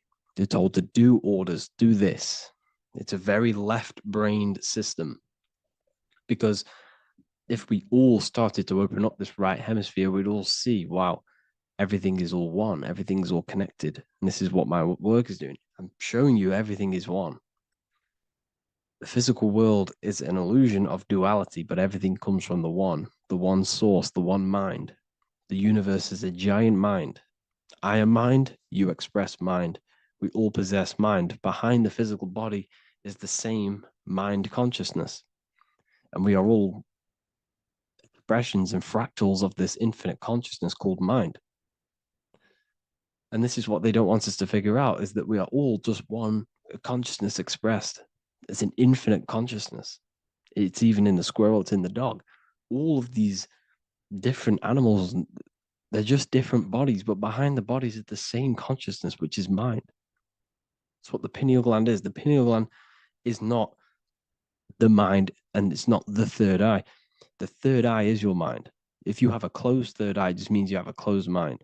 If you have an open third eye, it just means your mind has expanded from beyond physical things through astral projection and mystical experiences. This is how you gain an open third eye. It's just an open mind. A mind that has astral traveled, has explored the realities within the mind.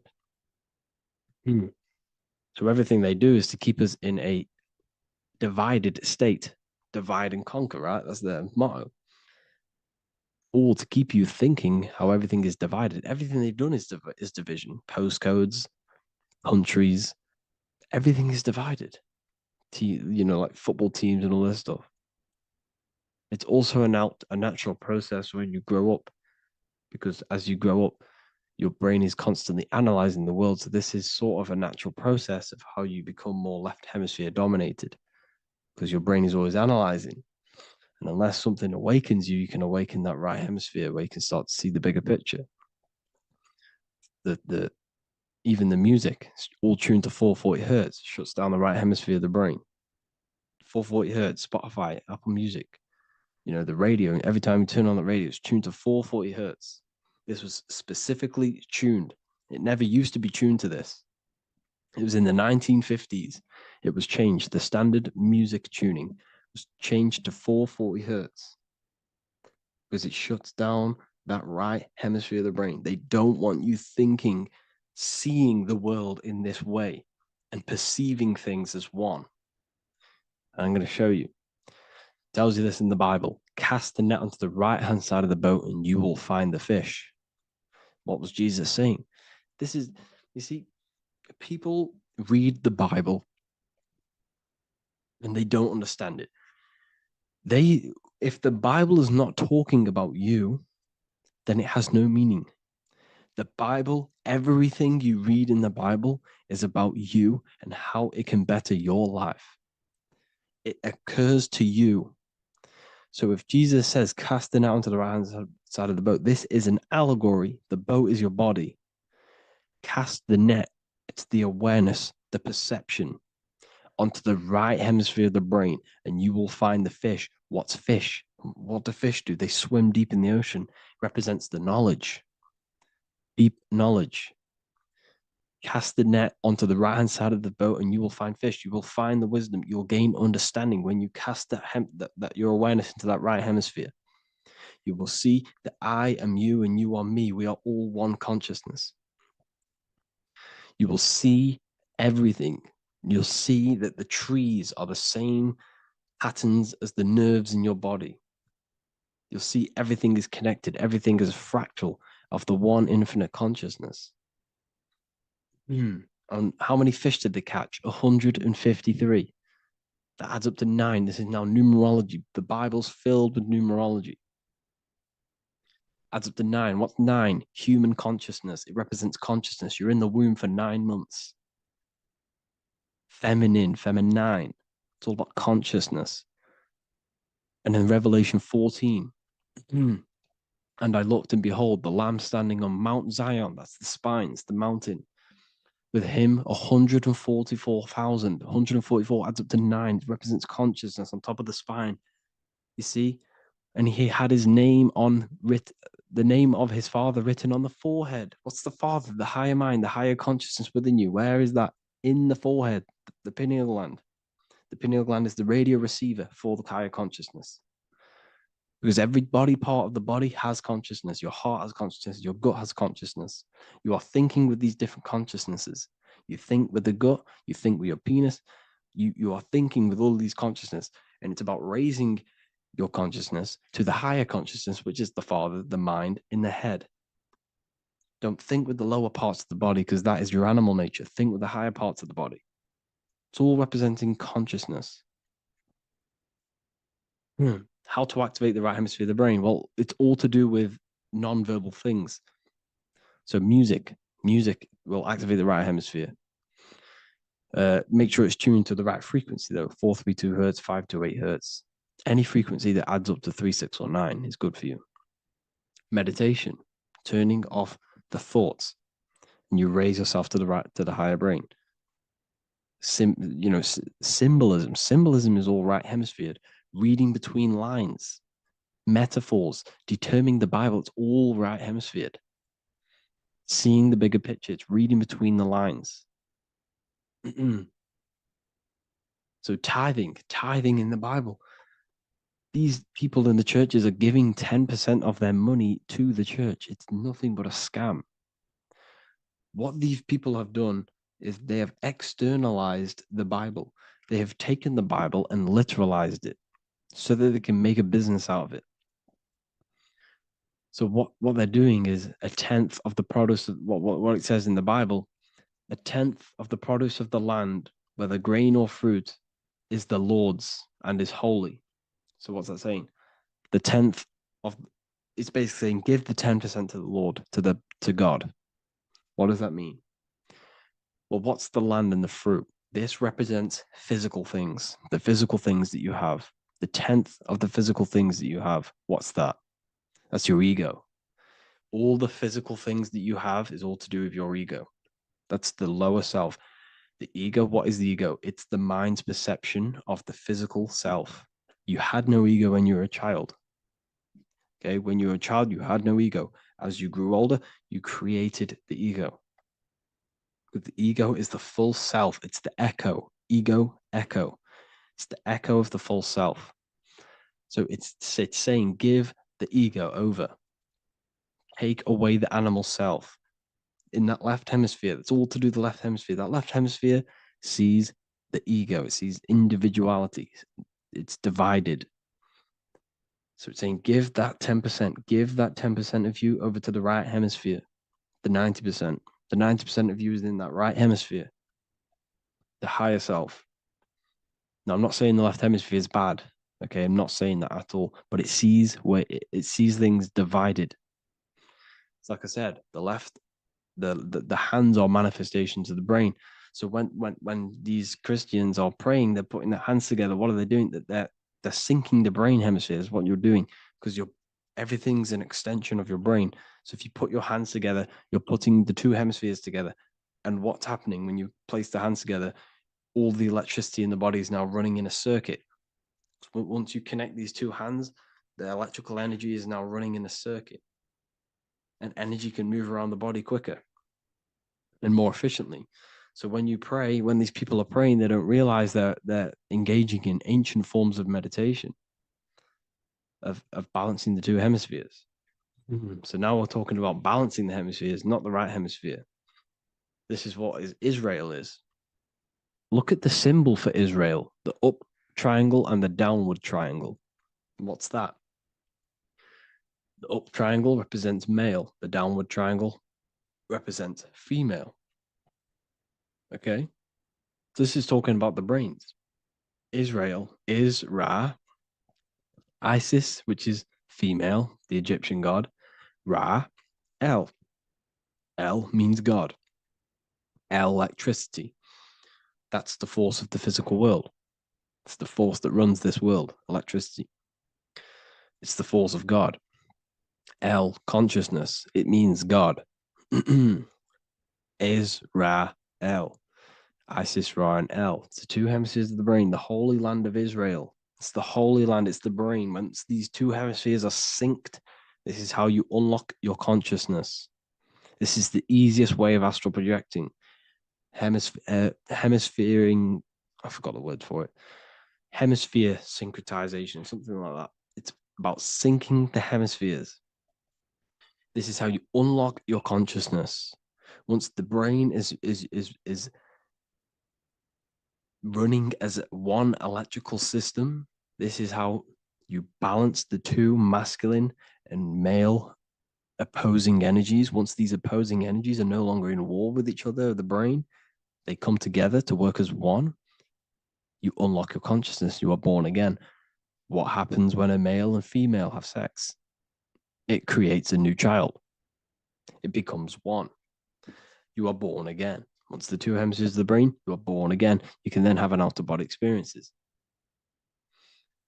So this is why the symbol of the Holy Land, Israel, is the up and down triangle back combined together, because it represents unification of the male and female, unification of the hemispheres. You're born again. You unlock consciousness. And you can get this for free. It's called the Gateway Tapes on my website. Basically, it's a audio track from the government, and they did this in the Gateway Experience. It's a CIA document, and what they do is there are different forms of meditations you go through. I think there's about 5 waves of meditations you do, half an hour each one, and it will teach you. It will sync your hemisphere, because what does it do? They understood that playing one frequency into one ear and another frequency into the other. They understood that the right ear is connected to the left hemisphere, the left ear is connected to the right hemisphere. So when you play 2 different frequencies into both ears, what happens? The brain picks this up, the 2 hemispheres of the brain picks this up, and it syncs it. It syncs these 2 hemispheres, these 2 frequencies together. So now the brain is working as one to sync this frequency. So This is how you can sync your hemispheres through listening to these frequencies. Okay, you can get them for free and do the meditations yourself.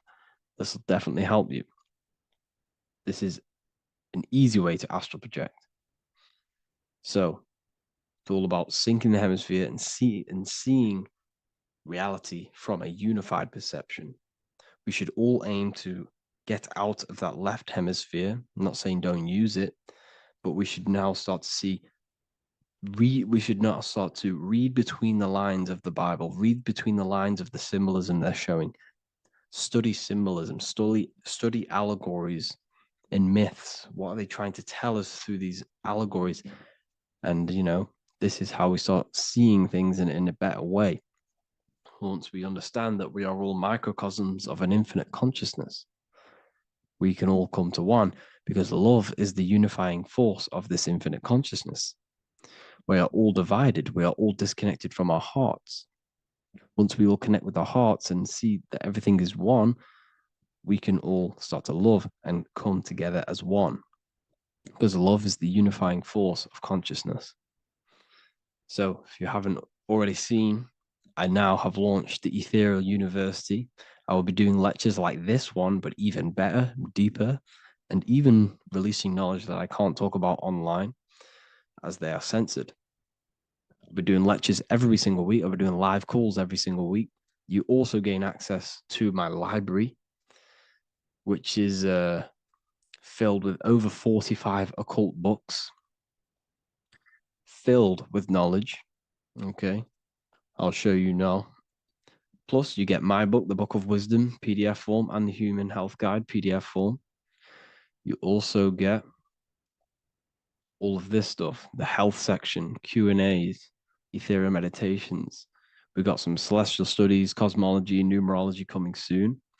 You also get the brand new Manifestation Mastery course, plus the library. And there'll be new books, new lectures, new live calls every single week. Or you can get the Book of Wisdom, use the code WISDOM in all capital letters to gain 40% off. This sale will be ending very, very soon. So if you're watching this, be very quick to get yourself a physical version or a PDF of my book. You can get it in all these languages. Hope you enjoyed this video, people. I'll see you inside the Ethereal University, the real university. Have an amazing day.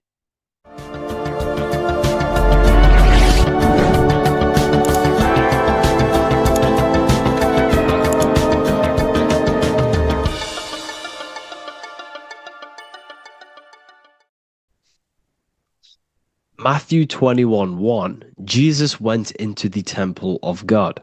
Corinthians 3:16, do you not know that you are the temple of God? Now, what is this telling you? That God is within you. Hence why in Luke 21:12 it tells you the kingdom of God is within you. And the side of your head region is called a temple for a reason. Because the brain encapsulates the mind. The brain is a physical manifestation of the mind. The heart is a physical manifestation of emotion. So we have these different layers of our consciousness. We have an intellectual, communicative aspect of our consciousness, which we would call the mind. We have an emotional aspect of our consciousness, which is the heart. And to communicate with the divine, it's all to do with the mind. Hence why the ancients always symbolize the mind being God. This is why Michelangelo always placed God inside of the brain on top of Sistine's Chapel in the middle of the Vatican. He understood that God is in the brain. God is within you, not outside of you. The church tells you that God is in the sky because they are creating a externalization of the truth to create a business and a distraction so that you don't find the divinity within you, so that you don't find your power. Now you have Adam, the physical man, the physical body, the ego, the lower self. And he is resting. He's not trying to reach to God, but God is reaching because the higher consciousness within you is always trying to communicate with you. It's always trying to wake you up to your divinity. But the lower mind, the lower self, Adam, The physical self is always in ignorance of truth, always in ignorance, and stays in a materialistic way of thinking, which is the lower animal self. And this is what we call a sleep, or an NPC. This is the lower mind of man. But all you have to do is to move your finger to touch God. You have to look within yourself, within the brain, meditate, and you can find God. This is why in the Bible we see many references to the human body and anatomy to truly connect with God. Kings 6:8, the door to the middle chamber was in the right side of the house, which is the right hemisphere of the brain. The middle chamber is the pineal gland, where the seat of your consciousness is, where the seat of your higher consciousness is, the mind. And they went up the winding stairs, which is your spinal column, into the middle chamber, and out of the middle chamber into the third. So they went up the winding stairs. This represents raising your consciousness up the winding stairs. Your spinal column acts as a stairway of consciousness. Depending on what sort of consciousness you are operating in, depends on what part of the spinal column you are using. Because the spinal column ascends and descends consciousness. What do I mean? If you are in a reproductive way of thinking and you're always thinking about sex, you're jerking off all the time and you're always eating, all of your brain's power and your mind's power is being descended into the lower aspects of the spinal column, which represents hell, the physical state of man, Adam, the ignorant state. We're basically living off low-level pleasures like an animal. And the stairway to heaven is your spinal column. They went up the winding stairs into the middle chamber, which is your mind, your pineal gland, and out of the middle into the third stage of consciousness, physical, etheric, astral. When you meditate and you start to raise your consciousness during meditation, you enter the astral plane when you turn off thought. But this is the middle chamber inside of the brain.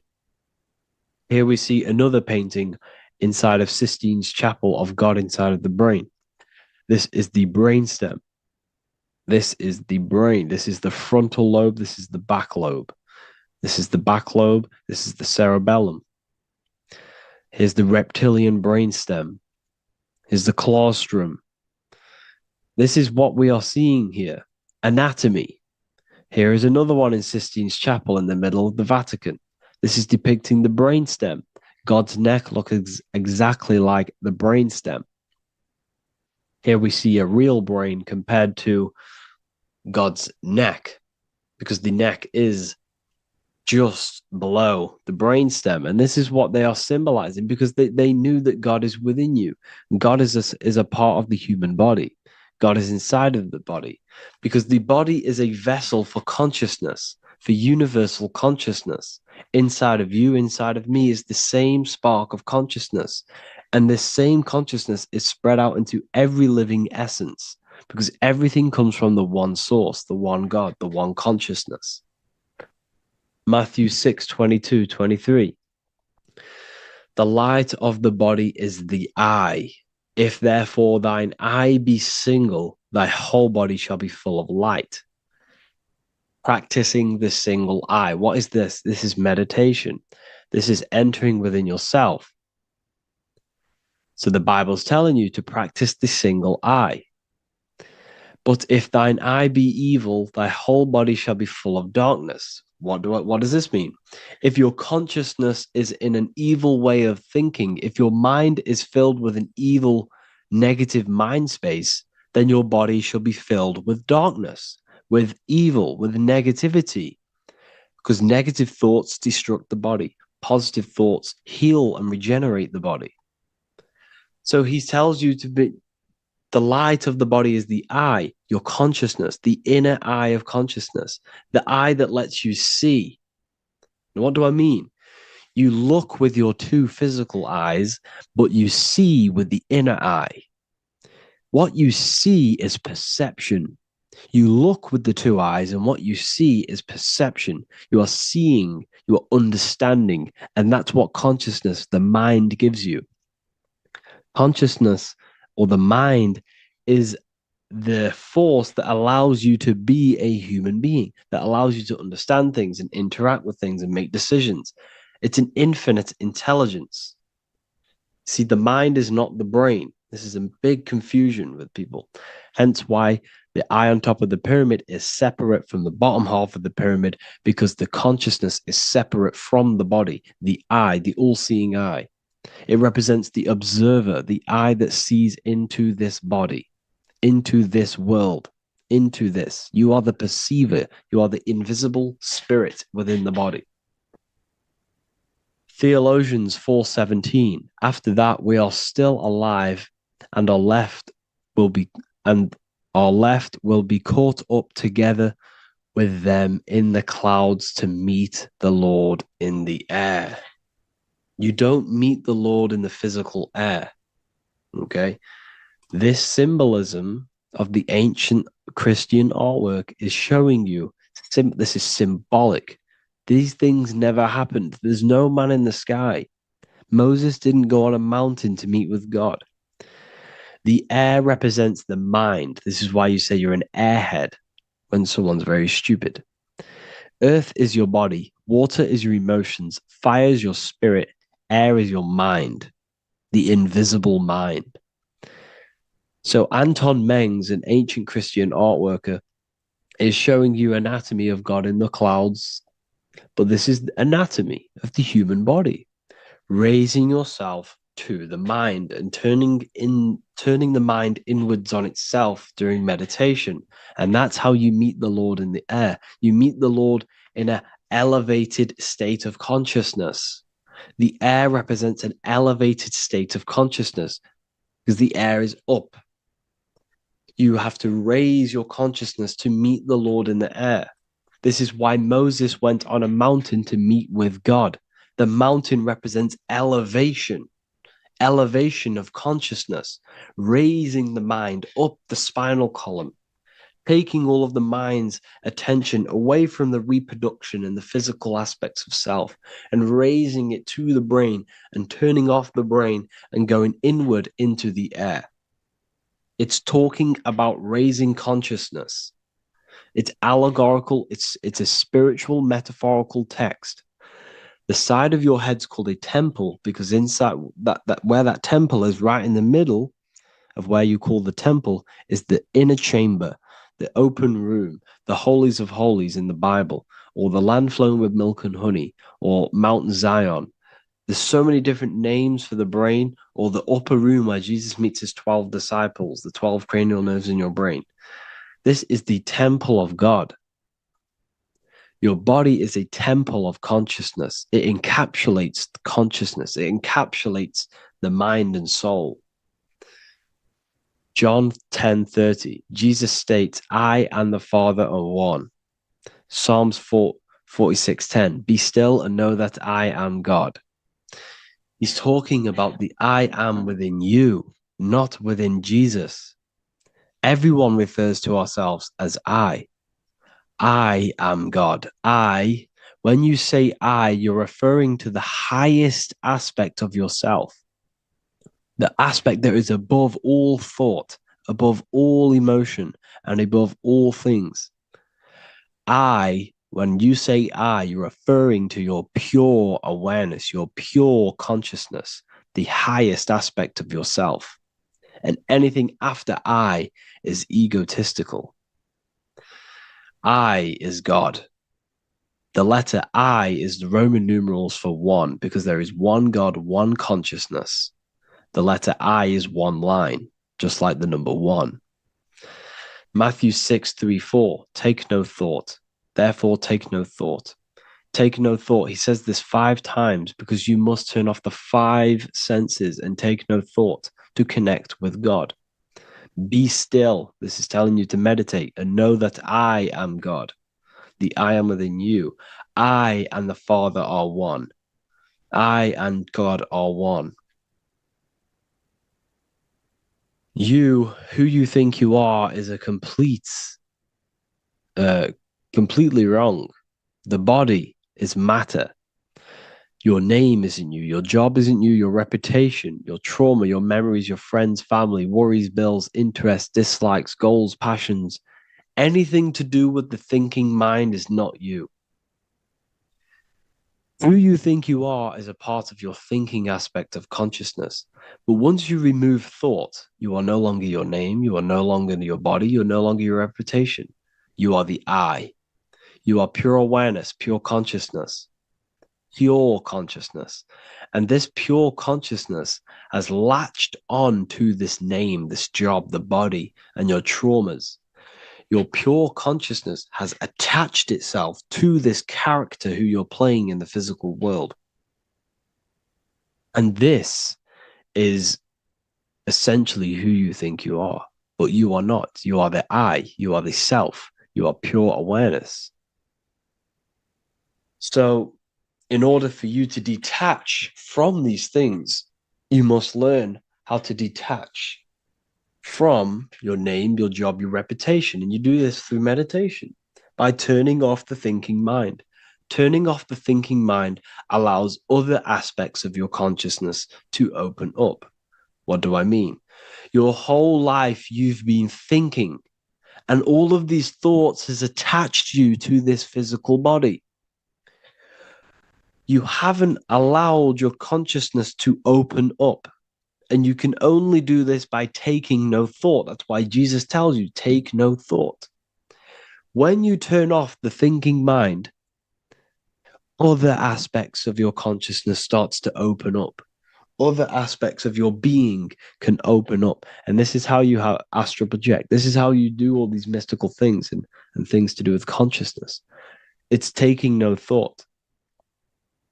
Imagination, emotions, thought, and memory are all to do with consciousness. These things are not physical. You can't touch thought. You can't touch emotions. You can't touch these things because they are not a physical thing.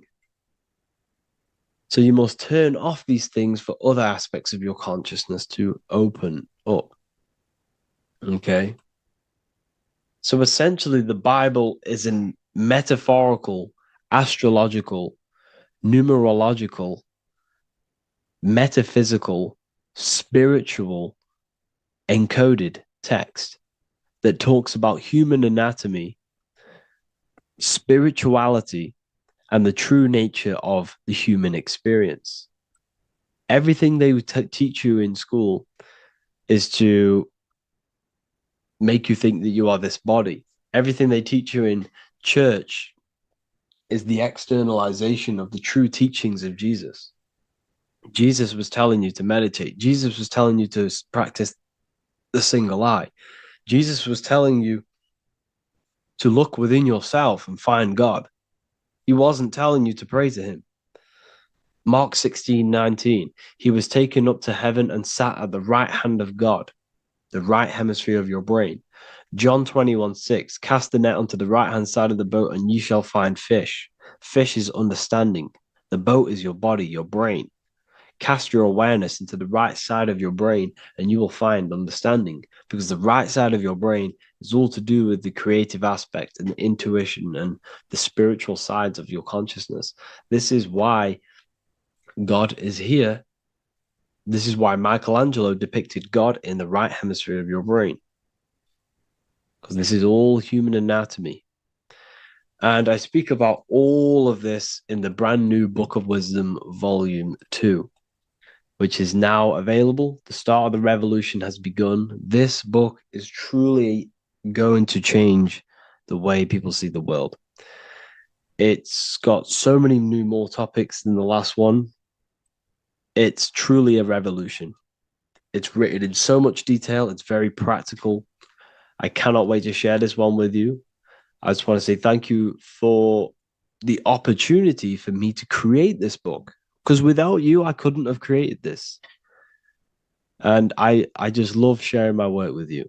And I thank every single one of you for the support, the watch, like the views and the likes, everything, especially the people who have joined the university and stuff like that. And for people who have joined the university, You do get a free Book of Wisdom paperback if you just go to the general chat and follow the description, follow what the instructions that I gave you in the chat, then you'll be able to order a free Book of Wisdom if you are inside of the university.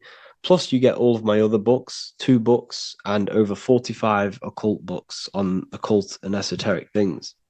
You get lectures, live calls, a community, a manifestation mastery course, and a whole library and reoccurring updates every month, every week.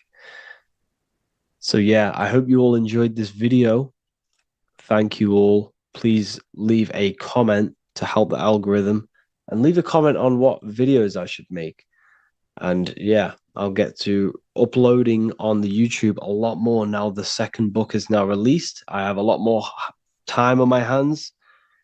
No longer using my energy to create the book. I'm now going to redirect this mental energy into the YouTube. So there will be a lot more content coming. So I need some content ideas. So feel free to comment some ideas, some YouTube videos that I can create. Thank you all, people. Have an amazing day.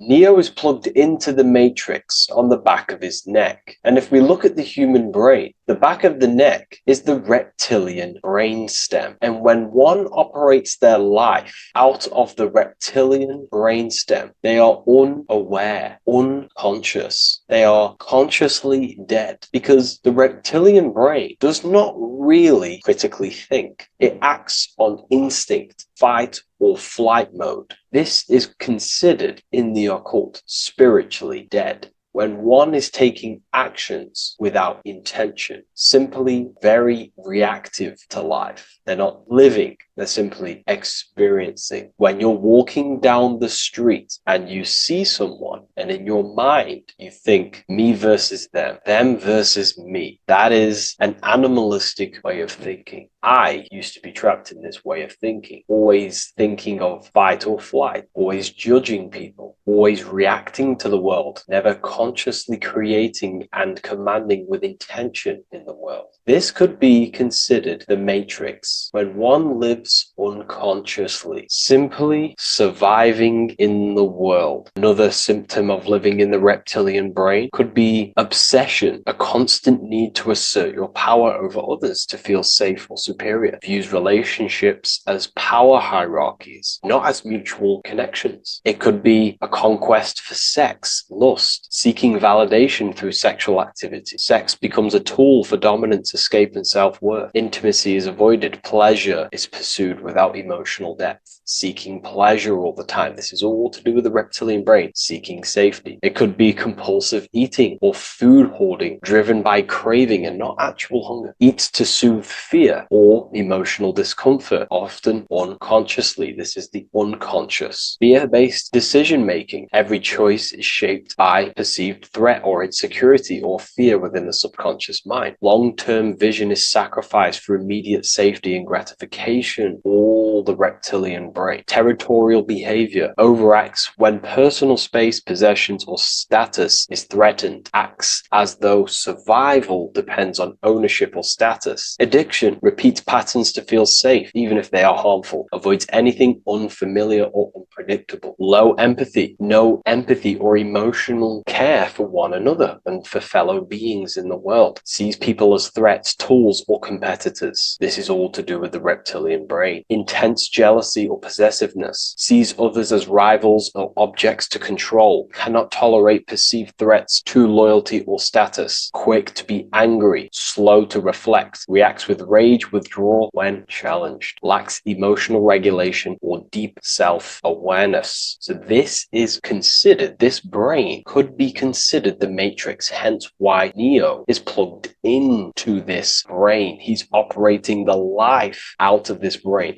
unconscious, simply navigating life like an animal. I was in this state, and you can only really realize this when you come out of this brain and you start to function from the higher regions of the brain, which we will discuss very soon. And my life was chaos, because there was chaos operating internally. I was never thinking about the future. I was always operating life out of fear, out of lack, never had care for another person. When you operate life out of this brain, the matrix, things outside you, can easily control you. This is why they keep us in a constant state of fear. So we operate life out of this. So we never gain full control over our reality, over our actions, over our thoughts. So Neo is called Neo, and he works at a place called meta cortex, very symbolic of the neocortex, the higher region of the brain. Now, this brain makes you human. It ultimately allows you to hold control over the animal urges, okay? The neocortex is the brain that allows you to have self-mastery, that allows you to control your urges, your instinctual survival urges. So humans can overcome their reptilian animalistic state and start to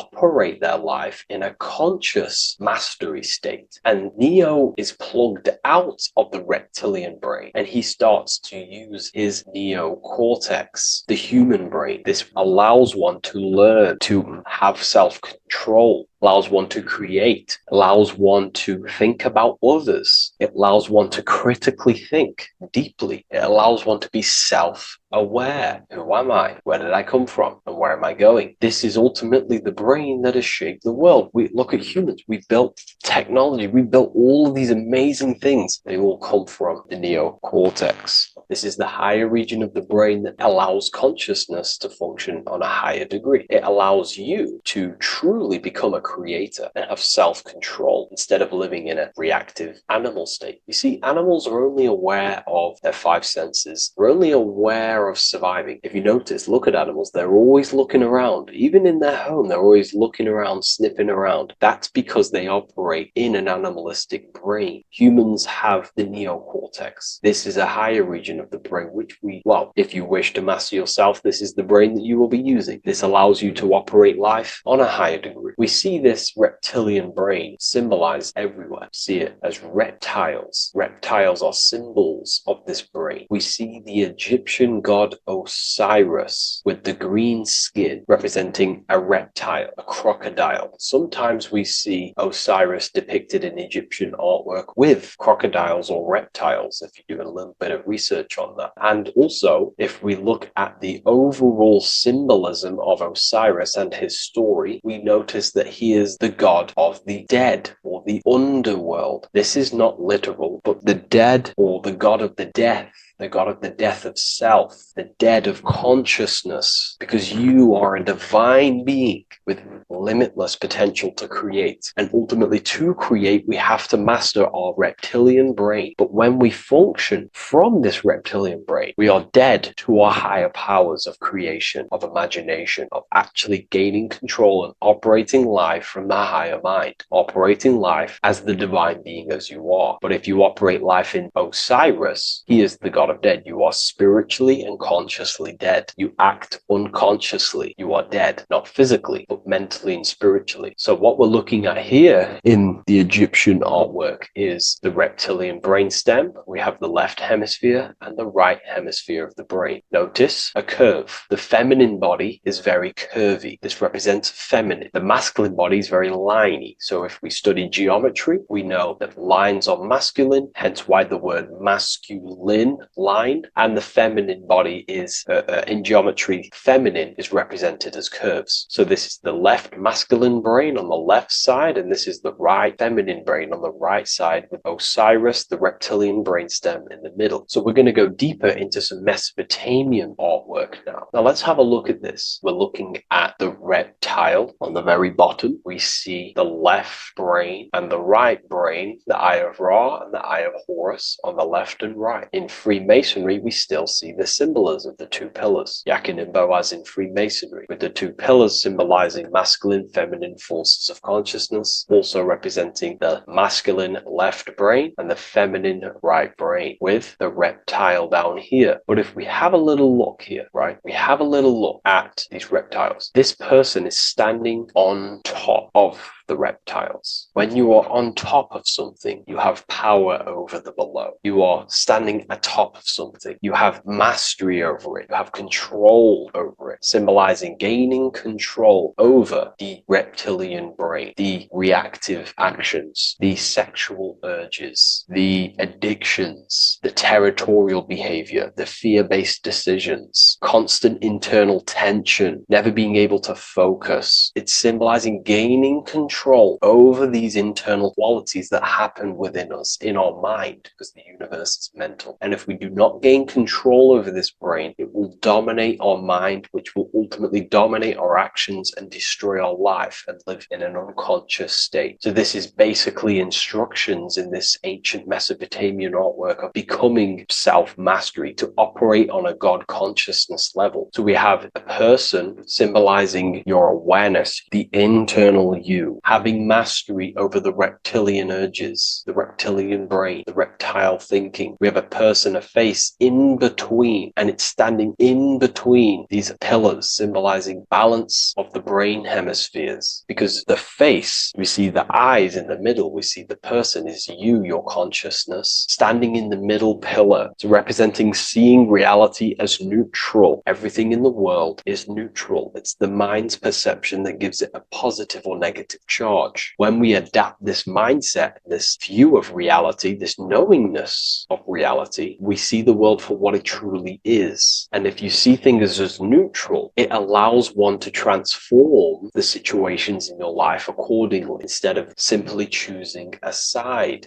This is a major problem in society, and this was a problem within myself also. We like to choose sides, and choosing sides can keep your consciousness locked in a certain mindset, in a certain belief. And belief is what is ultimately destroying humanity. It's about knowingness, and knowingness is in the middle. We want to seek to know things. Knowing things allows you to go out there, directly experience it, and know it for yourself. For example, I know I'm not on a spinning global ball flying through space. Why? Because my senses tell me I'm not doing that. My senses tell me I'm not going 1,000 miles per hour and 360,000 miles per hour through space while spinning around the sun. I know that because I know myself. I know I'm not my body because I've had direct mystical experiences beyond the physical body. So we should seek to know things, and that's what we call gnosis, direct knowledge obtained through direct experience, knowingness. And that is a middle pillar quality. So in Freemasonry, we see the middle pillar. The matrix is designed to give you two wings all the time. Democrats, Republicans, feminism, and then there's another side. There's always two sides that they're giving you because they want you locked in either way, which is seek the middle pillar, seeing things as neutral, seeing things as the middle pillar, seeking direct experience, gnosis. And this aligns with the brain because the brain gives us these two perceptions also. The right brain sees the woods, the whole woods, but the left brain sees the individual trees and branches and leaves. If we're too left hemisphered, we're going to see everything as divided. If you're too left hemisphered, you're only going to see yourself. You're only going to think about me, myself, my ego, my consciousness, my life. And I'm only going to operate in the world, take actions only towards me without considering the collective, which is the right hemisphere quality. The right hemisphere allows you to see the bigger picture, how we're all connected. We're all one family of consciousness. We're all one being separated in different bodies, one consciousness operating in different bodies. So it's about aligning these perceptions of the brain and standing in the middle, and also conquering the reptilian brain. This allows us to operate in the world and see the world for what it truly is and operate from a place of balance. We also see some more symbolism in Egypt of the ram sphinx in Egypt. Ram sphinx. Please leave a comment, and please leave a like and a subscribe onto the YouTube if you like my content. Smash that like button and we'll get straight to this. So this is the ram sphinx in Egypt, also symbolizing the brain. This is my research. These are my conclusions. You can take this with a pinch of salt and go out and do your own research. This is what makes sense to me based off my information I've gained, my symbolism that I can read. So take what what you can from it. I'm not here to obstruct anything. I'm not here to place anything in your mind. I'm simply here expressing my research. Never take anything off anyone as solid truth. I've never have said everything I say is solid truth. This is my research. If the research aligns with you, that's great. Maybe it doesn't with some people, that's fine. Simply take things with a pinch of salt, go out and collect as much research and information from many different sources and place together your own understanding of symbolism and your own perspective on reality. But like I say, seek to know and not believe.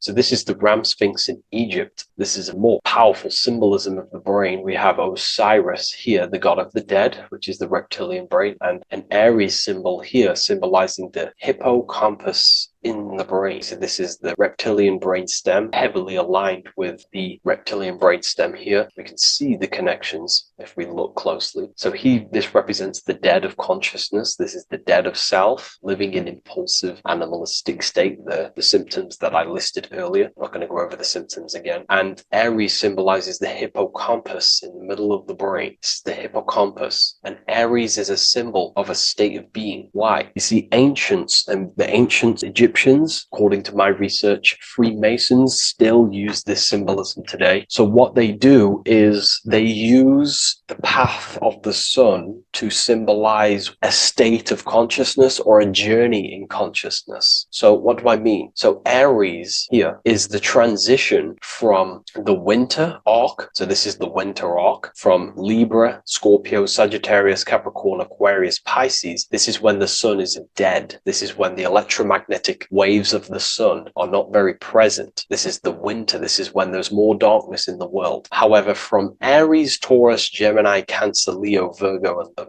to Libra, this is when the sun is giving more electromagnetic rays. Everything grows. Everything is reborn again. Everything's growing. There's more light. There's more warmth. You can grow crops. So this is very symbolic as a state of consciousness. Aries is used heavily to represent the rebirth of the sun, but internally as an esoteric interpretation of Aries, it symbolizes the resurrection of awakening of the self. It is the rebirth of the sun, of the soul, the rebirth of becoming aware out of the darkness into the light, living in the reptilian unconscious state, the unconscious, not being aware that I possess consciousness, not being aware of my thought, emotion, actions. And Aries is that symbol, is of the rebirth of the spirit, the rebirth of the self, becoming self-aware. So that's what we're looking at here with the Ram Sphinx. We're looking at Osiris, dead, the reptilian brain, operating life in an unconscious state, not really thinking,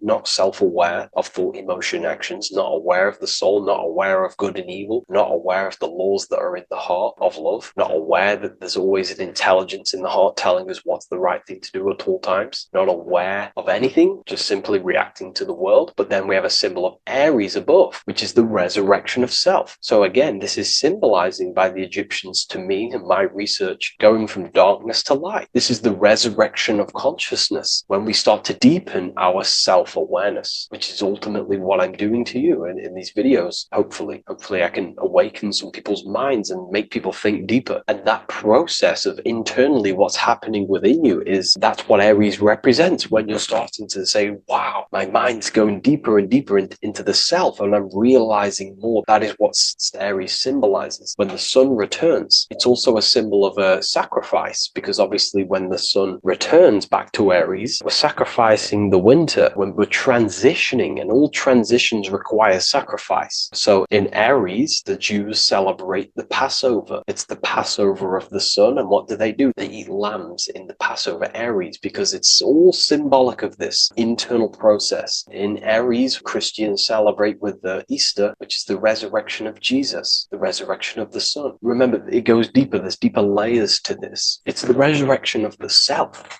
and the mind deepening into a deeper awakening. So again, we're going from the lower regions of the brain, and when we start to critically think and become self-aware, we're starting to use the mid part of the brain, and the mid part of the brain then expands into the neocortex, which is the resurrection of the self. The mind is no longer functioning in just the reptilian brain, but then it's going into the light of the higher brain, the neocortex. Sphinx, and this is the reptilian brain. This is the midbrain, what we're looking at here with the Ram Sphinx. Yeah. So this is the resurrection. It's the transition point of going from the reptilian brain into the midbrain, into the neocortex. We're now resurrecting ourselves. Now, this is not putting anything negative on the reptilian brain. Without the reptilian brain, we wouldn't be able to live. We need the reptilian brain, but it's an abuse of the reptilian brain that can keep us in a very low state. It keeps us stuck in an unconscious state. But the reptilian brain is what's allowing you to breathe, to eat, to scan the environment for any threats. If there are threats, we do need the reptilian brain. That's not to say it's evil, but what I'm saying is an abuse of this brain, which is what most people are stuck in. They're operating their life out of this brain. And this is what the Egyptians, I think, are symbolizing, trying to tell us to resurrect ourselves, to become self-mastered, to become the highest version of yourself, to actively create in the world. Because when we are only operating from this brain, we're unconscious, well, then other people can use you as a vessel to create their reality. This is how the world is at the moment. The ones who know how to use the mind are controlling the other ones who do not know how to control the mind. So I hope this makes sense to you. Let me know if you have any video recommendations, and I'll see you inside Ethereal University. If you wish to take your research to the next level, I have things inside of there that are very powerful. We happily invite you. I'll see you inside of Join. If not, I'll see you in the next YouTube video.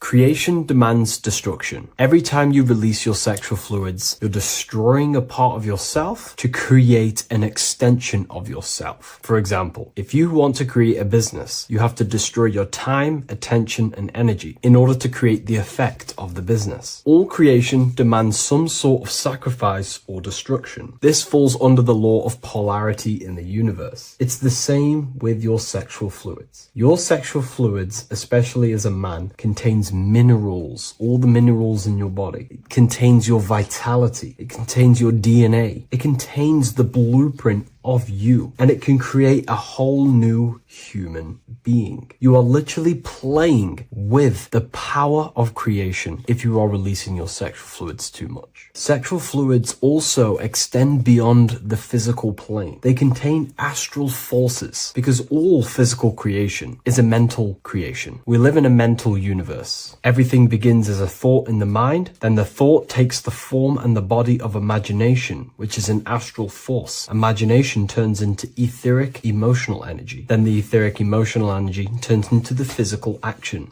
and the physical manifestation. We live in a mental universe. Therefore, these dimensions do not exist separately. They are permeating and mixing in with all. Your physical body has an astral body. Everything physical has astral forces behind it. Semen is known as the astral fluid of the soul. It feeds nerves, the channels of life force and consciousness within the body. And every time you release it, you're destroying a part of your vitality, your brain, your nerves, your energy levels, your creativity, and your DNA to create an extension of you. Therefore, it is a sacred fluid within your body and not something to be played with and to be released too much. Think about it. This is a very creative energy, your sexual fluids. It can create a whole new human being. This is how powerful it actually is. It is the power of creation, and the misuse of this power can destroy your own vitality and your life of your body, because that life you are giving in order to create an extension or a child is the same life you could keep inside of you and not waste to recycle and regenerate the body. Sexual energy has been for thousands of years associated with regenerating the body, longevity of life, and maintaining youth. Not only that, every time you release your sexual energy, it floods the brain with dopamine. Dopamine is the brain's reward system. Created within the middle of the brain, it releases every time you've achieved something. However, sex or an orgasm is the most powerful feeling you can feel. It's the most amazing, intense feeling and release of dopamine you can possibly feel as a human. Therefore, if you flood your brain with this high amount of dopamine every single day, you are getting the epitome of human feelings every single day. Therefore, you will become numb to everything else in reality. You won't be able to enjoy the small things in life. And I know this firsthand. because I experienced this myself. As soon as I stopped, this is when I started to enjoy the little things in life, seeing family, and I actually gained more energy, more ideas. We'll get into this a bit later. It is a creative energy. It creates a whole new human being. Therefore, if we maintain this energy, we can maintain our creative power within us, because that's what we are. We are all creative beings, moving energy from higher dimensions of consciousness, the mind, into lower dimensions of consciousness, the physical world. You hold the power to create. You are not in a world. The world is working through you. You do not possess a life. Life is working through you. You are not in a universe. You are the universe. It's moving through you. There is no past, present, and future. The present moment is you. When we release every single day or frequently throughout the week, like I said, we're triggering the brain's reward system, dopamine, which makes you feel as if you have already achieved something. And if your brain is telling you you have already achieved something by overusing your sexual fluids, then you will not have the motivation to achieve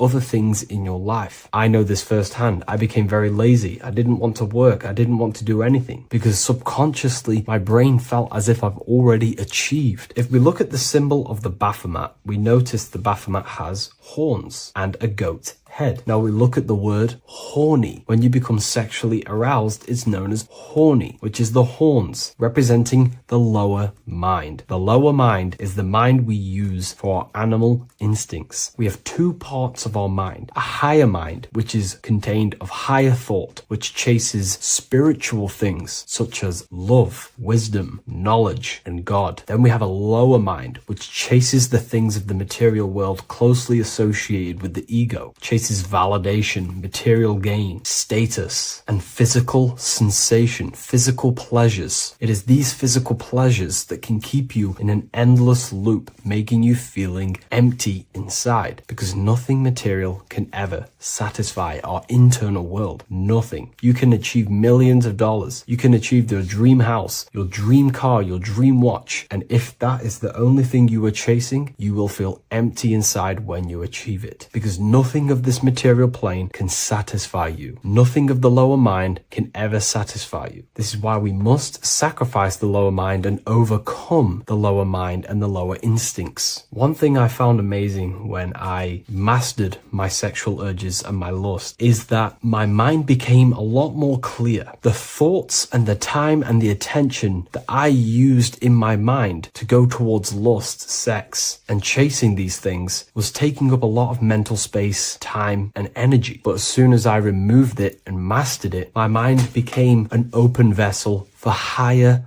thoughts to be received from the higher mind. The mind is like a radio antenna. Whatever we attune it with, that's what we receive. If we're constantly thinking about lust and low-level pleasures, we're going to just receive low-level thoughts. But once we remove all of the lower mind and we conquer our physical body and physical urges, our mind becomes an open channel for divine thoughts and spiritual thoughts. This is what most people call today as downloads. You receive wisdom from your higher self. Not only do you receive more wisdom, you just receive more power to create. The male and the female come together to create a child. That's how you were created. Now, the law of correspondence teaches as above, so below. It refers to everything in the universe. Therefore, in order for you to create a reality, to give birth to something, you have to bring together the masculine and the feminine. Your masculine forces are willpower and actions. Your feminine forces are emotions and imagination. When you combine the willpower, action, emotions, and imagination and combine them together, you can give birth to reality. But it's important to only give birth to things that are spiritual, that are good,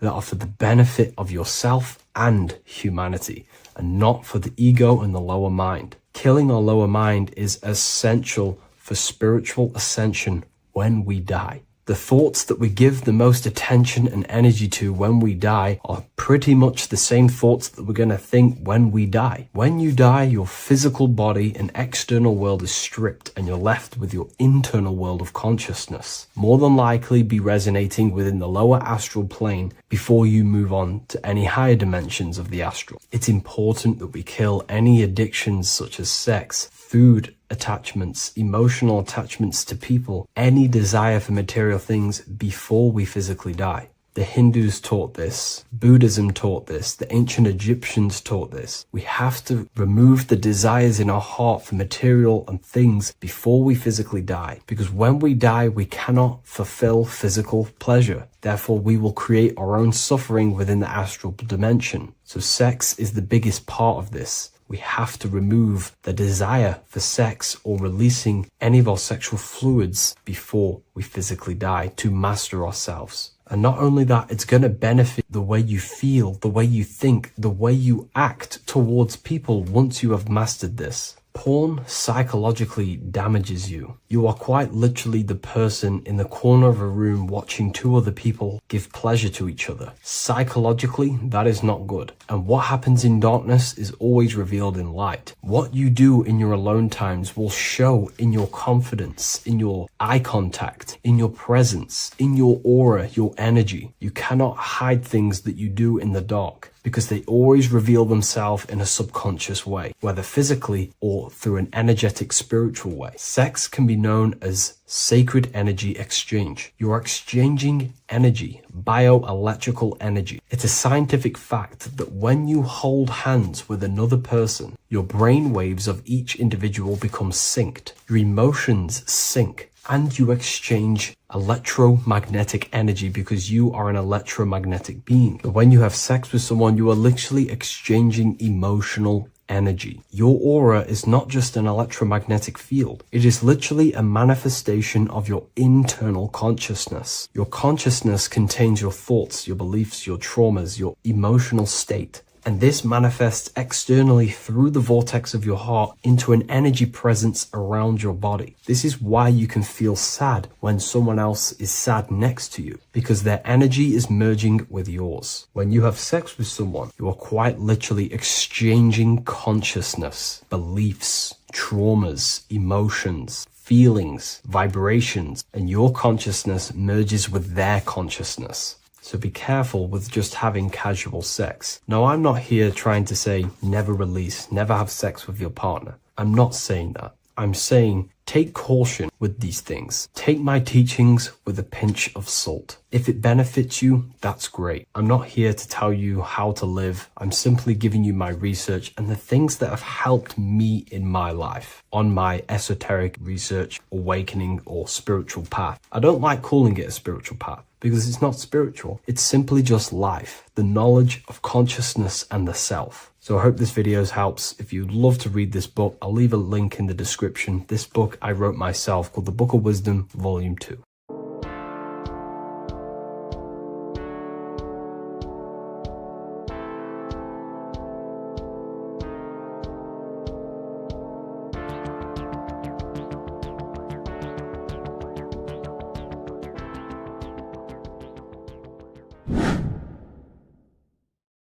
People, how are you all doing? It's Revival of Wisdom, and today we're going to be talking about your birth certificates and how we are slaves to a system and how they have trapped us into this system.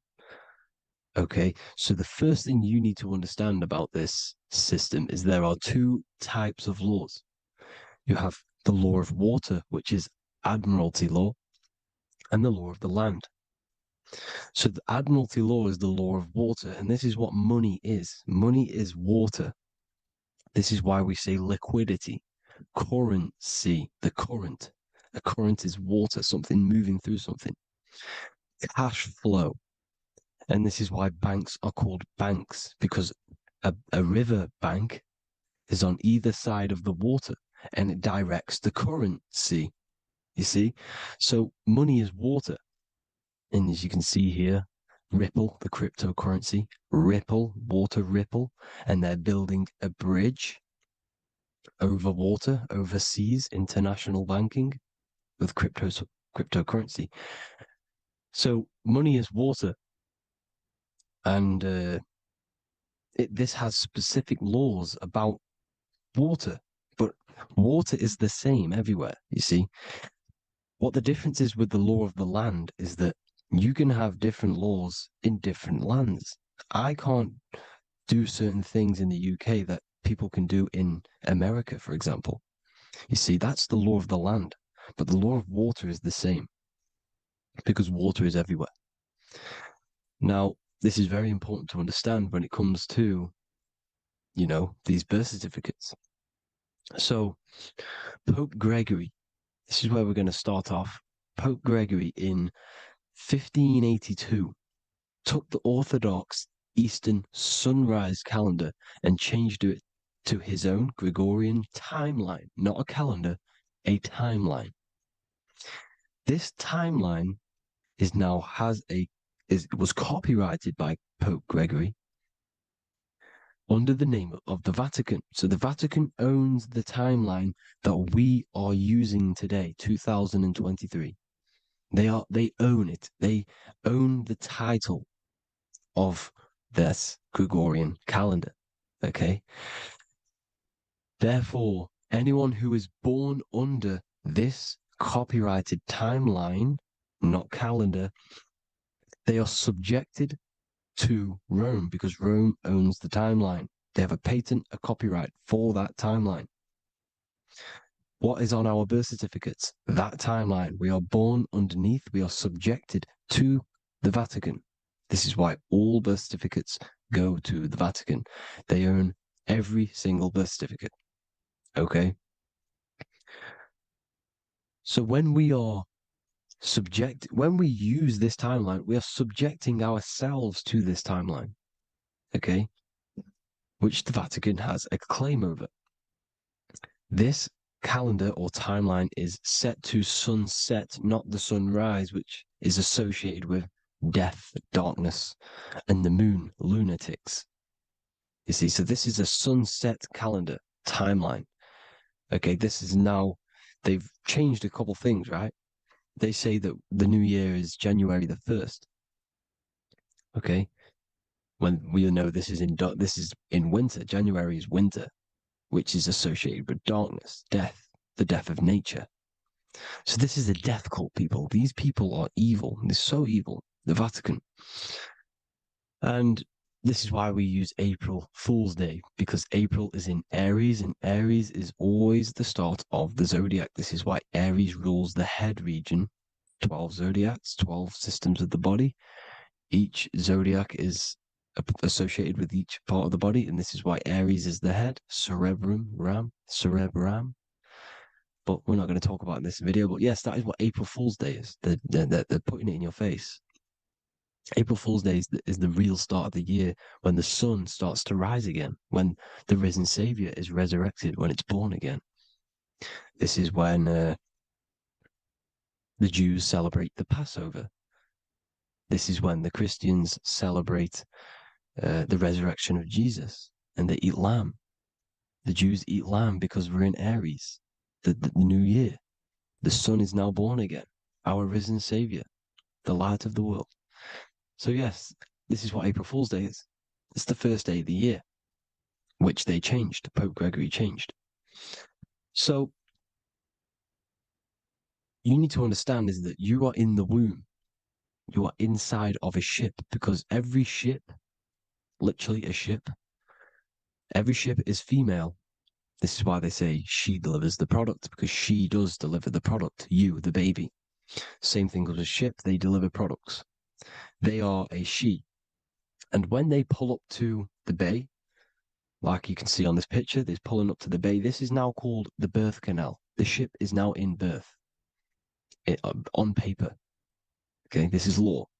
And when they pull up, they tie up to the bay, and now they get a certificate of manifest certifying all of the products which are on the ship and what they are bringing into that nation. Okay, so you're bringing in this many of that, everything's on the certificate of manifest. And this certificate of manifest is also your birth certificate, because you are traveling through water when you are in the birth canal of your mother, because you are in water when you are in the womb.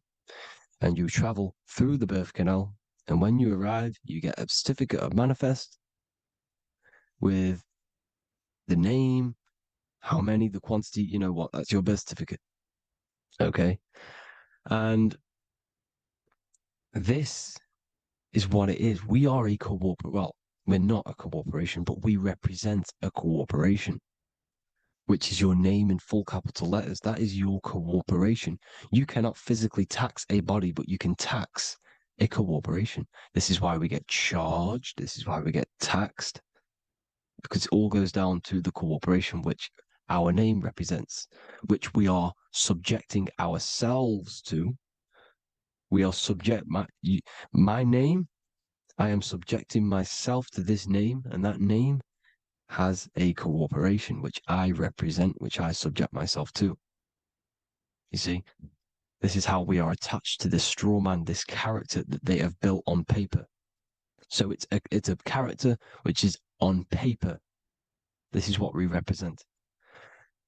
So when the woman gives birth, she delivers the baby, and then she has another substance. Now I'm going to break down how they attach this name to us, how they do it. Okay. Our mother is carrying us the product in the womb, the water. And it goes, for example, it goes from the United Kingdom into a state-owned, corporate, federal-owned hospital, which is government-owned. She does not declare the package when she enters the building. Aha, so keep that in mind. When she delivers the package in the federal territory, she does not declare the package either when she leaves. Therefore, there is no evidence that we exist when we arrive. On paper. On paper, there is no evidence that we came into the building or left the building. We have not been declared. So we do not exist on paper at this point. When the woman gives birth, she delivers the baby, and then she has another substance, which is called the afterbirth material. Okay? This afterbirth material has the same DNA as our physical body, with the body, mind, and spirit. Okay? This is how they get this corporation. Hold on. The afterbirth material does not get claimed by the mother nor anyone. Therefore, they salvage that substance because we are under the Vatican. Every state is all Catholic. Your birth certificate is Catholic. No matter what religion you think you are, every single birth certificate is Catholic because we are subjected to Rome. All roads lead to Rome. Rome runs all of this. Okay? We're still under the Roman Empire. Okay, so Rome are Catholic and they believe in salvation. This is how religion comes into this. This is how they use religion to get this. So they salvage the afterbirth material and they claim it and they salvage it and give it and charge it to Rome. And they give it a name. Here's the legal term, born alive. Here's what it says. Each product of such birth is considered live, born, and fully recognized as a human person. So each product of such birth, so that could be anything, the afterbirth, the person who actually comes out, the baby. So your afterbirth, which we do not take with us, we take the baby with us, they keep that in the hospital, they collect the afterbirth, and they salvage it, and they give it the name, which it is us. We are a representative to that afterbirth material, which they put the name on, they claimed, which is subject to Rome. So we are walking around our whole lives as a representative to that claimed salvaged afterbirth material, which the federal state have. Okay. We are under the Catholic Church, Vatican. Therefore, the afterbirth material is a child of God. See, on paper, therefore, they believe in salvation and salvage the afterbirth material. This material has no mother or father. The state pick it up. It becomes a war to the courts and gets charged to the state. So we are a representative to that character they salvaged because it is the exact same DNA as you. Subject is the name or the title, and the matter is the physical aspect left behind in the hospital, which represents us. You see, So now we're moving on to Unum Sanctum. Unum Sanctum was in 1302, a very, very important year. Very important year. Unum Sanctum says this is basically how they claim everyone in the world. So the Vatican had all this power, all this gold, all these people under them. They need to get a claim for them so then they can rule over them and make them slaves. So what they did, they created Unum Sanctum. Pope Boniface VIII did this.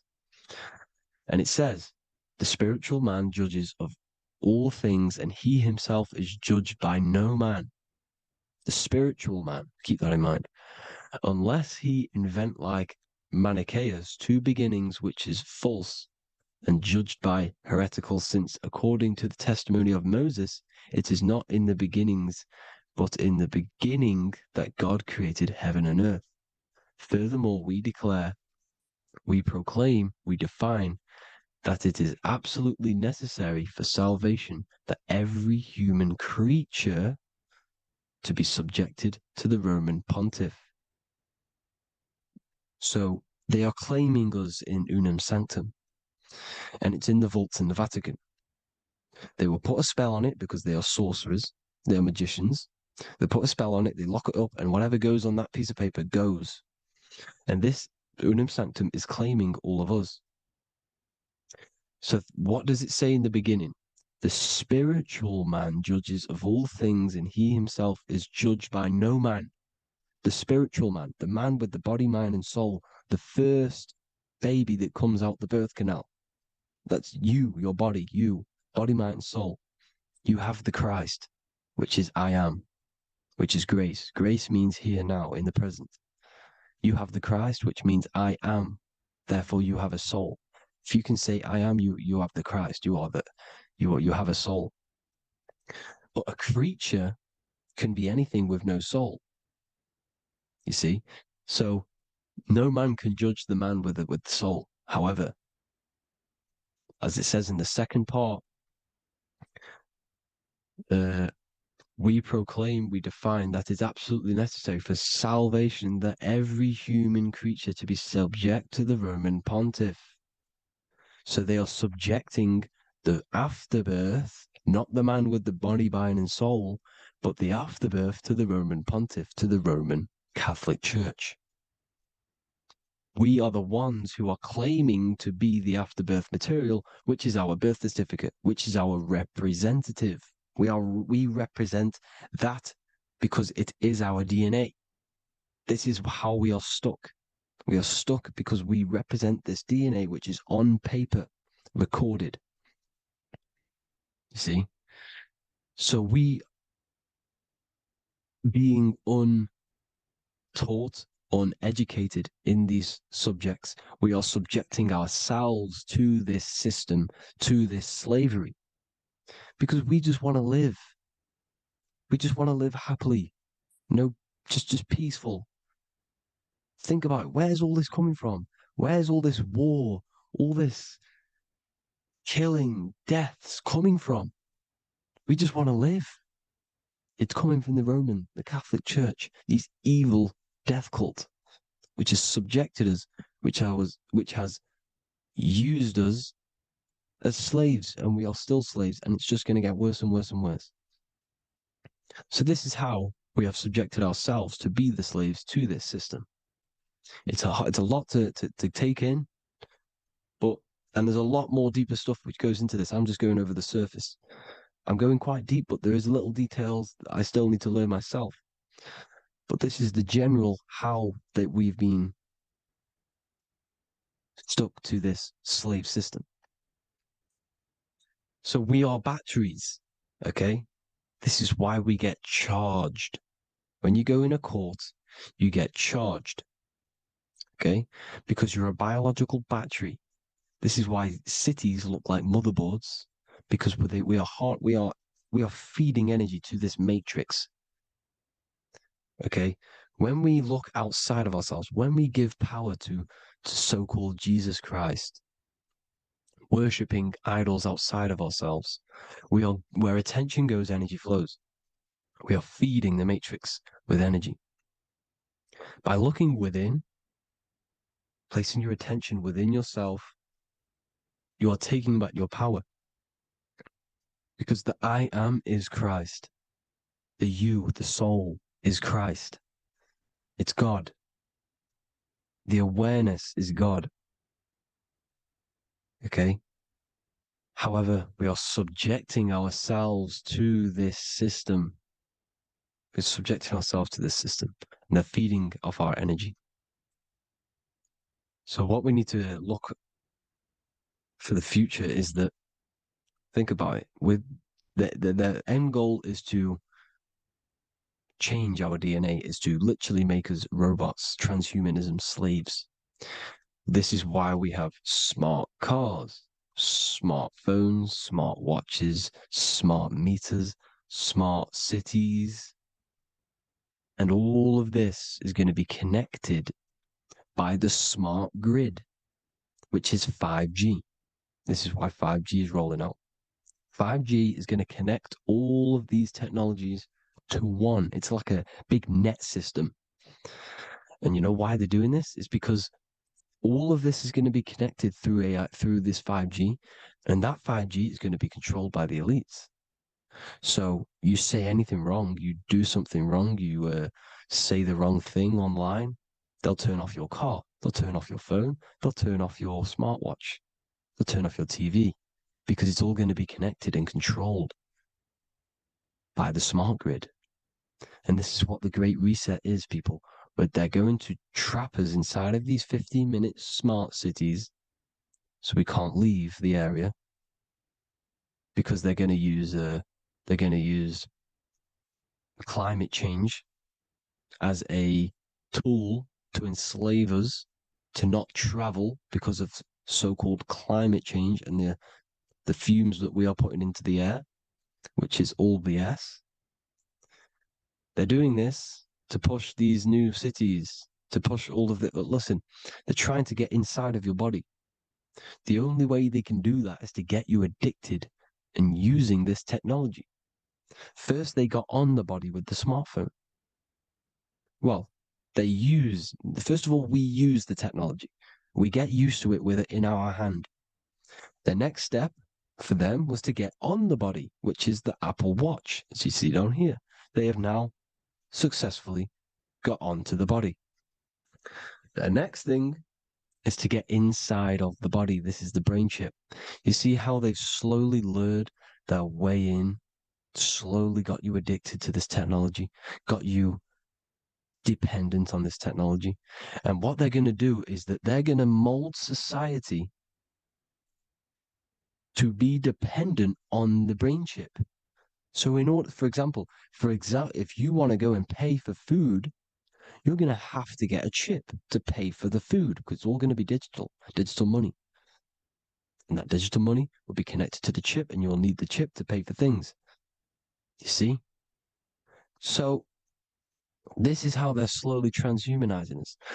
These phones, these apps, these things which are all we are all using was created by Freemasons. Mason means traveler, because they travel the depths of the mind. They understand human consciousness. They understand the brain. They understand the mind. By the deepest root cause, they understand it. This is what Masonry is. It's the occult.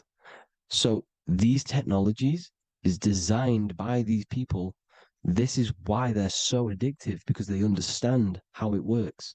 They understand how to get people addicted, because they understand human consciousness, the brain, the body, and the mind. So this is the advantage Freemasons have over us. And these secret societies, which have gone through the orders of Freemasonry and progressed onto these secret societies, which are the evil side, because I'm not saying Freemasonry is evil, okay? But the societies which they go beyond Freemasonry, because you can go beyond the 33rd degree into these secret societies, and they use this knowledge for the bad, to enslave people. And this is what's going to happen. Transhumanism. So I hope you all learned some insight for today. Please do a bit more research on you know, the birth certificate and stuff like that, the straw man. And have an amazing day, people. Please like, comment, and subscribe. Peace.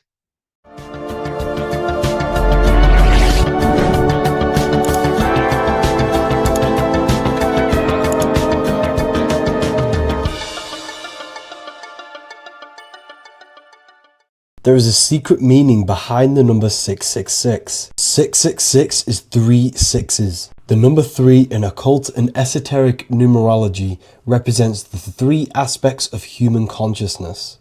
We see this symbolism in the all-seeing eye with the light and the triangle. The triangle is the number 3, the eye represents consciousness, observation, and the light represents the light of consciousness, because consciousness is pure light. The 3 aspects of our consciousness is thoughts, emotions, and actions. Every thought creates a feeling, and the feeling creates the action. All physical manifestation is driven from these 3 aspects of our consciousness. All physical manifestation comes from thought. Every object you see around you, this screen, the phone you're on, the laptop you're using, or the iPad, was a thought in the invisible realms of consciousness. Then it was brought into physicality through feeling and action. This is because man is made in the image and likeness of God. We are all mini creators. We are all extensions of God's creative consciousness. Therefore, the number 666 represents 3 sixes. 3 is thoughts, emotions, actions. The number 6 represents the cube, because cubes have 6 sides. This material world that we experience, everything has 6 sides. Everything's created by cubes. We can move forward, we can move backwards, we can move left, right, up and down. This is the cube that we are stuck in. Therefore, 666 represents our 3 aspects of our consciousness, thoughts, emotions, actions, all contributing towards our physical self, material world, material pleasures, completely cutting ourselves off from our spiritual, true, divine self, which means 666 is representing a state of consciousness. A state of consciousness where we only operate from a place of material needs and survival things.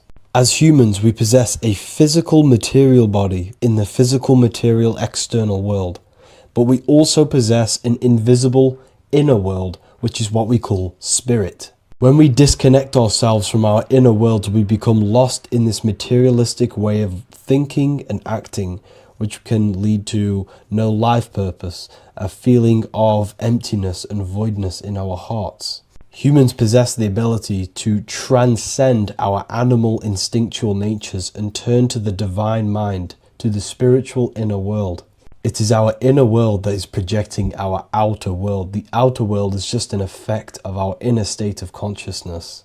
It's important as we go through this human life to not lose ourselves and look for our validations outside of ourselves. The external world is simply just a mirror, mirroring with mathematical precision what happens inside our consciousness. When we change our inner world, we produce effect in the outer world. To get back on track about this number, this represents when we are lost in our material self and we are completely cut off from our true divine self. The devil is always having goat horns, which represents a ground animal. This is the lower animal self of man. He's always red. The frequency of red is the lowest vibrational color, and it also represents the root chakra. This is all to do with survival mode and our physical needs and physical self. Red represents chaotic and intense emotions like hatred and anger. This is why the devil is always red, because it represents anger and an uncontrolled state of emotion and consciousness. You see, we've been taught in the church and all through religion indoctrinations that the devil is an external deity which influences humans. And in fact, this is nothing but a metaphorical story. The devil is a character which represents an aspect of the human mind, the lower aspect of the human mind, a facet of our own consciousness and psyche. The voice that we have in our head that tells us to do these negative things is not an external deity pushing us to do something bad. This is an aspect of our own mind. Jesus and Satan are just 2 characters which represent the 2 voices that we have in our own consciousness. In fact, the word devil was never present in the early Gospels. Instead, what was mentioned was a spirit of evil. A term spirit of evil was not meant to denote a specific deity or being, but rather any force of negativity, whether it manifests as a destructive thought, emotion, or action. The spirit of evil represents the darker sides of our mind, the part that leads us astray and brings forth negativity in our lives. The reason why they want you to believe in a devil is because they don't want you taking responsibility for your creations. They don't want you to realize that the external world is truly a mirror of your inner state of consciousness. Instead, when something bad happens in your life, you blame it on some external devil or Satan who tempted you. Everything is your creation in your life. When you realize this, you take full control and you begin to reshape your external world by changing your inner state of consciousness.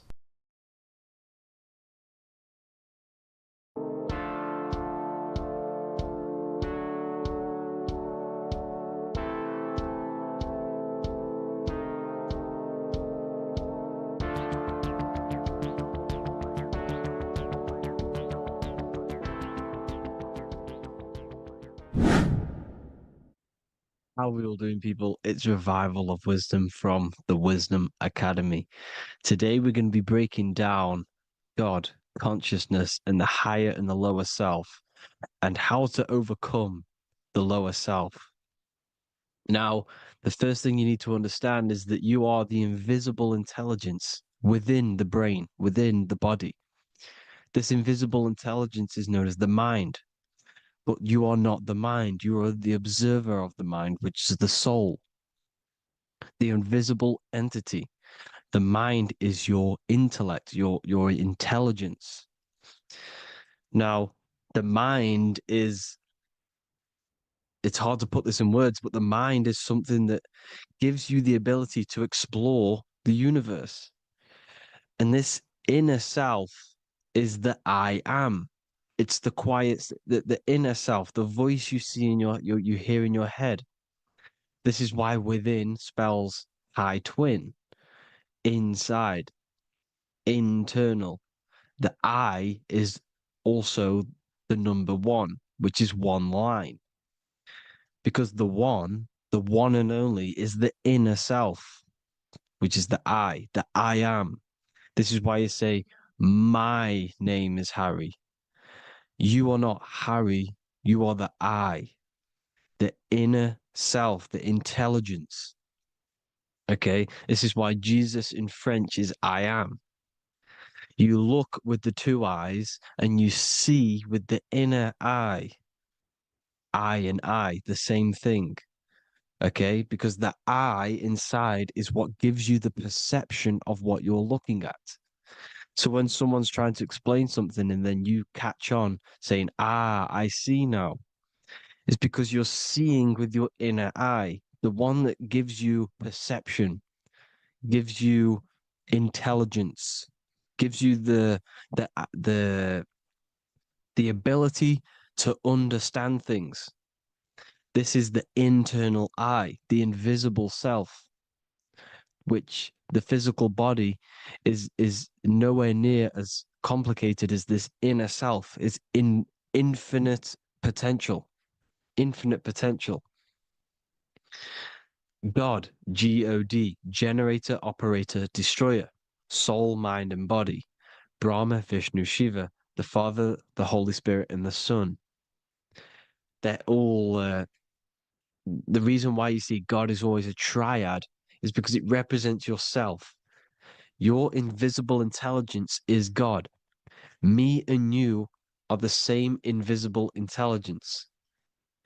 We are the invisible intelligence experiencing the program being ran by the central nervous system and the brain. I always say this in my videos, but I have to, in order for you to understand the things that I'm going to say later on in the video, you need to understand this concept, is that you are the consciousness experiencing the nervous system, the tree of knowledge of good and evil, which is you here. You would be in this invisible intelligence right here in the center of the brain. Now, this is why the ancient Christians show God is in the brain. This is the brain stem. This is the brain. This is also the brain stem and the brain. the brainstem and the brain. It's all depictions of the brain because the brain's the computer, the electromagnetic computer, which decodes the demands created by the invisible intelligence, the I, the inner self, you, your true self. The person if you observe what someone moving, this is going to sound, but if you observe someone walking, it's not the body. The body is moving, but the thing telling it to move is the invisible intelligence. Before you kick a football, a decision is made within your invisible intelligence, your mind. And this consciousness, this invisible intelligence, is either stuck between the lower self and the higher self. Okay? When the invisible intelligence, meaning the true self, identifies itself with the physical body, it will trap its mind within physicality. This consciousness that we have is either operating in the lower self or the higher self. It's either feeding the material body or it's feeding the spirit. Okay? But because we are physical and spiritual, we need to be even. We don't want to be meditating all day long because we do have a physical body as well whilst we are here. We are playing a game in physical matter. Okay? Now, the reason that you incarnated here is to learn a lesson because the mind can manifest anything it wants within the astral planes, within the world of imagination. It can manifest anything it likes, but it incarnates into matter, into this game, so we can understand labor, because anything in matter, you have to labor to manifest. But in the astral, you can manifest at the click of a finger. You come here to learn the knowledge of good and evil. And your consciousness, I came out a bit off topic there, but your consciousness is experiencing the lower or higher self. The lower self is manifested in the lower parts of the body. Sex, food, and power, the lower three energy centers. These centers are like mini brains. You are literally thinking with these centers. And when your mind is stuck within these lower centers, you'll think, have you ever heard the term of thinking with your penis or thinking with your, you know what, as a man? Even females maybe, but mainly this is a boy saying, you're thinking with your penis. This is a truth. It's truth in plain sight. You think with these energy centers. When you're living off the lower three centers, all you care about is sex, food, and power. Eating, sleeping, and greed. Power's kind of like greed. Now, when we move up to the higher parts of the body, when we live our life within the higher parts of the body, this is considered heaven. Love, expression, intuition, and wisdom.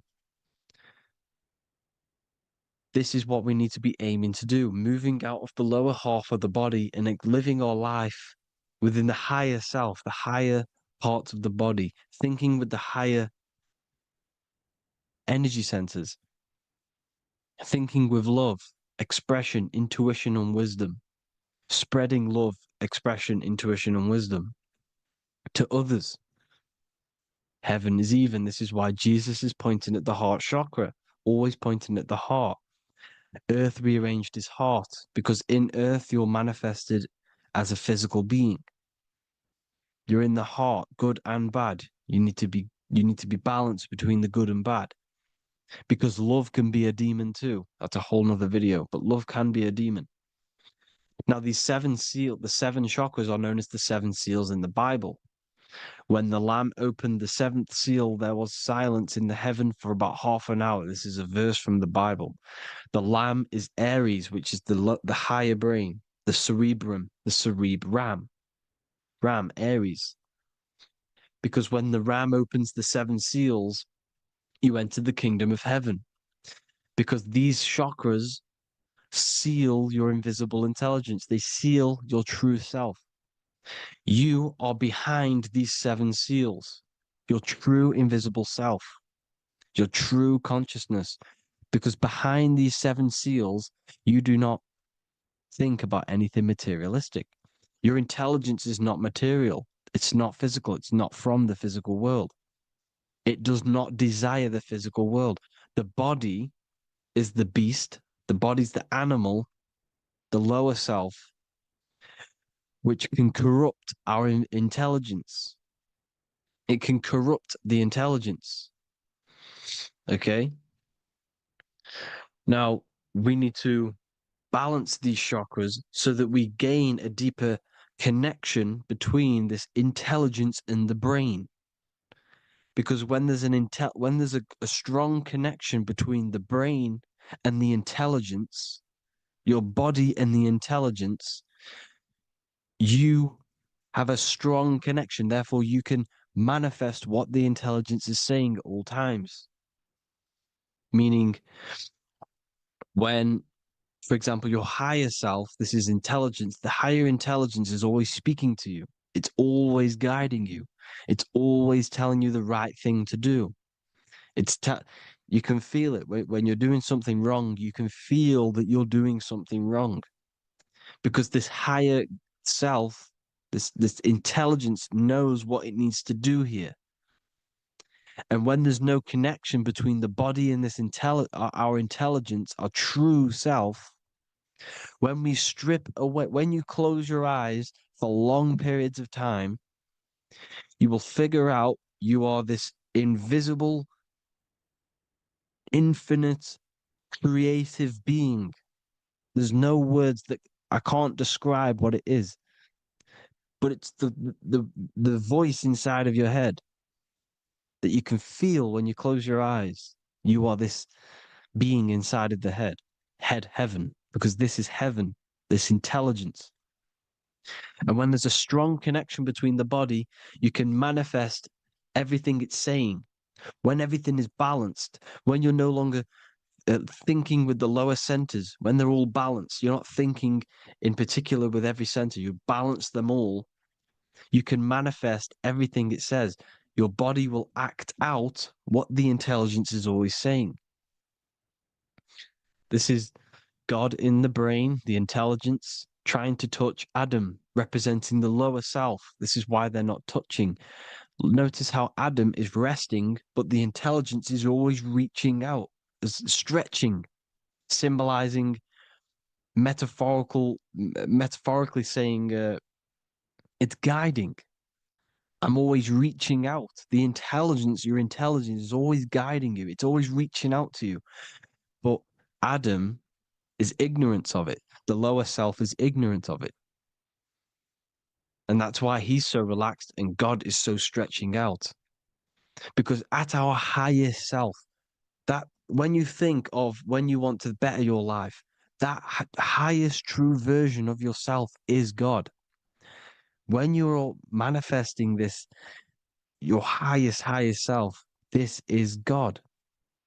Your truest form, your most perfect form, that is God. Your highest version of yourself, that is God.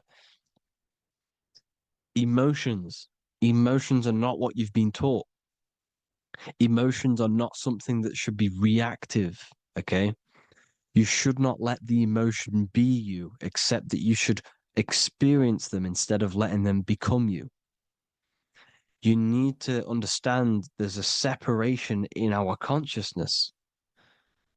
You have the soul, which is the person who is observing your thoughts. When you think a thought, who's the one observing that thought? The soul, you, the I am, the I, the inner self, the one and only. And inside of every single body, inside of me, inside of you watching this video, there is this same intelligence that is inside of me, inside of you.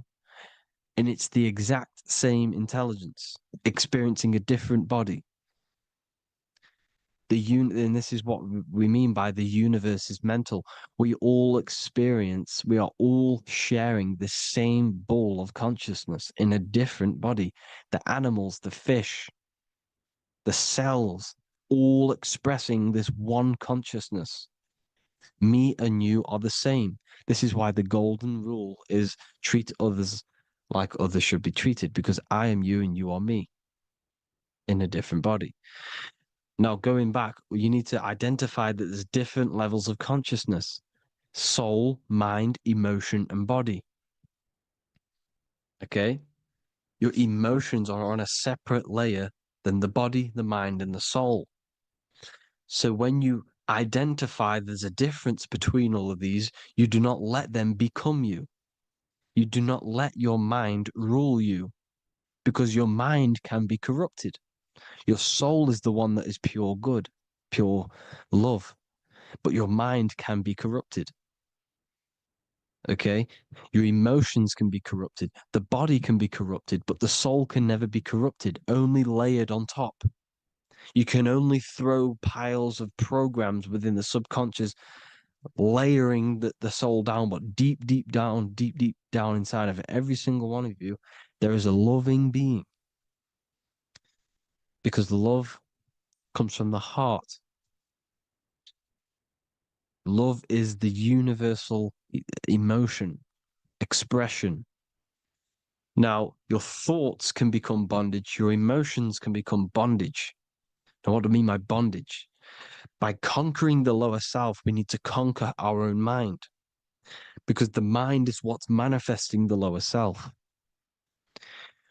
When you're thinking with the lower half of the body, when you're becoming your emotions, you need to experience the emotion, not become the emotion. Do not let the emotion become you. Do not let your thoughts become you, because your thoughts are tools that you can manifest. Your thoughts are the idea. Your emotion is the energy that you can use to manifest that thought. Your emotion is energy in motion, emotion. You use emotion to manifest, to feel as if you already have the thought. Therefore, you become that vibration. Therefore, your emotions are actually a creational force that is given to you to manifest things, because you're a human, a manifester. You're here to manifest things. You're a creator. You are a god.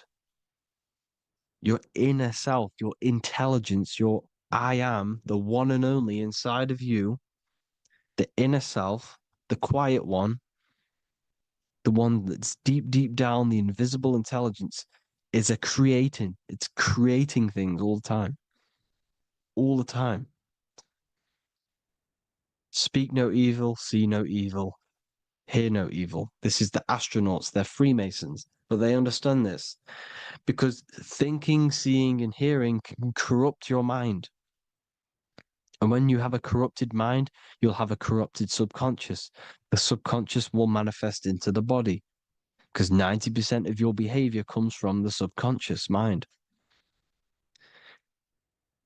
So you got to speak, see, and hear no evil. But sin, what is a sin? To overcome our lower self, to overcome our lower self, the 7 deadly sins are not something that goes against an external God. A sin is something that goes against your inner guide, your inner conscience, the inner self that is always speaking to you. It's always telling you the right thing to do.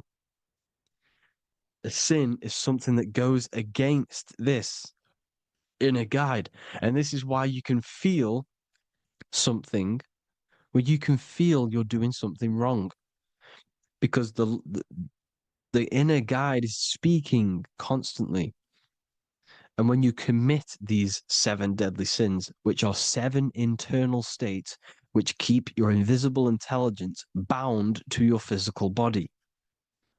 Because evil, right? Evil love bondage. This is why they stay in this realm and they control this realm, because they love the bondage of the body. They like matter. They want to stay in matter for eternal life. They don't want to ascend back into the heavenly realms, where you do not have a physical body. You can explore the universe within the astral planes. They stay bounded to the body, bounded to the 3D construct of the physical world. They have greed, lust, envy, gluttony, wrath, sloth, pride. They want all of this. And if you want that, that's okay. But deep, deep down, you don't want that because your soul is always telling you the right thing to do. Your soul knows what to do to get out of here. It needs to detach from the external world. Detach from all of these 7 internal states which bound you to your lower self, your lower centers. That's what a sin is. You know, you have a left and right brain. The left brain is always analytic. The right brain is metaphorical. So the right brain is producing a holistic view of reality. Now, what do I mean? And not view, perception. When you see, because your eyes are parts of the brain, sorry, when you look at something and you look, that image is produced in the back of the brain in the visual cortex. And then the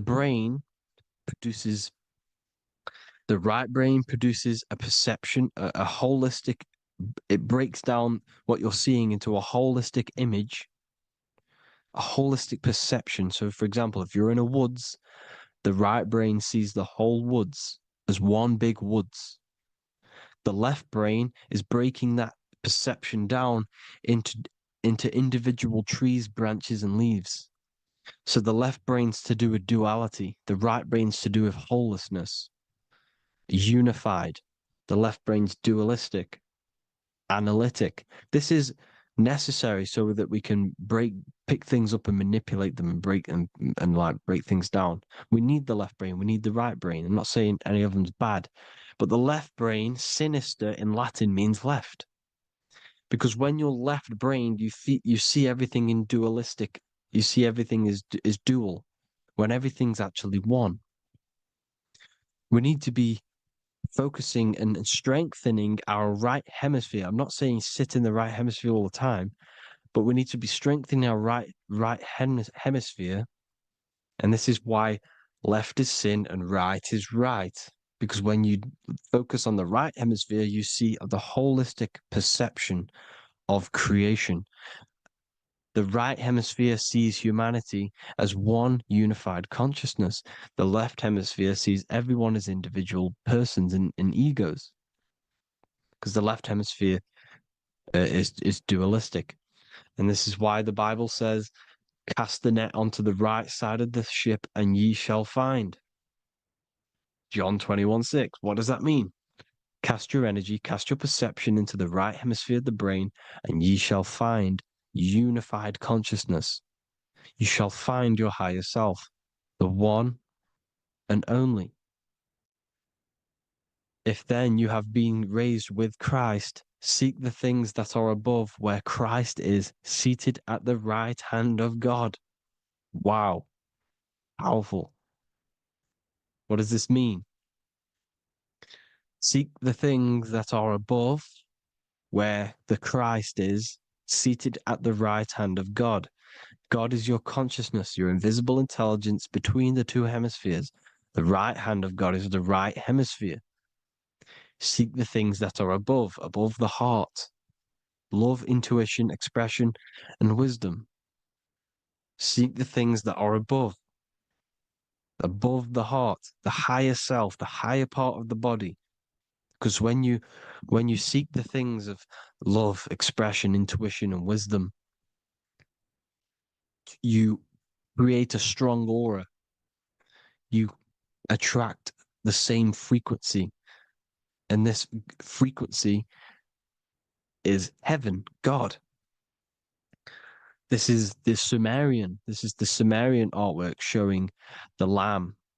This is a step symbolizing stepping upwards, raising up. He's stepping over the lamb up to the bird. His hand is going to the bird.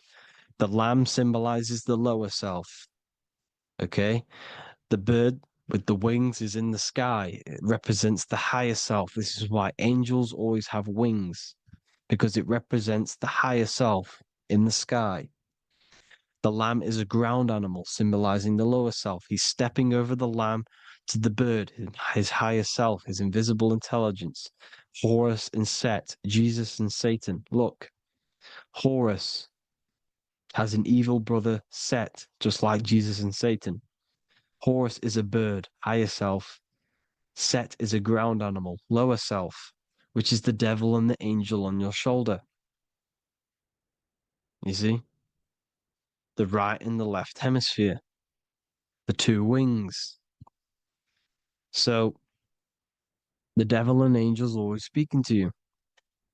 The higher and the lower self. It's the battle between the higher and the lower self, between the invisible intelligence and the physical body, because the body's the one that wants the sugar, it wants the pleasure, it wants the sex, it wants the porn, it wants all of the materialistic things, it wants the 7 deadly things.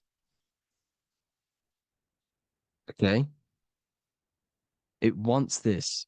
There's a battle between the higher and the lower self, your intelligence and the body. This is why you need to become balanced, so that there's a deep connection between the body and the invisible intelligence, that I am. You need to master your mind with discipline, and you gain a connection between the brain, the body and the intelligence. Resurrection, transmuting sexual energy. Okay, this is important. Res is resh, which is Hebrew. The early Hebrew resh symbol is the head. This is the head. Resh, erection. Erection is a sexual stimulation. Resurrection is rise erection. You got to raise your sexual energy up the base from the spine to the head. This is the Christ, the Christos. There's a psychophysical germ, psychophysical oil produced in the brain every month. Go and watch my other video on raising the chrism. Okay? And every month there's this fluid produced in the brain, which takes 2 trips, because one's produced by the pituitary, one's produced by the pineal, magnetic female, magnetic and electric charge.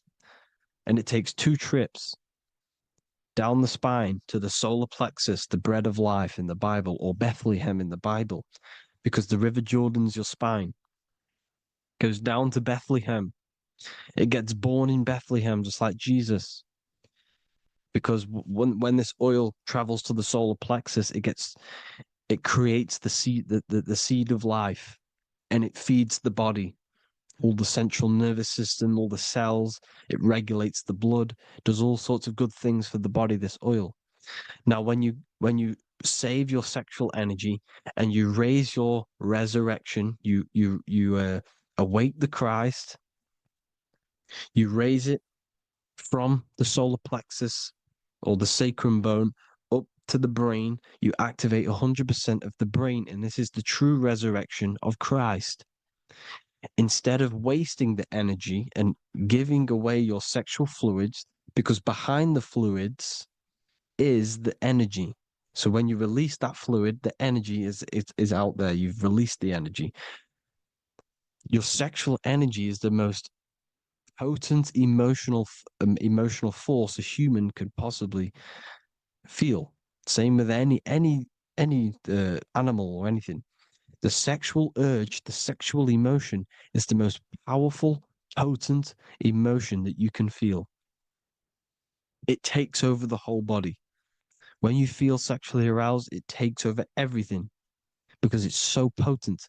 And when you fight the serpent, when you fight the sexual energy, which is shown here in the Egyptians, the cat cutting off the head of the serpent, or Hercules fighting the serpent, or in the Greek mythology fighting the 7-headed dragon, the 7 chakras. The serpent is your sexual energy because it symbolizes your kundalini. When you fight it and you transmute this energy, instead of releasing it, instead of acting sexually on it, you can transmute the energy, transfer it from the solar plexus up to the brain. You can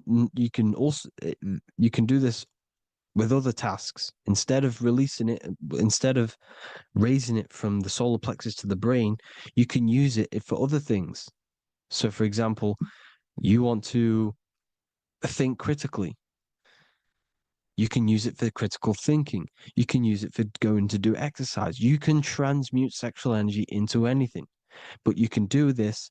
You can raise the sexual energy, and you can use this energy to push the cerebrospinal fluid from the solar plexus up through the spine, up the 33 vertebrae to the brain, and it'll activate 100% of the brain. And this is the resurrection of Christ. Jesus was never dead. Jesus was never rose from the dead. It symbolizes the Christ, Jesus Christ. Christ is Christos, which means oil in Greek. The resurrection of the Christ, the Christos, the oil. When it activates 100% of the brain when it's raised, and it can regulate all the systems, it can regulate all the blood, it can regenerate the body. And this is the true Antichrist. They don't want us doing this process. The Antichrist is not against Jesus, it's against the fluid in our body that makes us live hundreds and hundreds of years and makes us live as gods. This is the true resurrection. And when you fight the serpent, you fight your sexual urges, your sexual emotion, the most strong emotion that you could ever feel. You can do this process. And this is the true secret of transmuting sexual energy. Because when you transmute the sexual energy, you can become a god. And this is why Hercules is fighting the serpent. Notice how the serpent is low. He's reaching down to it. It represents the lower self. Because the lower self wants the lust. It desires sex. The body desires sex. There's a fight between the higher and the lower self. But when there's balance, there's even. Heaven is even. When there's evenness between these, this is the kingdom of heaven. This is when heaven is on earth. So at our highest levels of ourselves, the highest level of our intelligence, this is God. God is something that we manifest. We need to achieve Christ consciousness by battling the body. There is no battle outside of the physical body. It's an internal battle. Jesus and Satan have been externalized. Nothing exists outside of you, because I explained in the beginning how you are the consciousness experiencing the central nervous system. Therefore, there is nothing outside of you. It's all internal. Jesus and Satan have been externalized. Why? Because it's business. The church is a business. It's all a business. They've created these figures to be historical when they're not historical. The Bible's not historical. It's all externalized. It's called exoteric, when the truth is esoteric, internal teachings. So anyways, people, balance the chakras, balance the two hemispheres of the brain, balance the conscious and the subconscious. Balance is perfect, the yin and yang. You are spiritual and physical. You live in day and night. You need to be balanced. Oneness. Seek oneness. And this is the true kingdom of heaven. And when we all realize that we are all the same intelligence, the same consciousness expressed in different bodies, when we all realize this, we will realize we're all one. Doesn't matter what race you are. It doesn't matter what race you are, where you're from, your nationality, because none of you are actually from here. None of you are from the physical world. You're manipulating the physical world through the physical body. You are the I am. We all have a soul. Every single one of you has a soul.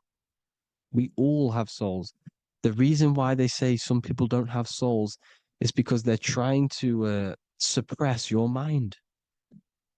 They don't want you to know that you have a mind. That sounds crazy, I know.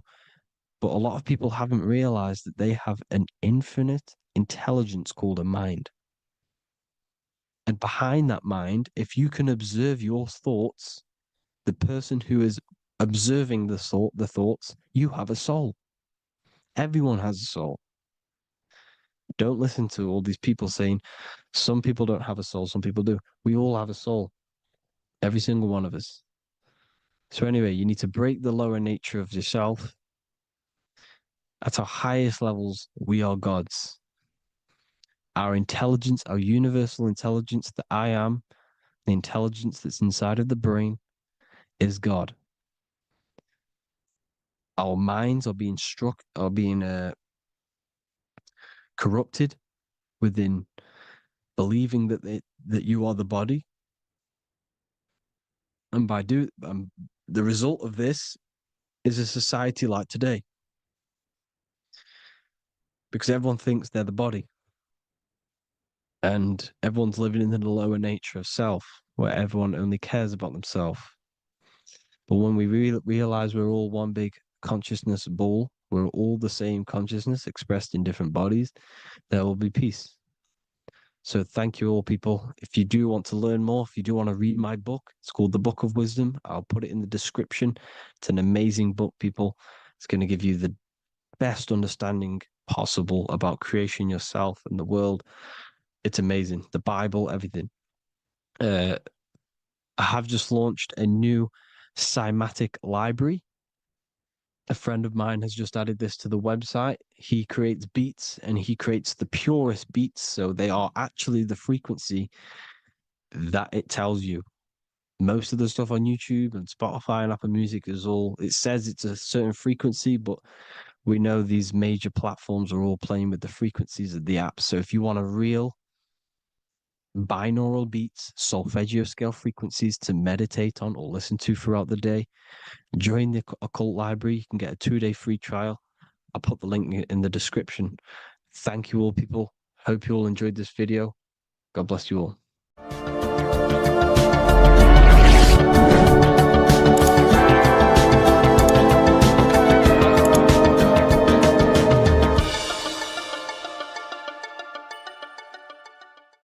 Geometry. This is the study of nature, of the codes, the mathematical codes behind physical reality.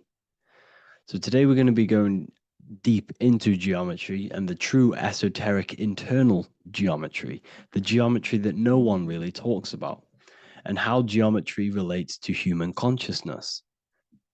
So essentially, what we must understand when it comes to geometry, the basics of geometry is everything is vibration. And this vibration is vibrating on a certain frequency. And this certain frequency creates a geometric shape, which is why in nature we see all of these different geometric shapes. All matter takes form in shapes.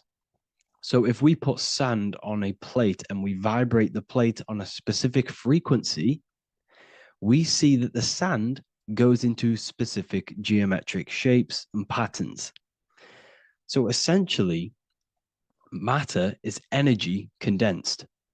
It's energy vibrating on a low frequency, vibrating at a certain frequency. So matter is condensed energy. And each geometric shape is manifesting and showing a specific energy. Some shapes carry more energies than others. For example, the cube is what traps energy. A square is what traps energy. So geometry and the flowers are basically how energy manifests itself into physical matter. We are in a world made out of energy or light. Light is energy. So everything is vibration, everything is frequency, and everything is energy. Even the words, each atom in our body, everything. So everything in nature has these mathematical, energetic codes. So geometry is basically the study of nature and the shapes that are in nature and their energetic principles. Because like I said, matter is energy. So this is what we call cymatics, when we place water in a petri dish and we shine light on top and we vibrate the water. And we can capture, this creates certain patterns. Each frequency, like you see here, has its own pattern. So what we are seeing here in the physical plane is essentially energy condensed into physical reality. We see it in the turtle. We see it in every single form in nature. Now, external geometry and normal geometry, we normally get taught that this is God's way of creating physical reality, which is essentially true. However, it's far more deeper than that. Far, far, far more deeper. Okay, so what geometry truly is, it's not God's codes to reality. What we must understand is what the brain truly is. And what we must understand is that we are not in the world. We are not in the universe. The universe is us ourselves, and the world is produced by our brain itself. Okay? So the way you must understand how the brain works, so what you visually see, so geometry is to do with what we visually see. And what we visually see is heavily connected with our eyes, which are an extension of the brain. The eyes are the brain. And essentially how we see is energy enters the eyes, and each eye goes to the optic nerve. And this energy is transferred into electricity, which travels to the back of the brain, to the visual cortex of our brain. And this is where the image is produced, what we see. Therefore, the world outside of us is truly inside of us. It's a projection from within the brain. The brain is an energy condenser, a decelerator, an energy decelerator. Everything outside of us is basically formless energy. It is formless energy vibrating at a certain frequency. So what the brain is, it's sucking in this energy, this light, and turning that frequency, that code, that light code, into a physical reality. It's condensing the energy and turning it into a visual image inside of the brain. Therefore, everything outside of you is not what it looks like. Everything outside of you is basically energy, infinite energy. And our brain is condensing this into a physical reality and projecting it outwardly, which you experience your visual field. Okay? And the ancients knew this. So this is basically called the sigil of Lucifer. Lucifer is known as the light bringer. Lucifer in Latin means to bring the light. This is the sigil of Lucifer, which shows the visual field and the brain. We also see this in the Google Play symbol.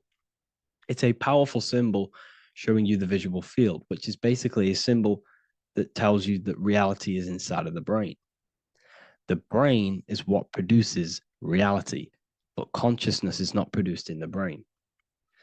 The brain is essentially a consciousness downloader. It's a computer, and it's a reality simulator. The body is a simulation of physical reality. You are inside of the body experiencing the body simulation. The body produces this reality. It's a piece of technology.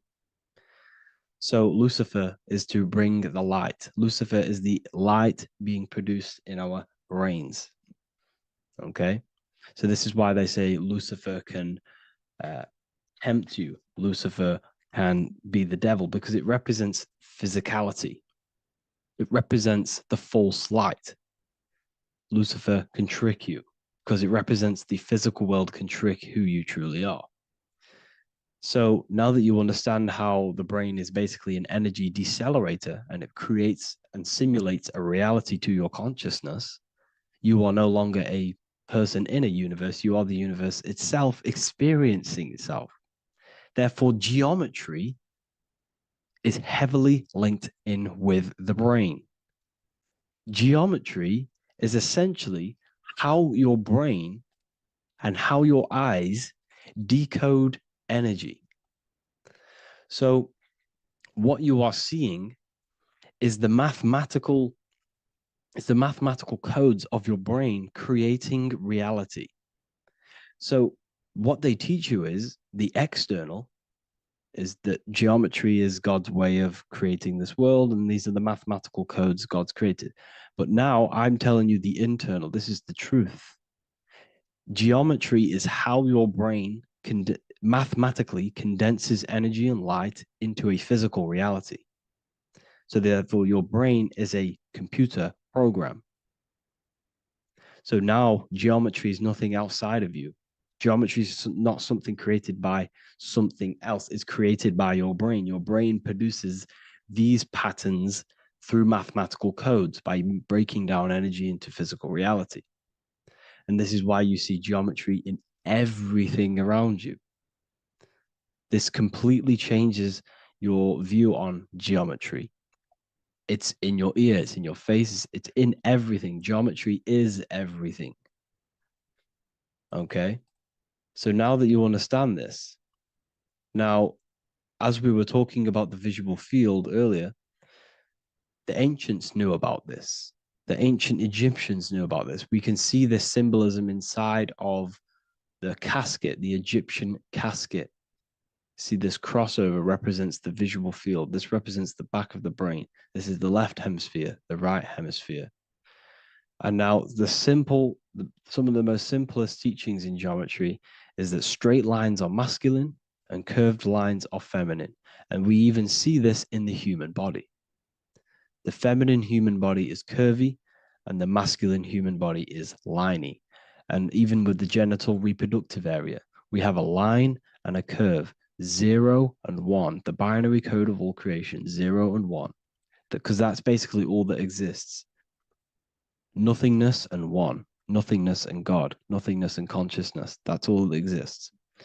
Now that I've told you that, the basics of geometry and the line and the curve and the feminine and the masculine, what do we have here? You see this stick here? This is a curve. And what's the right hemisphere? The right hemisphere is the feminine, the feminine energy, the feminine aspect of our brain. Then we have a straight line. This is straight lines. Now this represents the left brain. So the Egyptians are showing you the left masculine brain and the right feminine brain because of the curve and the straight line. And this is the visual field, the crossover. So there's a crossover in the brain. The left eye is connected to the right brain. The right eye is connected to the left brain. Okay, so the left eye is connected to the right brain, the right eye is connected to the left brain, the solar and the lunar. So, like I said, everything outside of you is basically energy. Your body is basically a holographic avatar, condensed energy produced by your brain. There's nothing actually outside of you. Your 5 senses are electrical threads of light. And when you touch something, this is basically electrical signals in your nervous system, which are reporting back to the brain. Therefore, what you touch is actually, you're not touching. The feeling that you feel when you touch something is not the true feeling. That's your nervous system you're feeling. You're feeling your nervous system in the brain. It's electrical signals to your brain. So the 5 senses do not decode, well, what you're experiencing as the 5 senses is not outside of you. This is your brain interpreting electrical signals. You don't experience the world, you experience your nervous system and your brain. The nervous system is an extension of the brain. So this is the truth. This is not woo-woo spirituality. This is true consciousness science that I'm teaching you here. Okay? So nothing is truly outside of you. It is a universe. You yourself are the universe, the fabric of the universe itself. The only thing that exists outside of you is essentially energy. That is it. And your body and your brain condenses this energy into reality. So when we look into architecture, why is architecture, the ancient architecture, so important? Because what did I tell you at the beginning? Shapes and physical matter is condensed energy. Each shape holds specific energy. Some shapes hold more energy, emit more energy. Some shapes condense energy. Some shapes transfer energy. Each shape, each geometric shape has an energetic principle because matter is essentially energy. So when we look into cathedrals and the ancient buildings, they were filled with geometric patterns, geometric shapes, because they understood the energy principle. Architecture is basically solid energy. It's physical energy. If we create this pattern here is an energy code. And if you stand next to it, you're going to gain that energy. It's going to be imprinted on your body. So essentially, they filled their buildings with high energy geometric shapes, points, triangles, pyramids are very, very energetic. This is why you have crystal pyramids made, organite pyramids. They're always in pyramid shapes. That's why the Egyptians built in pyramids, because pyramids hold high energy. They emit high energy. So this is why you see all these different geometric patterns. Okay. So in the real reality, in the energetic plane, this building would basically look like this: lines and grids of energy. Okay, this is what it would look like in the energetic plane, a blueprint of the energy body. So, as you see here, these are the different frequencies in a petri dish, of water in a petri dish. And you can see they are specifically aligned up with these specific patterns. You can see geometry even within geometry. It's fractal. So essentially, when you would stand inside of these buildings, they would imprint the energy of the building in your body, because your body is healed through energy. You have an electromagnetic field around your body. So by creating buildings with geometric patterns, we are essentially increasing the energy of the building, because the building itself is energy. Okay. So when we fill it with geometric patterns, we're increasing the energy. We're giving it a certain energetic imprint. So when you stand inside of that building, you're being imprinted with that energy. Okay. So especially with these windows, these stained glass windows. Well, why are they stained glass? Well, color is frequency. So when you have all of these different colors, and not only were they just painted, some of these colors are specific gemstones, crystals, natural stones, which all hold energetic principles. Each crystal is vibrating on a certain frequency. Wood has its own frequency. Metal has its own frequency. What you must understand is that everything in nature is not just a piece of matter. It's vibrating. The atoms of wood are vibrating on a certain level, which give it a certain energetic principle. Each crystal is vibrating. The atoms of the crystal are vibrating on a certain frequency, which give it a certain energetic principle, quality. So each thing, this is why the ancients were obsessed with natural stones, natural things, crystals, natural metals, and they wore different metals, different things like copper on their bodies, because they understood the atoms of these natural things are vibrating, which give certain qualities to you if you wear them. So you're not wearing it, you're basically putting that frequency onto your body, because they understood this is energy. If I put copper on my body, I'm not putting copper on the body. I'm putting the frequency and the energy of the atoms onto my skin. And that frequency of them atoms are going to vibrate my skin, that frequency, and heal my body. So this is why this is so important. So each building is an energetic code. Okay. So when you stand in these buildings, it can heal your body. This is why when people walk into these ancient churches, they feel like they've met God. They feel a certain way. They feel so amazing when they enter these churches. They feel holy, for example. It's not because God's there. It's not because these man in the sky dwells in these holy places. It's because the energy of these buildings affect our consciousness. They increase your energy. They raise your vibration. They heal your body. They heal your cells. They imprint the water in your body, especially with these stained glass windows. Like I went a bit on a tangent there, but these stained glass windows were encoded. Well, they use different gemstones, different lights, different colors. And when the sun would shine through this window, well, what's the sun? The sun is light. Light is energy. The sun's light would go through this filter of the window, of the crystals and the different gemstones and the different colors. And the sun's light would be encoded, imprinted with these crystals, with these colors and these natural glasses, which have healing energetic principles. And when you are inside that building, the sun's encoded energy of the window would be imprinted into your body, into your energy field, and it will heal your energy field, and it would heal your body, your cells on a cellular level. Because your body is what? 60 to 70 to 80, some people say 80% water. And water is encoded with vibration. If you say certain things into water, it gives it a specific geometric pattern, like I broke down in the beginning. If you say love to a water and then freeze it, it will go to this. If you say hate, it will go to a distorted pattern. So when you are in these buildings, you're being imprinted by the energetic codes of these buildings, the energetic principles of the windows, of the structure itself. The ancients never used to build in squares. Their buildings, their insides were never square rooms because they understood squares trap energy. They always had pointed roofs so energy can escape.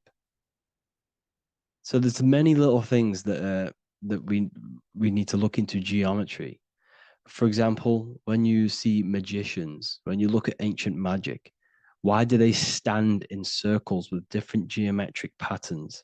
They use different geometric shapes. Why? Because shapes are energy. They hold specific energy.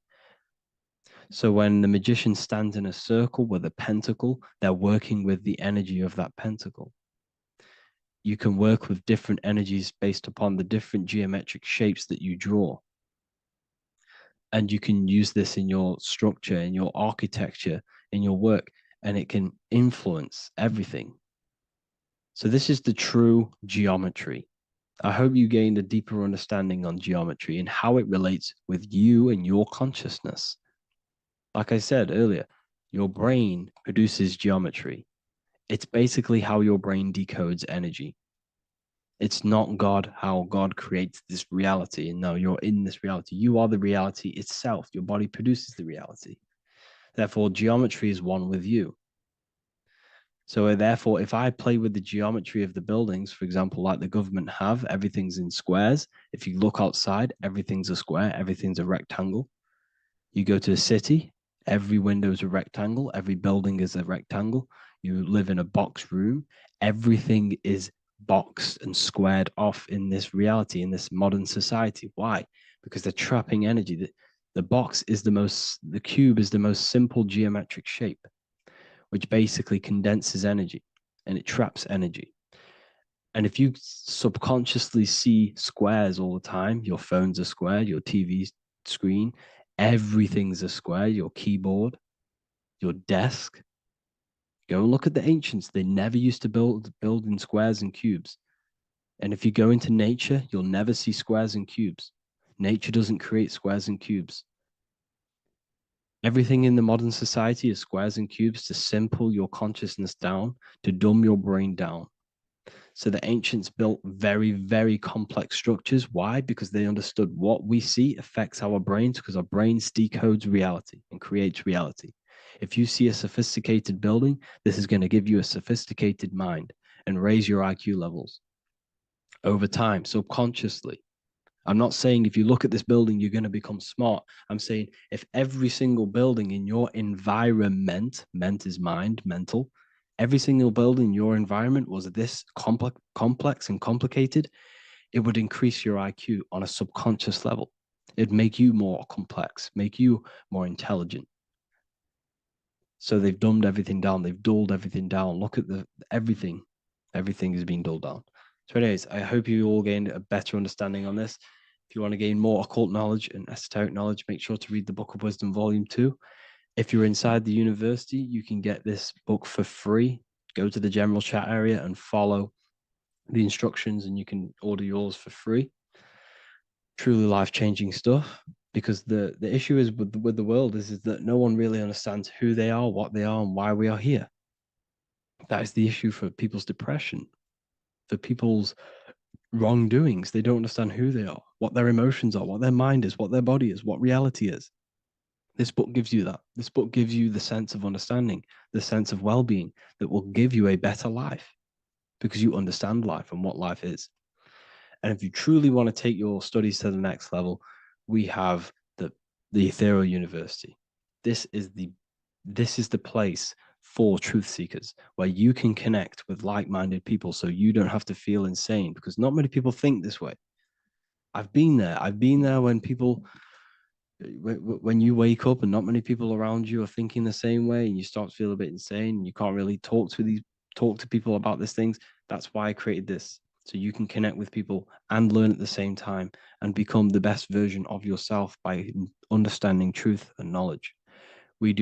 If you join, you'll gain access to free live calls every single week, every single Saturday morning. We do live calls. You can ask me questions and all sorts. So make sure to leave a like and a comment, and thank you all for tapping in.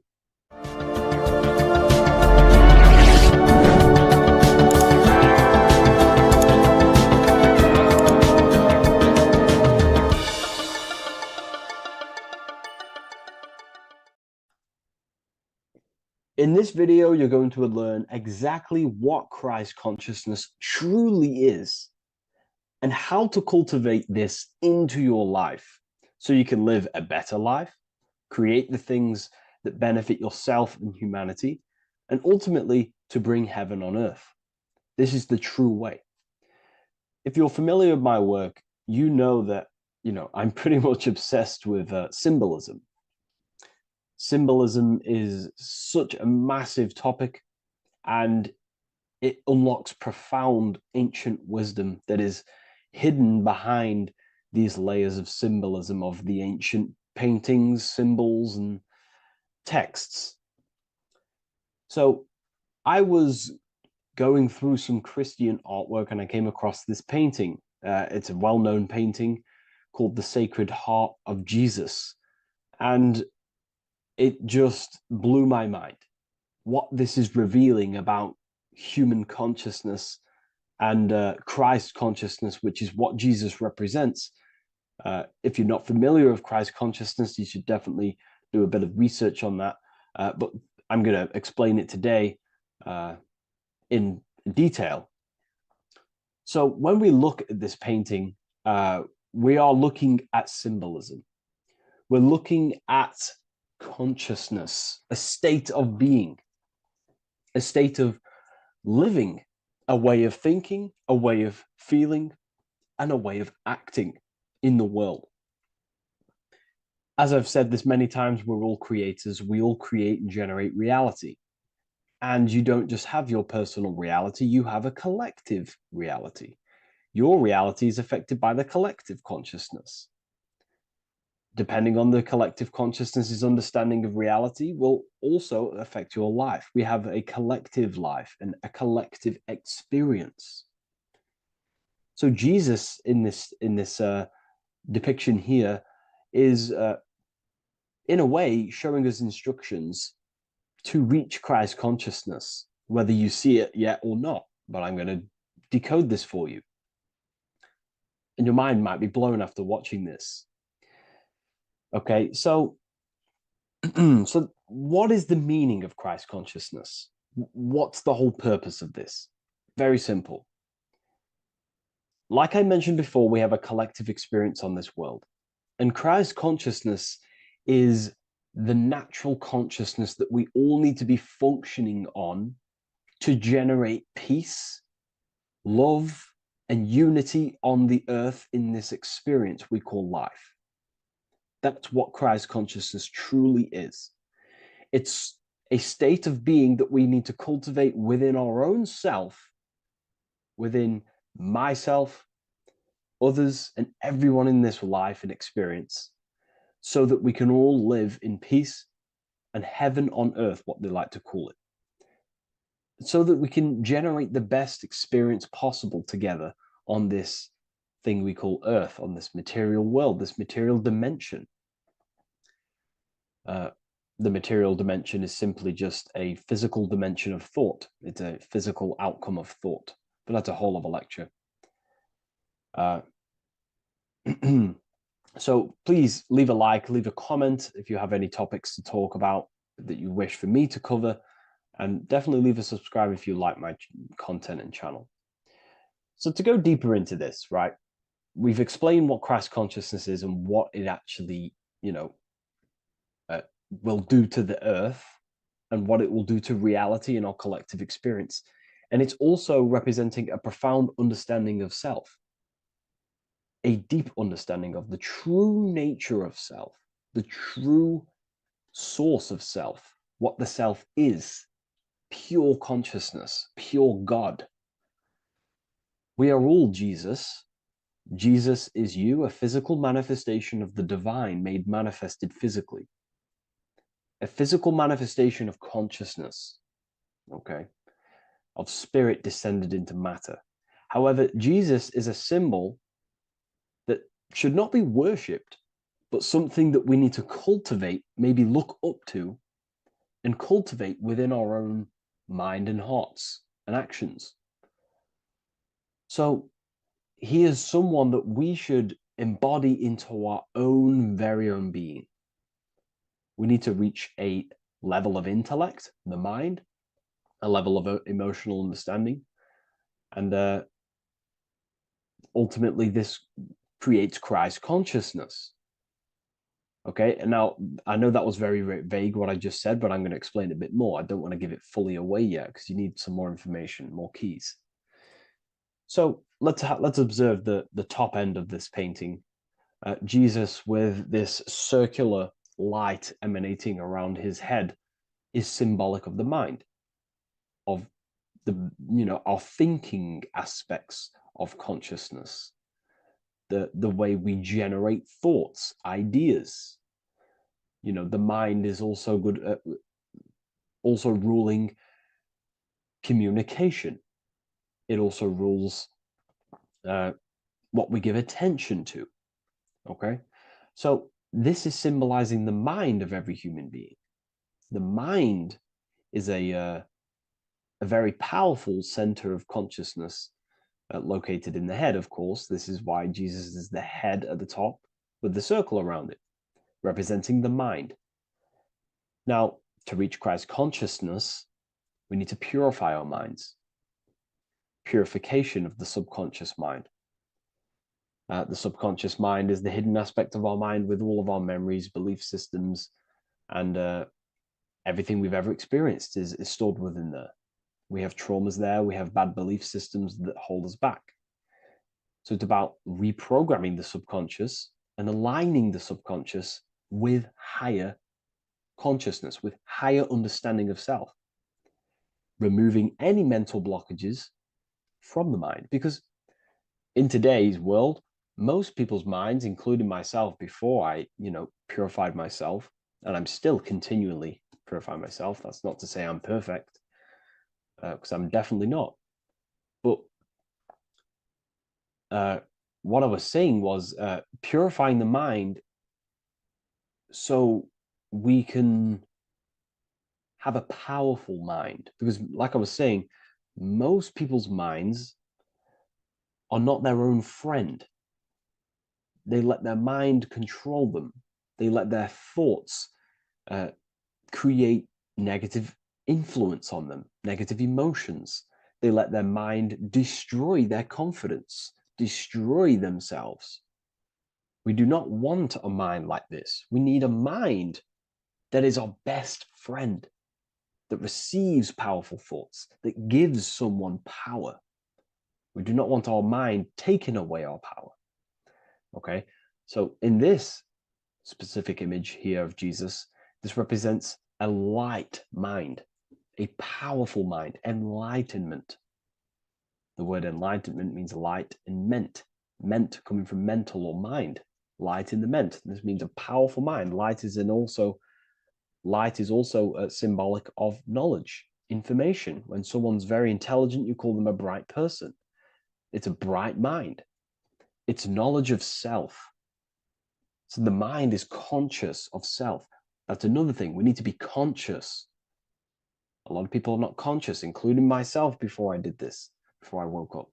Most people are not conscious of their actions. They're not conscious when they're actually awake in the day. They do things unknowingly. Are we conscious of our thoughts, emotions, and actions? What we're giving attention to in our mind? Because ultimately this shapes our experience. There's a great quote, I think it's Julius Caesar or one of the Roman emperors, who says the quality of your life is dependent on the quality of your thoughts. Something along them lines. I don't know if I'm 100% correct there, but it's very true. Our thoughts dictate our happiness. So to cultivate Christ consciousness, we need to be conscious of our actions, conscious of our thoughts that we're giving attention to. There is a level of mastery that we can achieve within ourselves where we become conscious of every single thought that enters our mind. That sounds easy, but it's definitely not. But that's a high level of mastery that we can achieve and cultivate within ourselves. So we're looking at a powerful mind here from Jesus, a powerful mind, a purified mind. And we purify the mind through, affirmations, meditations, ritual work. Rituals are things we do every single day with an intent in our mind and an emotion in our heart to impress that state of consciousness into our subconscious, so it can slowly rewrite our consciousness and align our consciousness and sync it with higher thoughts and higher emotions with love. We can sync our consciousness with love, which is ultimately what Christ consciousness truly is. Well, now we're going to go on to that now. So we've gone over the mind. Now we go over the heart. Now notice, before we go into the heart, Jesus is revealing. He's pulling back the robe, symbolizing opening the heart, revealing the heart, revealing the soul, the light of the heart. Our authentic self lies in the heart. Our pure intentions, our love, our soul needs to be shining through our heart. And our soul is unconditional love. Now, that's not to say that we can get corrupted hearts. We surely can have corrupted hearts, for sure. We can love sick and twisted things, and that's evident in today's world. People love killing people. People love hurting people, manipulating people. People love power. Now, that's obviously an inversion of the natural state of consciousness for humans. When we're born with a natural state of love, of unconditional love for the self, for everyone else, for animals, insects, the earth. We love everything as a child. And not only do we love everything, we actually act upon this. As a child, we do not act on anything we know is not good. And I'm talking early stages of being a child, before we're indoctrinated, before the mind and heart become corrupted. We are pure. This is symbolizing this. Light represents also purification and truth, because when you shine light on something, it's the truth. You see it. You shine it through the darkness. It reveals. So light, this is symbolizing revealing the light of the soul, of love consciousness, holding love in the heart, true love. Not love for sick and twisted things, but true love for the self, the body, and for everyone else and all things. Holding love in the heart. There's a famous saying of keeping the sun in your heart. Keep the sun in your heart. It's a very famous saying. What the sun is a symbol of love. What does the sun do? It gives abundantly. All it does is give light, give energy, power, light to the earth, and everything is feeding off this source. The sun expects nothing back. It just abundantly gives. It's a symbol of love. This is the love principle of creation. Now, the heart is also governing our actions. What we think about, in our mental field of consciousness, is directly corresponded and observed in our hearts. What we think about directly corresponds with what's going on and what we feel in our hearts. Okay? Thoughts produce emotions. So if we give attention to negative thoughts, there's no wonder we're having negative emotions in our hearts. So purification of the mind is also having an effect in purification on the heart. Because when we purify our thoughts and only give attention to powerful thoughts and positive thoughts that uplift yourself and humanity, then we're going to also see this change in the heart, see this emotional change in our consciousness. Okay, so this represents the purification of, a purified heart, the light emanating around the heart. Love for the self, love for one another. And you're revealing this, you're shining the heart on others. This represents, revealing your true self to everyone without suppressing aspects of self. Revealing the light, not holding back the light. Because people in darkness will look at people who are spiritual and say, oh, he's into the woo-woo stuff. It's about revealing that and not caring about others. Because when you shine a light, you're also planting seeds in other people. Now, I'm going to tie this together with the hand gesture. Now, what we're looking at here, we're looking at a hand gesture with two fingers up. We have the middle finger and the index finger upwards. And notice how they're crossed over. They're crossed. They're not separate. They're crossed, representing unification. Unification here. This is a unified two fingers. Two represents division. Crossed over represents oneness. It's the unification of the mind and the heart. A lot of people talk about this, but not many people go into detail about it because, for many reasons. But this is the unification of thought with emotion. This is how we truly reach Christ consciousness. And ultimately, when we do gain the love in our hearts and we do slow, it's a gradual process of cultivating love for the self and everyone else in the world, because we're so programmed to be divided, but it's a slow progress. But when we do cultivate love in our hearts for the self and one another, love is a very, very nurturing and growing force. Like I said, the sun earlier, that is pure love energy. It makes everything grow on the earth. While love in your heart grows connections with people. It grows care. You go out your way to do things to people and do give people things. It's a very nurturing and growing energetic force. And me personally, I think the whole universe is built upon love. The whole thing. Without love, without the love, there is nothing. Nothing is, love is the only true emotion that truly exists. Everything else is either an opposition of love or a different degree and branch of love. Love is the only true emotion, and everything is built upon that principle. Okay, love is what guides us to a higher consciousness. When we cultivate love in our hearts, we become a vessel for light, more energy, more vibration. Our electromagnetic field expands, or biofield, when we hold love in our hearts. It's a very powerful force. And when we do cultivate a strong spiritual compass within our heart, because that's what our heart truly is, it's a spiritual compass. It tells us, well, it doesn't tell us, it knows what is right at all times. If you think something, your heart tells you whether that is right or that is wrong, whether you should act upon it or whether you should not. The heart knows what's good and evil. No one told you this as a child. As a child, you already knew this. You came into the world, you knew what was right and wrong. You knew it was wrong to hurt people. So this unification that he's doing with his hand symbolizes thinking with the love of the heart. Represents thinking with love of the heart. Thinking with love of the heart for the self and the collective. Now, ultimately, what this does is give birth to perfect action. Why? Why does this give birth to perfect action?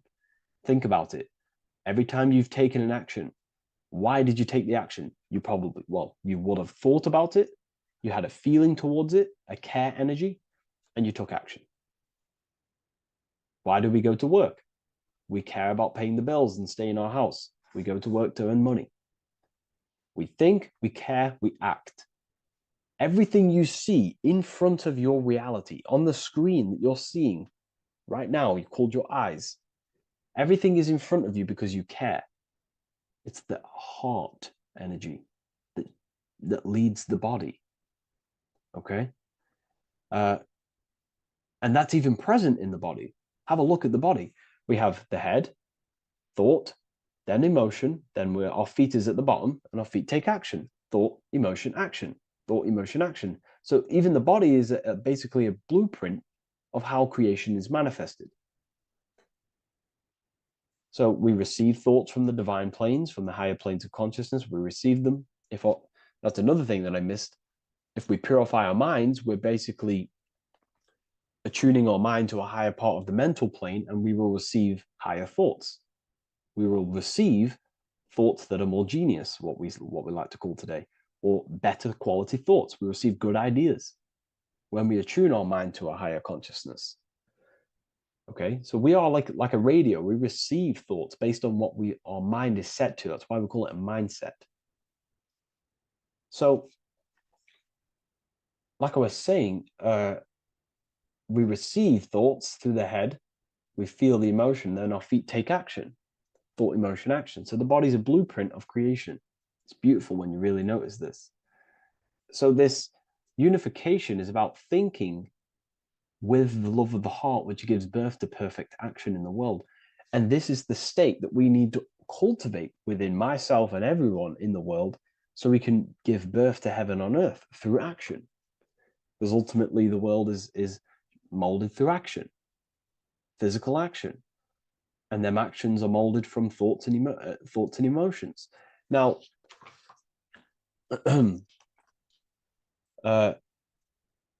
just to have a little announcement, I am now opening 10 more spaces inside my symbolism masterclass. With 10 more spaces, you're going to learn about a lot more about symbolism. It's very affordable. I'll leave the link in the description if you wish, if you care about gaining more information and learning the ability to read symbols. So, what is the inversion of this? What is the inversion of this consciousness? Well, that's what we call satanic consciousness. Satanism. Satanism on its true level is the opposite, the opposing the natural state of consciousness that we are born into. It's about thinking with no emotion, thinking and acting. This is what the Skull and Bones represents here. So the Skull and Bones Secret Society, this is their main logo. Again, we have the skull, which represents thought, and the bones, which represent action. The bones take action in the physical body. We're looking at thought and action with no emotion, no empathy, no love for one another, only love for the self, the inverted love. Okay? We're looking at gray. Gray is a symbol of dullness, death. There's no emotion in gray because colors provoke emotion. When we look at a color, it invokes an emotion. Gray has no emotion. So we're looking at dullness of the emotions. I'm not going to go too deep on this subject. I'm going to create a whole new lecture for that. In fact, I think we have a great lecture inside Ethereal University on Satanism. We're going very into depth on what Satanism is and what Satanism consciousness truly is. And again, it's just the cross inverted. Satanism is just it's the invertation of, I don't know if that's a word, but it's the inverse of natural law, natural consciousness, of love consciousness that we are born into. Okay, so ultimately the message in this video was to create love in our minds, love in our hearts, think with the love of the heart, think with the care for one another, and that gives birth to perfect action. And when we align, when we do truly act out what our heart is telling us, And I know this from first-hand experience. This is what happened to me. I woke up. I started to follow my inner guidance. I always took action on it. I was saying yes to it every single time. And it led me, I'm getting goosebumps actually saying this. It led me to where I am. Like that action, me saying yes to my heart, to that knowingness of goodness within me, was like a domino effect. And that domino effect, every time I did it, it was just opening more and more doors, not physically, but mentally. I was receiving more information. I was receiving more opportunity physically. My work started to explode on social media. Like, when you follow your heart and truly take action on what you know is good, it's like a domino effect that leads you step by step to where you're meant to be. And it's so profound and it's so, beautiful. And I'm telling you this from firsthand experience. This is ultimately how you kind of unlock your purpose in this physical world as well. So not only is it going to create a better world, it's also unlocking your true soul form and soul purpose while you're here. It's very beautiful. So I thank you, everyone. Please leave a like, comment, and share, and subscribe to the channel. And I'll see you all inside Ethereal University if you decide to take your studies to the next level. Take care. Welcome to Revival of Wisdom. Welcome people, we're back with another video. Please make sure to hit the like, the subscribe button, and turn on notifications to never miss a video. The Vatican is a giant key from a bird's eye view, and it also contains an 8-pointed star. The Anunnaki Sumerian gods also depicted this 8-pointed star. The sky god Anu from the Anunnaki also uses the 8-pointed star for his symbol. And even Freemasons depict an 8-pointed luminary with a ladder and a key. This is symbolizing the key to ascension up to the 8-pointed star, which is Polaris. Polaris is always depicted as an 8-pointed star. Polaris is the standstill star at the very center of our realm, which is perfectly aligned with the North Pole. The Earth is a giant torus field, and at the center is where the most electromagnetic energy is stored. This is why all compasses point to the north. Hence why a compass is an 8-pointed star, because it points you to Polaris, which is the North Pole, the center of this realm. The 8 points of the 8-pointed star symbolize the 8 points in space and time. So yes, Polaris is the portal which you ascend through if you outgrow this consciousness by aligning your chakras. Our earthly realm is a macrocosmic reflection of us, and we as humans are the micro reflection, with the earth containing its 7 chakras as well as us. The North Pole is the 7th chakra, which is the crown chakra.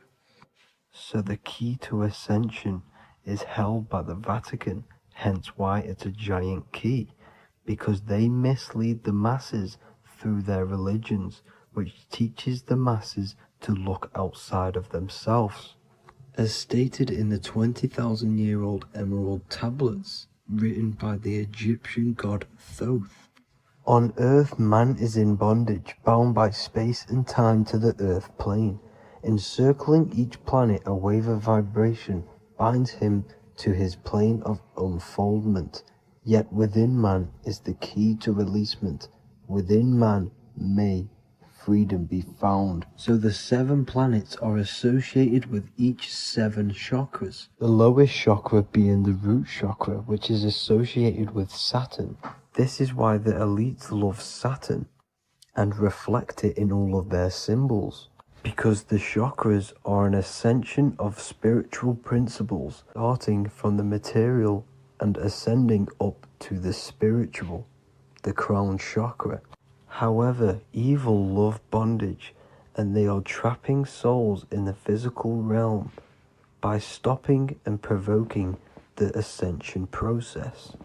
They do this by abusing the energy of Saturn, and Saturn is associated with the lowest chakra.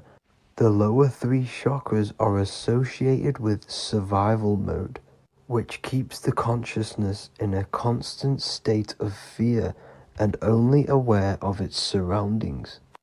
Once you start to ascend up your chakras, you become more consciously aware of spiritual deeds. And this is the process of returning back to your true spiritual form. Going back to Polaris and its connection to ascension, Kanye West symbolizes this on his music video 24. As you see him rise up into the sky, you see an 8-pointed shape around him, which symbolizes the 8-pointed star, as you see the beam of light. And even NASA symbolize this in their Space Delta logos, a bear holding a key with an arrow up to Polaris, the 8-pointed star. Here's another NASA logo of an arrow from the Earth to Polaris. The series Lock and Key on Netflix is all about portals and doorways, and they have the Kundalini energy as one of their keys. Kundalini energy is the energy which rises up the spine, the 33 vertebrae, and activates the third eye. The third eye is the spiritual gland, which connects humans to other spiritual realms. We are not the body. Our spirit, our soul inhabits the body. We exist physically, spiritually, and mentally. Therefore, we are multidimensional. The intellectual and spiritual inhabit the body. Therefore, this is just an avatar within this timeline.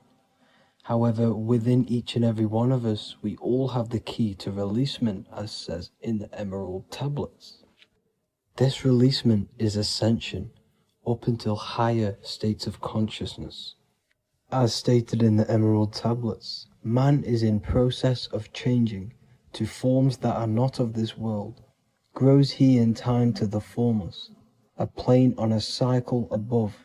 And another one saying, man is a flame bound to a mountain, but we in our cycle shall ever be free.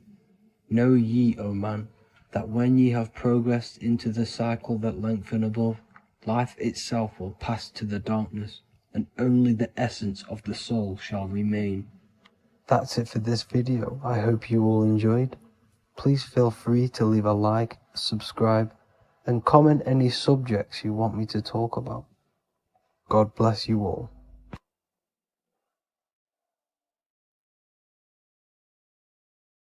Hello, Seeker. Welcome to Revival of Symbolism, a channel devoted to the language of esoteric symbolism, helping you discover yourself and expand your consciousness into new realms of thought. I'm Harry B. Joseph, also known as Revival of Wisdom, and in this video, we're going to be discussing the symbol of the double-headed eagle, also known as the emblem to represent the 33rd degree Freemason. So let's jump straight into this. We have a piece of Masonic artwork here, which is what we call a complex symbol. A complex symbol is not just one symbol, but many different symbols in one piece of artwork coming together, forming a greater meaning. So we have many different symbols to break down here. And we're going to start off with a little bit of context so we can understand this symbol. This symbol represents the 33rd degree Freemason. Once you reach the 33rd degree of the York Scottish Rite Mason system. So once you reach this level, this symbolism corresponds to that individual. So therefore, this piece of artwork is representing the consciousness, the mindset, the ways of thinking, the ways of viewing the world of the 33rd degree Mason. It represents the consciousness of the 33rd degree Mason. And this is what esoteric symbolism is about.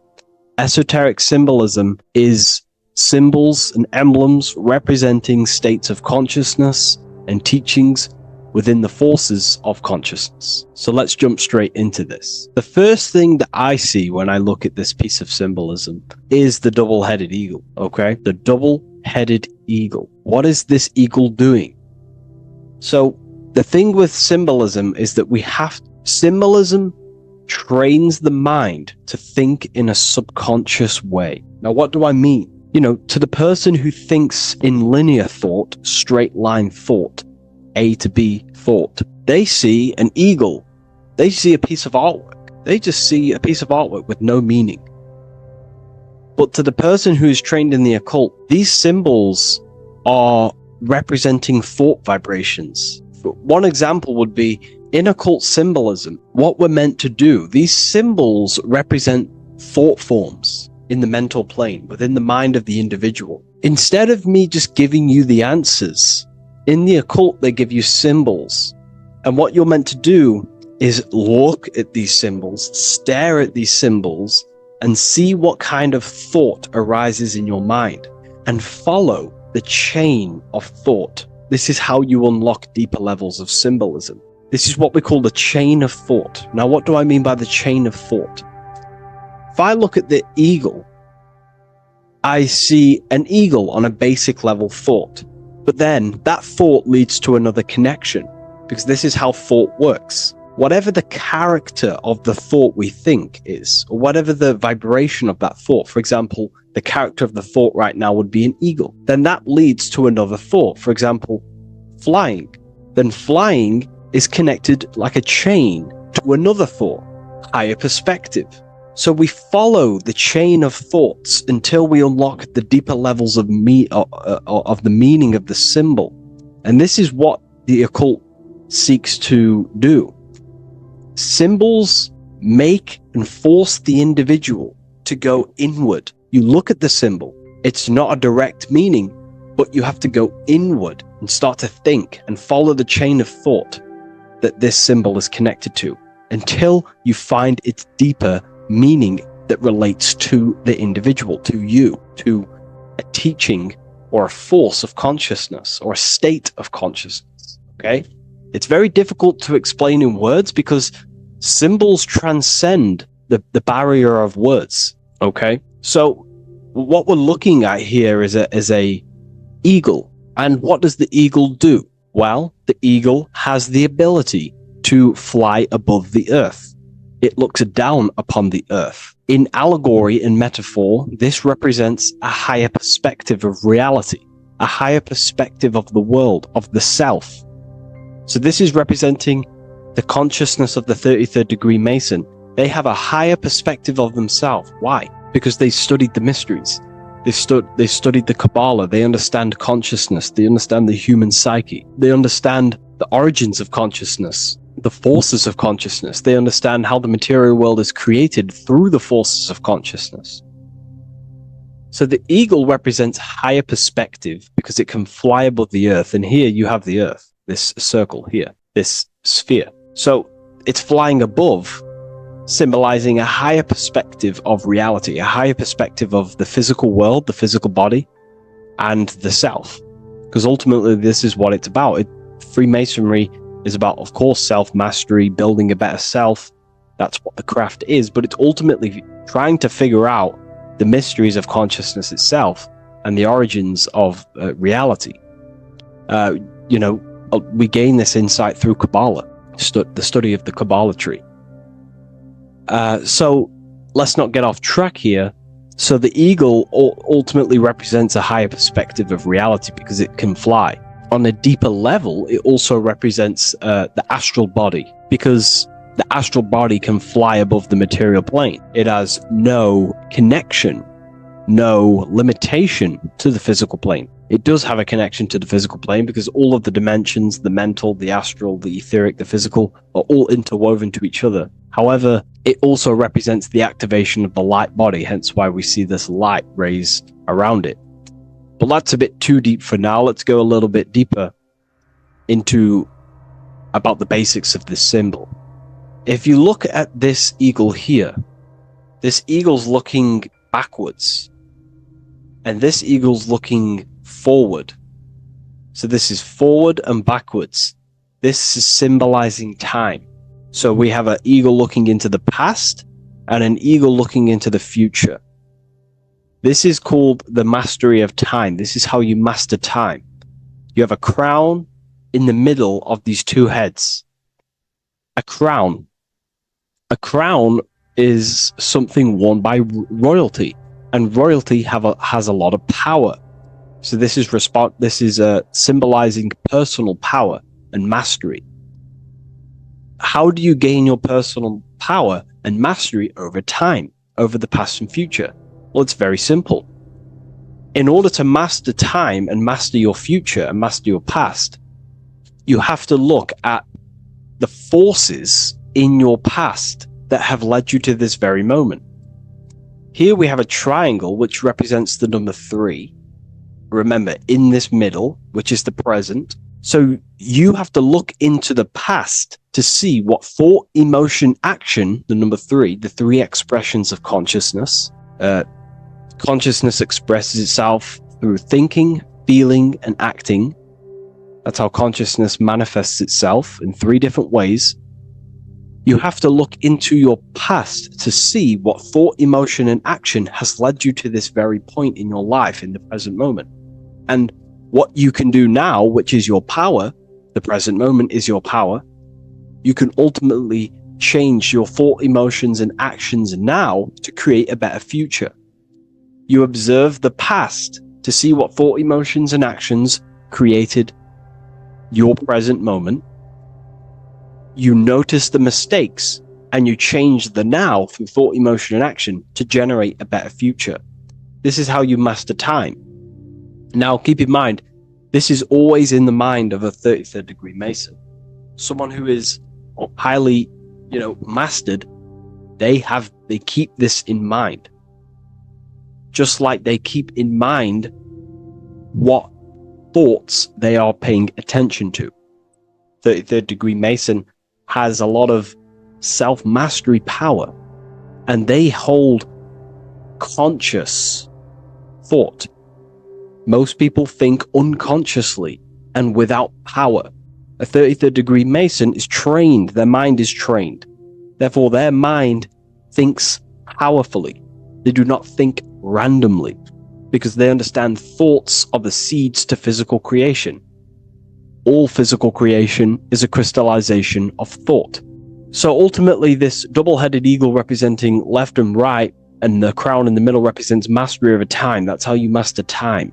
Again, here we have the eagle standing on top of a sword. The sword is, of course, on a basic level, the sword represents power. Because if I hold a sword to you, I hold the power over you, because you will more likely fear. But if we go even deeper, the sword cuts through the air. When you swing it, it moves through the air. Therefore, it's a symbol of the air. Because you can't really make a symbol of the air, because air is invisible. So the sword is a symbol of the air. And the air is one of the 4 physical elements in alchemy. We have water symbolizing emotion. We have fire representing the spirit. We have earth symbolizing the physical body. Then we have air symbolizing the mental body. The mental body. So the mental body is symbolized by this sword. A sword has to be continually sharpened. If you don't sharpen the sword over a long period of time after using it, it will become dull and it won't be very effective. This is an allegory symbolizing the human mind. because the human mind is like a sword. If you do not sharpen your mind, you will lose control of your mind. When you stop doing the meditations, when you stop being conscious, when you stop doing the affirmations, the mind falls back into old, unconscious thinking patterns, and we start to lose control of it. The mind is seen as a sword within the occult, because this is pretty much your tool. Your mind is your tool. This, just like the sword is a tool. Your mind is a tool to create reality. So we need to make sure this tool is always sharpened, that we stay on top of the mind, hence why the eagle is on top of the sword, symbolizing control over the sword, mastery over thought. This also goes into thought forms. In the occult, there's something called thought forms. Thought forms are basically taught to the individual and understood by the individual, who understands that the mind is not just in the brain. The mind is a part of a mental field. All around you, there is not just a field of energy. There's also a field of mind surrounding you. It's a mental universe. And this field of mind is what we call the mental plane. The field of mind is where all of the possible thoughts in the universe infinitely express itself. So each area has different thought forms. Each postcode, each place you go has different thought forms. This is why if you walk into a cathedral, for example, an ancient, amazing structure, your mind instantly becomes, you're amazed. You feel different when you walk into these areas, because all around you is a mental field. And there's something called thought forms. Thought forms are basically what religion call spirit guides or angels, helpers. This is what thought forms are. Thought forms are basically, if you dwell on the thought that you are going to lose your girlfriend, for example. Let's use a negative example here, because a lot of people can relate to this. Or your boyfriend. Let's keep it simple. Everyone can relate to this at some point in their life, hopefully. Or, if not, it's okay. No worries. It's just an example that most people can relate to. If you constantly dwell on the thought that you are going to lose your partner, what we have to understand is that the mental plane, the forces within consciousness, within what we call the universe, is always trying to give you what you want to create. That's your right. The universe, or mind, or consciousness, whatever you want to call it, is always trying to unfold what you want to create. It doesn't know the difference between something you don't want to create or do want to create. Whatever you think about is ultimately what this power of consciousness or the universe will try and manifest. This is why we have to gain mastery over our thought, because thought are basically the seeds that we impress into the dimensions. So we have a mental dimension, we have a higher, middle, lower subplanes of the mental dimension or the mental plane. Then that's just thought. The mental plane is just thought. Below the mental plane, thought takes the body of imagination, which is what we call the astral plane. And the astral plane also has higher, middle, and lower subplanes. Then we have the etheric plane. The etheric plane is basically an energetic copy of the physical plane. So you have an etheric brain, you have an etheric body.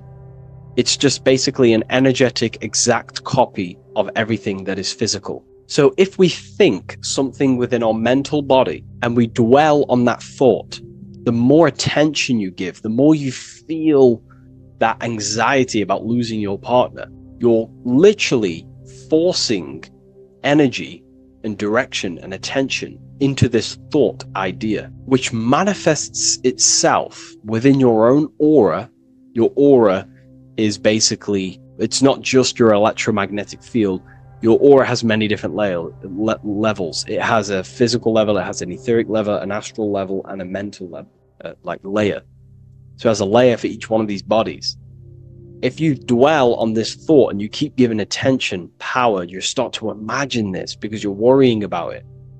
You literally create a elemental or energetic substance that clouds your aura.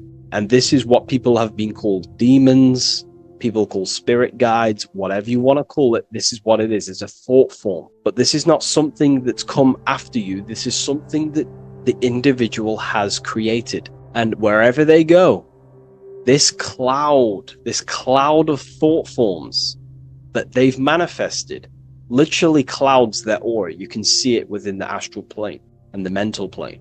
You can see how it's affecting them. Wherever you go, you start to randomly think about it. You keep thinking about it. You know, it's infecting you. It's like a demon. It's tormenting you. But it's simply just a force, an astral force, and a mental cloud that they've manifested within their aura. Thought forms. The 33rd degree Mason has very powerful thought forms. And this is, you know, if you're a Mason yourself, and you're not aware of this, this is why it's great to be around a 33rd degree Mason within your lodge, because they have very powerful thought forms, and you being in the present of them, you're also taking on his thought forms, and they can assist you. We're all affecting each other through thought transference through the mental field or the mental plane. Okay. Now I'm not going to go too deep into that because, you know, people can use that knowledge for really bad. But ultimately it represents thought forms also, symbolized by these clouds. Clouds are a symbol of thoughts, thought forms, because they manifest themselves as basically like a cloud form energy within the aura of an individual. So this represents the mastery over the intellectual side of consciousness, of thought, sharpening the mind, gaining mastery. Then we have 33 in a triangle. A triangle in alchemy symbolizes, well, the upwards triangle, the upright facing triangle symbolizes the element of fire. The downright facing triangle represents the element of water. So an upright triangle represents fire. Fire is very transformative. If you place, I don't know, a pencil into fire, the fire will burn it down into its raw material. And this is ultimately what this triangle represents.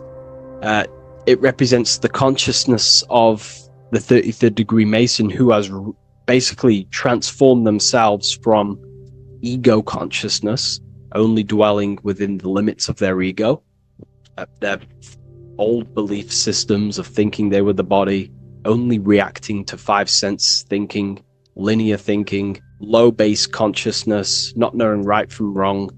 It's basically transforming themselves. They have burnt themselves down to their raw soul form, and they understand that they are a soul, and they've experienced this, by casting off all the attachments to consciousness. This is why there is the number 33 within this triangle, because 33 is the age that Jesus dies. It's also the number of the Kabbalah tree, because the Kabbalah tree has 10 Sephiroths, 22 pathways, and one hidden sphere called Dot, which all adds up to 33. And the Kabbalistic tree of life, just to give you a bit of context, basically is a blueprint of how God manifested the world, and you are an expression of God. So it's also representing how your soul fell into matter, how consciousness creates matter. And it's also a diagram of how reality is not fixed, but it's ever unfolding creation through these forces of consciousness. So the Kabbalah teaches a way back to source consciousness if you go from the bottom of the tree to the top.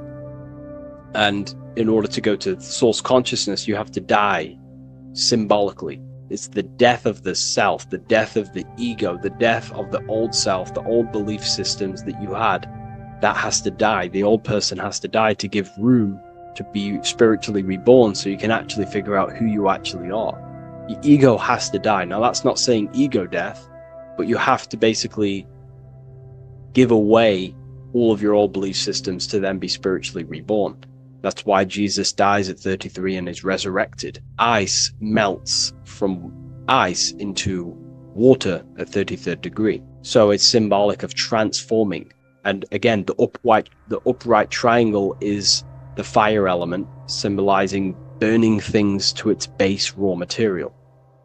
33, which is again death and resurrection. So it's all about burning the old self and being spiritually reborn again. This is the teachings of Hermeticism, Christianity. It's in everything. You'll see this symbolism or this story of death and resurrection absolutely everywhere in the ancient myths, because it's all talking about the same thing. You have to symbolically die. You have to kill off the old self to be spiritually reborn, to be initiated into a mystery school. So the 33rd degree Masons basically saying, well, they have resurrected. They have resurrected the connection to their soul, because as we grow older in this life, we lose connection with our true authentic self as the ego develops as we get older. And if we don't stop developing the ego, we never actually connect with who we truly are, which is a divine, immortal, formless being who has the infinite power of creation. This is what you actually are.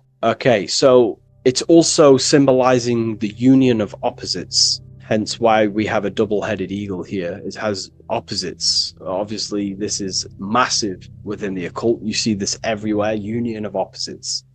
Okay, so union of opposites goes from, basic teachings to the most advanced teachings that most minds are not ready for. Union of opposites is on a basic level, is union of the mind and the heart, going from mind consciousness, which is basically ego, the lower self. That's not to say the mind isn't powerful, but that is the house of the lower self. The ego. It's the house of the ego. So we have to learn how to use the mind for what its proper use.